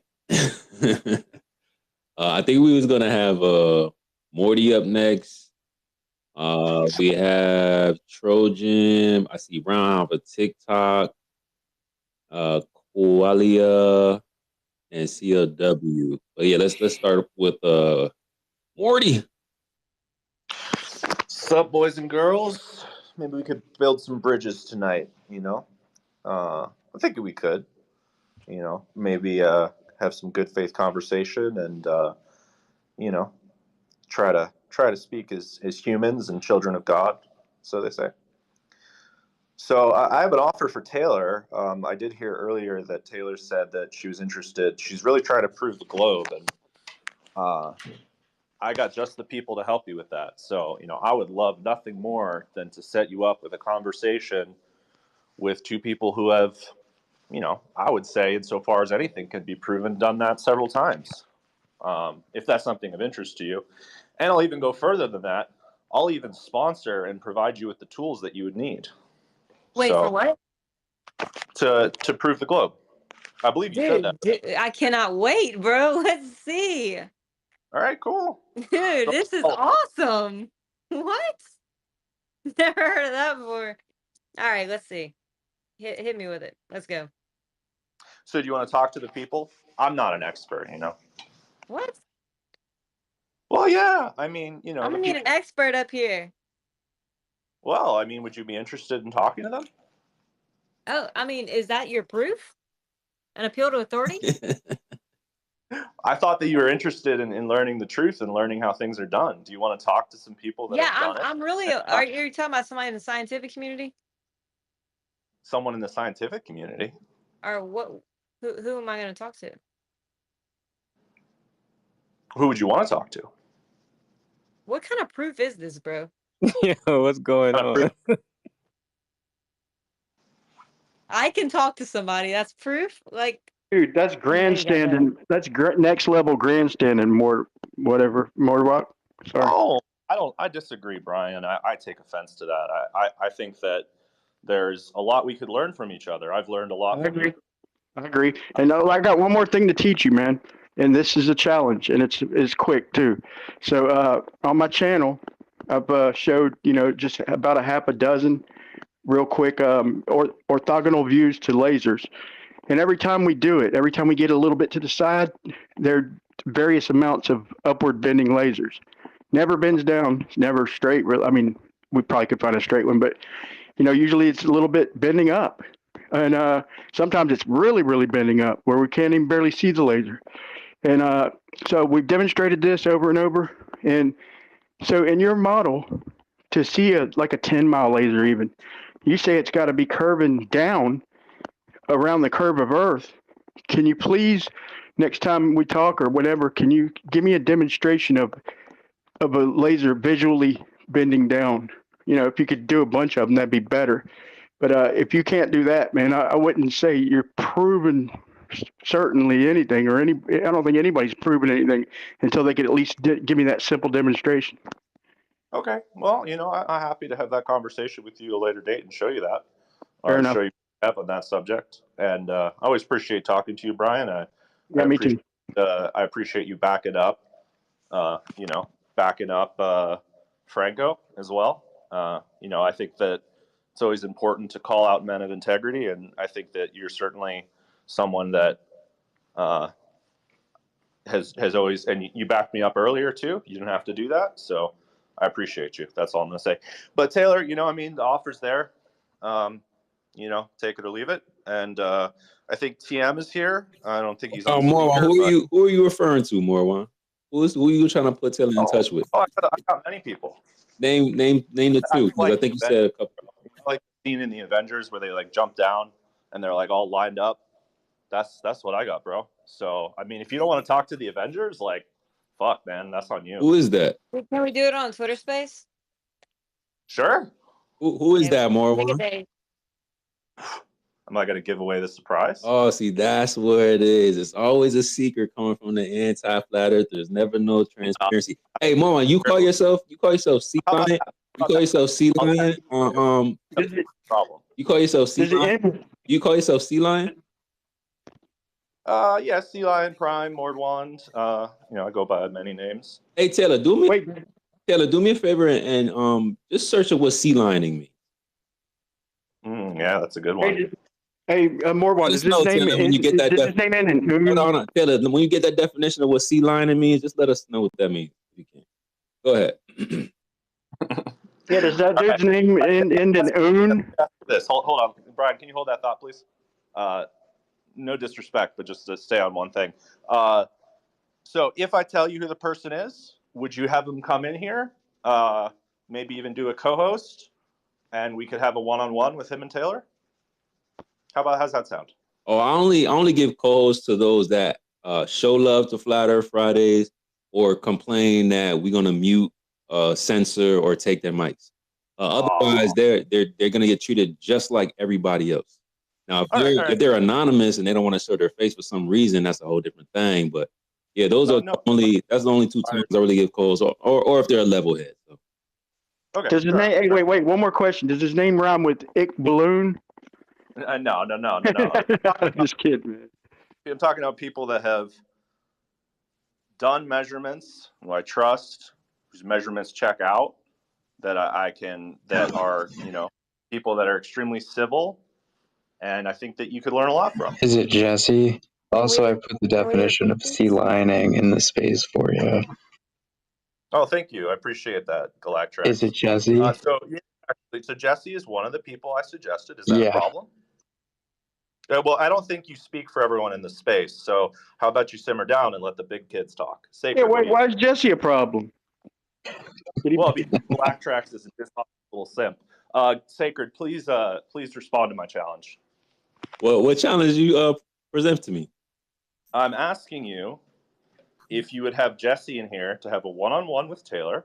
You don't have to co-host, and demonstrate to her quest to prove curvature. Bro, that ain't no challenge for me.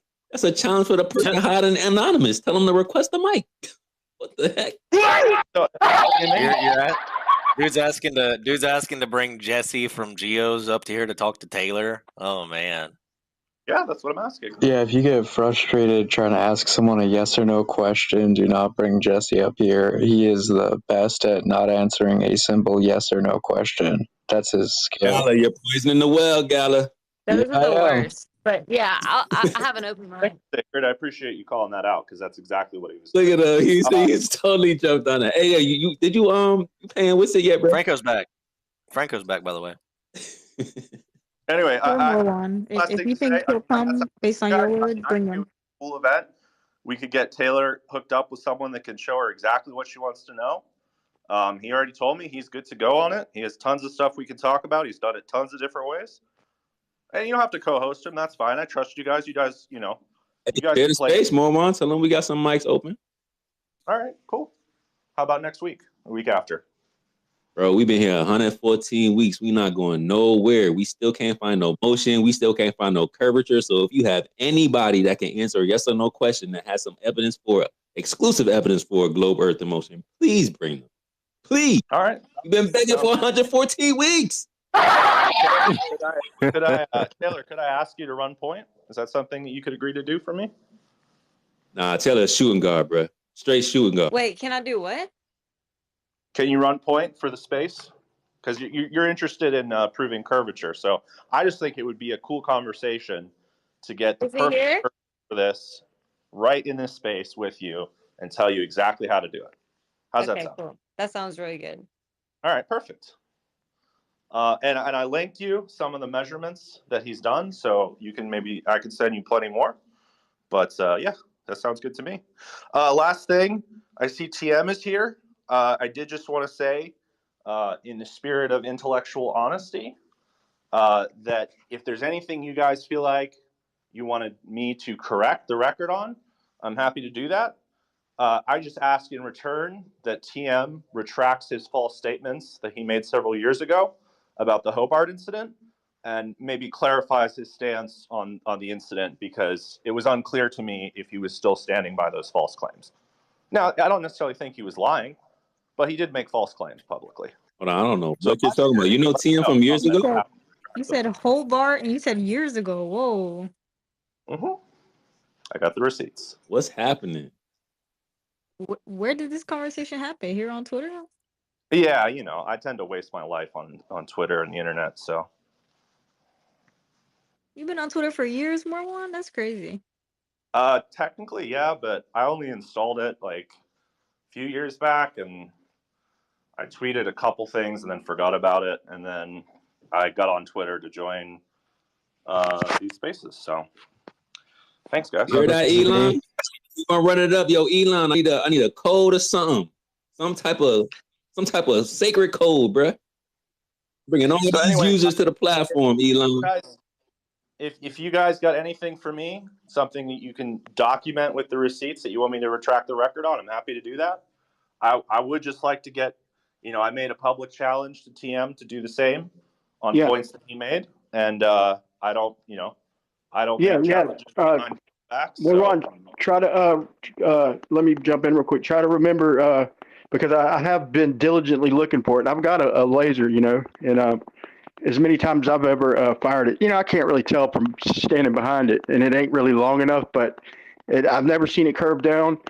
I do have a bunch of examples, man, of that upward light refraction, man. So I think all them proofs that he's supposed to come with to go with her to try and run by her as proof.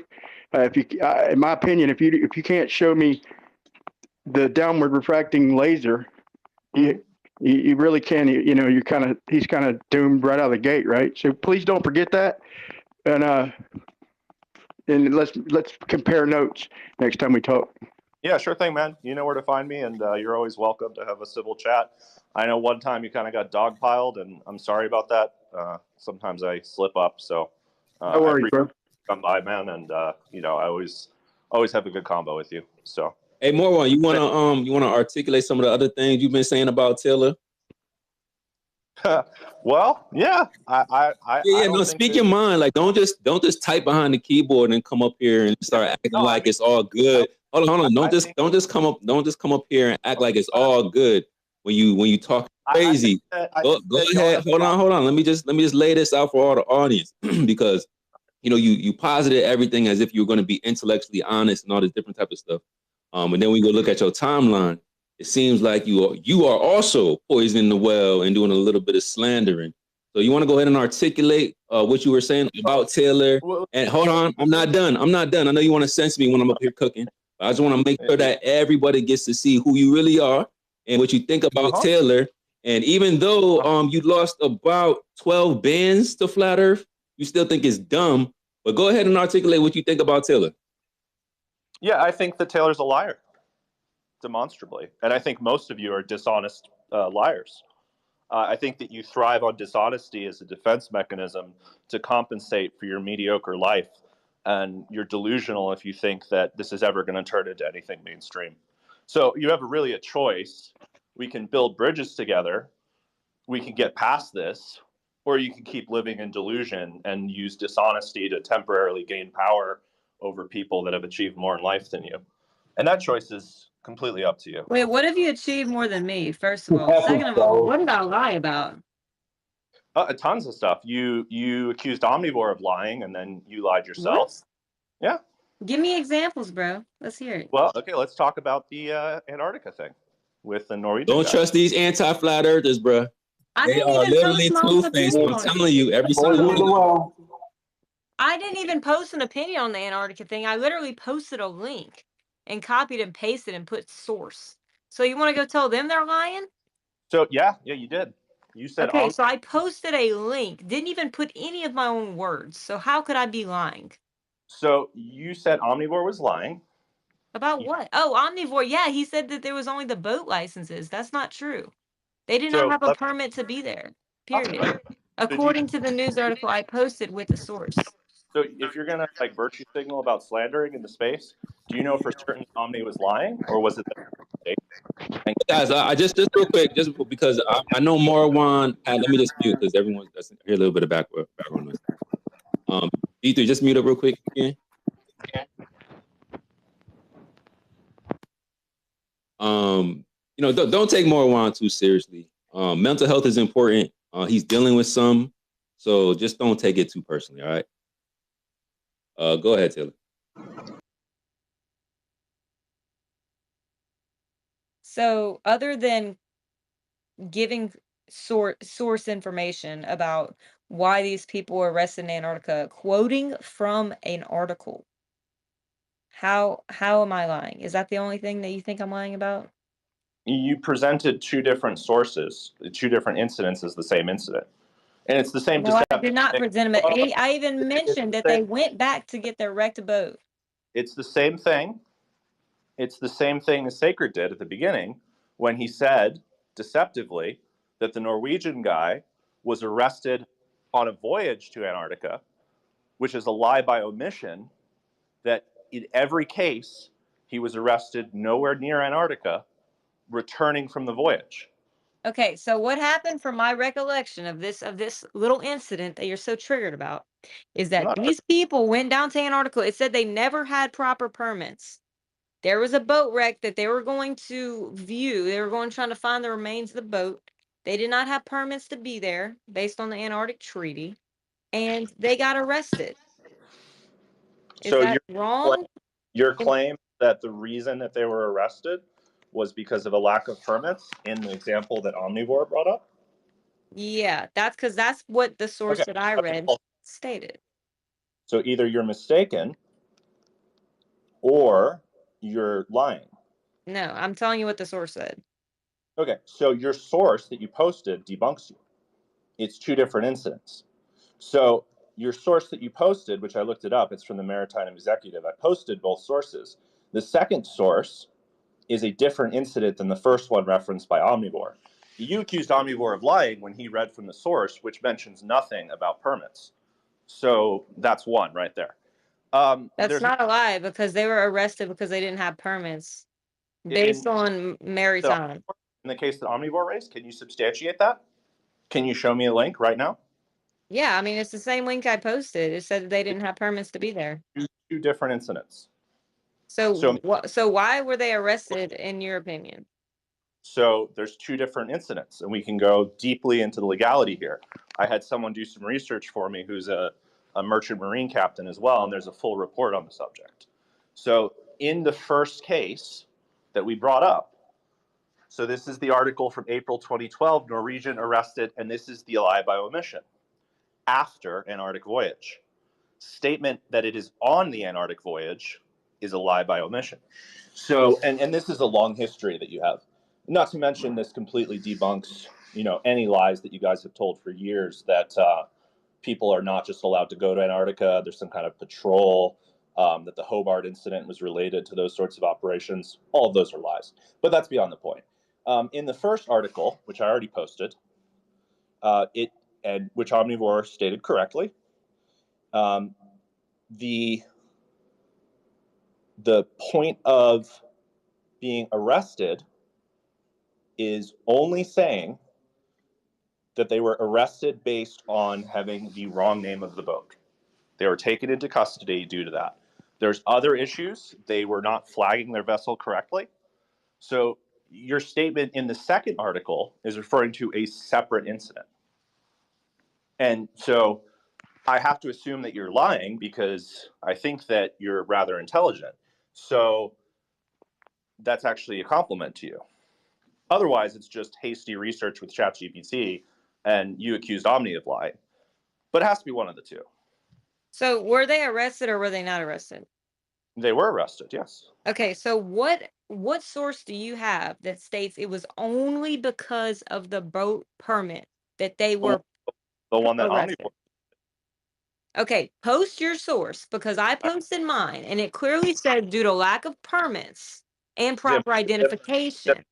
So that's two things per the source I posted. If Omni has a source that says they were only arrested for the boat identification, I'd be more than happy to read that. So go ahead and share it and I'll look at it. I already put it in there and tagged you at it. Okay, cool. I'll check it out. I have not been looking at my phone, but yeah, based on the one I posted, I was not lying. It was just what the article had stated. Okay. And just to add context in there for you, Morwand, when Omni was reading his specific article, Taylor specifically told him to read the rest of it. She said, read the rest of it because that's not what I'm looking at that has more context. He said he doesn't see that. And she said, well, I'll post what I see because you're reading something and you're not finishing what I'm reading. So then she posted what she was looking at. She didn't imply that he was a liar. She implied the fact that, hey, I'm looking at a same citation or a same source with the same information that you read, but on the second line, there's more context. Is that all that you, I mean, is that your main basis of calling me a liar, that we use different information, different sources? I never intentionally lied. No, I think that it's incorrect for Proud to try to white knight for you when you explicitly said he was a liar. So don't gaslight me. I'd also appreciate you not taking digs. Your dad, what? You're the one calling me a liar. Like, you know that's not gaslighting. okay, whatever. No, I'm just saying you're I mean, you're kind of being hypocritical here, but it's okay. Like, I'll check out his sources. If you check out mine, maybe I'll say, okay, based on Orwellian sources, he's not a liar. But then maybe you could check mine out and say, hey, Taylor, you're not a liar either. How about that? Okay, I accept your thing, and I will also be a lot more inclined to believe you if on the basis of how conversations go regarding methods to establish curvature, because they're not terribly complicated. But that's and maybe when you come in here, is TM there? Is he hiding behind the listener button? He's not up on stage, but maybe when you come in here, you don't open with like vitriol. And if you claim to be wanting to have a good faith conversation, you actually listen to them, because this could have been fixed 5 minutes ago if you had listened to her. Yeah, I choose to do things my way. So thank you for your feedback. Can I add to that really quick? So first of all, it's a genetic fallacy and a stereotype fallacy, but the stereotype fallacy is because you think one flat earther lied by omission, then all flat earthers are liars. But lying by omission is much different than intentionally lying. And you came in here saying, "Oh, I want a good faith conversation. I want to have a really nice conversation." And then when just pressed a little bit about your tweets, you go, "Yeah, I think you're all dishonest liars. That's the definition of bad faith." You know what that is? That's a lie, and that's an intentional lie. So if Taylor did lie by omission, you lied intentionally, which is worse. Well, if you actually paid attention to the conversation for once, Galactrax, you'd realize that I specifically praised Brian for being the only person in the room with a modicum of integrity. So that is a shitty rebuttal to what I said. Can you address my points? There's many flat earthers that I consider to have integrity, and you are not one. That is a shitty rebuttal to my point. That's an ad hoc. Can you address my point? Yeah, I'm getting there. Let me get just without fallacies. No ad homs, no genetic fallacies, no stereotypes. Just address the point that you came in with a lie while calling everyone else liars, and your standard of a liar is lying by omission. No. Lying by yes, you literally did. Nothing that you've been doing thus far, Mowan, has been good faith or honest at all, bro. But I don't hold you accountable for that, because you told us you got split personality. So it's just like, You know, it's all good. So look, man. It is good faith. That's the thing. Because at the end of the day, believe it or not, Galactrax doesn't believe it because I'm awfully mean to him, and I would never try to hide that. But at the end of the day, I want to help you guys. It cannot be good Believe it or not, faith if you're calling someone a dishonest liar. because it's factual, and in order No, to it's what help you someone, believe. no, it's what's factual. It's demonstrable, and I will demonstrate it with the receipts. Hey, Mordwand. By the way, I'm looking for Orwellian's actual source. And I'm reading your tweet now. You're talking about two different incidences. I'm not trying to like beat a dead horse, but from my understanding, Sacred was saying that there was a man who was arrested trying to go to Antarctica. Well, that was technically true. And then Orwellian, from my recollection, said he was arrested for not having the right boat permit. Then I said he was actually arrested, and I gave the source and information, basically reading that he didn't have the proper permits to be there. It was Orwellian. Then It you was the other said, guy. then you said, Not Orwellian. wait, Omni. yeah, and then you're saying that I don't know, it's just all confusing. But let me just get this straight. Orwellian was talking about a different incident, but Sacred was not lying in stating that somebody got arrested for trying to go there without the proper permits. Yeah, but this is the thing. This is the thing, right? So Orwellian was calling Sacred a liar, but he actually wasn't Omni. lying. The guy's name is Omni. I don't recall Omni saying that Sacred was lying. If he did, then I'm incorrect. I'll go back and watch the recording. What I do remember happening is Sacred saying specifically that he was arrested on a voyage to Antarctica, which is factually incorrect. He was arrested after leaving Antarctica. He has only ever been arrested after leaving Antarctica. And going back to find a wrecked ship, right? He has done multiple unauthorized trips to Antarctica.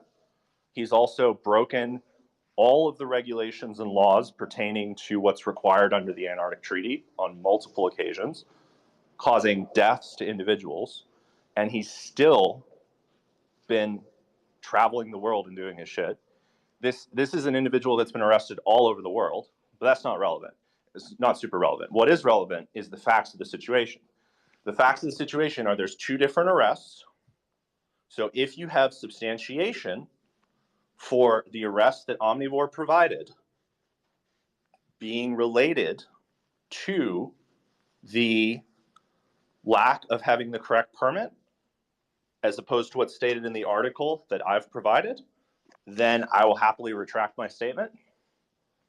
And the article you provided, the only one I can find is the one I provided. So I'm trying to find out this one by Orwellian that only states that he was arrested for both identifications. Taylor, his name is Omni. His name is Omni. Orwellian's the gang. I keep blaming Orwellian. I'm sorry. Oh gosh. Omni came up here, you know what I mean? And like I can't even find his source. And then anyway, I'm sorry. Yeah. Y'all threw me off with the names. Dude, it's good though. I'll post it again. No worries. By the way, Franco has been waiting in here so like you guys do your thing. I just wanted to highlight that, like he's been back for like 30 minutes. So whenever you guys get finished. Yeah, and this time around you can show some deference and respect in the same way that you do to Dr. Bennett, and you'll have a lot more of a productive conversation. Well, I see him isn't stepping up to the stage, so I guess the challenge that I issued to him publicly has been rejected. He can choose to retract his lies whenever he'd like to. Ladies and gentlemen, I am done for the evening. Wait, Morwan, I have a question for you before you go. Don't leave, bro. Personally. All right, okay. I was just going to let Franco take the stage again. No. I just want to ask Please you go real look quick. at Lisa Blair. She sailed around Antarctica. You guys go look her up. Or what? I mean, golly, I'm all confused now. All right, so Mordwand, whatever that means.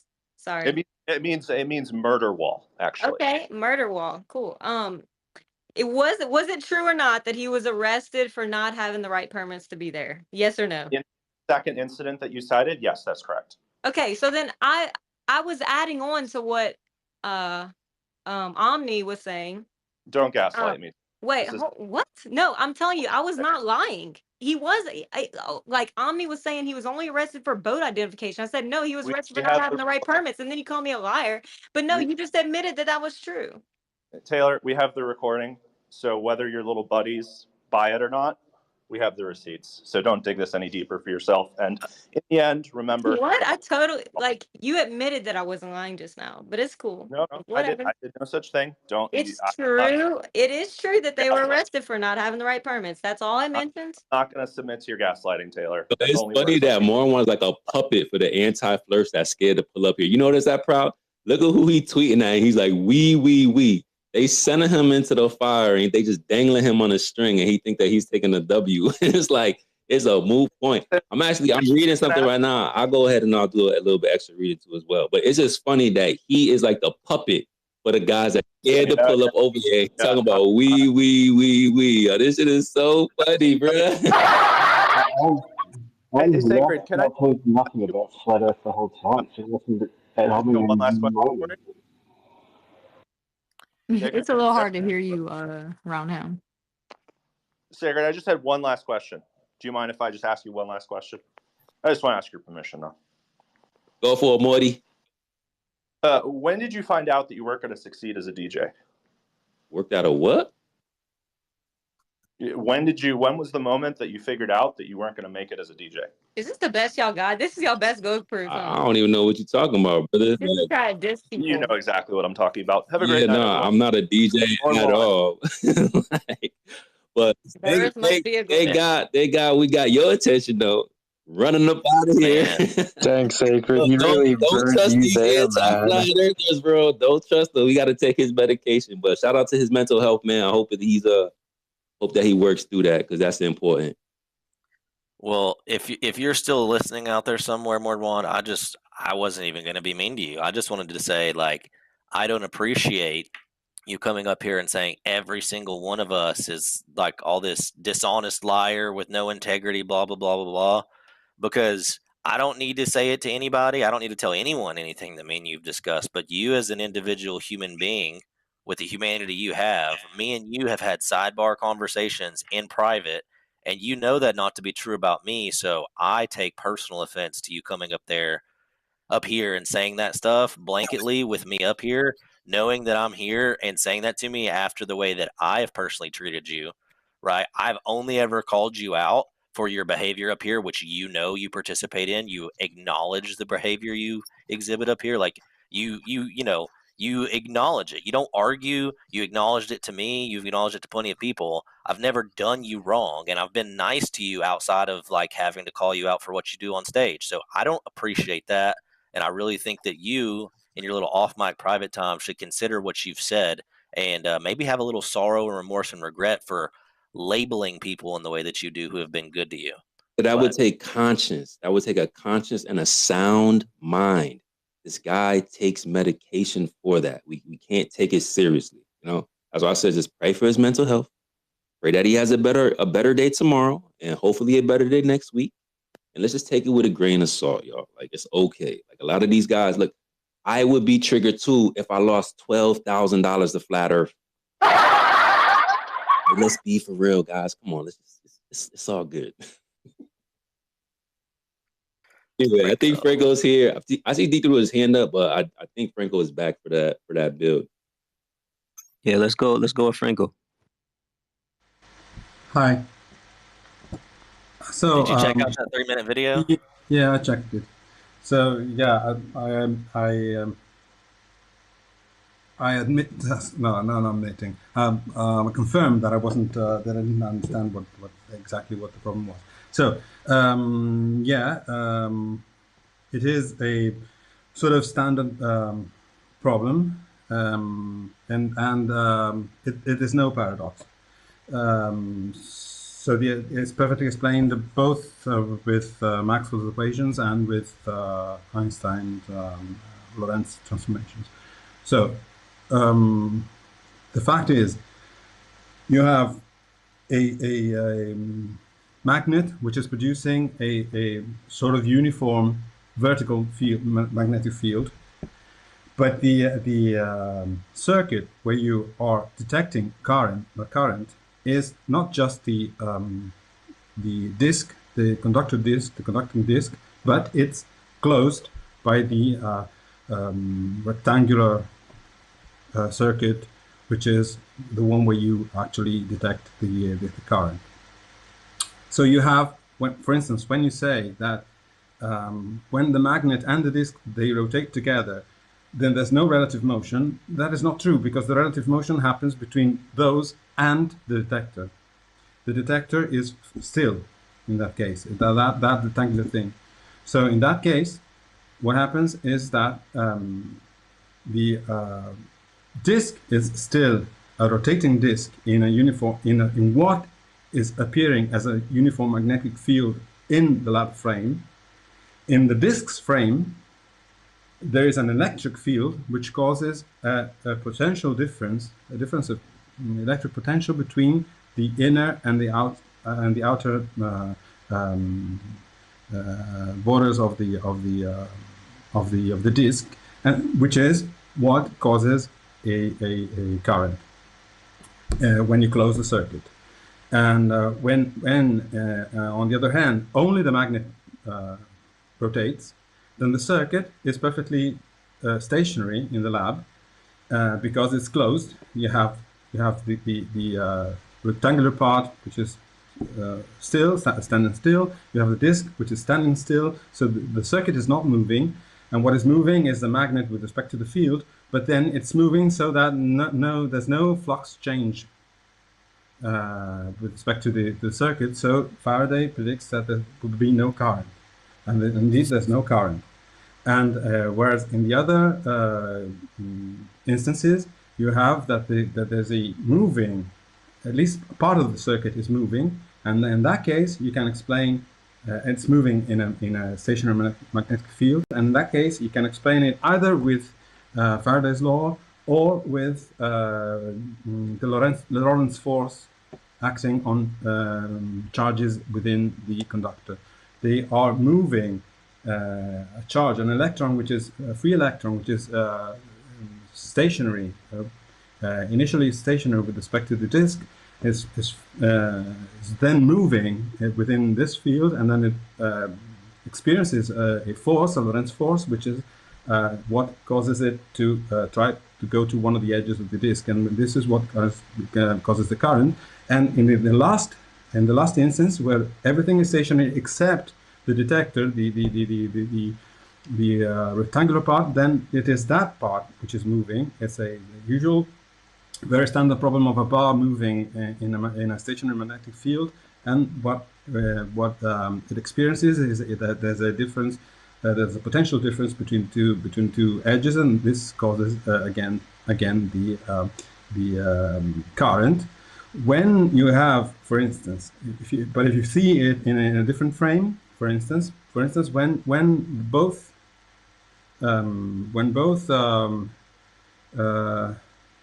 let's say when the magnet is rotating and the circuit is stationary, then if you go in the magnet's frame, then both the disk and the rectangular detector are rotating. So the circuit is rotating in that field, but with no flux change, and therefore you do have a potential difference in that circuit between the outer and the inner part. But then it's on both the upper side and the lower side, and so there's no electromotive force, net electromotive force in the circuit, and no current circulates even in the frame where the magnet is stationary and both disk and detector are rotating. So no, there's no paradox at all.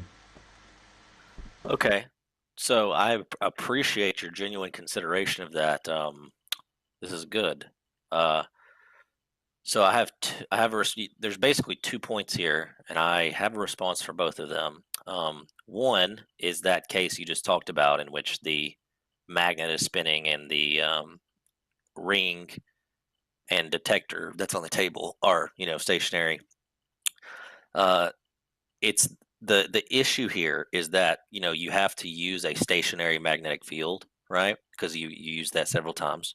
You brought that up several times. And I admit that there is a stationary magnetic field, and I think that's part of the problem because you have to acknowledge that if there is a stationary magnetic field in this scenario in which you have a spinning magnet, if the magnet's spinning and the magnetic field is stationary, that means that the magnetic lines of force are not following the magnet. They are affixed within absolute space. And so, and if that's the case, right, then you already have defied relativity on its face with the fact that the magnetic field is imposed upon space itself, even though the magnet's moving. And then the second problem is, and I did touch on this, but you might not have noticed it because there was quite a bit of back and forth at the beginning of this. So we had to kind of get ourselves clear. There's a part 2 to the video. So I encourage you to watch the part 2.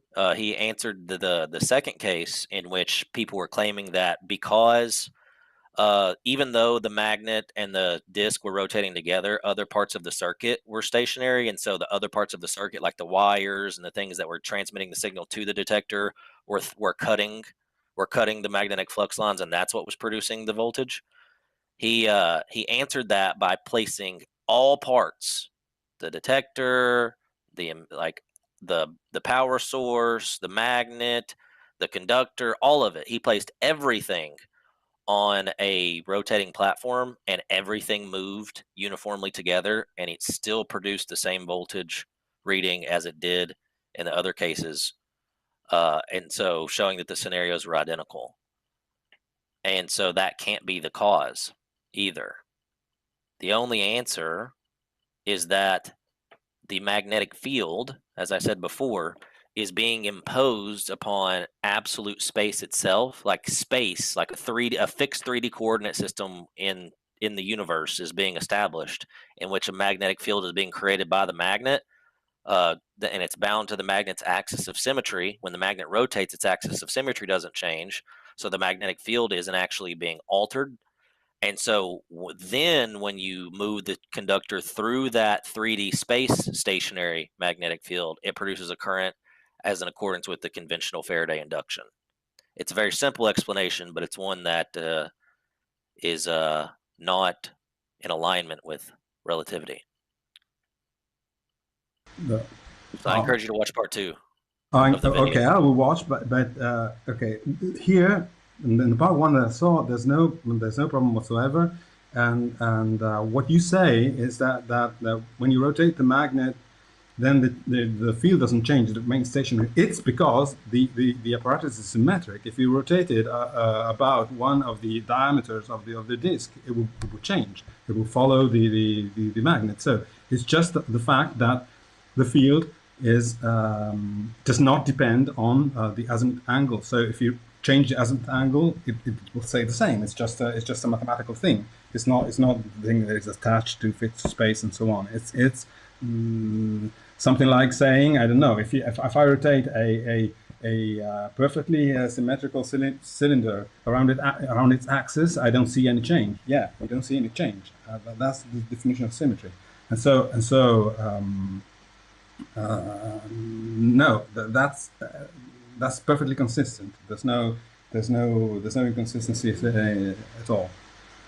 Neither with respect to relativity, neither or to Maxwell's equations. And again, special relativity was devised so that Maxwell equations were perfectly consistent in changing between frames. So if one is consistent, then the other is by definition, because they were made to be consistent with one another. But Franco, I feel like you just acknowledged my point that the magnetic field is stationary, but you're out of the same other side of your mouth in the same sentence, saying that it's not a problem. It's specifically the reason that it's a problem, to be clear, is that if this magnet is moving in your paradigm, right, the magnet is the source of the field, right? It creates the field. The field is affixed to the magnet. It has to be fixed to the magnet. It can't be fixed to anything else, right? Because there's no such thing as a preferred frame. There's no such thing as an absolute space frame. You cannot assign velocity. You can't assign any type of vectors in empty space where electromagnetic processes take place. And so if you have the magnet and there's a field produced, if you rotate the magnet, even if it's about a symmetrical axis, then the field should also rotate uniformly about that symmetrical axis. And if that field does rotate uniformly about that symmetrical axis, then when the magnet rotates, that field will rotate, and the flux lines of that field will be cut by the conductor, and it will produce an electromotive force. But it does not. That No, means sorry, no, let me because finish. it's vertical. It's vertical, I and know it's it's not dependent vertical. on the angle. It does not change. If you have a uniform, Franco. if you have a uniform field, say you take a uniform field mathematically, right? You take or the one that you It is like uniform. that people like to. It's a toroidal field. It's the top half of a toroidal field from the disk magnet. It's a dipole. Okay, But you're only using the top half. okay. It's toroidal. Okay, it's a dipole. But it does not depend on the angle phi, on the azimuth angle. So if you changes such as phi equals omega t, then you have that you transform the field according to this rotation, and it doesn't change because it does not depend on the angle that you're changing. That's the definition of the transformation of a field and of a vector. It does not change. It's the same thing as, I don't know, you have a scalar field. I don't know, the temperature in the room, and which is I don't know, a function of the height. It's different from the floor to the ceiling. Then, but it does not depend on x and y, for instance, on where you on your displacement when you move horizontally. Then if you move man, I'm still trying to finish my point. You're going a long time after having cut me not off. a long time. It's just a definition of how a vector field changes. A vector field changes with a mathematical law, and if the vector field does not depend on the coordinate that you are changing, then the vector field does not change. Where is the vector field? Is it attached to the magnet, or is it affixed in space?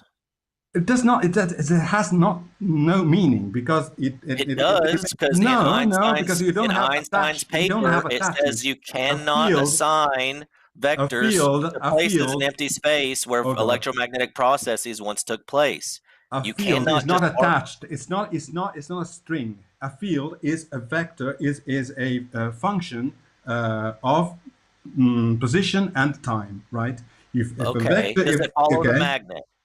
Yeah. Or is it okay? You have two options. It either follows the magnet or it's affixed in space. There's no other choice. It's a binary choice. So pick one, and then we can move forward from there, based on the choice. Let's say it follows the magnet. It's not completely true, because let's say it follows the magnet when you have no propagation taken into account. So let's say it follows the magnet. Then the field is a field. You're stepping all over me, man. I'm trying to talk, man. Like I listened to you talk the whole time. Like at least let me respond. Okay. If it follows, if it's affixed to the magnet, right? Because that's the choice you made. Let's say it's affixed to the magnet. That means, like, if we want to visualize it, it's got lines of force, okay, going up and out and around. If I just make it very simplified version where I say I'll take a bowl, I'll set a bowl on top of the magnet so we can visualize the magnetic field by the bowl, okay? If I spin the magnet and the bowl is resting on the magnet, the bowl should spin with the magnet. If the bowl spins with the magnet and as we go vertically up, let's say that the body of the bowl is the lines of force, then when it spins, it will cross across the conductor. The conductor will cut those lines of force and produce induction. That's how it works. So if it's fixed to the magnet, then when the magnet rotates, it has to produce a current.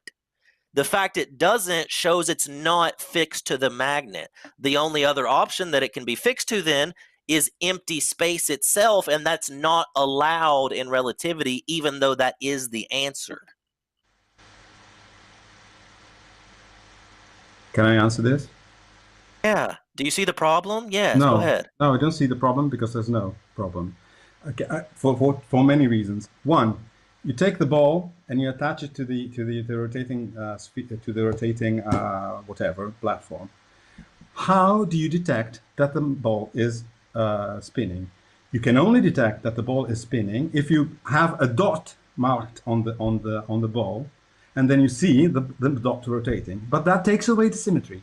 I would agree if there wasn't a conductor present. The conductor here is like the water in Newton's bucket. When we see the forces, the dynamics, because you're talking about kinematics right now, when we add dynamics to the situation and see forces, the electromotive force produced is analogous to the centrifugal force imposed upon the water when it goes up the walls of the bucket.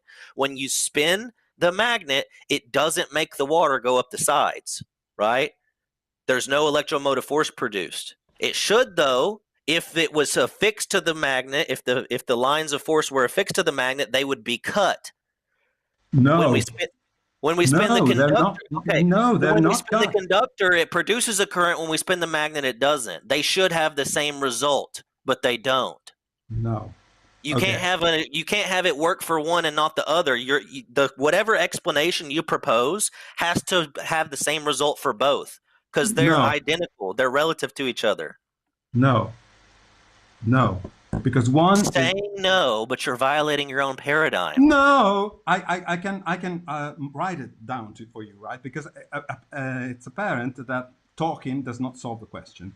Again, if coming back to the first point, if you have a field which only depends on whose components only depend on say you use cylindrical coordinates, they depend on z, on r, and depend on phi, the three cylindrical coordinates in general, right? But if you have a cylindrically symmetrical field, it means that it does not depend, none of the components depend on phi, right? It's you have that each component has a dependence on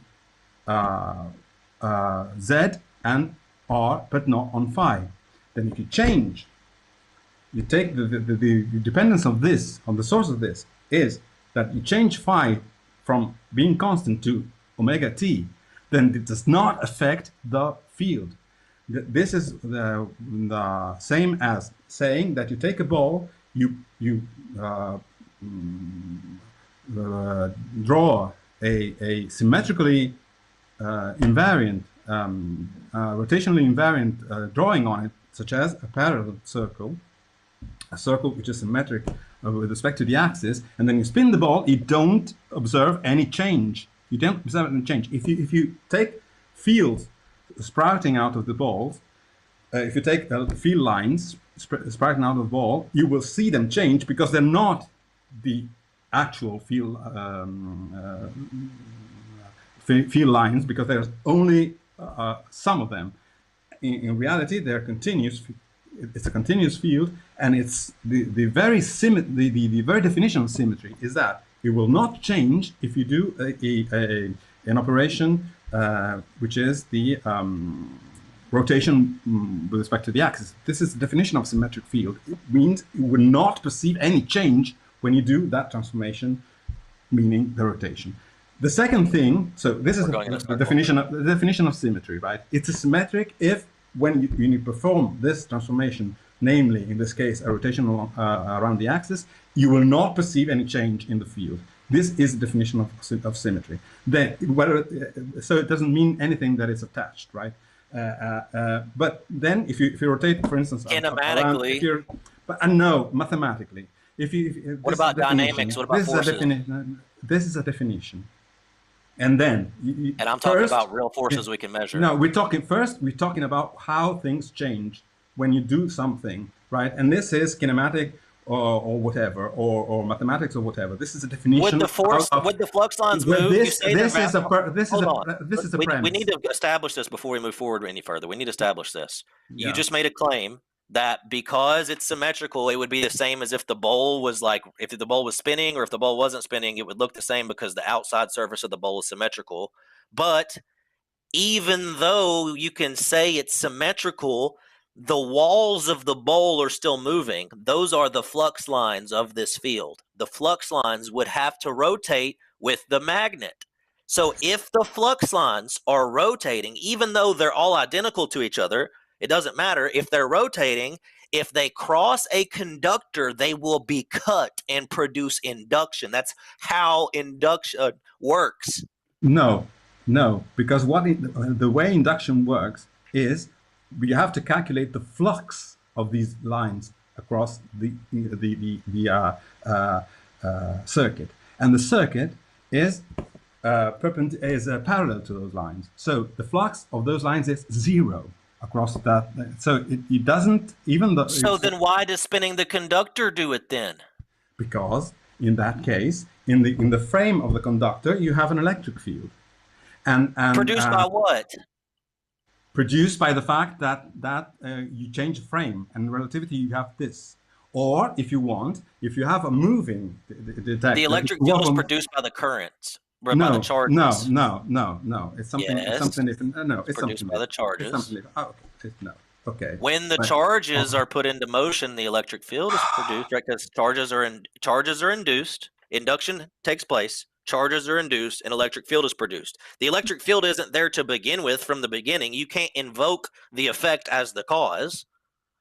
No, I'm saying that everything is consistent. You are in the case of the moving conductor. The moving conductor is a moving conductor in a stationary magnetic field, and in that case, you have a potential difference between the edges. And this is caused, if you want, you can see it as a particular case of Faraday's law, but it's shown. I do it every year in my lectures. You can do it with just the Lorentz force, which is the way which is the force which is acted upon a charged particle when it moves in a magnetic field. So you take a bar, you take a metal bar, you move it along in a direction that's perpendicular, that's not parallel to a magnetic field, stationary magnetic.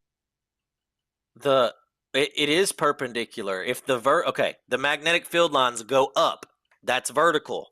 But the spin of the disks is horizontal. It's around the axis, so it's perpendicular. Hold on, right? Hold on, Piazza. Hold that thought, because I think he lost connection to his satellite. Oh. CERN said, cut the cord. Are you seeing this circle that we're going in? I'm trying to stop it. Yeah, I know. I mean, conceding would wreck the paradigm, and I think that's the issue. But he does say that most of this stuff has to be done on paper, but I think the physicality of it seems to be his conflict. The dynamics. Right. He can't apply the dynamics, just like every other argument. He thinks the kinematics are reality, and then he can work it out on paper. It makes it real, and you can just choose reference frames and decide that it's stationary and moving at the same time. It's the exact same story with everything he argues. Let's see if we can get him back up to finish this build. Just hold your thought, Piezo. Don't lose that, because we're kind of getting somewhere. Not really sure though, but I think I wonder if the audience follows. Yeah, me too, yeah. Is it okay if I just reiterate my point without being stepped on while we wait on him to come up? I mean, he's still welcome to argue it. Yeah. So, please do. Okay, if you just imagine like a cylindrical can, like imagine like a can of canned food, but instead of the body of the can being made of metal, the body of the can is made up of a bunch of strings of yarn that go from the bottom to the top. So it's just a bunch of strings of yarn stretching vertically. Okay, these strings of yarn are all the same color. They're all identical to each other. Cool, right? That's the situation we got with the can. When we spin that can of the strings, if there's infinitely many strings, right? Like there's so many strings, you can't see the space in between them. Technically, like what his point would be in this analogy is that the field is symmetrical, right? At any given point in time, like I wouldn't be able to tell which string is which, right? Because they're all the same. My point, though, is that if there If we insert the conductor into the analogy, we put the conductor right there in the center of that can so that the edges of the conductor are touching, the strings. Then when we twist the strings, or when we twist the can made of strings, the strings will rub against the conductor, and this will induce a current, right? If the strings rub against the conductor, a current is produced. And it doesn't matter if we turn the strings or if we turn the conductor. In either case, that's what produces the current. If I leave the can sitting still, right, and I spin the conductor, then the conductor rubs against the strings and creates a current. If I leave the conductor sitting still and I turn the can of strings, then the strings rub against the conductor. But either way, whether it's the conductor rubbing against the strings or the strings rubbing against the conductor, it produces the same effect.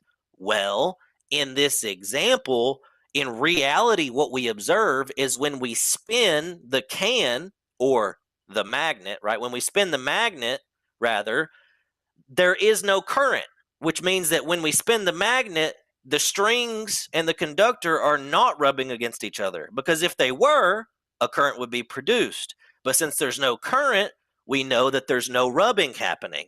So if the magnet is spinning, but the rubbing is not happening, that means that the strings cannot be attached to the magnet, because if they were attached to the magnet, they would have to be rubbing when the magnet spins. Solidifying absolute space. Right. And his point is that they are fixed to the magnet, but it doesn't matter because it would be the same either way. But that's not the case, because when you insert the copper disc, the conductor, you know the truth of the situation. It's just like the water in Newton's bucket. It means that the strings, the can of strings that the magnet creates, is not actually attached to the magnet. It's just being placed in empty space, right? And so when the magnet spins, that can of strings stays in the same place. It doesn't turn, it doesn't spin. It stays fixed in space while the magnet spins around it. So the magnet can actually be said to be rotating around its own magnetic field. It's rotating through its own magnetic field. And this is actually the basis of like the De Palma N machine. It's a Faraday induction generator that uses just a magnet ring. It doesn't have a conductor ring. He's actually able to pull current straight out of the magnet. But that's another topic. Yeah, so what if you have that same can and you have it on a table and you rotate the table? Is the can resting on the surface of the table? Yes. Well, you would think that the can would turn with the table, right? Yes. I mean, if you turn the table and the can doesn't turn, it shows that can's like somehow levitating or something, right? I mean, it shows that the magnetic field, the lines of force are what we're measuring, right? This is a way to visualize the lines of force. The lines of force, because they're not being cut, means that they must not be moving around against the conductor. Therefore, the magnetic field itself has to be stationary in space. It's a stationary magnetic field. If the magnet that's producing the magnetic field is turning, but the field itself is stationary, then it can't be fixed to the magnet. So where is it fixed to? It's fixed to space itself. Bro, that's just so crazy, bro. I really want y'all to understand this. And I know it's a little techie, but if you just follow this, and we can always replay this because he's giving great analogies. Spinning a magnet in the field doesn't spin with the magnets. Yeah, spinning the disc magnet doesn't spin the field. The field stays stationary while the magnet spins. Now, Piazzo, is there any relationship when we're talking about a rotating Earth?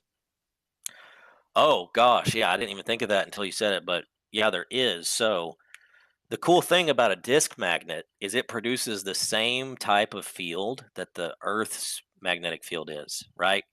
If we imagine the pole that runs through the north and south pole of the Earth, right, through the center of the Earth, and in our model, it's the center of a disk, in their model, it's a ball, but either way, the magnetic field's the same. Then it produces that same field. It's a toroidal field going up and out and around and down again and back up through the center. It's the same geometrical field that's produced by the disk magnet that's produced by the Earth.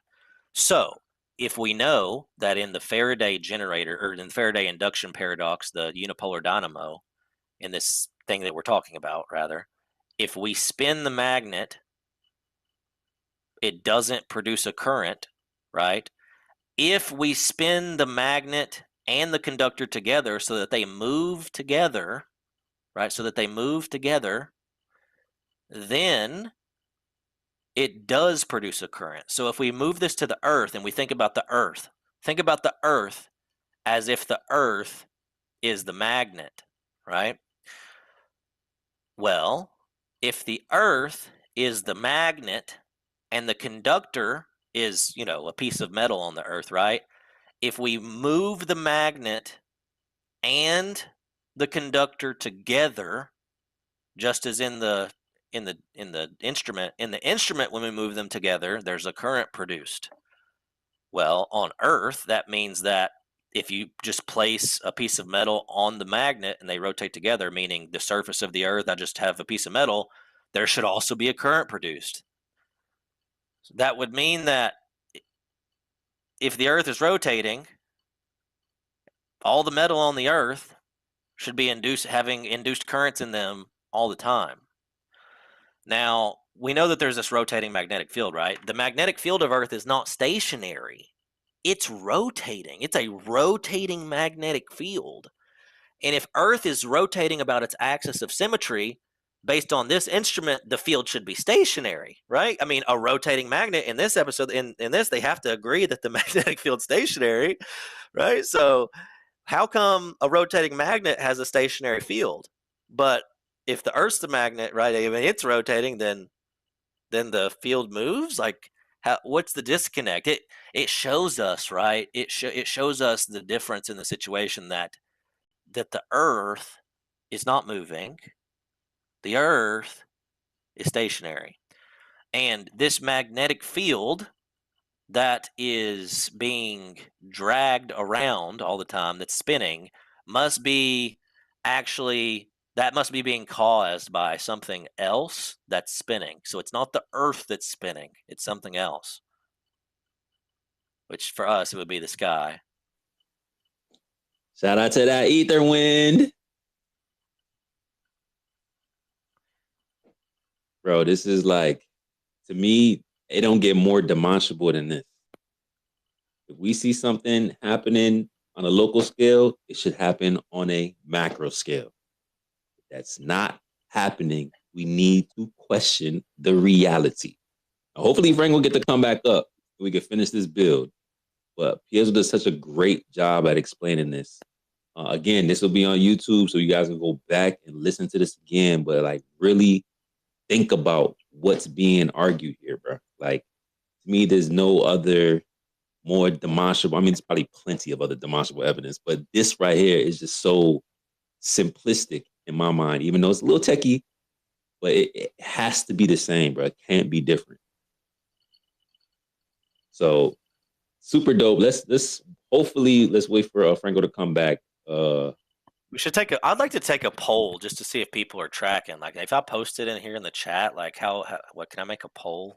Yeah, you can make a poll. You could just go to the purple pill, and when you hit the tweet button, it should have like a little emblem for a poll, and then you could choose up to 4 options. I got the media button and I've got the GIF button, but I don't see the poll one. Really? Is it different for a PC? Emoji, smiley face, location. I don't got the poll. It's weird. Do I have to make a post like I have to just make my own tweet. I can't do it as a reply. I can't make a poll as a reply. Oh, really? Can I share my own tweet in the? Yeah, so you could put a poll as a regular tweet, and then we can link it underneath the space. Okay, cool. Yeah, let's do that. Now, D3, I see you with your hand up. I don't know if that's really your hand up or if you stuck in the ether. Yeah, but I mean, if there's somebody else waiting, it's all good. Okay, does anybody have questions in regards to the quick build that Gizzo and Franco have? If not, I want to cycle to some new speakers and then we'll get. Yeah. You did CLW? You want to chime in on something? Yeah, I have some questions because Piezo has talked on some interesting concepts. Me, I've been researching this almost the same thing, but on the vibratory scene. For example, when you look at when you have a tuning fork and you hit it, it starts vibrating. And if there's a balloon closer to the tuning fork, it will start moving towards the balloon.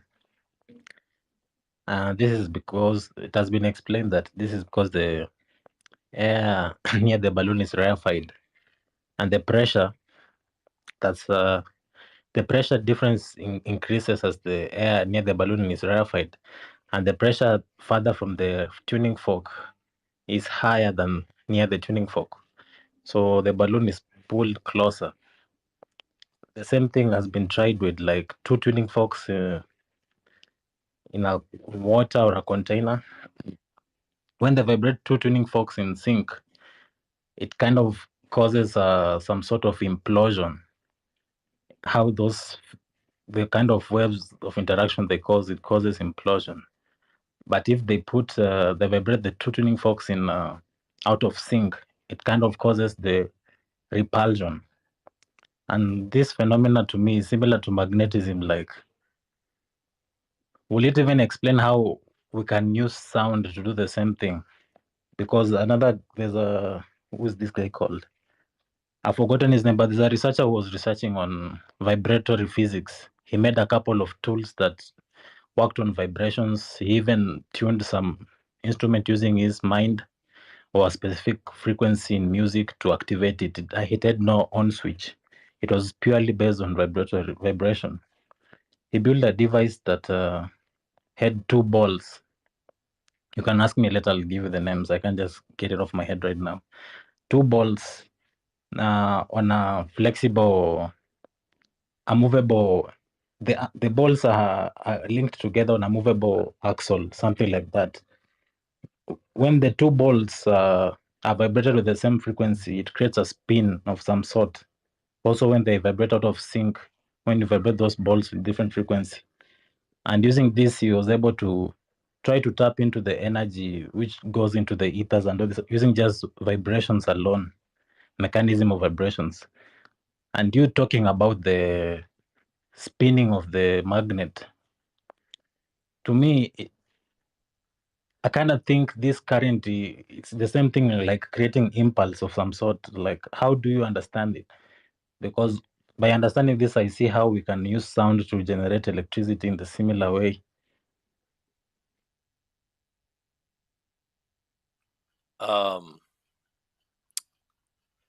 Well, I don't know much about the generation of electricity from sound. I would be kind of foolish to speak much on it until I looked more into it. But as far as the magnet goes, like physically speaking, right? It kind of causes you to ask the question, like, what is a magnet doing? Like what is it actually? Like, what's a magnet? I'm not talking about how we talk about, like, the dipoles of the magnet are aligned a certain way and all that. I'm not talking about that. I'm like, what is it? Like, is it doing? Like, where is this energy, this force coming from? Right? Like, how is it that, that's a thing? Like, uh, I kind of think of, when I think of a magnet, the way I tend to think of it, because it's kind of magical, like, it seems, right? Because I mean, you can put place a magnet on the ground and put a piece of metal above it, and it'll levitate the magnet. It'll sit like that forever and it'll never run out. Like, right? It's kind of different from a battery. I think of it kind of like a flywheel. If you guys know what a flywheel is, right? Which is just something that stores energy. Usually a flywheel, it's similar to a flywheel. It's not the same. But a flywheel is like a big object that's spinning really fast, and it's kinetic energy. its momentum, right, that it's carrying as it spins, you can pull that out as energy. Well, the magnet is something similar to a flywheel, but instead of it being kinetic energy, it's like opening like a gateway to the energy that's stored in space. It's very hard to like really understand what's happening with a magnet because it's you could go ask PhD physicists right now, like, what is magnetism ontologically, fundamentally, what is it? Right? There's no answer. It's kind of like asking what is energy, right? Within the mainstream paradigm, there's not really an answer. They'll say, oh, the capacity to do work. Like, no, you're telling me what it does. If I ask you what is a horse, if I ask you what's a horse and you say, oh, like a horse, like, pulls a plow, right? Like, bro, I'm not asking you what a horse does. I'm asking you what the horse is. It's kind of that scenario. So to answer your question, to get back to it, like Yo, I talking love about Piezo's analogies, man. It's so good. Goated. Go ahead, brother. yeah, no worries, bro. To get back to your question, like about using these magnets and how is this working, like using sound, and I can't really touch on the sound thing, but producing electricity, and it's really interesting, dude. There's some kind of like it gets into the question of like what is electricity, what is magnetism, what is energy, like is there a medium? I mean, it gets so deep into all that. It's like you can't really answer the question without actually exploring fundamentally what everything actually is. But I think it's just I think there's like a fluid, and actually I got to read up. There's a new paper that just dropped, came out over the summer, like May, June, by INL Danu, where he's positing his ether theory, in which the ether is a compressible but viscosity free. It's non-viscous, so it's compressible but non-viscous, meaning there's no friction fluid, and that light is basically not a transverse wave, but a longitudinal wave, like a compression wave, right, in the ether. And that electricity actually comes from electrogen, which is electric fluid. So you have like the ether fluid, and then you have electrogen, which is the electric fluid, which actually in it's very hard to find. It's very hard to find stuff about electrogen, like in papers. You have to go back to the first half of the 1800s, like the original fathers of electricity. Like I'm not talking about Maxwell. I'm talking about the people before them, like the first half of the 1800s.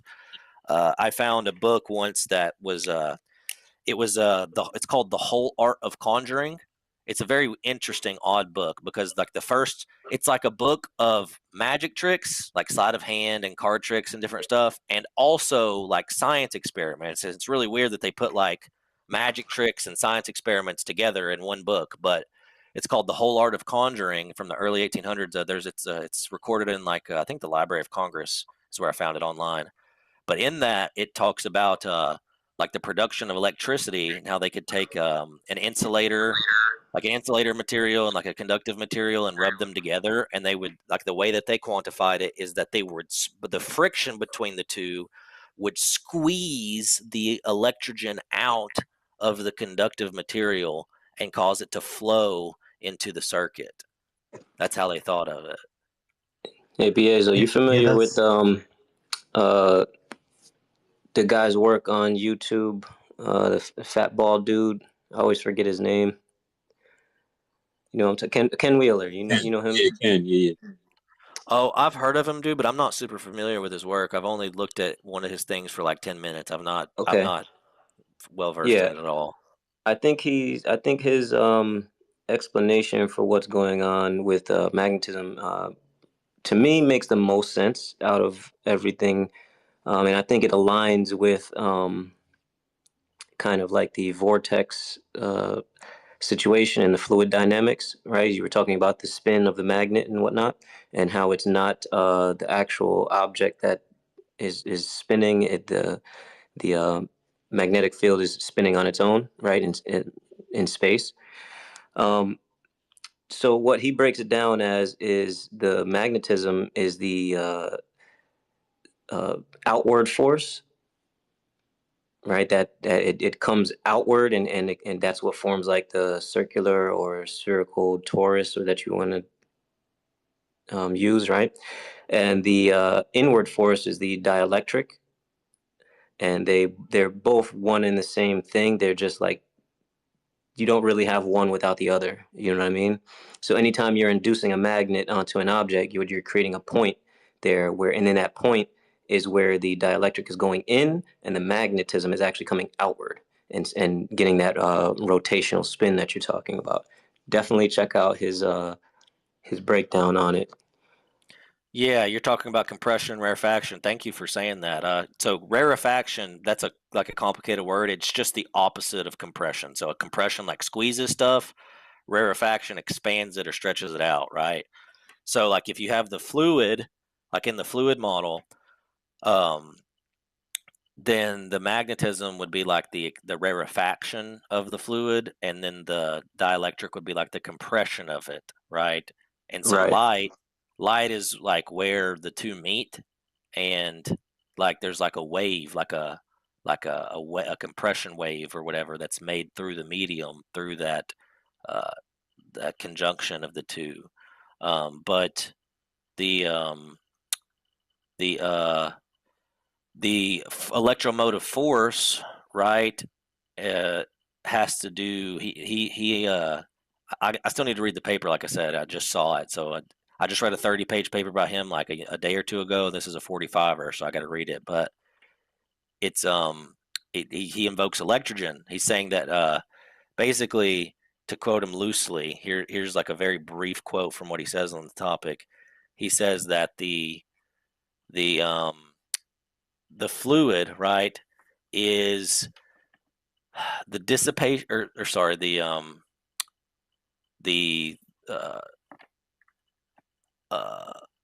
electrogen rather is like a thermodynamic dissipation of like the energy coming through the metal. So it's like very counterintuitive to what we're taught now, right? We don't think of electricity like as like a electrogen, as like a fluid, even though it behaves like a fluid. Like it works with the way we treat it, right? We treat it very much like that, but we don't think of it physically like that. And so if you actually think of it literally as being a fluid, then you go back to J.J. Thomson's like cathode ray tube experiment, right? Because if electrons are actually electrogen, right, then when you look at his cathode ray tube where he literally has a cathode ray shooting inside a vacuum tube, you just have this electrical beam, like this beam of electricity, just like it's this crazy looking thing, right? Same thing as in like a cathode ray tube television. If you've ever seen like the oscillograph dude on YouTube that turns backwards engineers a CRT television and turns it into a 3D oscillograph. That's literally like when you're looking at that like blue electrical stuff moving through there, it's literally like a fluid, right? You can't reach out and touch it because if you do, it'll shock the crap out of you, right? Like it'll wreck you. But like it's a physical something that's in there. Like it's a physical substance. I don't know who was next, but we got a couple hands. That was awesome. Yeah, I don't know if y'all could see. I don't know if thing. y'all could see my hands, but I just want to Yeah. comment on what you've been talking about. Like somebody had a question of how you can make electricity from sound, and one way you can do that is through piezoelectricity. Like when you apply pressure to a crystal, it creates electricity. And then something else you were saying, you're talking about the electrogen, and it's like a fluid. And man, I couldn't stop. Like I wanted to scream out so bad. That sounds just like a liquid crystal piezoelectricity type of interaction. And let's see, one other thing. Isn't that kind of how a semiconductor works? Like and then that's just one question there, but I think it's really amazing how we're connected to the light, like God first made light. And then what kind of energy we get by being in the light and connected to nature and the ground and such. So, this is an interesting topic.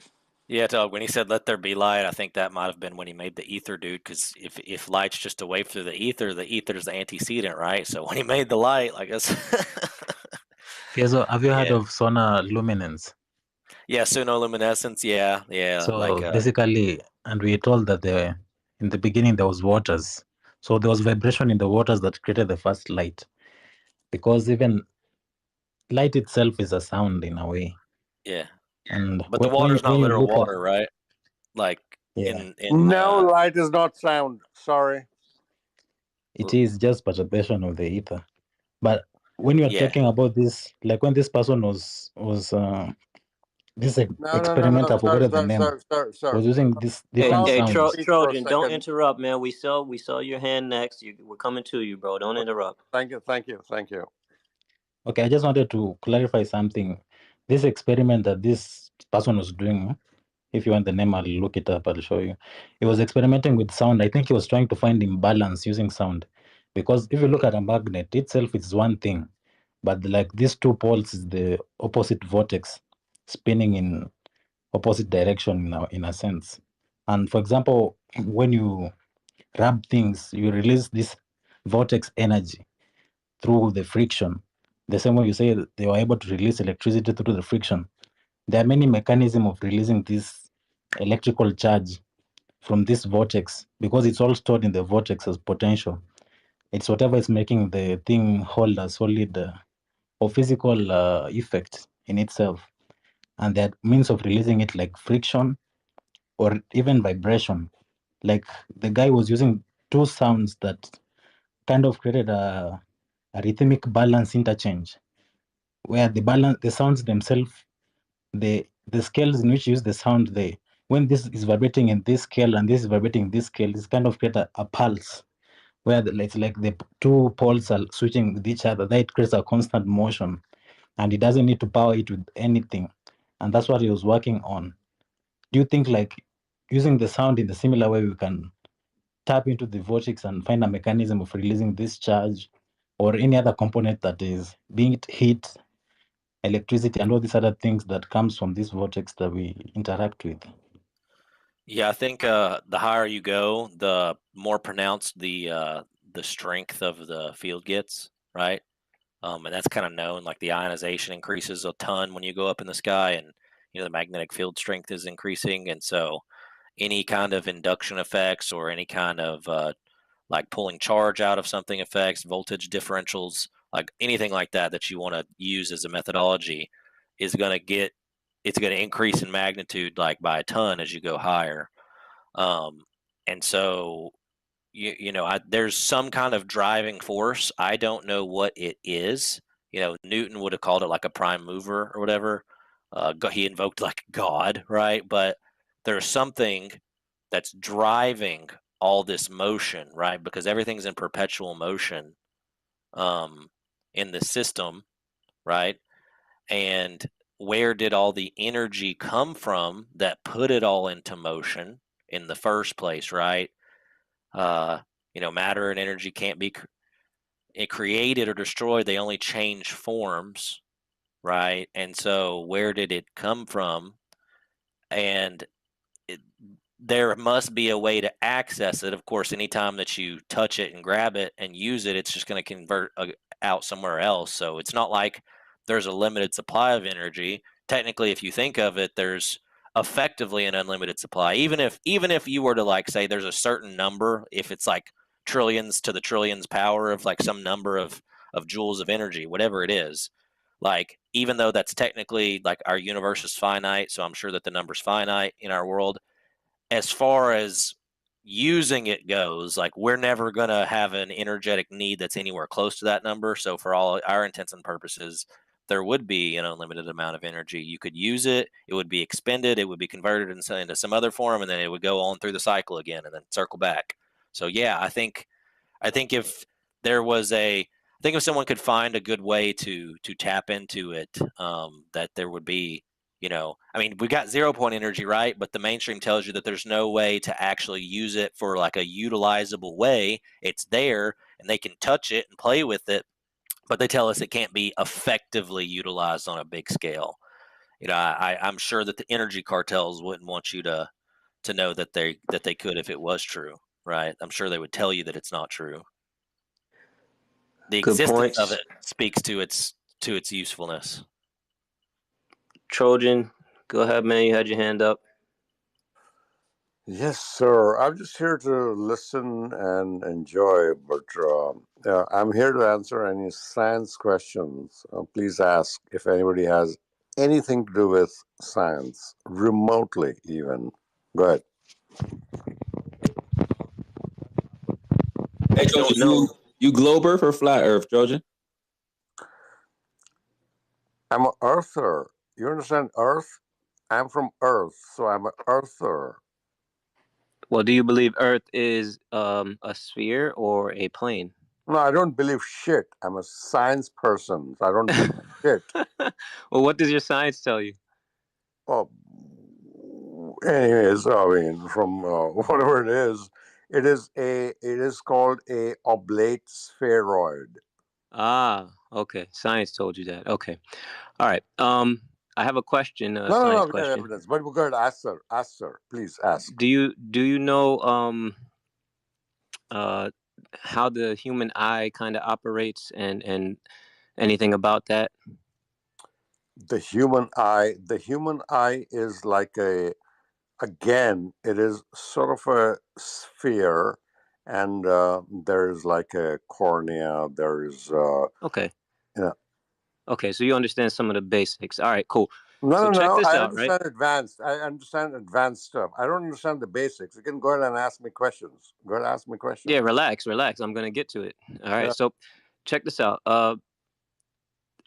The light that comes from space, it has a particular value, right? The lux value that reaches us here. It's called the apparent magnitude. Now, the human eye needs 0.0001 lux of light in order to see a light in the distance. Okay, due to our angular. Actually, in science, we don't use those terms, by the way. Why do you say lux? Why don't you use a wavelength and frequency and energy? Those are the terms to use in science. It's a magnitude of the amount of light. It is actually a No, mathematical term. I'm aware. But what I'm Yeah. saying So okay. Well, stop interrupting and let's Go ahead. get to the question Go because ahead, that's sir. what you Go ahead, asked sir. for, right? Go ahead, sir. So mute up and let me finish. Go ahead, sir. 0.000 lux, one's lux of light is what the human eye needs in order to see a light in the distance, and that's with the angular resolution being visible. Okay, so after it goes beyond the angular size that we can't see, we're not going to see it anyway. Right? This is how the human eye works. So the question is, didn't I just tell you to mute up and stop interrupting me so I can get to the question? No, I don't mute because I don't do that, right? So you tell me when I can speak and I'll speak. Thank you, sir. Well, stop interrupting. Okay, sir, go ahead. All right. So something far off in the distance, such as planets, stars, things of that nature, they have a particular lux value that we can measure here on Earth. Okay, it's called the apparent magnitude. Now, if we take the brightest star, Sirius, and we look at the magnitude that we get here on Earth, the apparent magnitude is 0.000084. It's thousands of times less bright than what the human eye would need to detect it point blank, and it's 8.6 light years away. So scientifically, can you explain how that's working? How are we actually seeing it? Happy to explain. Look, the way it works is this. Look, in the cosmological scale, lux is not used. You know why? Because that is, where you're sitting at your study table or your dining table, and the light and the thing on top of your head. We are not. We are talking cosmology. I mean, we are talking about light coming from uh, objects which are billions of years away. We don't use the term lux. Please don't use that, sir. Please don't do that. How about you answer the question, bro? Okay, I'll try to answer the question now.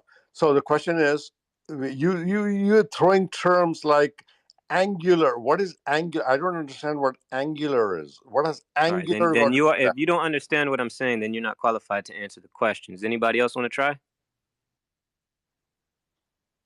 Maybe it's that they're not as far as they say. Oh, That's one. That's one. I'm not Common. qualified. I'm not qualified, but I try to open your horizon. There are Hold on. energies. Please state for the record, like, what are you here for? I'm To here to ask. explore Is your the question mind, me maybe. or somebody else? I'm Okay, talking to somebody else. Can you hear them speaking? one at a time, guys. One at a time. One at a time. Can I just throw in there D3 and Mr. Xavier, if you guys are listening? Things started to slow down. Time relative started to slow down for me when Trojan started speaking. I just wanted to throw that out there for you guys because I said I would the next time it happened. Carry on. Oh, that's interesting. What do you think it was his voice that triggered that? This goddamn space is glitching. Is the space crashed or what's going on? No, it was All something right, about the first statement that he made. copy. So CG or GG, you jumped in here, even though Matthew had his hand up. Put your hand up so we can get to you next. But let's go over to Matthew because he's had his hand up first. Oh, well, real quick before I get to Matthew, I want to hear from my guy. But just for Trojan, Trojan, you said you want science questions. Do you have any exclusive evidence that the Earth is in motion around the sun? How many do you want? Just one, your best one. Okay. The Earth moves around the sun. You want evidence? Okay. Does Mars move around the sun? How about that? Or the Mercury, which caused something called the general theory of relativity. Do you understand all these Now we terms? know. Now we know why Proud slowed down. So general relativity is all about relative motion. So I'm just asking. No. I just General no. I'm Yeah. asking you So specifically you about cannot be the. just talking. I'm asking about Hey, look, any. host. No, You're you're not not gonna going to be tell. talking over me. Yeah. No, I'm not talking over you. I was actually talking, and you're talking over me. So I was asking you about any exclusive evidence for Earth in motion around the sun. Now you can speak.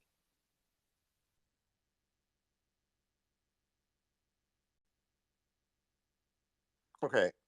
Can you explain? No. One of the proof is. Can you explain something called periodicity? We have a year, right? It is 2024. There's going to be 2025. How did that come about? Why do you believe that? Via kinematics, not dynamics. Do you have any exclusive Do you know evidence what for kinematics? Earth? You seem not understand the challenge that you propose. You said to ask you questions about science, right? You usually answer, not ask a question in return. All right. So we're gonna try one more time. I know this is difficult. It's episode 114. We've been doing this since 2022. We still haven't found exclusive evidence. You said to ask you about the science. Please don't ask a question as an answer. Do you have any exclusive evidence for the Earth in motion around the sun? Go. No, I have to go back to kinematics and dynamics. Can you please explain what kinematics are? Do you know, or can I make you understand what they are? Was that another question? That's another question. I need you to answer my question because you're here asking for us to ask you a question. So that's what I did. So can you provide an answer? Can you provide an answer? Can you provide an answer to my question? Let me answer your question with an answer, okay? The Earth revolves around the sun because there's a Hindu motherfucking god who dictated his terms and made it go around the sun. Is that a fair answer or no? No. No? Not scientific. That was your parameter. Yeah, that was an answer. This Fuck wasn't that. scientific. Good job. Hey, You look, deviated guys, from look, your guys. Okay, you okay. Suck deviated dick. from I your gotta own. go. I gotta go. Suck dick. Suck dick. Suck dick. Bye. Dang, the cog gist. Yeah. Oh my Yo, gosh. please somebody clip that. Yo, please somebody clip Oh that. my gosh, bro. This man. Yeah. I knew he was a waste, bro. As soon as he started talking. If anyone's recording, I'll clip it up. You know that. Is Alan or Shane still recording? I'll definitely clip it up. Definitely. That's going. That's going. You go check their stream right now. You get the time. timestamp. Get the timestamp. They're both streaming it. They're streaming. I'll definitely. If they're streaming it, I'll definitely get it. Yo, Matt, please make a fire clip of that. What's up, Matt? Yo, good to see you. Go ahead, Matt. Yo, okay, so on a like slightly like more lighthearted note, there's like two things real quick. One, I just want to ask y'all, like if there's anything I'm missing. Like I'm making a video about NASA, and I just want to ask y'all real quick, like if there's anything I'm missing on the list, I'll explain in a second. And then the second thing I want to discuss, like real quick, is like about the moon and like when you try to take like a picture or a video of it, and how it looks so insanely small when you try to take like a photo or video of it. Because like I thought it was just me being crazy when I first like just started trying to take pictures of the moon like a year and a half ago, and I was like, what? Why does it look like a pinprick? And then I talked, like everyone I talked to says the same thing. Oh yeah, it looks insanely small, and the sun as well. And so like I made a post about the moon today. Obviously got community noted, as like everything does, you know, when you post something about the moon. So anyways, I'd like to just get y'all's thoughts on that real quick. But first of all, so I'm making a video about like all the stuff NASA fakes aside from the moon landings. Like the basic idea is like, okay, we all know they faked the moon landings, but like they're actually faking everything else as well. And it's gonna be like a really like not overly long. We're shooting for like less than like 12, 15 minutes the most. With like really good editing, music, like visually pleasing, so people can send it to like anyone they know who, you know, still thinks like NASA's legit. And it's going to be like just condensed little sections of like the most damning evidence that they're faking all these different things. So like real quick, let me just like shoot off the list of like the different things I'm including so far. And then y'all let me know if there's anything I have to include that I'm missing. Okay.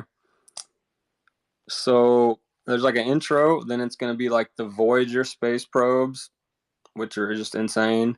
The James Webb Telescope photos being fake. Yo, we definitely gotta pack those up. That Voyager, Yeah. No, that's gonna be on the I'm list. actually done with those sections. In fact, I'll post a little preview of it here in a second in the pill.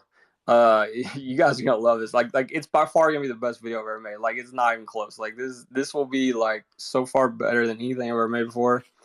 I'm just really excited man, about it. that T-Mac clip that you made for me, that was pretty hard, bro. Yeah. Be hard to top. Yeah. No, I know. Like this one, like as much as you love that one, I know because it's like T-Mac and it's like you dunk on people. I guarantee you're gonna like this one more because it is. You'll just have to see it. But anyway, so after Voyager and James Webb, I got the first spacewalk video. That's like one where it's like obvious claymation. The guy's helmet turns, even though the helmets didn't turn. He had a patch magically show up on his shoulder that wasn't on there when they took off. The Earth started spinning in a different direction halfway through that 7-minute first, but like that, like just all insanity. That one's gonna be in there. Then there's gonna be a bubbles in space section. There's going to be a Challenger section with like Justin Robert, you know, talking about Challenger stuff. Then we're going to have like videos of the ISS, both like outside and inside. So like inside the ISS, like obviously, you know, when they're like glitching out and, you know, there's guys in harnesses and they're like got wires and they're disappearing.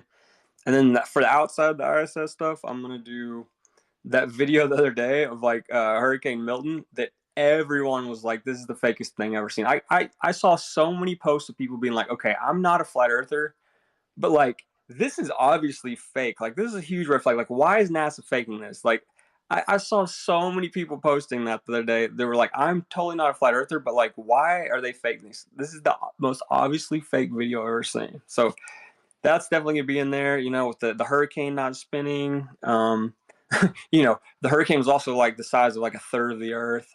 There's no land visible, there's no stars, there's no Yo, satellites, when there's I no seen space you post debris. that, the other day, I was like, "Ain't no way!" And you put the Yeah, when you drew the actual yeah, uh how it's relative to the full globe Earth. I'm like, bro, that's just yeah, taking up the whole northern hemisphere. Like, what is going on? Wait, yeah. That's what is crazy. it, Sacred?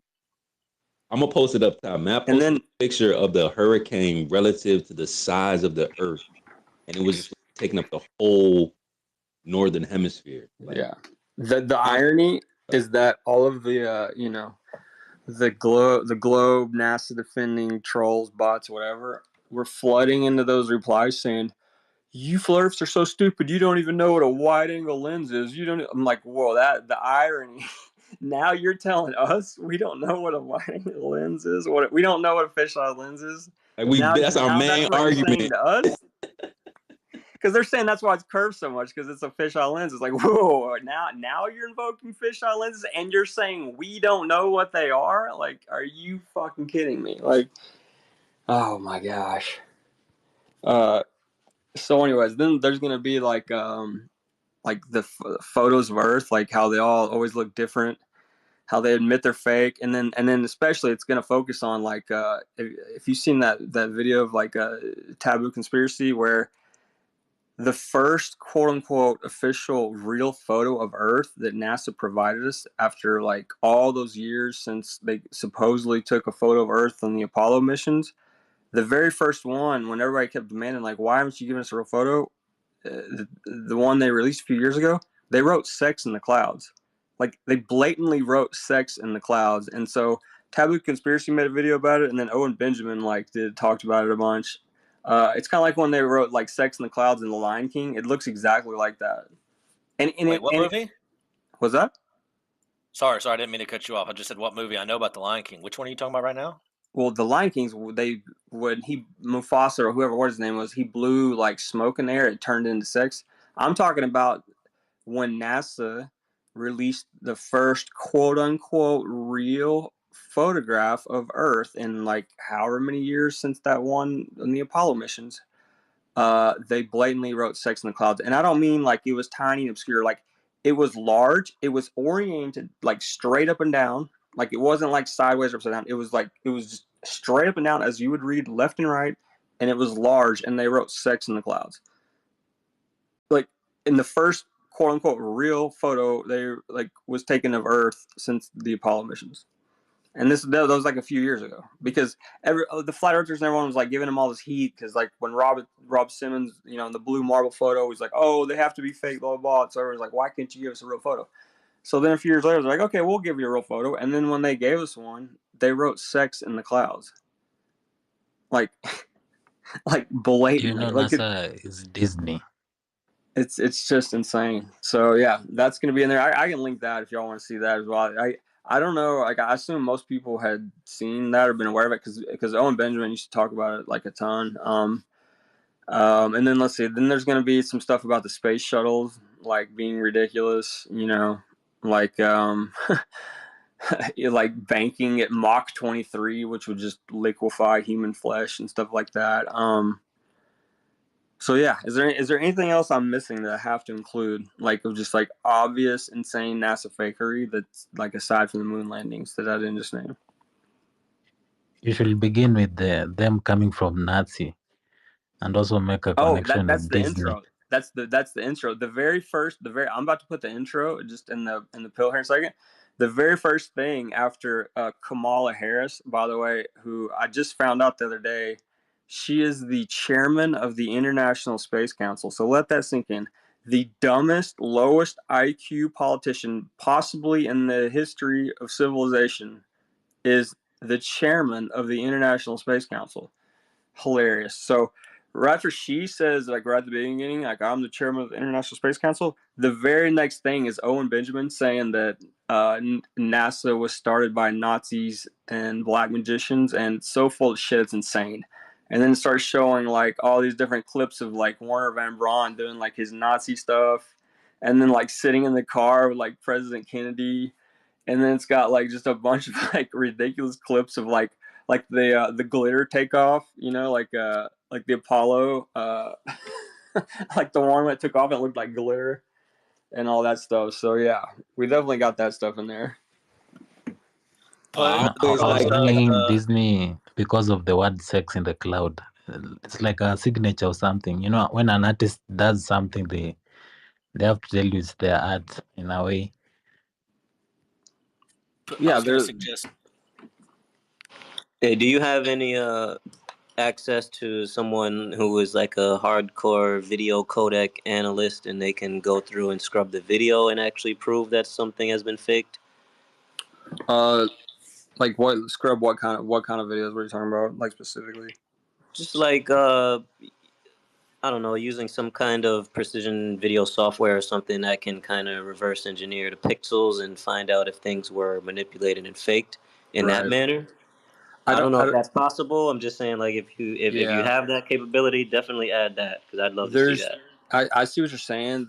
I don't know anyone who's like an expert in that. There are some things though, like as far as the photos, like there's a guy who made like a clip a while back, a couple years ago, about like proving that the James Webb photos are fake, because he plugs them into like photo forensics, and he just shows like how you can see all the metadata, like this was made in Adobe Photoshop, like this is how long it took them to make it. You can see all of the edits they're doing, like all the color change, you can see the whole thing they're doing, and then they release these photos and say like these are totally real.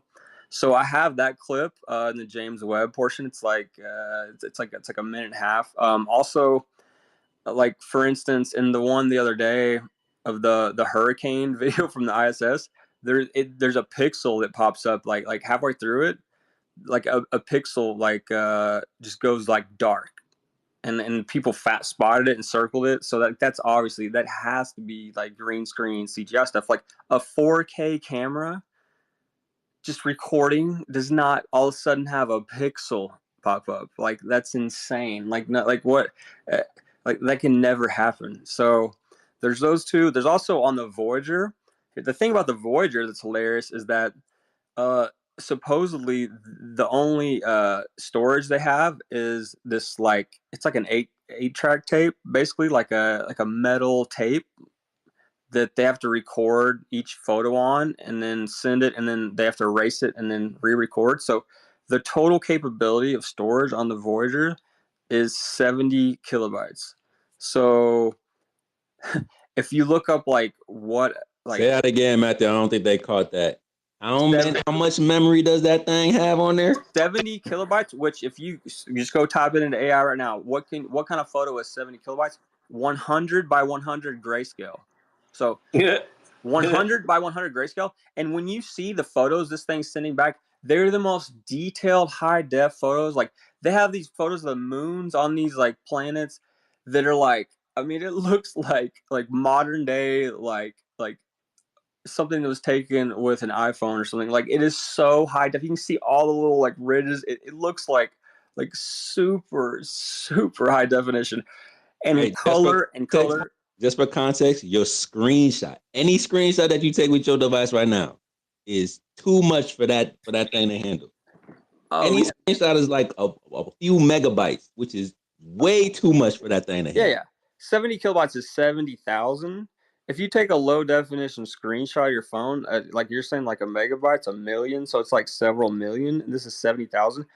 Like I included in the video where I typed into Grok. I said, what kind of like videos or photos can you save with storage of 70 kilobytes? And it said you will be extremely limited. The only thing you can really do would be like 100 by 100 grayscale photo. So that means black and white, 100 by 100. That means 100 pixels like one way and 100 pixels the other way. So like I looked up. I just typed into Google like 100 by 100 grayscale photos, and they're garbage. They don't even look like a photo. Like it's not even. It looks like just like blocks of gray and white. It's Well, Matt, insane. you're talking about photos from like the James Webb. Is that what you're talking about? No, I'm talking about Voyager right now. I'm talking about Voyager. Voyager 1 and Voyager 2. I was talking about James Webb. Oh. I was talking about James Webb before that, but right now I'm talking about Voyager. Wait, so Oh. 70 kilobytes is the data size of what? Like some onboard memory? That's some the, kind yes, of the total onboard memory of Voyager 1 and Voyager 2 is 70 kilobytes, and it's like a 8-track tape. It's a metal tape that like back they were launched in 1974. So they say it's basically like an 8-track tape, has 70 kilobytes total data, and then every photo they take and they send back, they have to erase it. They have to erase the tape, and then they can store one more, and they have to send it, and then they have to erase the tape every single time. Okay, they've been erasing this tape and then recording on it since 1974, and it's still just working like perfectly. 50 years later, they've erased this tape like a million times. It's still working perfectly. So hold on. So are they saying that they're taking like, you know, a JPEG and saving it to that, or are they saying they're saving like text data, because a 70 kilobyte file of text data that they can reconstruct in a 3D program, you know, to construct a photo? Yeah, like compression. That could probably happen, but so yeah, you're saying like compression. So in theory, you could with really modern day compression, like get like a decent like color photo JPEG. But one, they didn't even claim to have that back in 1974. No, not compression. Not compression. What I'm saying is I'm not so sure if they're saying they're taking actual photos and saving them as a photo file, or if they're just taking data, you know, from like sensors. Yeah. You know what I'm saying? 70 kilobytes of sensor data. That might be sufficient to recreate images. High definition for real? But you need to understand, at that time, there was no such means. There was no blender and all this modern mechanism for true. mixing and matching that we have. That's true. It was on tapes. Like, listen, remember this when is even tapes were crazier. being used? Wait.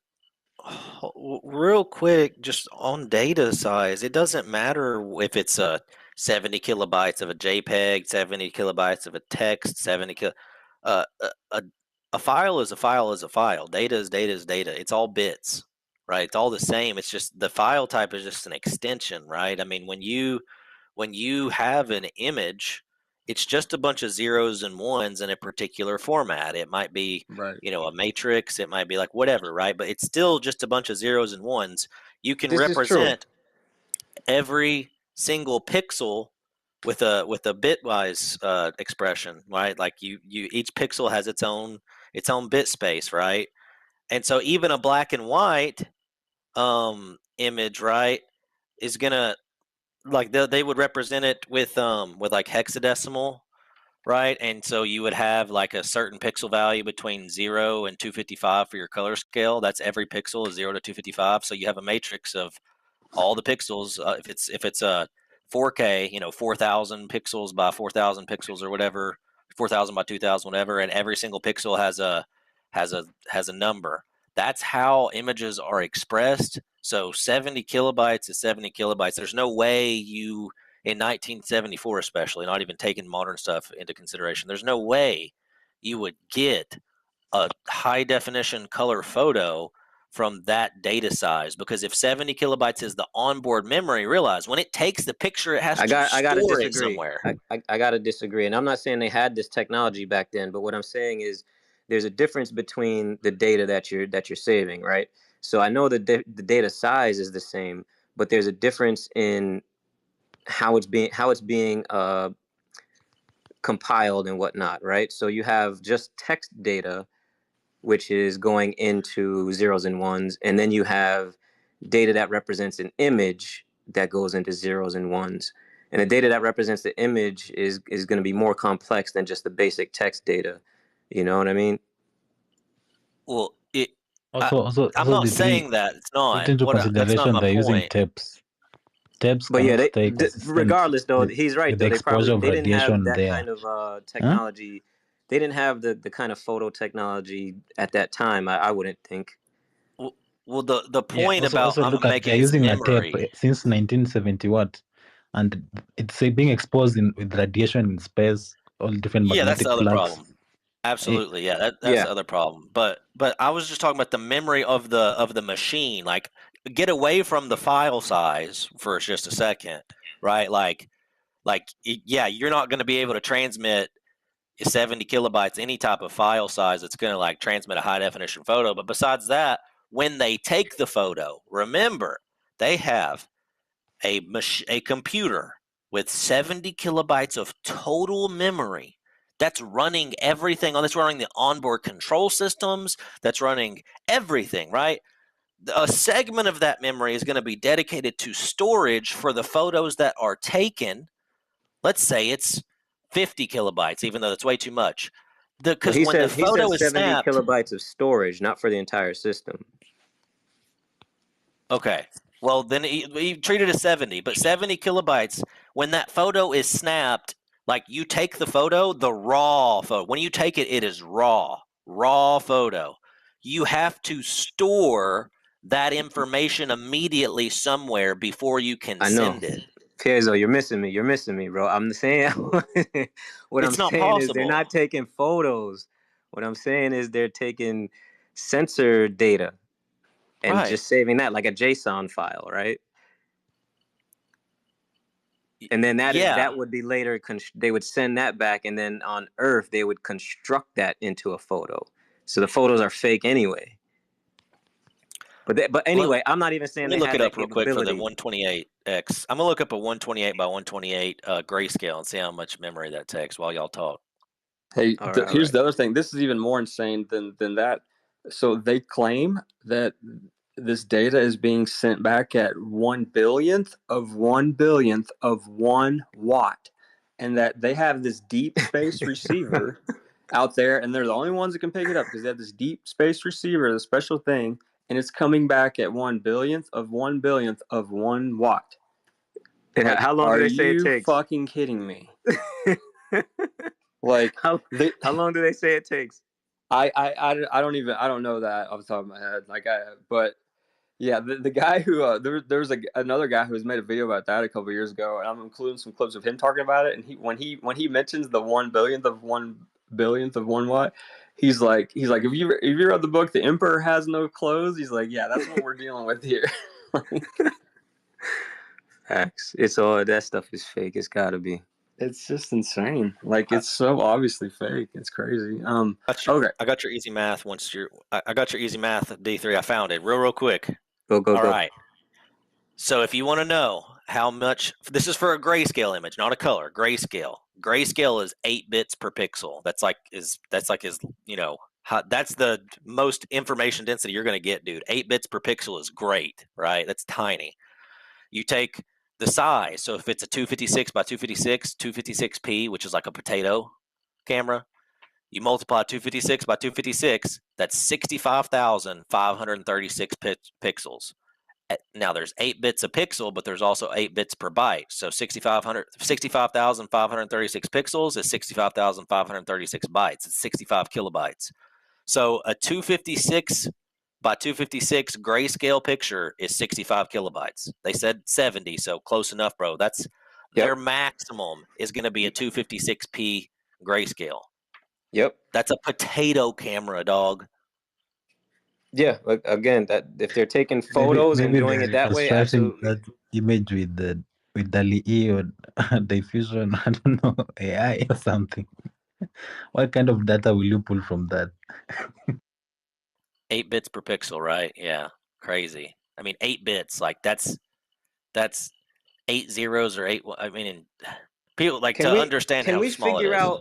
Can we figure out what sensors are actually used on like the James Webb because they're always harping on how great the James Webb Telescope photos are. Can we figure out like what sensors and stuff that they're using to pick up the image data? It's real, by the way. No, like, let me explain. I'm being dead serious. I've personally, I had the rare opportunity when I got out of the military and I was went to school for engineering. I got to go to the Northrop Grumman facility and actually see the James Webb Space Telescope before it got launched up. Nice. When it was still in like the clean room. Yeah, it was like a 3 or 4 story clean room with people in like white suits in there, so they didn't contaminate it or whatever. Now I know all those people believe like the full paradigm, right? I'm not saying the paradigm is true. What I'm saying is that like this was a freaking heck of a monster of a telescope. Like it had these these honeycomb shaped gold plated mirrors all over it. Yeah. Like, I mean, they definitely have like a super fancy high tech telescope that they've made. And I know it's got a bunch of very high tech sensors, and it's got all modern like data transmission equipment and like all this. Like it's a high tech piece of tech for sure. So I'm sure that it being brand new has the capability to send high quality imagery. I just disagree that it's about where it is and what it's moving Right. around. The distances. Yeah. Yeah. What up, Wits? What up?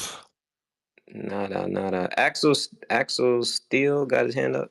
Hey, And I everybody. want to hear from Gigi as well because she's been patient. Oh, I didn't see Gigi with her hand up. My bad. Oh. Gigi, go first. Axel, we'll get to you in a sec.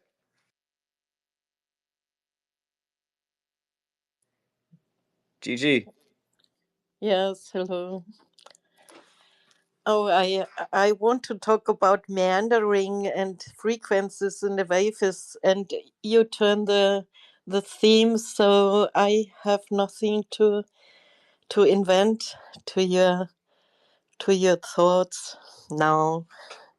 But I think if this telescope has also a measurement for frequencies and waving and meandering, it would be much more interesting than now. But maybe it is possible that we mess it with our little measurements. Thank you.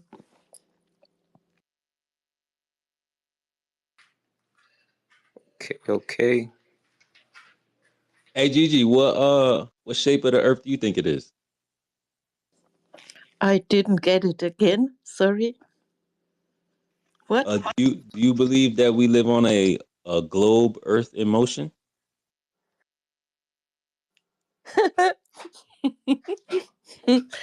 I live in Bavaria.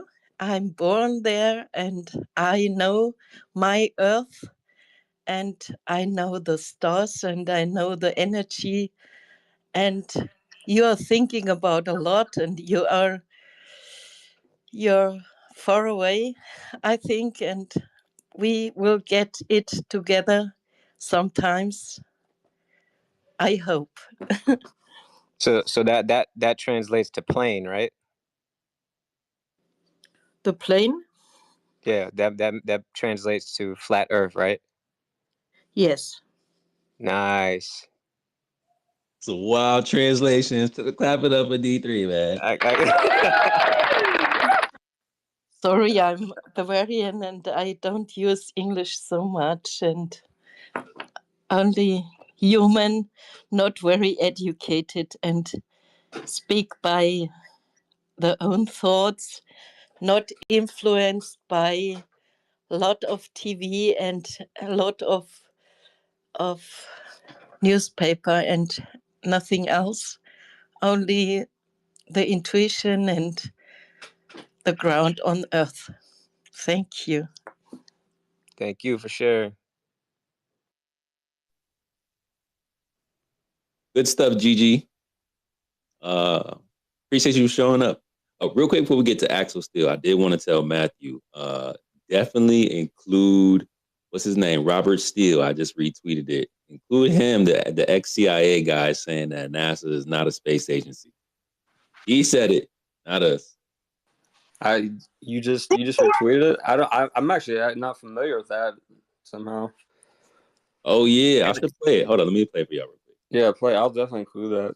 And the cosmonauts and astronauts, Buzz Aldrin and the Russian and Polish cosmonauts who have spoken out and said that it's fake. You should include clips of those people. Here we go.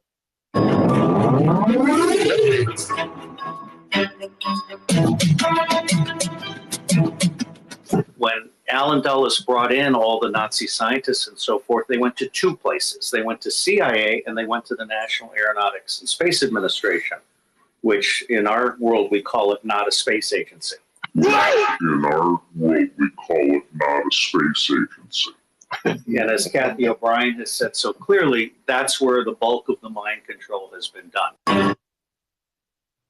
Y'all heard it here first. Well, maybe not.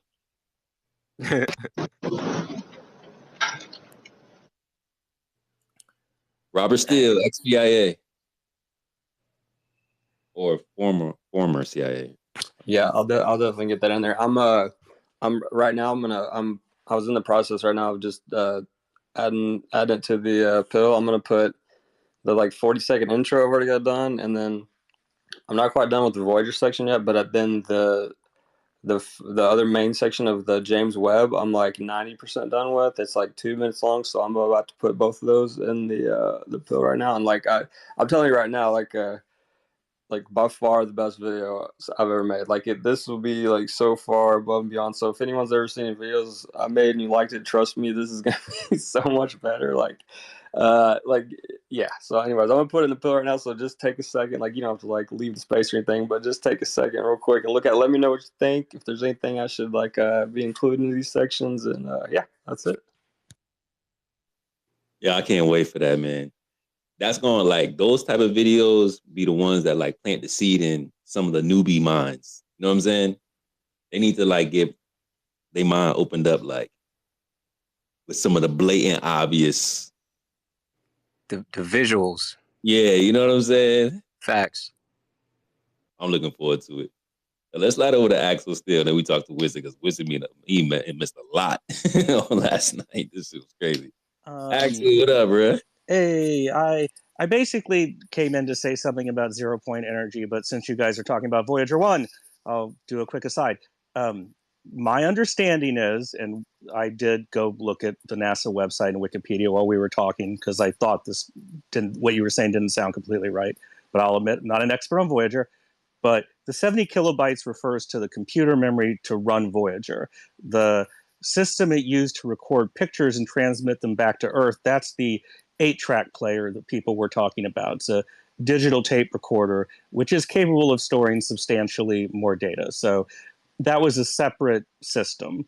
And what I read said it could store around 65 megabytes worth of data for transmission. So those are two separate systems. At least that's what NASA's website says about it. So I'm not saying that's right. I wasn't there. But at least the official story is that those aren't the same thing. Thank you. That's important to yeah, thanks for correcting us on that. I was just going what I heard, so. I didn't do in-depth research. I just looked at NASA's website. But 0-point energy, I'll just say real quick. So 0-point energy is an artifact. It may mean different things to different people, but scientifically speaking, in that realm, it's a artifact of quantum mechanics. And so you'd have to believe, you wouldn't have to, but I don't know how much sense it would make outside of the standard quantum mechanical story about fields and stuff. Basically, it's just the idea that even at the lowest energy state you can be in, there's still positive energy because it's because the fields still fluctuate. You can't stop the various fields in space from moving around and they can't really get lower than zero. So there's always some positive energy to any particular point in space. The reason why scientists say you can't really get at that energy mostly has to do with that those points in space are already at their lowest energy. So it doesn't really seem like it's possible to put them into an even lower energy state than the lowest possible energy. And if you could do that, it would imply some unfortunate things about space-time. So, namely that space could be at a lower energy state, and so we would expect eventually it would collapse to 1. Now, who knows? There are a lot of theoretical difficulties with it. It doesn't make a lot of sense with our understanding of the expansion of the universe, for example. and it's called the cosmological constant problem if you want to look it up. But that's normally why people say you can't get energy out of it, because it's already at the lowest possible energy. I yield the floor. I have to refer you to Nassim Haramein. He's a physicist working on this right now over in Switzerland. And he says it's actually 100% possible, and he's coming out with technology soon in the next 5 years or so. Actually, maybe even before then, but probably five years or so. Definitely check him out, Nassim Haramein. More power to him. I was just giving the standard story. Also, cool. I concur mostly with what you said, but there's an internal inconsistency even in the mainstream story of depicting it that way, because in addition to these quantum fluctuations, which are described as 0-point energy, fluctuations in this low energy state, right? There's also a phenomenon known as vacuum ionization or breakdown, where you can literally ionize the vacuum and cause electrons to spontaneously spawn inside the vacuum from the space in it. And ionization is a property of a material medium. You ionize a fluid like a gas, right? That's what you ionize. You don't ionize empty space. You also can't ionize a field, which is just a mathematical abstraction, right? None of those things can be ionized, but there is something known as vacuum ionization, and that's where they see electrons pop into existence, and then they also say that positrons pop into existence with them. And so while you're hitting this vacuum with this extremely high voltage that's overcoming basically the dielectric constant of the vacuum itself, that these electrons will spawn. And then at some point, you stop giving it the energy, and I guess they collide or whatever with the anti-electrons and annihilate, is what they call it, annihilation. That's crazy. Can I offer a different theory, even though I'll go into the mystical understanding of things? Like when you look at Earth, people were arguing earlier about the boundary between the vacuum and the atmosphere. There are 4 elements, major elements of the Earth. The heaviest itself is the Earth element. That's why the most heaviest thing are hidden deep below the Earth. Most of them come up through volcanic activities. That's why they get the rich mineral veins. It's because of such disturbances. The next heaviest is water, which is the most abundant, and it's also its distribution. It's more flexible than the Earth because water can be found inside the Earth, but also water itself it occurs by itself, but it's also mixing with a lot of things in the air also. And there's air, which is it's closest to the ether, and there's fire, which we cannot perceive. And all this relate to the ether. So when you look at the interaction of elements like air, when you look at the elements that have this air quality, they are more related to the ether. Most of the things like gravity don't affect them the same way you expect a feather or any other thing. Air totally works different. Even charge in the atmosphere. Remember, even this air, most of this air, they have polarity in themselves. When you change charge in the atmosphere, it can affect distribution of different air air elements. How do I put it? Things like nitrogen, hydrogen, and all those things. The distribution of charge in the atmosphere affect where they are found also.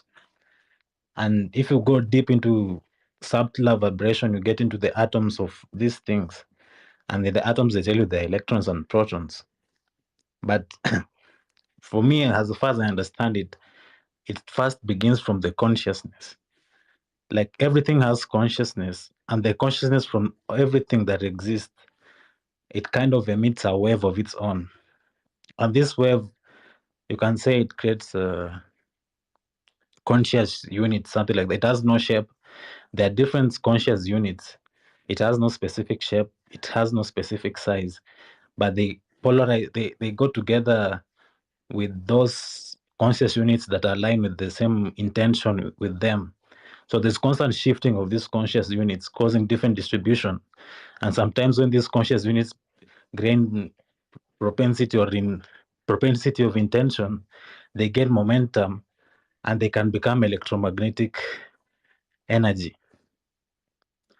And this electromagnetic energy, it has a magnetic interference. This is where we can measure this interaction of things. But remember, this conscious units begins with the focus of intention, which then causes the what we observe, like the electromagnetic energy that we perceive, sound, light, and all these other things that come from that. It comes from subtler energies. I've used conscious units because it's the least that you can divide. It all goes back to consciousness. And people who know how to use their consciousness, that's why people can tap into crystals and look into memories of the crystals, because they're using these conscious units, how they organize themselves. Even rocks have memories, everything have these conscious units. This is what they vibrate through. And they also have awareness. And it's also related with the distribution of charge. So you find our technology can work best if we include consciousness. And it can be simpler, less mechanical if we include consciousness, less accidents, easy to go where you want, to get the direct intention you desire. And that this is the most advanced we can be as scientists, because I believe once the science of Earth advanced to such levels where we deal with things like conscious units, we can be our science can be mistaken for magic, like people like saying in the movies. Real quick, Whitsid, is your mic working, dude? I see you like popping up and down a lot. Maybe I don't know if you're trying to get your mic to work. Yeah, I think so. No, whoever was just talking cut out for me, so I just cycled back. Okay, no worries.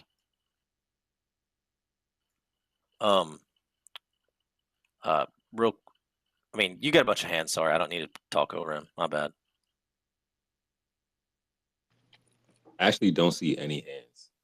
I was just gonna say the same bugging thing. for me. It's bugging for me then. Okay, yeah. I was gonna say, so I went ahead and checked on it. So this is what ChatGPT has to say about vacuum ionization.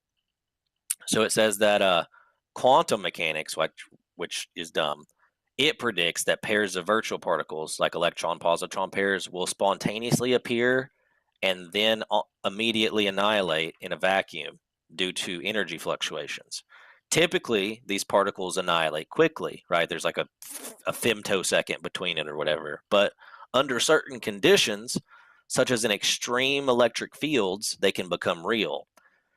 The energy, when the energy from the electric field is high enough, these virtual particles will get separated, with one particle falling into the electric field while the other escapes, effectively creating real electrons and positrons. This process is referred to as pair production. The energy required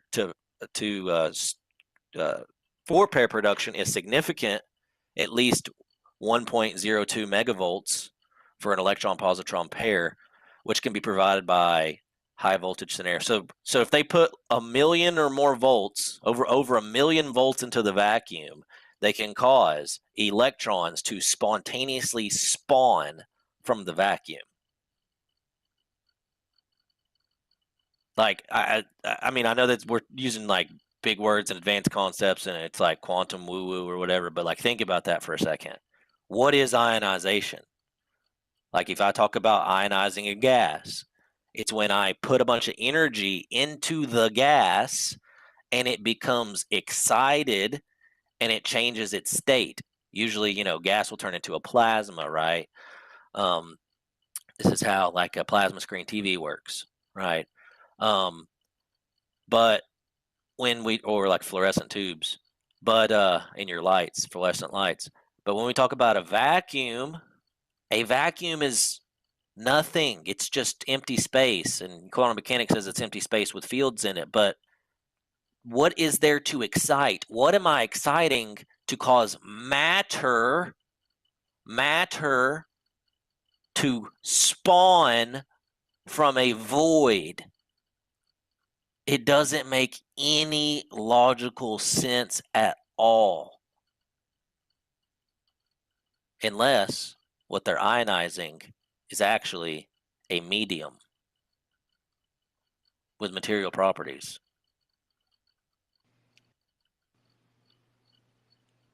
Then it makes sense. With you on that. Any Always Glovers want to asking, push? Any a Glovers want to vacuum push is back empty of on what? that? Axel, you want to push back on that? Anybody want Morgan, can I get a mic check, Morgan? to? Oh gosh, Morgan, huh? I remember this guy. I've been trying to forget. Hey, have any of y'all heard of this guy Wilhelm Reich? That he discovered what he called orgone energy, but really it was like ether, basically.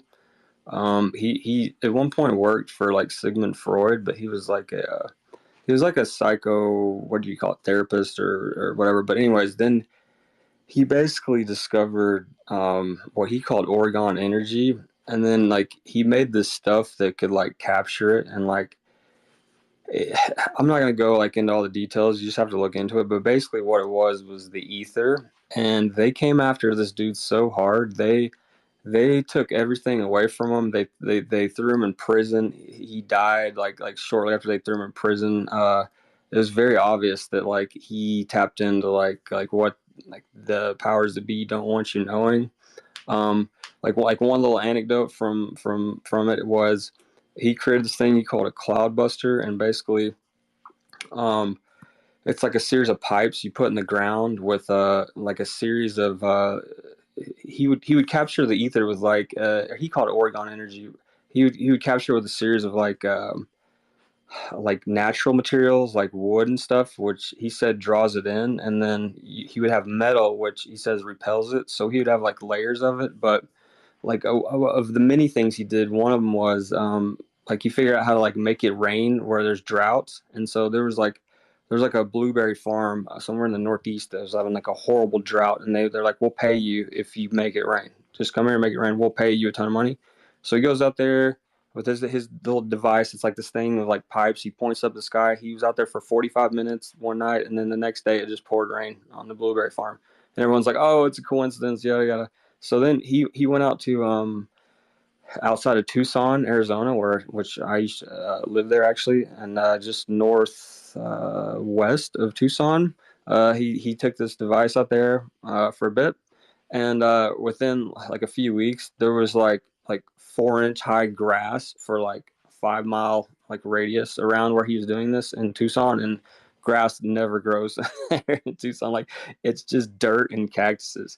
There's like photos of it, like where he did this, and I mean, there's like tall grass out there, and basically, he was saying like areas where they're like deserts, like where there's droughts and doesn't rain. It's because like what he called Oregon energy, and like his office, like it's all negative, like it's not balanced.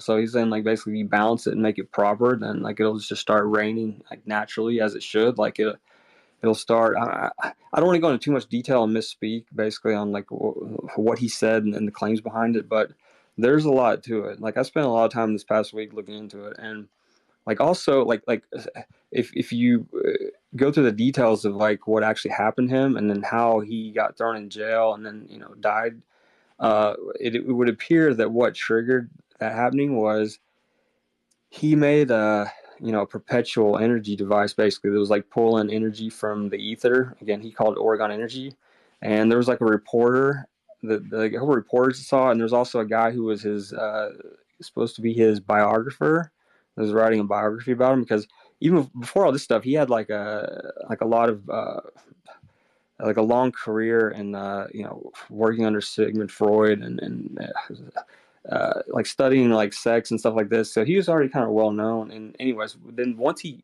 caught into this, like he totally devoted his whole life to it and dropped all the other stuff. And so anyways, he had a biographer, right? And he showed this thing to the biographer. Like he had needed help, like figuring out like some of the math and stuff to actually be able to convert the stuff into like energy into a generator. And then when he did it, he was so excited. He's like, I've just changed the world. This is it. And he was like beaming, yada, yada. Again, a reporter saw his biographer, yada yada, and then within a few weeks, like right after that, his biographer left. No one ever saw his biographer again. He called him a few weeks later, and they spoke on the phone. And like if you hear the stories, like this guy was again a lifelong psychiatrist who's like trained to know what people are thinking and stuff, and he thought the guy was like for sure not speaking freely, I guess is the way to say it. Like he was either being listened to or told what to say. And they had like a brief conversation, and then no one ever saw or heard from this guy again. Like this guy vanished into thin air. Like there was no like funeral. There was nothing. This guy vanished. Shortly after that, they threw him in jail, and I believe what they threw him in jail was for claiming that he made these like boxes you could sit in that like pulled the ether and it was like healing people. And so they threw him in jail for like making like false claims basically about curing cancer or something along those lines. And then I think within a month after they threw him in jail, he died. And he was like around 60 years old and like perfectly healthy. So yeah, it's really interesting. I'd never heard of this guy until this week. I heard something about it on Crow 777. And so I just started looking into it and reading like everything I could find this week. And it's really interesting because like for sure what it was ether. Like, he called it orgone energy, like ORGONE. But yeah, if you even just Google it, there's like a Wikipedia page, and they'll say like it talks all about it. But then it's gonna say like, oh, this has never been proven. He was crazy, like yada yada yada. It's just all gaslighting. But there's a lot of ways you can actually prove his stuff. Like he would do these things where you could actually like turn down the lights, and he would have again like natural substances and metals that would like pull it in and repel it. And you could actually like see it under different colors of light, like the stuff being drawn in and out. You could also do stuff like he would make these little things that like pull it in, like it's just natural materials, like encased in like wood and metal. And then he would go put one like on one section of like where stuff is planted, like plants, and then like leave the other one without anything. And like where he had put his little like Oregon energy device, like the plants would just like grow and flourish. And there's people even doing this today, making these things. Like you can make one of these little things. It's just out of like resin and like metal shavings, and you can cut a banana in half, and then just like hang like each half of the banana from like two ends of string, and go put like one of these little things under one piece of the banana, one half of the banana, and then within like however much time, the one that doesn't have it like rots and turns black, and the one that does have it like is still fresh. Like so, there's definitely some proof to like what he did. It wasn't just all nonsense. Like even though all these stories seem to add up with like what we know about the ether, and obviously they don't come after you that hard, um, and like throw you in jail and kill you, and your biographer disappears if you're not onto something important. So obviously that alone is just like a huge like red flag. But the fact that like you can actually do some of these things like yourself and just see it with your own eyes, it's really interesting. So anyways. All righty. Move on over to Wits. What's going on, Wits? What yes, is up? I want to add that I also work with organetics. It's called, and hold on. GG. It's an instrument where you have a GG, metal GG, sit on this when I heal, GG. and then Is you there create anybody a on space stage? with two She's tubes. gone. She's gone, boys. GG, can you hear us, GG? Oh, I think she can hear me, but she can't hear any of you. GG, can you hear me?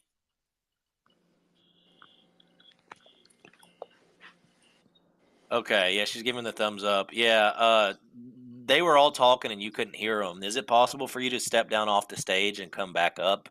Because they were like, you were talking over Witsit. Shaker, you might also have to bring D3 back up if he just cracked out. D3, come back up, D3. Yeah. Yeah, Witsit was about to tell us. What's up? Yeah. Oh, what's going on? So you guys can hear me pretty good? I'm assuming you Yeah. guys can hear me. All right. Sorry, I just woke up. But yeah, so little. I can't say too much about this, so I hate to have to do this, but anyway. So I'm gonna be on a really, really, really big show, and it's gonna be a debate, and so they're gonna fly me out, and it's gonna be really, really, really, really, really, really, really, really, really, really, really big. Okay, so I need to find someone to debate. Okay, it's like obviously we don't want to give this spotlight to like these goober, weird, toxic losers. So I need to find a PhD physicist, astronomer, astrophysicist. Now I know a lot of people will be like, oh, Neil deGrasse Tyson or something. Neil deGrasse Tyson couldn't go through a debate with Derek Debay. Okay, so he's not going to debate me, but that is still more in the general direction of what I think we should consider because the platform is so big that if they reach out to them, we have the chance to get someone that we would likely never get otherwise. Okay. And yeah, without saying too much, it's just going to be like, yeah, really big. That's so funny. Um, I'm being so redundant and cryptic, but anyway, I think Bigger than InfoWars? no. Oh yeah. Oh yeah. Oh yeah. Damn. Yep. So yeah, there you go. Just if anyone has ideas or thinks about it or wants to like make a list or whatever, because obviously I want that moment to be because for example, when I was on InfoWars, I was wearing kid gloves. That wasn't a debate. And when I was on like Stu Peters, I'm like real 101 intro, blah blah blah. Like when I talk to people like Laura Lodge, I go super easy on them. This is not gonna be like that though. This is gonna be like a legit debate. Now I'm sure it has potential to be like a 2v2, then the host has his opinion and all this stuff, right? But my point is I'm gonna like ensure that whoever watches that like has to acknowledge like, whoa, like I did not realize flat earth was like this high of a level of a position. So you guys know probably I'm gonna hone in on geocentrism and cosmology at times and blah blah blah. So I need someone that actually knows their stuff, right? Because what we need is for the world to see, like, wait a minute, this PhD astronomer or astrophysicist is like having trouble rebutting these points from the flat earther. Okay. And getting these like prime time concessions is going to be so huge for us. Okay. And these little clips are going to go crazy viral. So that's really all I can say right now. It's in the works, but I have to quickly find a list of people and try to make it happen, right? So just throwing that out there. Is Brian Myers available? Brian Myers is not bad, but like, let me give you my idea here, right? So you could be like Brian Myers or Professor Parks, the astronomer who I've debated a couple times, right? But they've been like obsessively watching my stuff, and so they know all these squirmy little like narratives and scripts and stuff, and that's super gay. I want to have just a genuine intellectual person that doesn't have some like weirdo bias where they created all these tactically crafted, misleading and deceptive, diluted scripts, right? That get people lost in the sauce. And even Professor Parks is like that now. So that's kind of my idea. I don't want to give any of those people, it's not really about even giving them a platform. I don't want to confuse the audience. You know what I'm saying? I want them to hear a legitimate back and forth. So anyway, okay, rant over, but I think this is super important. You guys understand, like once I say who it is, you'll be like, oh damn, it's gonna be pretty crazy. So yeah, I'd I love need if it somebody. was Sabina. Sabina, the German chick, but I don't know if she's big enough. She's plenty big. It doesn't even matter how big they are. They just need to be. They need to have credentials and be able to come in person in the studio. That's what I was Dude, going. that would be so epic because she called everybody in the community stupid, and I take offense to that. She's like a paid op though. She's not gonna put herself in that position. Like, Yeah, nah, she ain't gonna do it. It would be great though. I don't know. She's kind of get hooks in her. She get hooks in her jaw if she got invited because she's already been kind of partially outcast by the mainstream and she does stuff for herself now. So I mean, like, That's actually detrimental to us, right? We want someone that's like fully respected by the mainstream. And it's like, true. and just to clarify, they don't have to actually be like incredibly big and famous. For example, Neil deGrasse Tyson will never go because he'd be retarded to go. Well, like Neil deGrasse Tyson would be retarded to come sit down with me in front of millions of people and let me slice him up. That would be so stupid. You know what I'm saying? Hold on, what's crazy? Hold on, real quick. What is the deadline? It's very quickly, like November. Oh, snap. Okay. Early to mid-November. That way, we got a task. I think I can probably even say the date. So it's either going to be November 8th or November 22nd. And so I have a lot of leeway in like being able to decide things. So what's crazy is I'm not even gonna dare ask you, especially like not right now. But like, I told you this was gonna happen, dog. yeah, no, I totally knew it was going to happen too. This is why I've been like super chill and I haven't been doing tons of stuff because like I know. Yeah, you get it. I've told you guys, but I know like when it starts, Joe it's Rogan. like It's not that big, right? It's not Joe Rogan. Okay, but like it's like big, almost bro. that big. Yeah, like Timcast or something like that. Timcast. You can't be asking questions, bro, because he has to. I know what you say, but like, is it something like we're talking like similar levels of the Timcast? It's super big. Okay. Timcast is too lame. Yeah, it's something. It's big, bro. Like it's something big like Timcast. Yeah. Okay, perfect. It has to be someone willing to go in studio. Yes. I feel like the best possible person for Austin is like he said, well accepted and respected in the mainstream, and respectable and knowledgeable about their thing, but also not super familiar with Austin. I think that's like key, right? Because you don't want the anti-flurf or someone who's going to weasel, like you said. You want someone quote unquote smart, but could also, I don't want to say Austin's going to blindside him, but that's essentially what he's going to do to someone who's not familiar with him. Yeah, and they obviously become familiar with me, and that's fine. But like, that's unavoidable, right? Like they're gonna go watch my stuff. Like I've talked to people, and then what they do when they're supposed to debate me is they go obsessively watch my stuff, but then downplay how much they watched, and then they go watch the people that supposedly debunk me. And there's really no way. You would actually be very irresponsible not to do that. Like if you're gonna go on this super big platform and debate someone in front of millions of people, like you should probably know who you're talking to, and that's fine. But yeah, like my point is, I don't want these people who have perfected these weird, dishonest narratives, because what I want is just an honest interaction. That's so like my interaction with Professor Parks was actually like that when I had him on my show. It was pretty honest, you know what I'm saying? Only a couple times did he start pulling out these like anti-flat Earth scripts.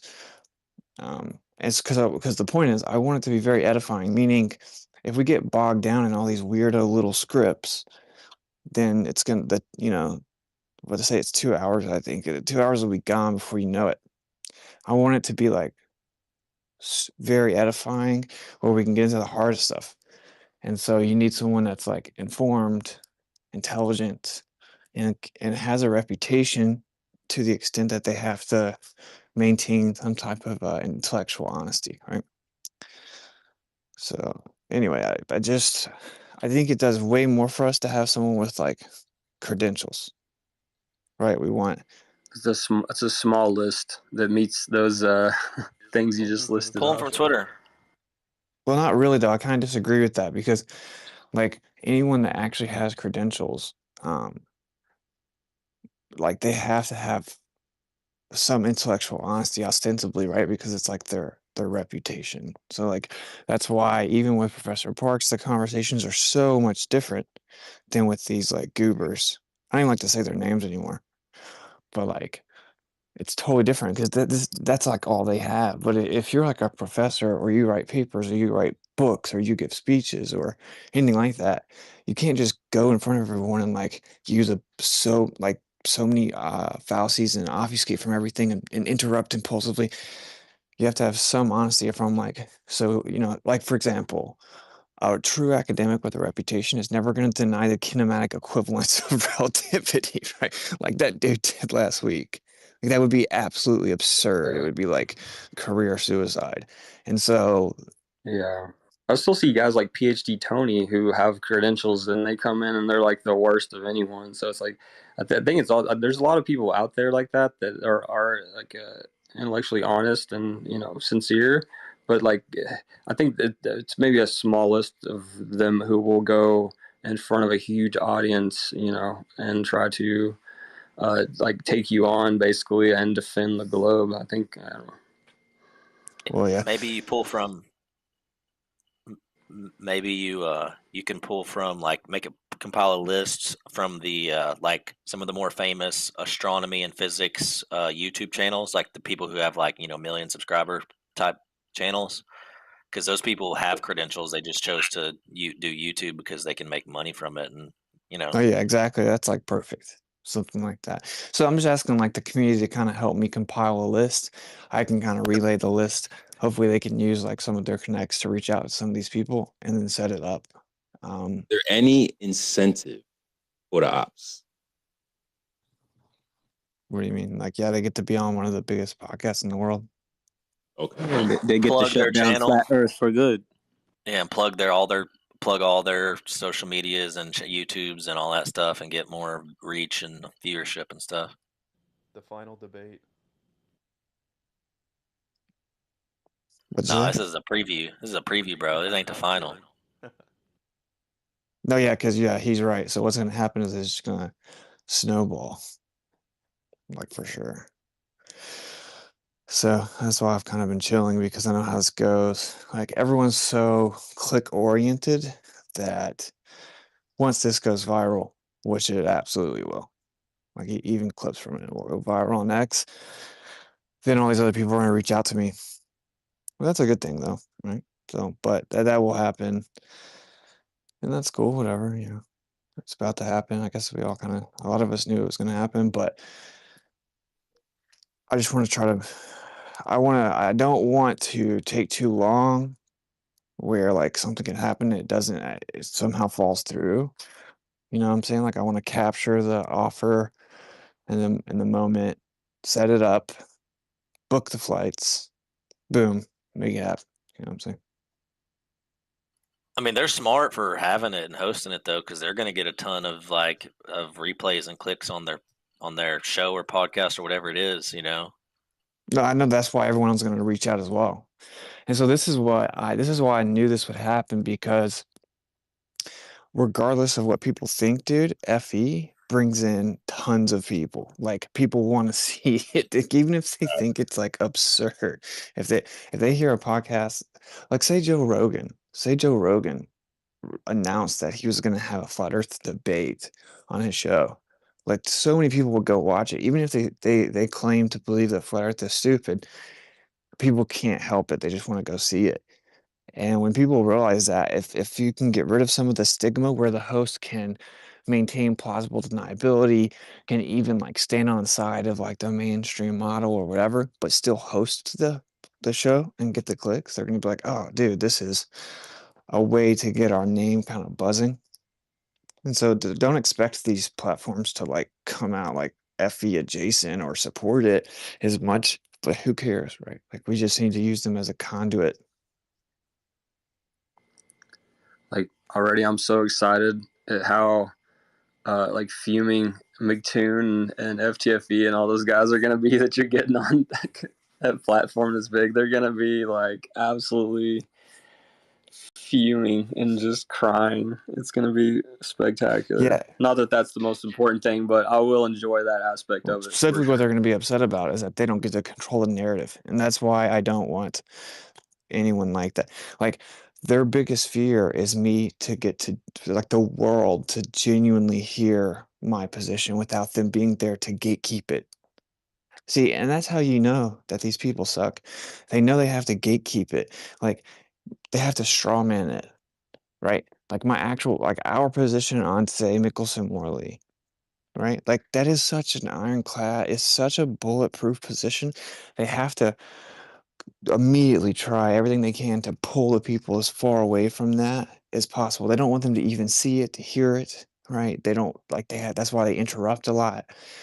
So that's what's actually going to make McToon mad, is that he has to sit back, and that's why he got super mad about InfoWars.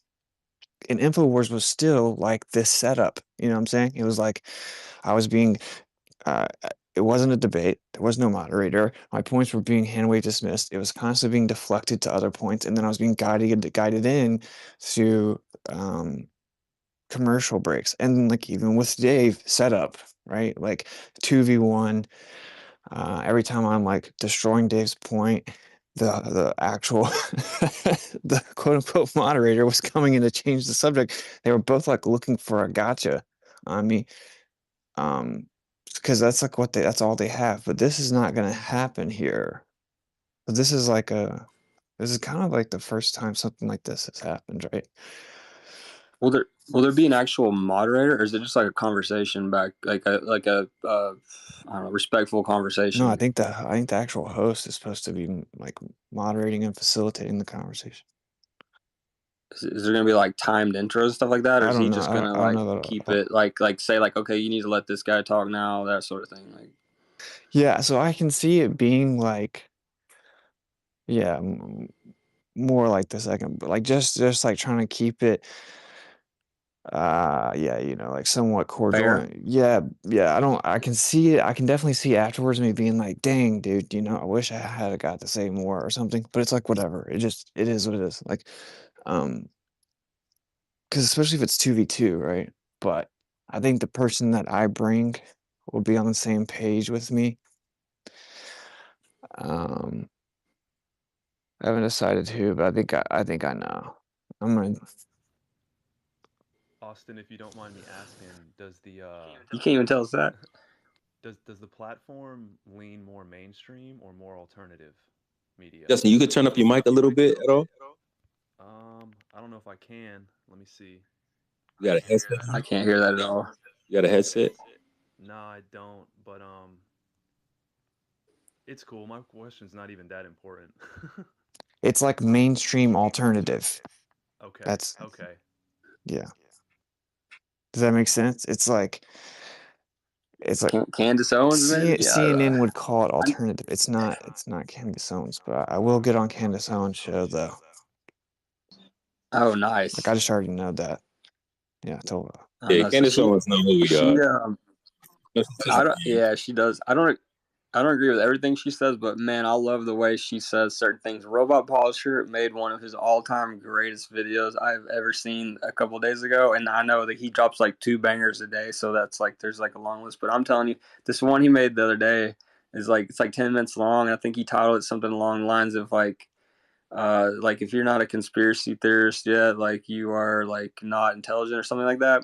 And a lot of it was like Candace Owens clips, and it was just phenomenal. Like probably top 10 all-time Robot Polisher video for sure.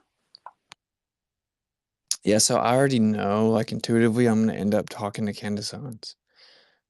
So when I say that, I'm not saying that like I've had any communications with her or anything like that. I have not, but I just know, and that'll probably happen after this. And I just want to re-emphasize this. It's like very important that I do it quickly, and I don't want to like just go get anyone because I'm trying to do it quickly. That's why I'm like kind of asking people to help me. And when you see how big it is, you're gonna be like, just trust me, it's pretty important. You know what I mean? Level heads, Well, listen to me. We said don't ask for a lot. We gotta come through. Yeah. I don't care what we gotta do. We gotta find some PhDs. We gotta find something. We gotta make a connection, a list, something. All right. If the wizard don't come, he don't ask for too much. We gotta do something. We have a task. Austin, make a post about it, and then we will not only like all retweet it, but I'll share it in all the like big flat earth group chats and make sure that everyone like retweets it, shares it, so get as many eyes as possible on it, like whatever you want to say as far as like the person you're looking for or however you want to word it, just make like a good post about it, and we'll like share the hell out of it. I think we should reach out to deeper than that, physics podcasts and whatnot. What'd you say?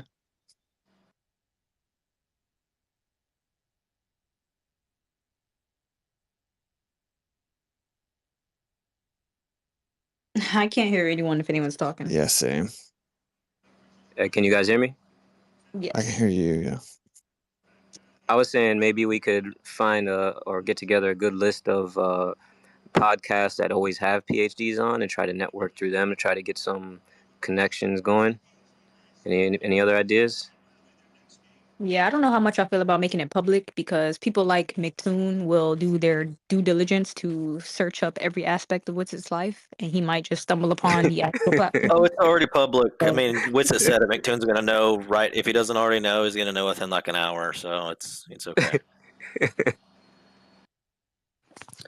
Somebody just DM'd me and said, "Tell Witsit Brian Cox." That's not a bad idea. Yeah. That's a big Think he'd be open to that's a it? big aim, right? Like we can throw him up towards the Yeah, top. seriously. We can throw him up towards the top. I would love to have the discussion. Ironically, I think that he will be more intellectually honest than a lot of these people that we interact with. Like this is what I'm saying.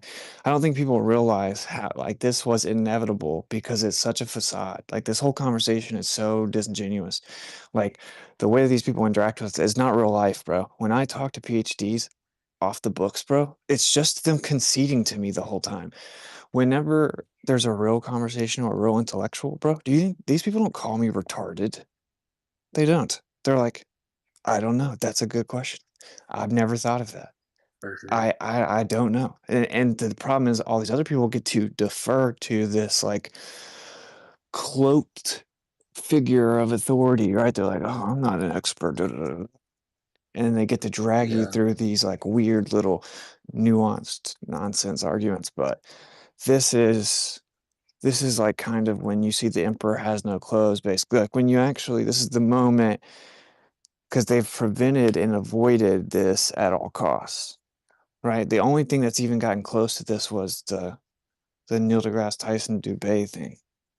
See, they have to avoid this. They cannot have a real intellectual discussion between a flat earther and someone that's clearly informed and intelligent and like has credentials for the world to see.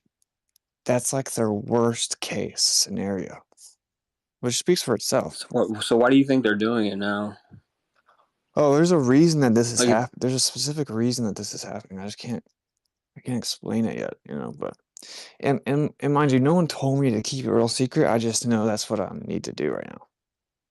So, yeah, you know what I'm saying? You everything will make sense. You know what I'm saying? But there's a reason that's happening. It's like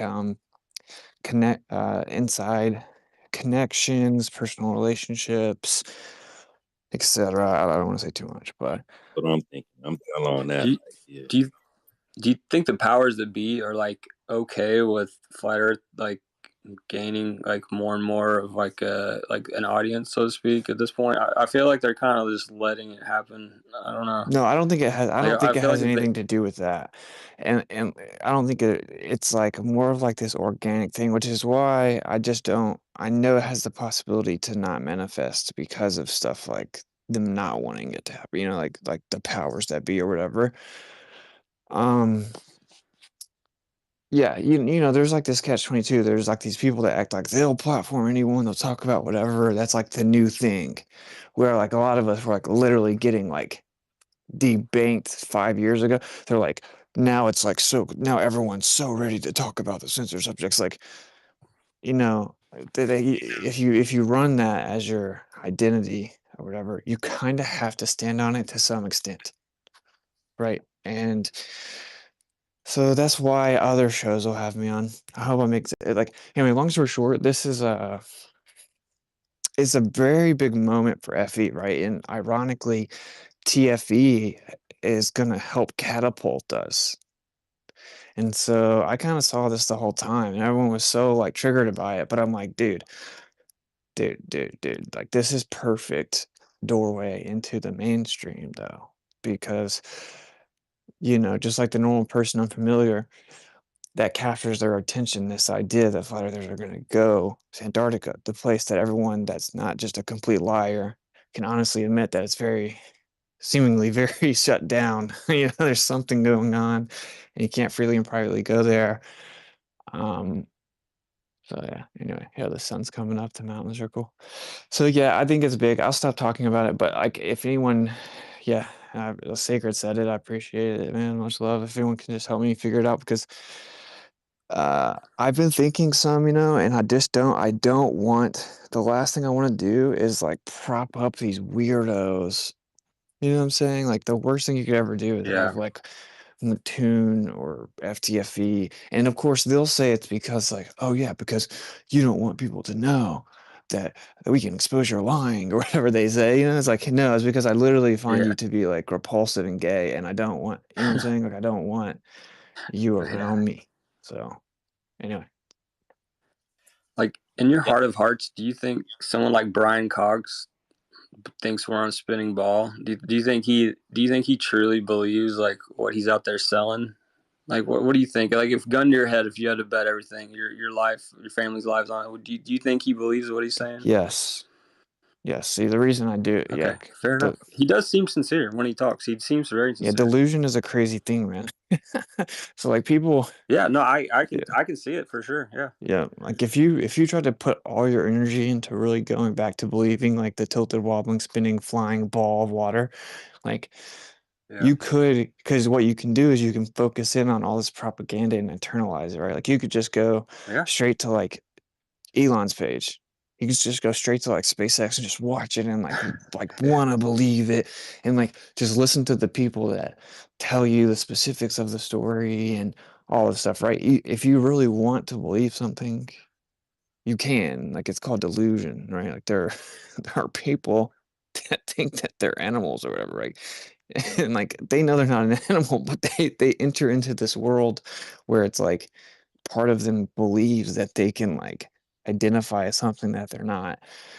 So like, yeah, I think long story short, I do. I think a lot of these people believe it. And that's why I don't have beef with them. I have beef with someone that's lying. Like if you believe in a lie, I don't have beef with you. You know what I'm saying? Like if you know that you're lying, like that's who you got to watch out. Yeah. It's a whole different thing. For sure. Yeah, Austin makes the Proverbs 21, the king's heart is in the hand of the Lord, like the rivers of water. He turns it wherever he wishes. So once again, saying it again, man, if you are doing what he wants you to do and it's his plan and to use you in some way, right, to be a mouthpiece for the truth, then he will utilize people's hearts and whatever's already in their hearts to accomplish his goals, whether they think that they're doing it to destroy you or help you, irregardless. He can put hooks in their jaws, and just like he did like does the kings of the earth and draws them to war and bring them to the table. So all you gotta do is be faithful and fearless, man. Yeah, actually take this opportunity to say it, like for those who like, dude, the creator is super real.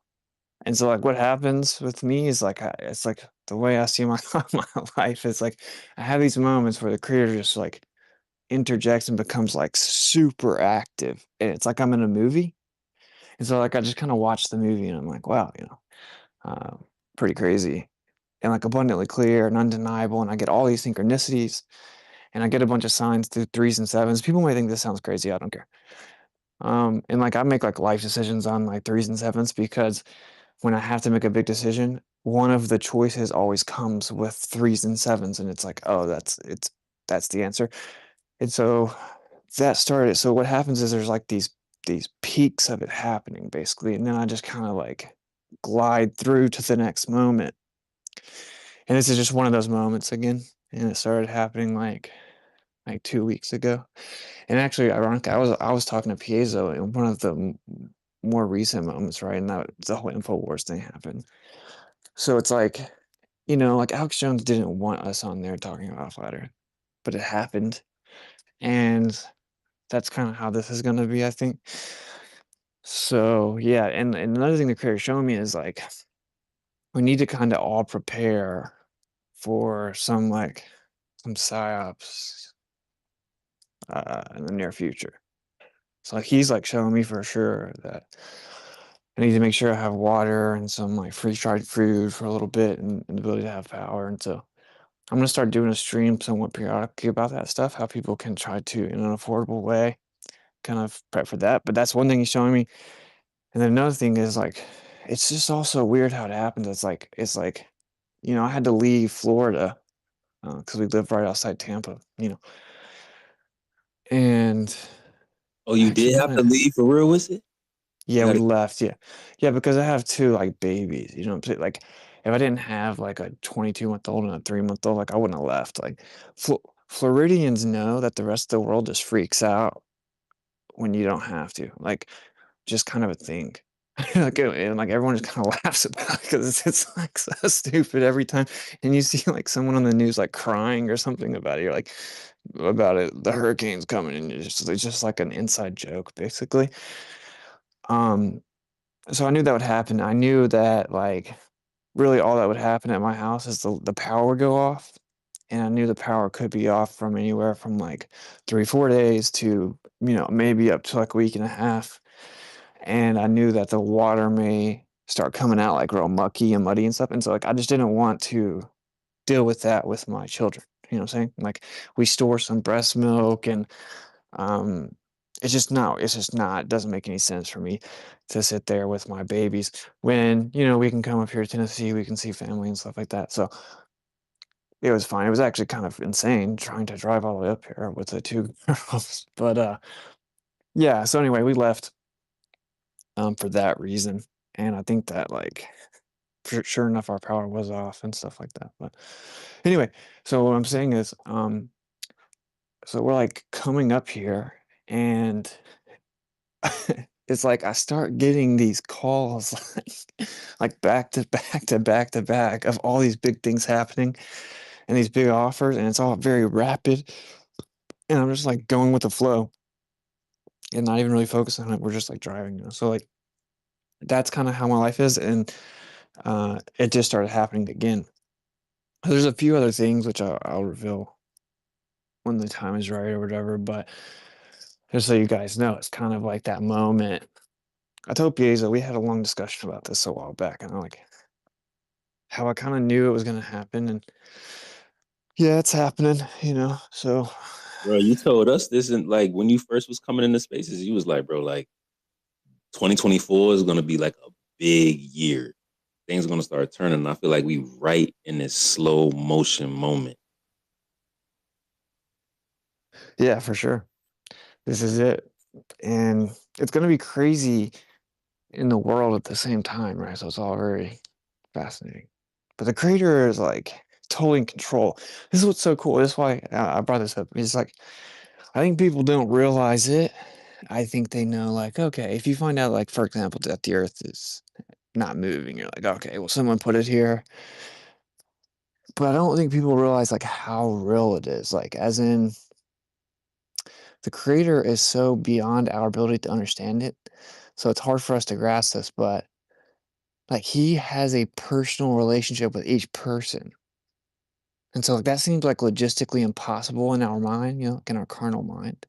Like how could a creator care specifically about me or watch all the details of my life or whatever because there's so many people, but it's like nothing to the creator. Of course he can. He's not confined to like concepts of time and stuff like that, right? So I really hope people hear that. Like it's super, super real. Actually, I had Owen on, which was another like crazy, like little synchronistic moment. It wasn't like planned or anything, but um we talked about that, like how it's so weird that there are like these people, like some of the more like really religious, like churchy and type of people. It's like they don't. really know how real it is. Like I feel like a lot of people don't know how real it is. It's super real. It's so real that dude, I would like empty my bank account for whatever reason if I need to. Like it's just super real. Like I just know it's super real. So I encourage everyone to like pursue that because it's like a very liberating thing where you just kind of you don't have to like worry about things because like creator's right there and like actually kind of limit him by trying to be too much in control of things. I'm not gonna preach to you guys. I just want you guys to know, like it's super, super real and it's super cool. And it's like you start like living in a movie where it's like you're just kind of like in awe of like all of these like fractal synchronicities and all this stuff. And you're like clearly you're just like a character in this like movie. And there's like all this other stuff going on. And you just have to show up. And it's very cool. It's very cool. And like when you just kind of like embrace it, it happens more. So to whoever is unsure about that, like, dude, just test it. It's totally real. Totally real. It's very cool. So, all right, sermon over. Always plug Yahweh, man. Freaking creators. The reason that, well, he's the reason I do it. And I know probably you too, and several people in our community, but like that should just be the core message of all of it. Like anytime, we tell people about this topic and the truth, like he's the author of all truth, and I totally agree, man. I'm thankful that, there's people who, and I'm not as like, not to touch on it too much, but I'm not as like decoupled from organized religion as you might be, because I mean I don't know your personal life really, but I uh, I do agree though on the point that there's a lot of people like even within the church, or the churches that don't see it as I guess the word I would use is actualized, like seeing it in like the reality of it being actualized. And so there's a difference in my mind between like believing something by saying like you know it and you have a head knowledge of it, and actually internalizing that and actualizing it in your life in such a way that you actually see it just as real as the fact that I've got like a bottle of water sitting on my table and I have to go to work tomorrow and I have to like that's real. I have a wife and kids. Those are real people. This is like that's that same level, bringing it to that same bracket, that same tier of quote unquote real and reality as everything else in your life is something that's easy to say and hard to do. And it's it's very difficult because we don't have the same type of relationship with the creator as we have with our friends that we talk to and hang out with every other day.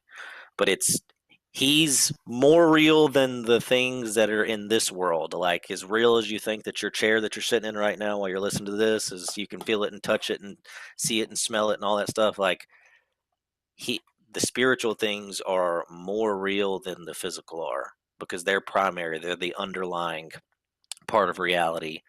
The physical world is a secondary part of reality. So it's super hard to actualize it, but I agree with you fully, because when we let go and just submit humbly to the creator, to God, to Yahweh, that's when he shows up the most sometimes, it seems like. And like fear is the thing that holds it back, right? Like this kind of goes into like the faith without works is dead thing.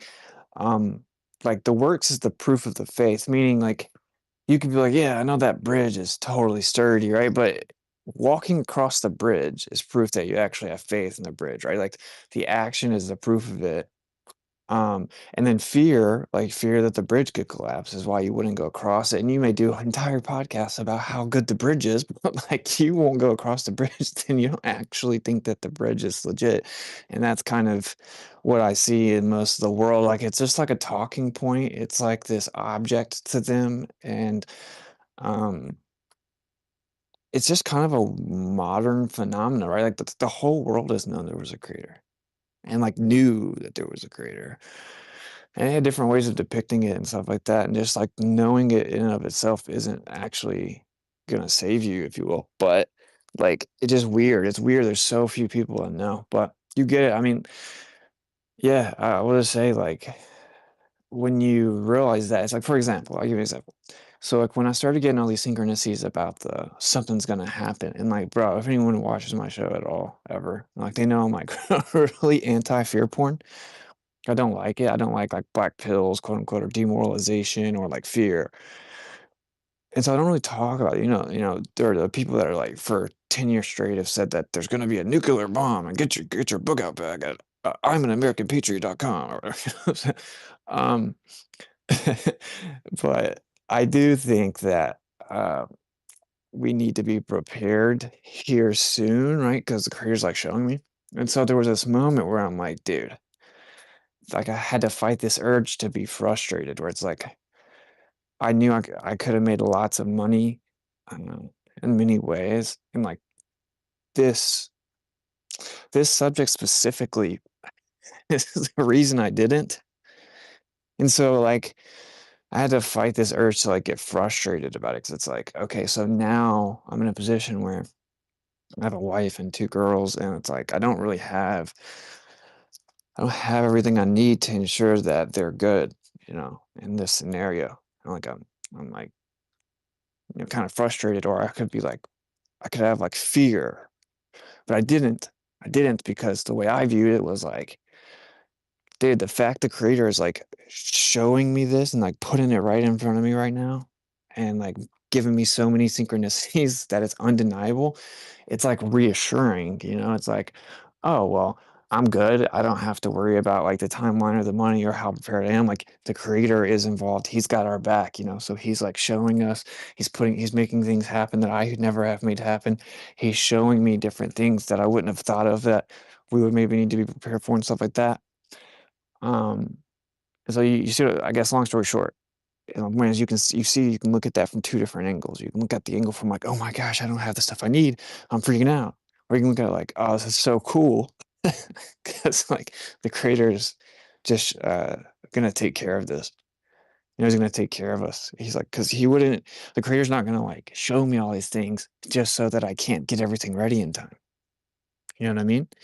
So it's because I know it's real. And if I didn't know it was real and I just said it at a talking point, then I would be like frantic right now. Like we're literally away from our home. Spent tons of money I didn't have to leave the home. And I could be freaking out, but I'm really not. I'm like it's kind of like, oh, this is a cool part of the movie. About you, bro. I'm not gonna lie. There is a even killed calmness I sense.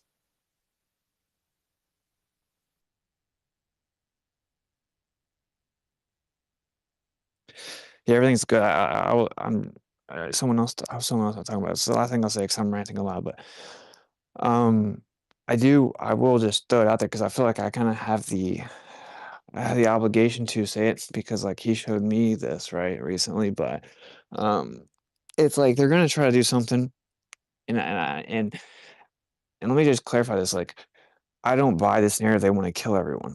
Like they don't. Okay, and who cares who they is? We don't need to talk about that. But it's like they don't like the system requires human consciousness and consent. That's how it all runs on everything. And money is nothing more than like the energy of humans who are giving consent. So like it would be like setting their own house on fire. Like they don't there is no plan to mass murder the whole world. Like that isn't I don't think that is the case at all. Okay. So but there are like they look at it like, okay, some casualties may occur here and there, and it's necessary or whatever. But like in terms of like a widespread like massacre of people, I just don't see that that's the case. But I do think that they want to create a setting of chaos, and we're already seeing it. We're already seeing it. Yeah, like there's so much going on at all times right now that it's just like overwhelming. It's like, oh, look, something exploded in Georgia. Oh, look, here's a hurricane hitting North Carolina. Then a dam broke. Oh, here's another hurricane coming straight for Tampa, uh, where they have like 50% of the best fertilizer in the world goes through Tampa. And then it's like, oh, Wyoming. which is largely owned by the federal government, the portion that's not owned by the federal government is just all on fire right now. And you can kind of get defeated in a way and feel defeated. And then there's like all this chaos. It's just so much going on, and then, these Trump quote unquote assassination attempts, they fit right into the chaos. And so I guess what I'm saying is people should kind of prepare. They're going to pull the chaos psyop is like the simple way to put it. They're just going to overwhelm us with like all these different things, like Verizon goes down and then Bank of America stops working. And it's like they're priming the consciousness of everyone to kind of like know that something's going to happen. I just think people should be prepared, right? Like if power goes off, you should actually really sit down and think about what you're going to do if the power goes out for a while, because it's not it's not a situation that isn't survivable, like it's not a huge deal, but like you should prepare for it. You should prepare for that. And then once you're prepared for like, say the power going off, you have like a peace of mind. You don't have to worry about it anymore. So I'm just throwing that out there because I do think, yeah, like something's going to happen, right? Because the creator is very clearly showing me to like that I need to prepare, get the preparations in order now. And so, I will say that I know that it's not going to happen tomorrow because he wouldn't show me, and like I'm not even at home right now. He's not gonna like show me just to like taunt me and make me it's like as a form of torture. That's like I'm gonna let you know just so you can't do anything about But anyway, I do think it's important that I say that to people. You can take or leave it, but I want you guys to know that that's what I feel I was recently shown. Man, I appreciate you sharing that. I agree that that type of situation is survivable, but if you're not prepared, it could turn into something seriously crazy. Like even in just your neighborhood, like you really got to be prepared for all of that. Just like what you said, take it with a grain of salt. But I mean, better be prepared than not, right? I'm gonna do like super recon though. For this debate, we do one thing at a time. I need to find was it a op. So hopefully Level Heads can figure something out. And I think all the rest will fall into place because it does seem like the stars are aligning. I don't know, Nathaniel, you wanted to say something then slide over to Matt?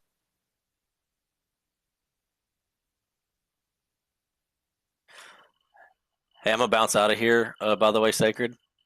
Thanks for having me on. I didn't mean to cut him off. I'm gonna leave, so I wanted to say it real quick before I leave. But shouts out to Ether Cosmology and Space Audits, and Toby's been busy lately, and Shane, but them as well, and of course Witsit.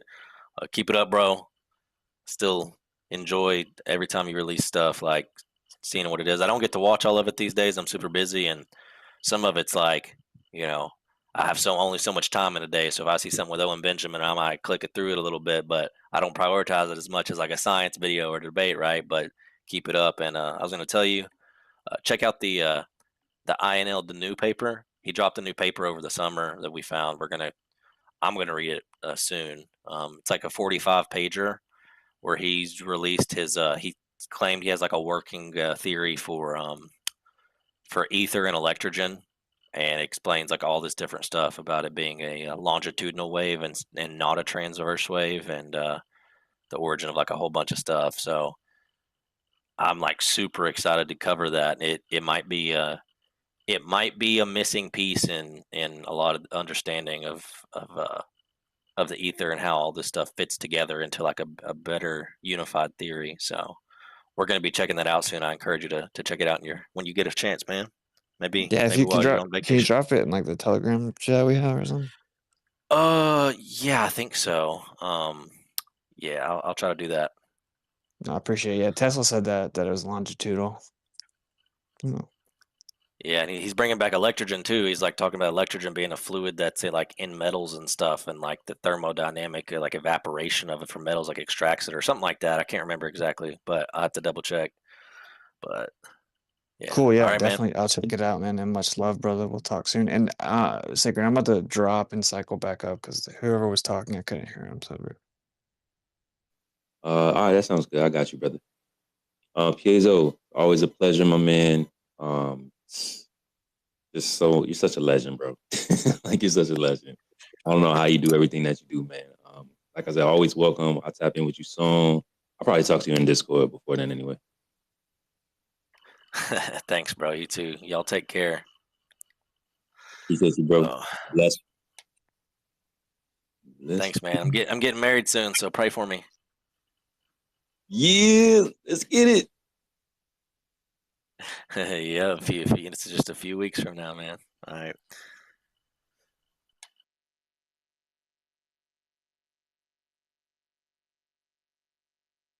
Ooh, I have time to plan my wedding gift for Piezo. I'm gonna write that down.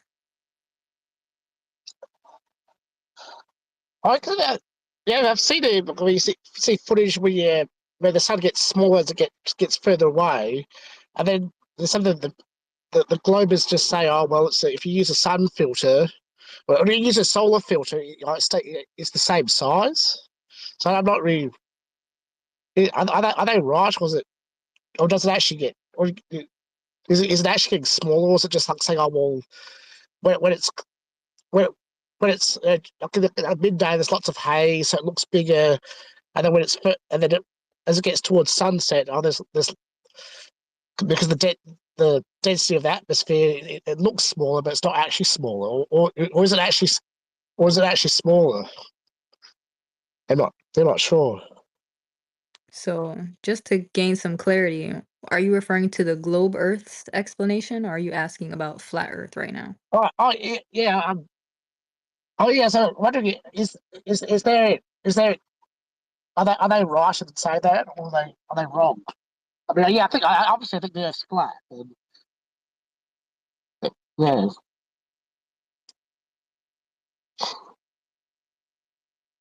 So I heard, are they rocks? Well, sorry. I could say that when they've shown footage where you see the sun getting smaller as it gets further away, the Globers, they will say, oh well, it's just because it's because of haze. It's not actually getting smaller.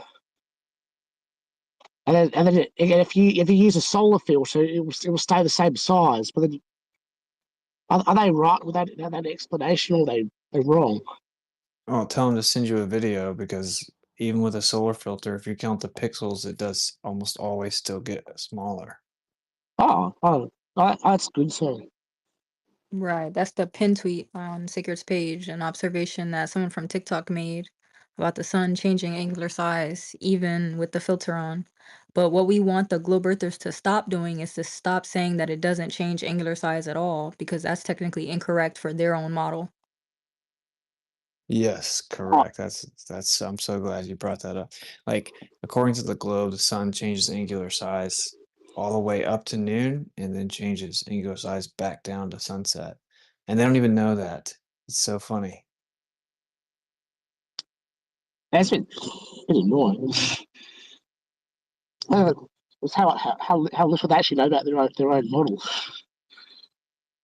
Yeah, it's because it's a sphere, right? So like if you're on a sphere at noon, the sun is closer to you than at sunset and sunrise because you're on a ball that's curving down and away from you. So you're at the pinnacle, the peak of the sphere.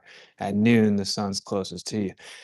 And their model, it just changes very, very small amounts, like 0.08 arc seconds. Oh yeah. And so how much smaller does it actually get? Have we observed with the? It's hard to tell because it seems to vary based on conditions, even if you have a solar filter. So it's hard to really tell. Oh. This particular observation, I guess, detected 25% of like an alteration in it in size.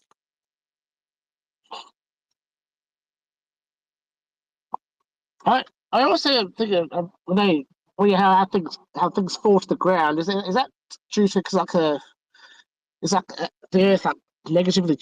Is it sort of a different? Like as you go up through the atmosphere, is it sort of like the charge changes? So it's like our Earth's negatively charged. I'm not sure which way it is, but it's the Earth negatively charged as it, and then as you go up, as it gets more positively charged, or is it the other way around? Yeah, that's right. Is it negative or is it neutral? Oh, yeah, so because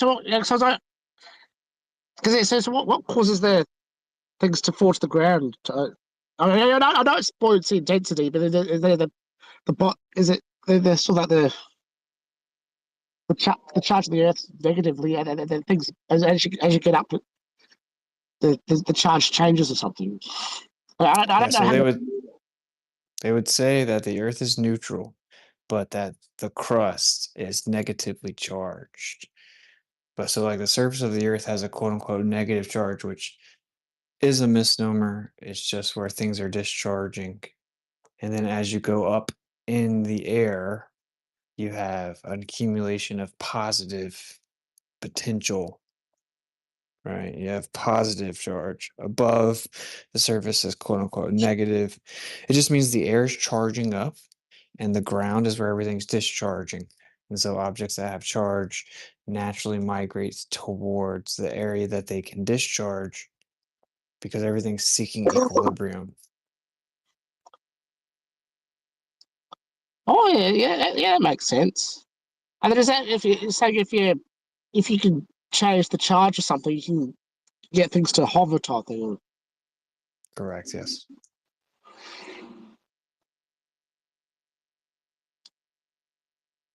Oh. And then you can get into, well, what is charge? And seemingly it's just a characteristic of vibration. So what happens when something's vibrating? Because everything is vibrating, as there's truly nothing at rest, which is why literally all matter has some charge, even in like the interior components. And so then everything's actually vibratory. And since it's slightly moving, it's never in a true state of inertia or rest or like unchanging. So that's really what I think charge is. It's like the friction with the environment or medium based on the vibratory nature of everything. That's kind of a more deeper point, but really everything seemingly is sound in cymatics. Oh.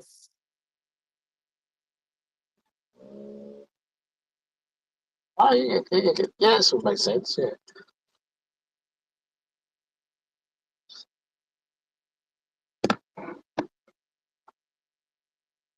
Which is why Tesla said that light can be nothing more than a sound wave in the ether.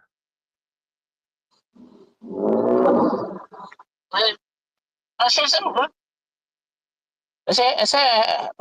do you actually explain ether? Because I'm always confused.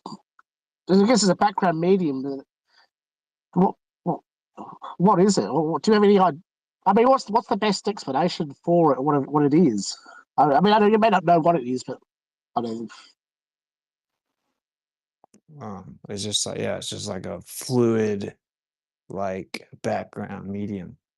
Just the invisible stuff, all the visible stuff comes from.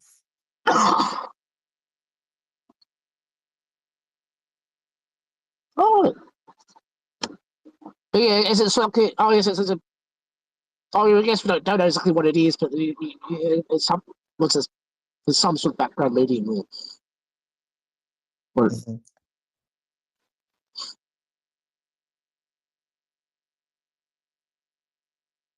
oh, yeah, makes sense. Yeah.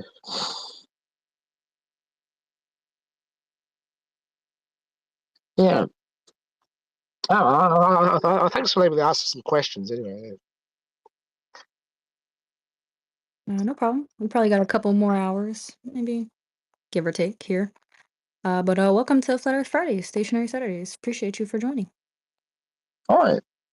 Yeah. I enjoy listening. Yeah. D3, you want to jump in before Matt goes? We got any globies on deck? Well, let's see the 25 other anonymous listeners. If you are here, if you are in Discord, Any close gangsters available to come grab a mic and challenge the nature of our Earth, please feel free. I think Enema Dirter was in here. I think CERN physicist PhD Franco is still in here. He could be asleep as well. Yeah. I got Well, Morgan right there. I had gotten through 2 points so far. I had 2 more. One of them was from a post by Flat Earth Dave last week. It's an airplane that I wasn't aware of, the SR-71. Have you guys heard of this one? I'll take that as a no. or just everybody's quiet and ready to fall asleep or something. So the SR-71 was it's basically the X-Men. Remember the X-Men's airplane that they had? It kind of looks like that, built in the 60s, and it had a typical cruising speed of around 2,200 miles per hour. Very fast plane, high altitude plane.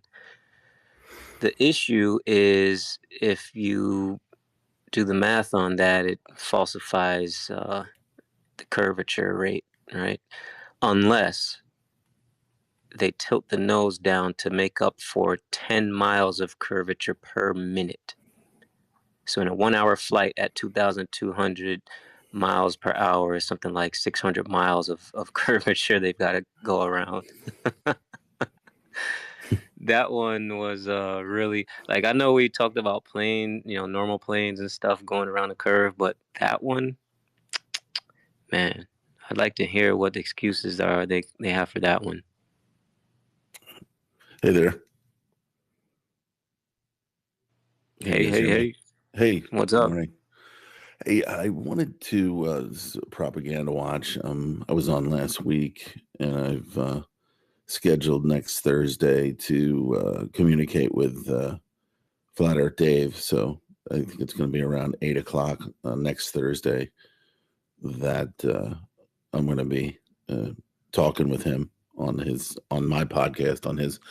But one thing that I wanted to ask with regard to these, they were talking about solar storms, and so we're sitting here last night, and she wanted to go out and see if how they were talking about what is that, the Aurora Borealis, how it was going to we were going to see it here, given the right conditions.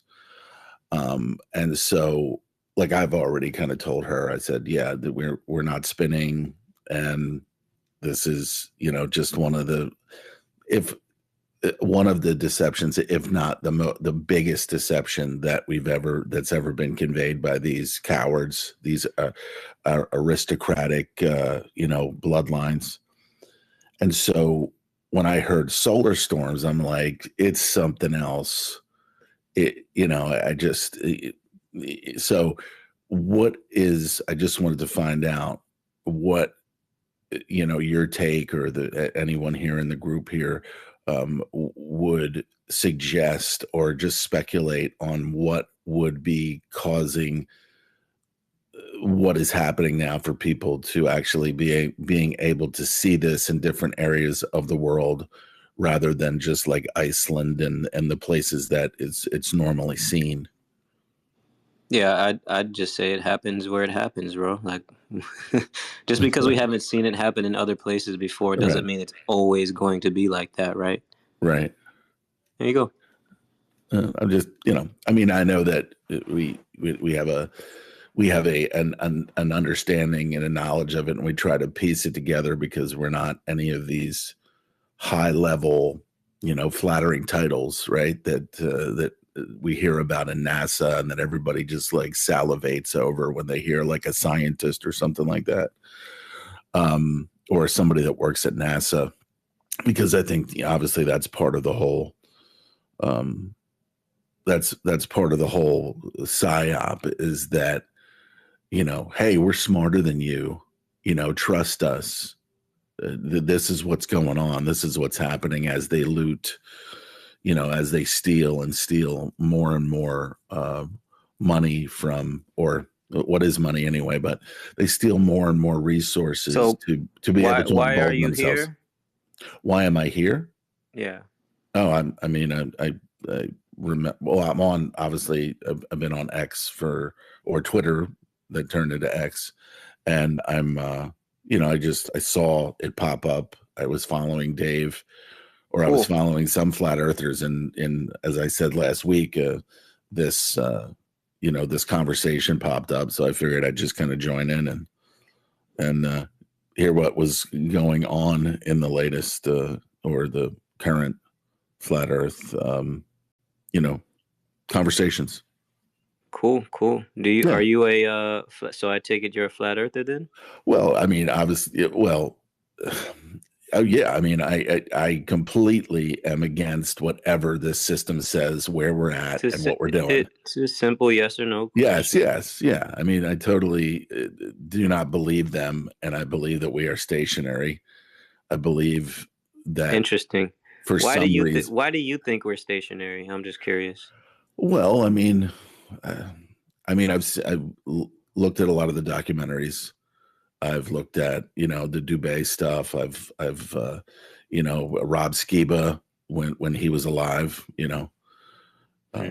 Great guy. I mean, is just the way that he delivered it, and just the way that he delivered the, when at these flat Earth conferences, where he was standing up there and he said, I know that there's a lot of people that are here that are trying to debunk us and trying to make us look silly. But he said, listen, I was you at one time, or we were you, or I was you at one time. And he said, and I tried so hard to,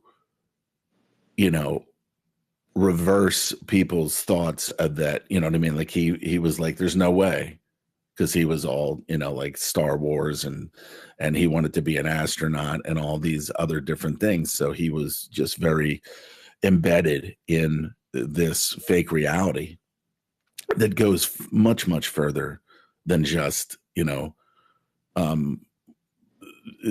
what they say about where we are. Right. So I got you. Just so, yeah, he really kind of delivered it in a way that it really, made sense for you. It made sense for me because he just seemed like so genuine. And I didn't know where Dubé was coming from. He put out a lot of information. He put out a lot of videos and things like that.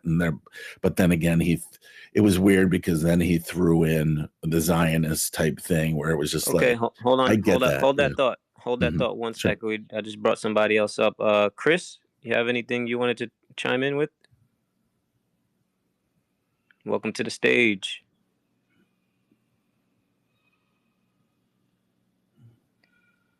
Chris rained out Rantcast. I'm a strong, proud black woman. Did you want to speak, or you just have a mic for no apparent reason? Okay, propaganda, you can continue, brother. Yeah, thank you. So yeah, it was really those types of people and people such as yourselves that really, I think the guy from Canada, the tall guy, I forget. Just there was just a number of people that were centered into the flat earth conferences, Rob Skiba being like one of the biggest ones because he was such a great speaker and he really just kind of delivered this very, very powerful message that he was once in denial and fighting the flat earth theories, and then he just went out there and he said, yeah, I'm gonna do this, and he couldn't prove them wrong. He couldn't prove the flat earth people wrong. And so again, it was very powerful. Most and I was people very here are familiar with his work. Yeah. So that do you was have me. another Earth question? No, it was really just about the. I got one for you. The solar source. Do you think if I'm going to measure the distance and drop over the curvature of the surface, should I or should I not include refraction in my calculation? What do you think? Refraction of light, or Yeah. I would say it all kind of comes into play. I'm really I haven't listened to enough to, like, this is only my second time on here to really kind of get an understanding of refraction and how the curvature. I mean, I was at I'm in Jersey, so a few weeks ago we vacationed down there for 3 or 4 days, and so I took binoculars that I purchased online, went down there, and we were just kind of early morning boardwalk, moving around, and I was looking out, at ships that were obviously miles and miles away, and I saw so much of the ship, even down to the lowest levels of the ship, and I was just like, yeah, this is just ridiculous. That was just one of my tests. I know people have done more and more elaborate tests, but I just wanted to, see what, and the binoculars I had, they're not great, but they didn't suck. And so I saw ships that were out there very far, which I shouldn't even have been able to see. Right. I mean, if we're talking. Okay. Hold on. Mm-hmm. All right. Matthew, what's up, bro? Yo, so it's like, I was just listening, I forgot my train of thought. I was gonna say, like, you're talking about SR-71. There's like 2 things I just wanted to say about that. One, so like SR-71 goes, I don't know, it's like, was it Mach 2 point something? It's designed like a razor blade. Yeah, typical cruising speed was 2,200 miles per hour. Insane. Okay, yeah. So not even just the SR-71, but like any plane that goes like over Mach 1, but certainly even close to Mach 2, like the Blue Angels, like, you don't curve, you don't bank. And this is actually something like, this is one of the sections I'm gonna like include in this video I'm making, which, by the way, I put those 2 little preview clips up in the nest if y'all want to check them out. Like, if y'all don't like these 2 little clips, and like more so the video, it's gonna be when they're completed. You might as well just unfollow me, because I'll probably never make anything better. But anyways, like when you're banking, like in the quote unquote space shuttle, like it goes Mach 23 and it's banking. Like, how could any human ever survive that? Much less, how could the thing ever not just shatter and break apart? Now, like, when I've talked about this, like with whoever, NASA defenders, they say that, like, oh, it's just it's not really doing that. Like, it's only going that fast when it's up in space and it's in a vacuum. It's like, no, it's going pretty much that fast, they claim, like before it's even out of like Earth's atmosphere, or whatever they say. Now they say actually the atmosphere extends beyond the moon, but whatever. They also will say that, like, it's just such a gradual, slow banking that it's not really actually putting that much force on the space shuttle and on the humans inside. But it's like, are you kidding me? Like a plane can't even like turn going Mach 1. If it does, it'll break apart and the pilot will basically die. Like, you have to go dead straight when you're flying that fast. Much less. My only pushback to that would be like anywhere up to what, 70,000 or something, 50 or 70,000 feet, you're still in, somewhat of a thick atmosphere compared to where the space stuff is, the so-called space stuff. So Right. I can understand that it perfectly well down here, but way up at that level, supposedly it's not like that. So Right. I can kind of see. I mean, like, let's put it this way: if the maximum speed that the space shuttles reached is it's like Mach 23 point something. Okay, we'll just round down and say Mach 23. And we'll say they achieve like the latter part of that once they're kind of like up there and where it's like basically a vacuum.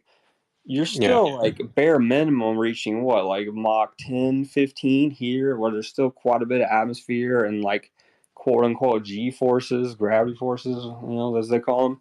So like, how on earth can you justify in your mind that these ridiculous space shuttles that are like that look like the biggest like pieces of garbage or can sustain that.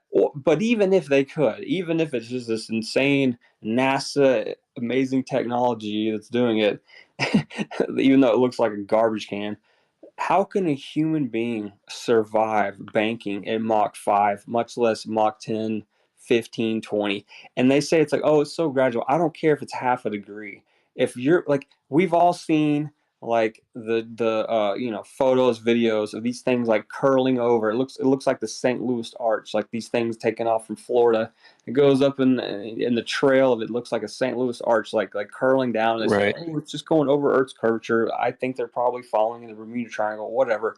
Regardless of whether that's true or not, the bottom line is that thing is not going dead straight. Okay, it's making a huge arc and a huge curve, supposedly with multiple human beings in it.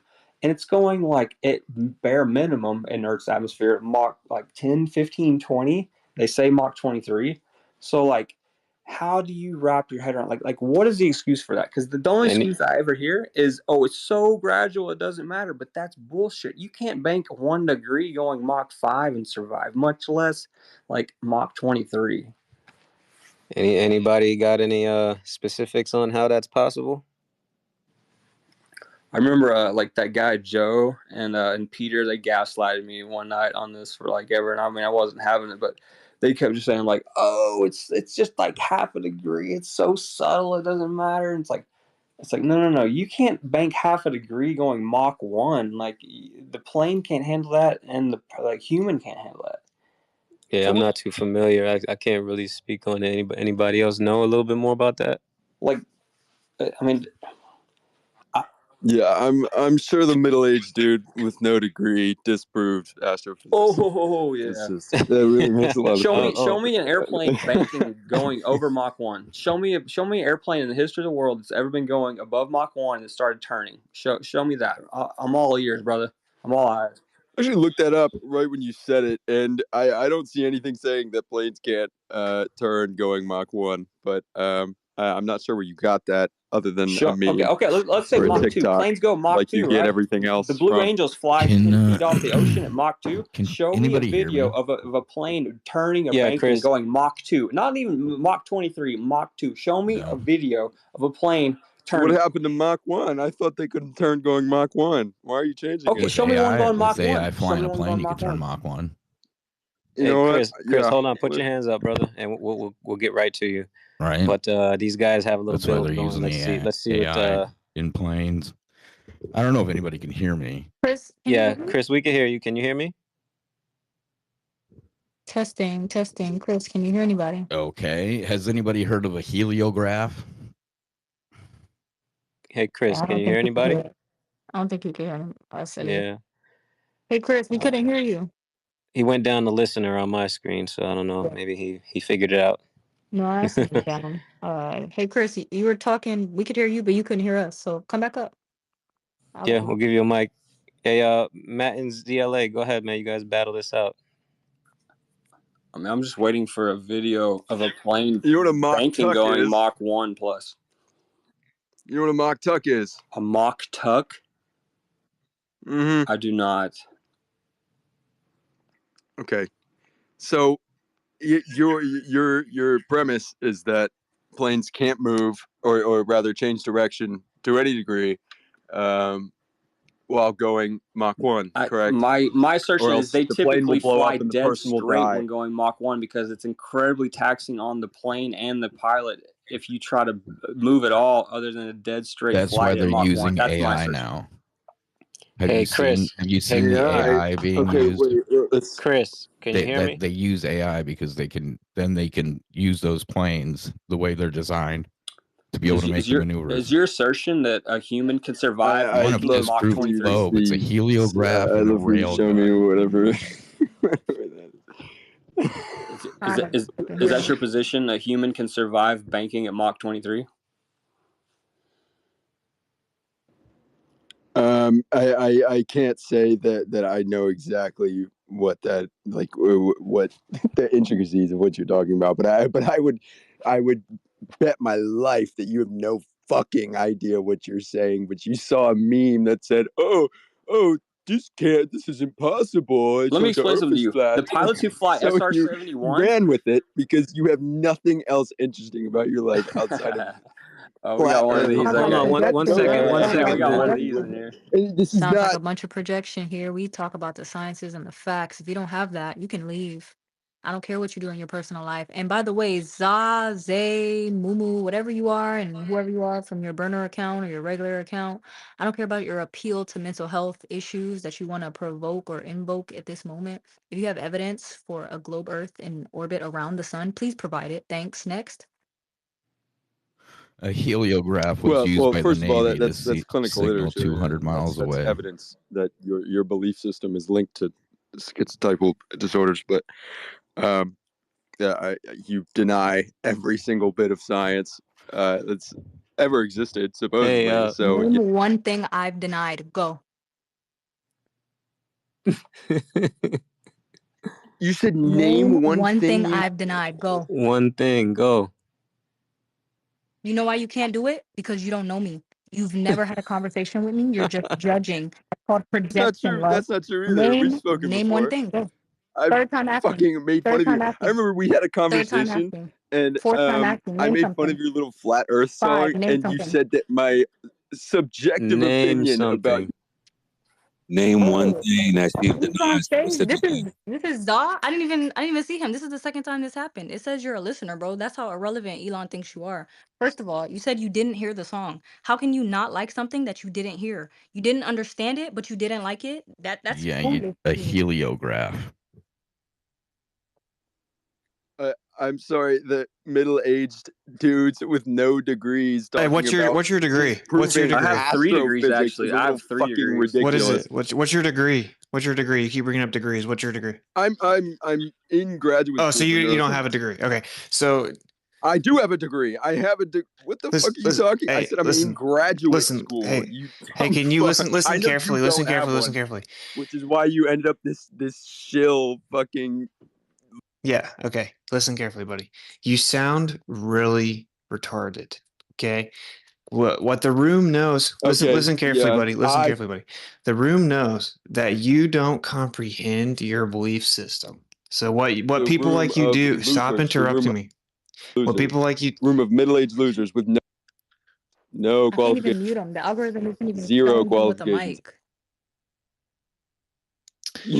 mic. No ground to stand on. What? See, this is what else people like you have to do, right? You have to not let the other people speak, because if it comes down to an actual discussion where any intellectual specificity is discussed, you would get absolutely embarrassed, and we both know that. That's why all you have are like these vague dismissals and ad homs and gaslighting, stereotype fallacies, poisoning the That's well not fallacy. true. You Stop just interrupting me. science in. So, do you know what a poisoning the well fallacy is?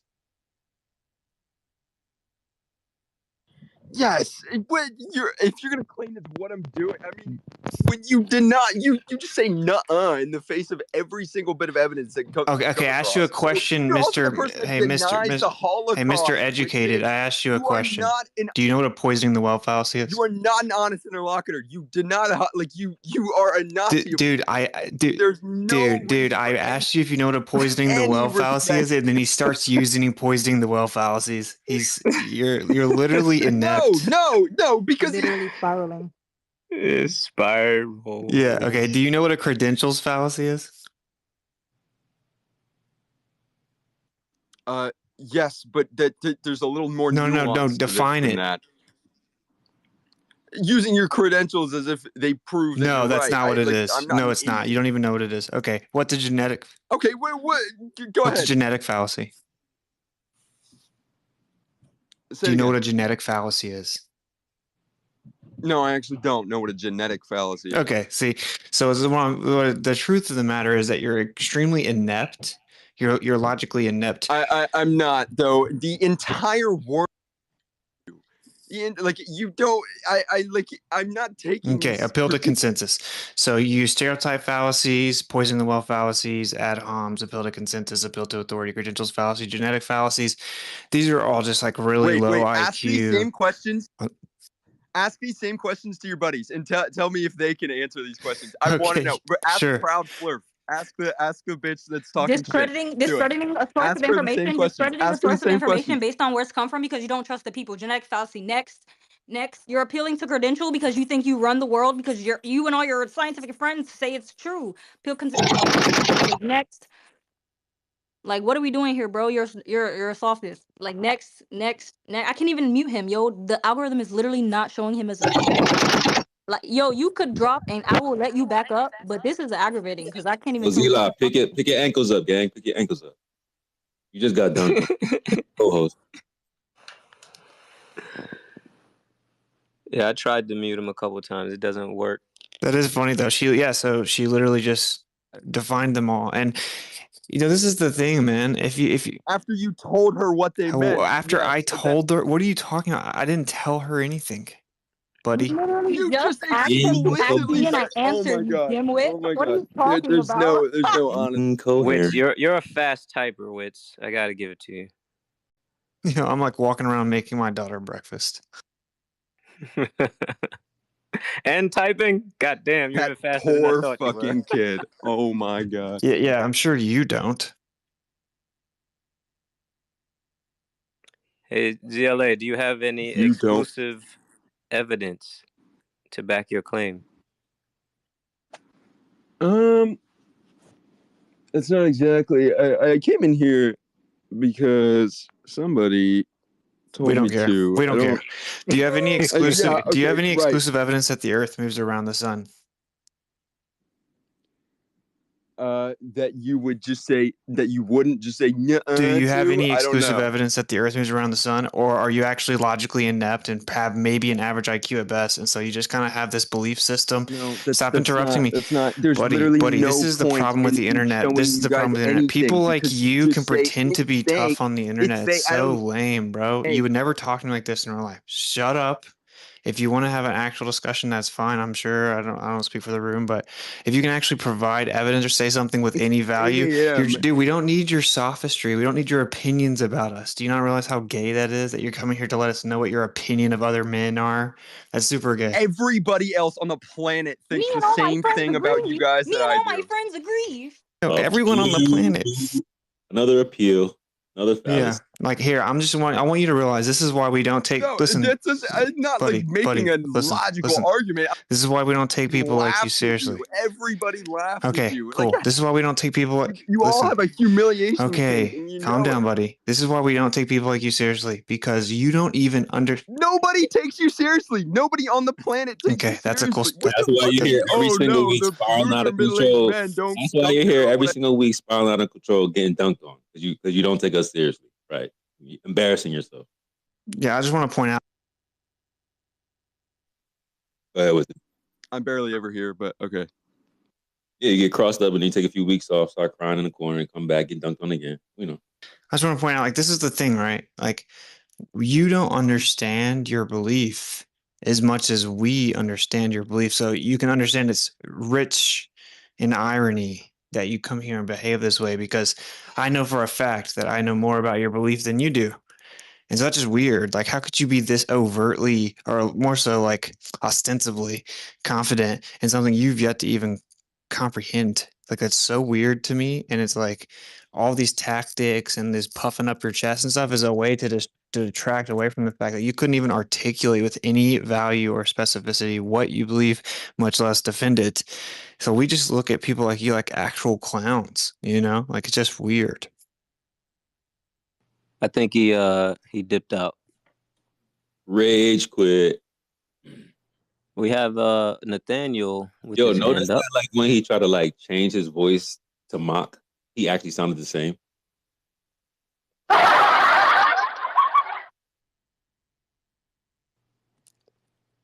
That guy wants to be our friend so bad. Yo,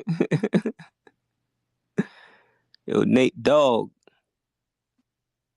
Oh, so when you have the rockets, I mean, like, when they say they went, has like when they say they probably landed in the ocean or something. Have people actually filmed them actually landing in the ocean? Yeah, I don't know. Now, Anybody? So you gotta excuse me, my American ears. You have a little bit of an accent, Nathaniel. It's kind of hard for me to catch that. Oh, Something landing in the water though, like rockets. You said? Yeah. So You talking about railguns? No, he's saying when they shoot rockets up in the air and they come back down, and do they crash in the ocean? And have we filmed it? No, no Glover can answer. Railguns are the heliograph. Yeah, nobody was talking about railguns, bro. Sorry, my bad. My sound's all messed up. No worries.